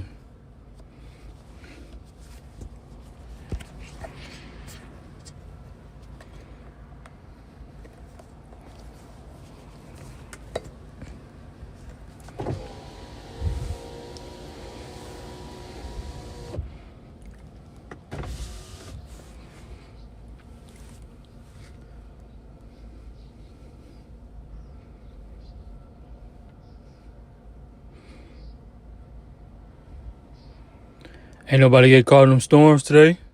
I mean, last night. I thought I was driving into one, but it ended up slowing down. That wind was crazy, though. I ain't gonna lie. And we was light last night. We was only like 6,000 pounds. I was getting blown everywhere, all over the interstate. Lane to lane, bro. That was crazy. That's why I hate driving when I'm light.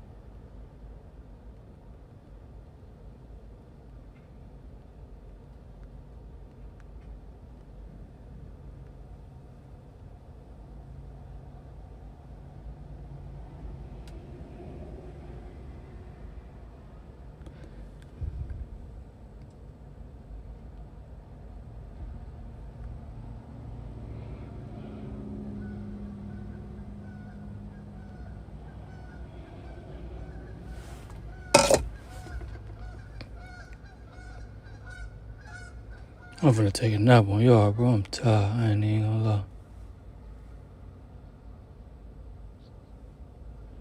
Ain't no videos I'm finna throw on while I take a nap on y'all. What y'all wanna watch, chat, while I take a nap?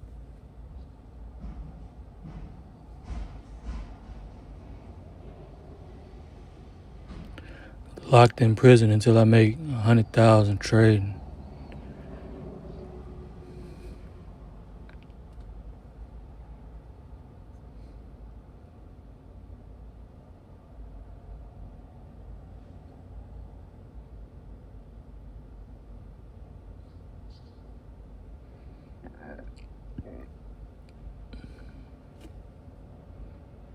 Speed live right now.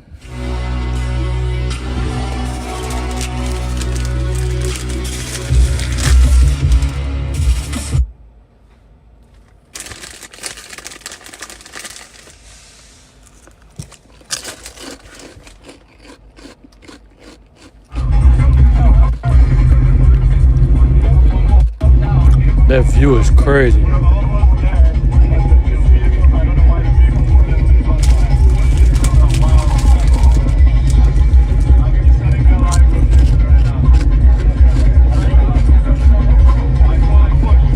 Why we slowing down? Why we slowing down? Wave. The wave. The curve. It don't matter, bro. It don't matter. It don't matter. Just go. Yeah.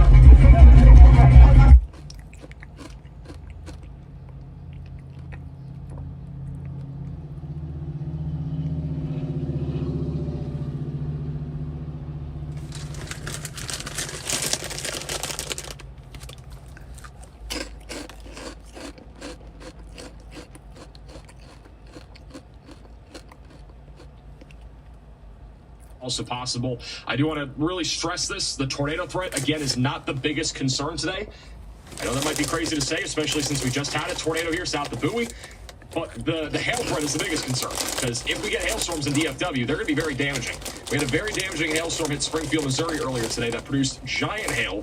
I mean, we're talking baseballs to even 3.25 inches in diameter, near, apple-sized hail that fell in Springfield, Missouri. That's a very populated area. A lot of over 100 windshields were damaged or destroyed over there. If we get a hailstorm over near DFW, it could be the same sort of situation. So we really got to be taking this seriously here. Latest scan still showing our main area of rotation now over Farmer Market Road 1125. This is going to be tracking directly into Sunset, Texas here shortly, and then going into Decatur. So if you live here and you be taking shelter, rotation's gotten definitely a bit broader, so I definitely don't think this is on the ground anymore, but it's definitely going to try to cycle.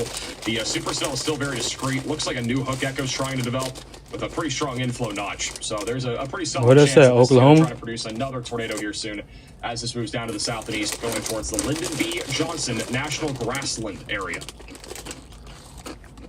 We have Storm Chaser Max Archer en route right now. We got Storm Chaser Jacob McMillan, who is currently sitting over in Flower Mound. Look at this, guys. This is the storms going up right now off to the west of Dallas-Fort Worth. This is Storm Chaser Jacob McMillan. He's stuck in some traffic, it looks like, but you can see the overshooting cloud tops right there. That's from these storms that are off here to the west. So these clouds are spreading really far off right now to the east, which is pretty wild. These storms are giant. Also, Storm Intermedia, they're coming up into Bowie now. We're going to have a view of this storm probably pretty soon with them. But we also have other storm chasers, just none of them have connection right now here near this storm. Anyway, Eric, for the $10 super chat, what time will this hit Downtown Dallas? Hockey game tonight at 7. There could be storms in Dallas all the way through about 9 or 10 o'clock tonight. So there could still be hailstorms sticking around there in the Dallas-Fort Worth area here, even through about 10. One thing I want to talk about is our significant tornado parameter values. Even though our tornado threat isn't super high today, the values are fairly, I would say elevated. I wouldn't say high, but elevated here in North Texas. And so you can see these contours. This is on a scale of 0 to 10. And what we are seeing right now near Dallas, it's about a 2 or 3 around this area right now. This environment will get more favorable over time for tornadoes, but the environment is conditionally favorable for a strong tornado. I say that because, again, it's going to be conditional on there being discrete supercells here. We don't have very many of them, but if any storms do stay a bit more discrete, there will be a better chance there of a strong tornado. So values across the board are around 2, 3, 4 in some spots, even over in Arkansas and even down into Mississippi. There's an isolated chance of a tornado, but all across Dallas-Fort Worth, the environment is there for an isolated tornado threat. We got a new radar scan coming in on this Bowie tornado warning. We'll see if they condense it at all. I would expect they'll condense it a little bit. So if you live in Bowie, I would still be in your safe place for at least a few more minutes. If you live over in Alvord, I think it's Alvord, or what was the pronunciation? Somebody give me a pronunciation for it. Going towards Decatur, Texas, though, we have to have that tornado action plan ready to go here because that rotation's coming towards you. And I do think this is cycling.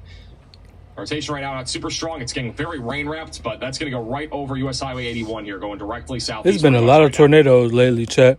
Not actually southeast, going more east-southeast. Denton County will be right in the path of this. Y'all think they can control the weather? They read for the how y'all feel about that conspiracy? That they can control the weather. Wells to get at least some sort of risk of damaging winds or hail. We got new storms that are beginning to fire right now in this very explosive environment off to the west here of Weatherford. So notice how we're starting to see a new storm to go up over Graham. There's going to be more from where that came from. So there will be more here soon. We are still monitoring the storm near Ardmore, Oklahoma as well. Storm Chaser Tornado TRX is going to be looking at this storm, so we're going to keep an eye on him. Eric Fox is actually live in Bowie. This is inside of that tornado warning. We got a view of it now. Look at this. He actually has a very good view of this storm. If there were to be a tornado, it would be right in front of him. Cloud low. This is live in Bowie. It's on U.S. Highway 81. He's going directly southeast. If there were a tornado, it would be literally right in front of him. That's the area of rotation right above his head. Looks like he's pointing his camera right there. Oh, look at that rotating. Wow, look at that, guys. This is like right now in Bowie. That is the rotation right there. You can see it spinning. So that's where our initial tornado was, and now it's going to try to drop a new one here soon.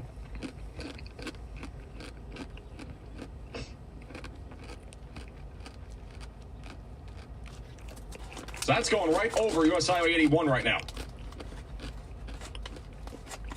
So he's bottom right side of your screen. So this is, again, what's happening just southeast of Bowie. So there's an area of rotation. That's a rotating wall cloud that is heading down to the south and east right now. So this storm definitely still has the capability of producing a tornado, despite it looking very odd on radar. There's just a lot of rain here, and these storms are towering so high up. A new tornado warning has been issued. They have issued a new tornado warning for this. I 100% agree with this.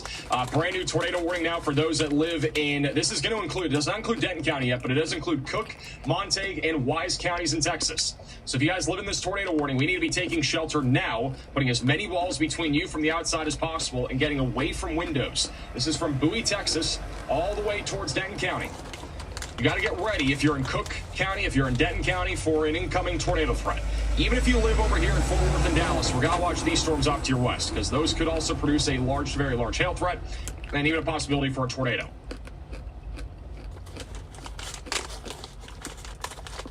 Ooh. What is that CC drop? I don't know what that CC drop entails. I don't think that's from a tornado. That might be contamination or some sort of hail. Let me see if we got a different view from the Wichita radar site. I'm not sure what that CC drop is right there. I don't think that's a tornado. To be honest, it doesn't really line up with anything. I don't know. That was what was right next to Eric Fox. It's weird. It might just be hail, but that is a really odd looking hail spike. Yeah, latest scan has it going away. That might be debris from a different tornado or something like that. That also could just be, that could just literally be hail. So that could be either one.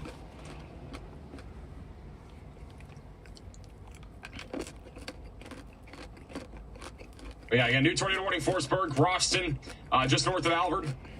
North of Decatur, you gotta be taking shelter here. If you live over in Denton or Gainesville, you gotta be watching this closely too. Storm Chaser Eric Fox is located here, very close to where that rotation is. We're keeping an eye on him. You saw that rotating wall cloud going right over U.S. Highway 81 a second ago, so we're gonna go back to that. I do want to give you a quick update on our tornado warning here in Oklahoma near Wapanuka and Atoka. This is a very strong area of rotation that could be producing a significant tornado at any time as it moves into Wapanuka. It is contaminated, it is in a radar hole, so we don't know for sure if this is on the ground or not, but I'd be treating this as if there is a significant tornado right now moving into Wapanuka, Oklahoma, eventually going towards Atoka. We also have a rotation area developing south of Ardmore. That's where Storm Chaser Tornado TRX is located, and so we're keeping an eye on him. He's on the bottom left side of your screen, or he will be in a second once he comes back. That rotation is going to be heading towards Lake Murray and Medill. So if you live near the Oklahoma and Texas border, we got to be keeping an eye on that. And not really any other crazy updates right now across the board. I mean, a lot of hail and wind right now for the most part. We got some storms near Jonesboro doing some funky things, but mostly wind out there. Again, we're going to be focusing mostly on the Texas supercell and the Oklahoma supercell. And if anything else it looks concerning, we'll talk about it. But these are by far the two most concerning storms right now. And I know we have a lot of people tuning in right now from Dallas-Fort Worth. So we are keeping an eye on this really closely. We do have a new severe warning that was just issued just south of McAllister. That is for golf ball-sized hail and 70-mile-per-hour winds heading to Colgate, Atoka, and Caddo, west of Antlers. So we're keeping an eye on that. We go back to our one-cam view. I'm going to keep Eric Fox on the bottom right of your screen in case he does have a view of that wall cloud again or any sort of features with this supercell.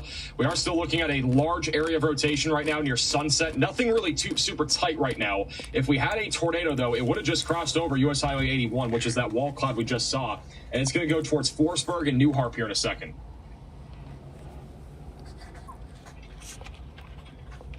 Be crossing over FM 1749 here shortly. Ooh, look at this, guys. We might even get another risk here soon. We got a new area of rotation developing just to the north of Jacksboro. Yeah, this could get tornado warned. We shall see if this gets tornado warned, but going towards Jacksboro and Runaway Bay. That is a new area of rotation developing right now. They have a tornado possible tag on this.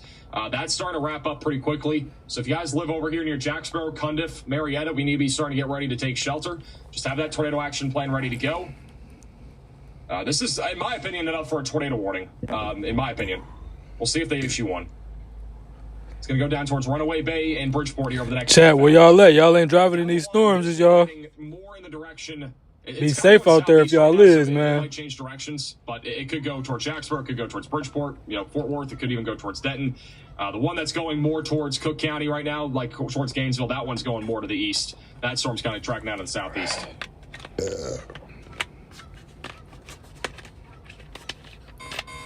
A new tornado warning has Good been timing. issued. We have a tornado warning for Jack County in Texas. This is going to be north of Jacksboro, west of Runaway Bay. So if you are in this tornado warning, we need to be taking shelter now, putting as many walls between you from the outside as possible, getting away from windows. You need to go inside. Got to find a interior room. That's a storm shelter. If you don't have one of those, you go to a basement, closet, or bathroom. You got to get away from windows, get on the lowest floor possible. If you have blankets, if you have pillows that you can quickly grab over there on the north side of the tornado warning and you're not in the direct crosshairs of a possible tornado right now, go get those blankets and pillows and cover them over your head and neck area. That way you are staying safe and it at least is an extra layer of protection in case there is a tornado. If you're out in front of this, I really recommend getting flashlights ready to go. I recommend getting closed-toed shoes and put that all into your storm shelter. Maybe a first aid kit, just in case these do produce tornadoes here. It's always a good idea to be prepared. The best thing to do right now is being prepared over here out in front of these tornado warnings. I'm not trying to scare you and say you're going to get hit by a big tornado. I'm just trying to say you need to get ready in case any of these storms end up producing significant tornadoes down the line. These are things you should be doing now instead of when you are actually in a warning. Because by the time you're issued into a tornado warning, be ready. I mean, these storms might already be producing a tornado literally 1 mile from your house, and you literally got to run to your safe place. So you need to be preparing well ahead of time here. That rotation currently is getting stronger near 148. It's going to be tracking to Marietta here in just a moment. I don't know what my boy doing, y'all. This is in Jack County. He and it's chasing going to go to Cundiff. the duck. So Cundiff, you guys are in the path. He talking to that motherfucker. What are you on, gang? And we'll also watch this here, too, I for see this. another area of convergence. That's going to go down towards Jacksboro. It's kind of a similar-looking storm right now. That's heading down He to trying the to south touch and it east. or grab So it we're or gonna be something. keeping What are an you eye on on? that as well. We do have a little tightening over here near Fruitland. So possible tornado again. It's very, very contaminated. In my opinion, like Duck is not gonna let you get close to it. He gonna spaz out quick. We'll be heading towards Farm to Market Road 1749, going towards He trying to Forestburg, sneak up on Austin, it. and then after that, it's gonna be heading towards I-35. That might just be hail. Let me look at the Wichita radar site here. He stopped. I think he see me holding my Guys, camera that up might looking be- at him. That might be on the north side of Bowie. That could be hail. That could be a couplet, though.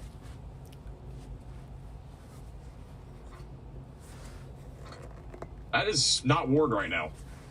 It's in a very odd spot on this storm. We had something like this yesterday in Tennessee. It's on the north side of Bowie. I'm not 100% certain that is a couplet, but both radar sites are showing it.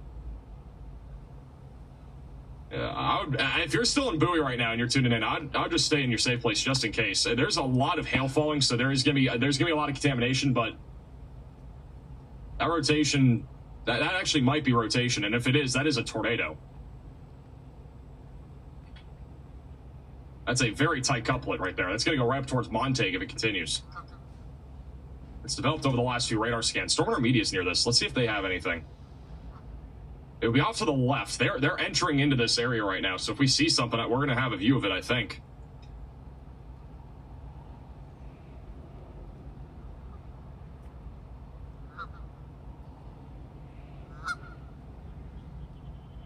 We're all 50-50.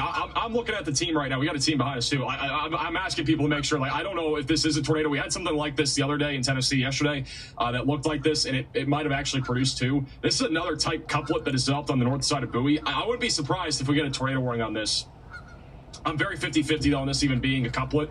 It's definitely something, though, I would be taking shelter for. Latest scan broadened it out, but that might have just been a tornado on the north side of Bowie. There was a situation the other day, too, in Runaway Bay, Texas, where we had a tornado develop out of nowhere behind our initial couplet. That might have just been what happened. So, yeah, that might have been a tornado. I'm not 100% sure. Both radar sites were showing it, though. I know Storm Media is entering into Bowie right now. It'd be off to the left here. Let me see. This is what they're looking at right now near Bowie. Maybe it'll drop in 15 minutes when we can see. So it would have been off to the left. You can kind of see that little, like, almost anvil shape right there that kind of goes up, that little curvature on the left. So it would have been underneath that. I'm not entirely sure if we had one, but we're going to keep an eye on that. Doesn't mean the one to the east can't. A new tornado warning has been issued. All right, we have a new tornado warning now near Ardmore, Oklahoma. This one is going to be just south of Ardmore, going towards Medill. If you are in this tornado warning, you need to take shelter now and put as many walls between you from the outside as possible and get away from windows. This what time she said come back in there, chat? I think she said 4:55. So take shelter if you're in this tornado warning. Put as many walls between you from the outside as possible. I forgot what she said. This is another area of rotation that's developing. Storm Chaser Tornado TRX, bottom left. He's on the storm right now.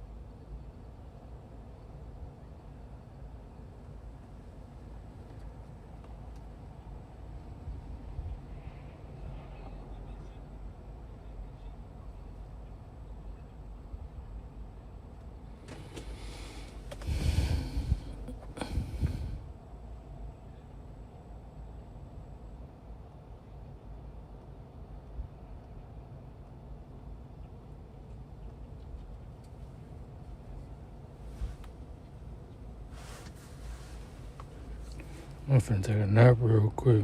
She say 4:55. That's what she said. Let me set my alarm to like 4.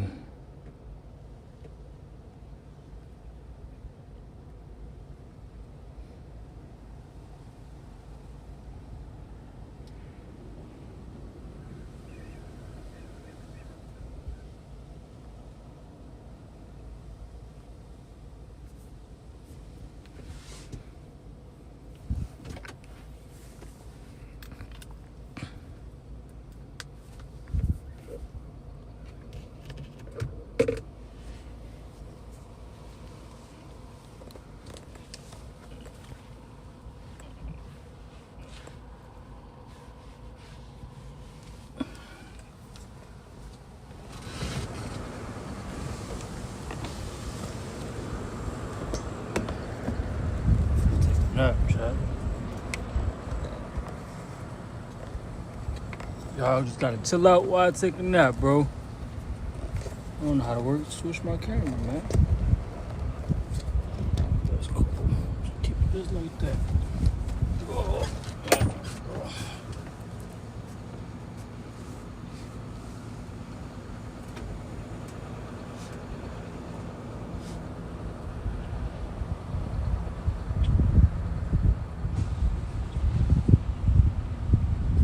Make sure my alarm's set for real. Don't let me oversleep, chat.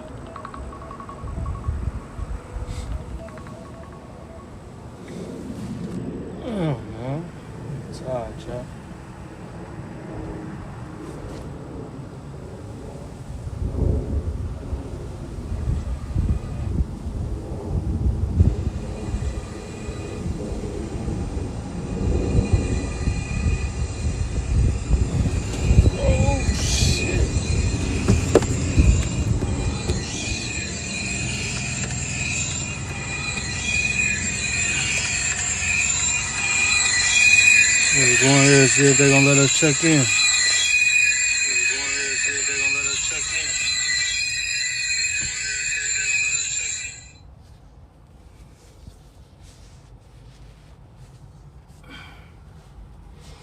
Oh, it's knocked out.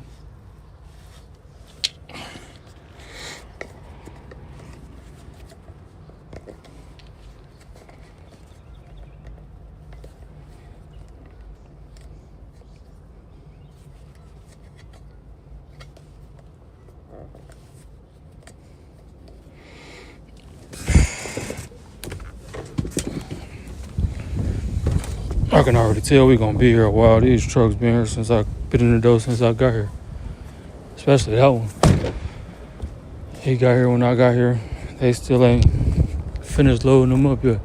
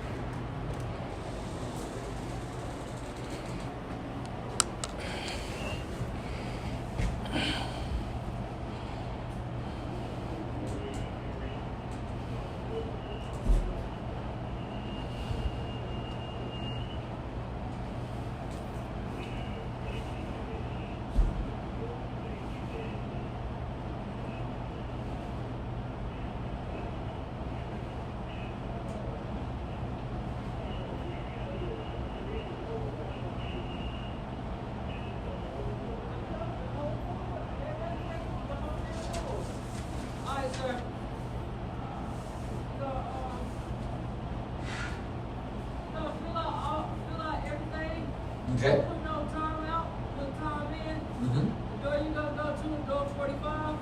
And anyway, I think that on the back side of this sheet is the trailer home with the seat. Yeah.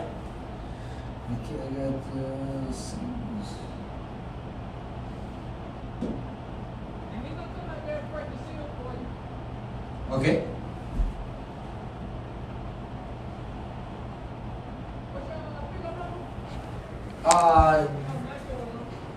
Oh. 5473.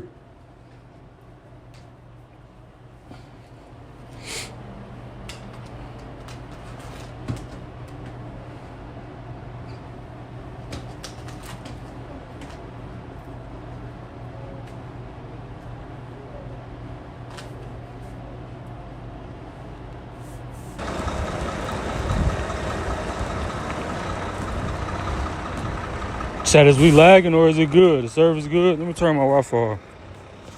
Let's stop trying to connect to it.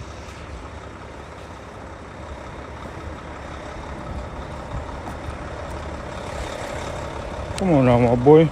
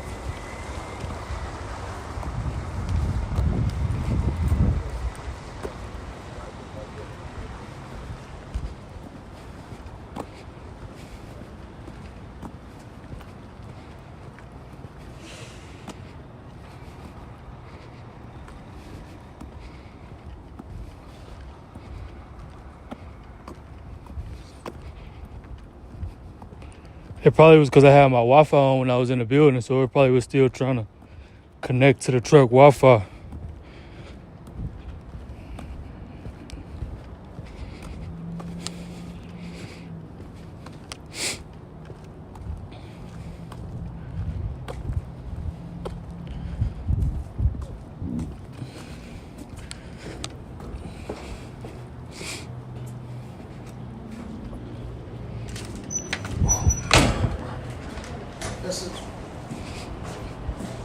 There you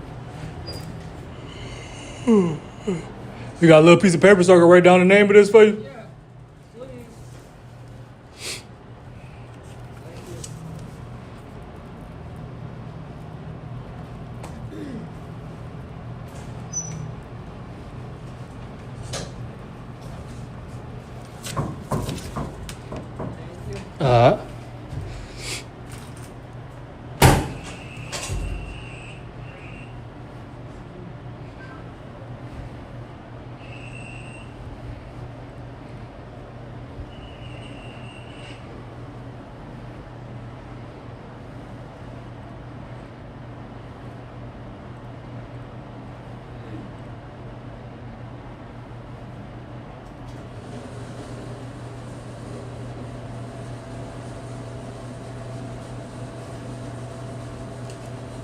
Appreciate it.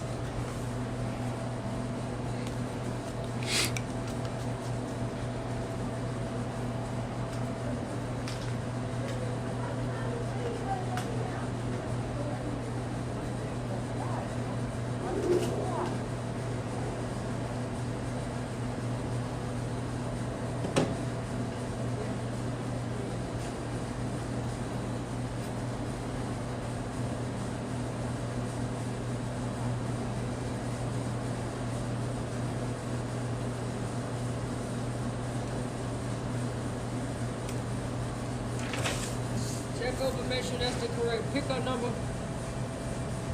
trailer number, location that you're going to. Yeah, that's cool. That's right. Go to door 170. All the way in the back. Bring that back to me once they get done loading you. And come out there and knock on the door. And let you know when you come back around. Just put two straps in the back. Two strap? I appreciate it.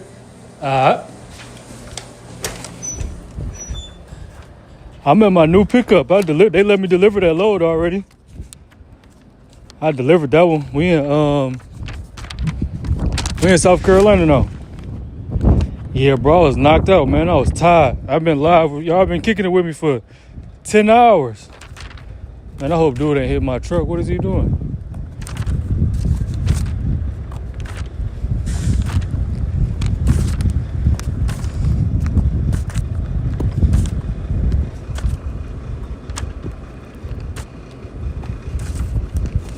What door she said? We gotta go to door 170.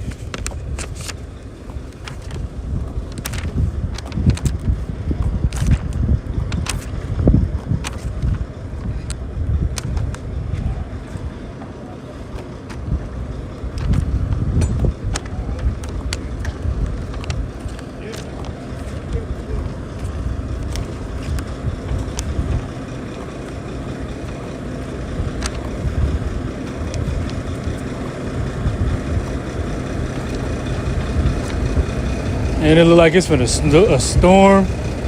I gotta drive in this again. I was driving this all last night.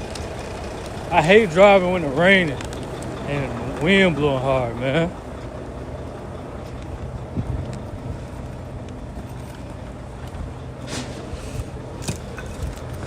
Hopefully they don't take too long to load us up so we can try to beat this storm that's coming this way.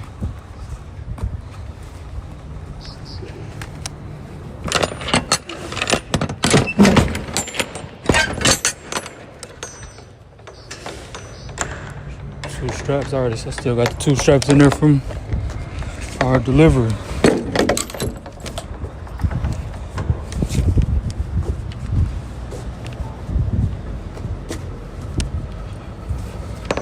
Yeah, I was knocked out. I ain't want to end it though. That's the only reason why I went to sleep while I was live.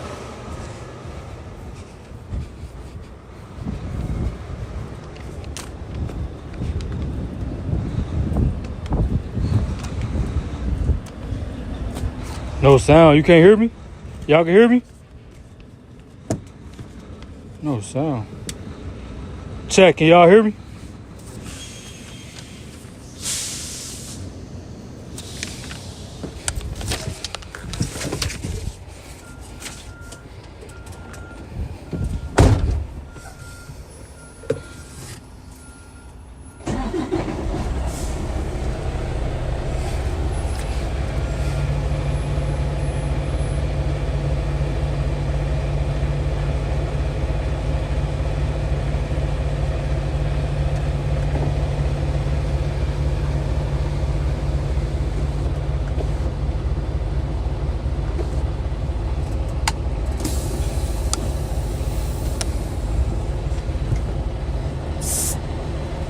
I ain't make it to my delivery till like 1 o'clock. I was late.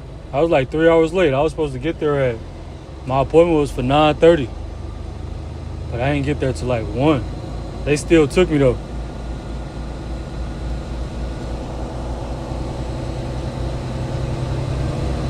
Said door 170. That's all the way on the other side.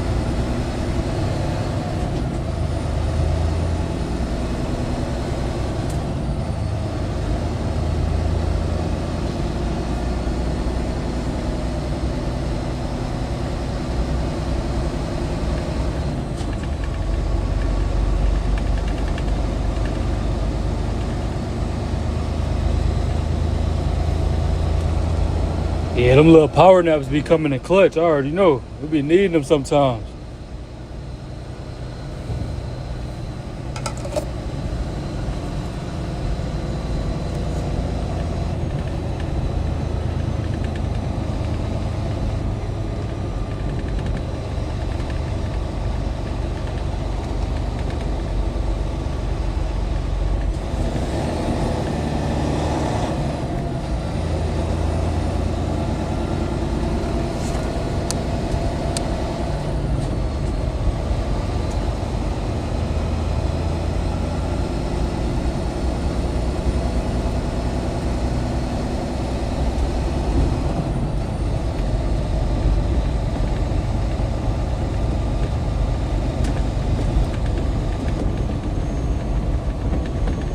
don't know what we picking up. It's going to Walgreens, DC though.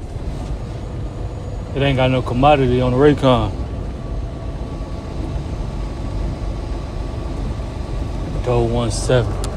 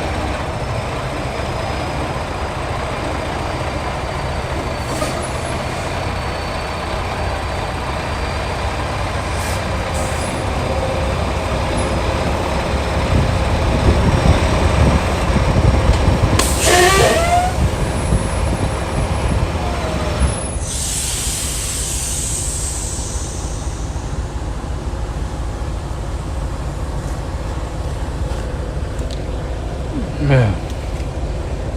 Hopefully they don't take long to load us up.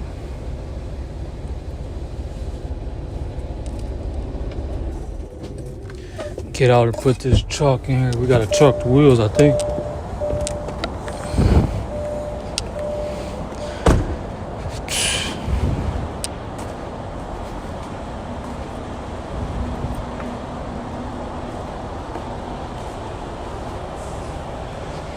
Tampa, Florida. I ain't been to Florida in a minute.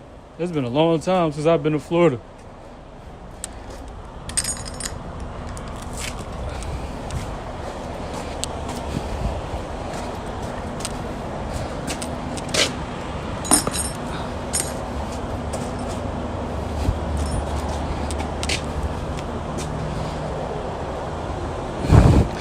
Chat.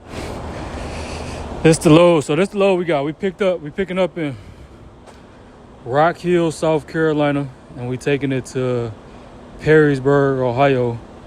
And the rate on it, $1,800. So this load paying like $3 a mile. Our appointment tomorrow at $1,800. But I'm probably finna go ahead and end it right now, y'all. Y'all been kicking it with me for 10 hours. I've been live for 10 hours straight, man. Hope y'all enjoyed the stream. But it's probably time to end it because I know YouTube, you can't stream longer than 12 hours without it being saved. Like, I could stream longer than 12 hours, but the video won't get saved. So I'm finna go ahead and end it right now. So I ain't got to worry about nothing.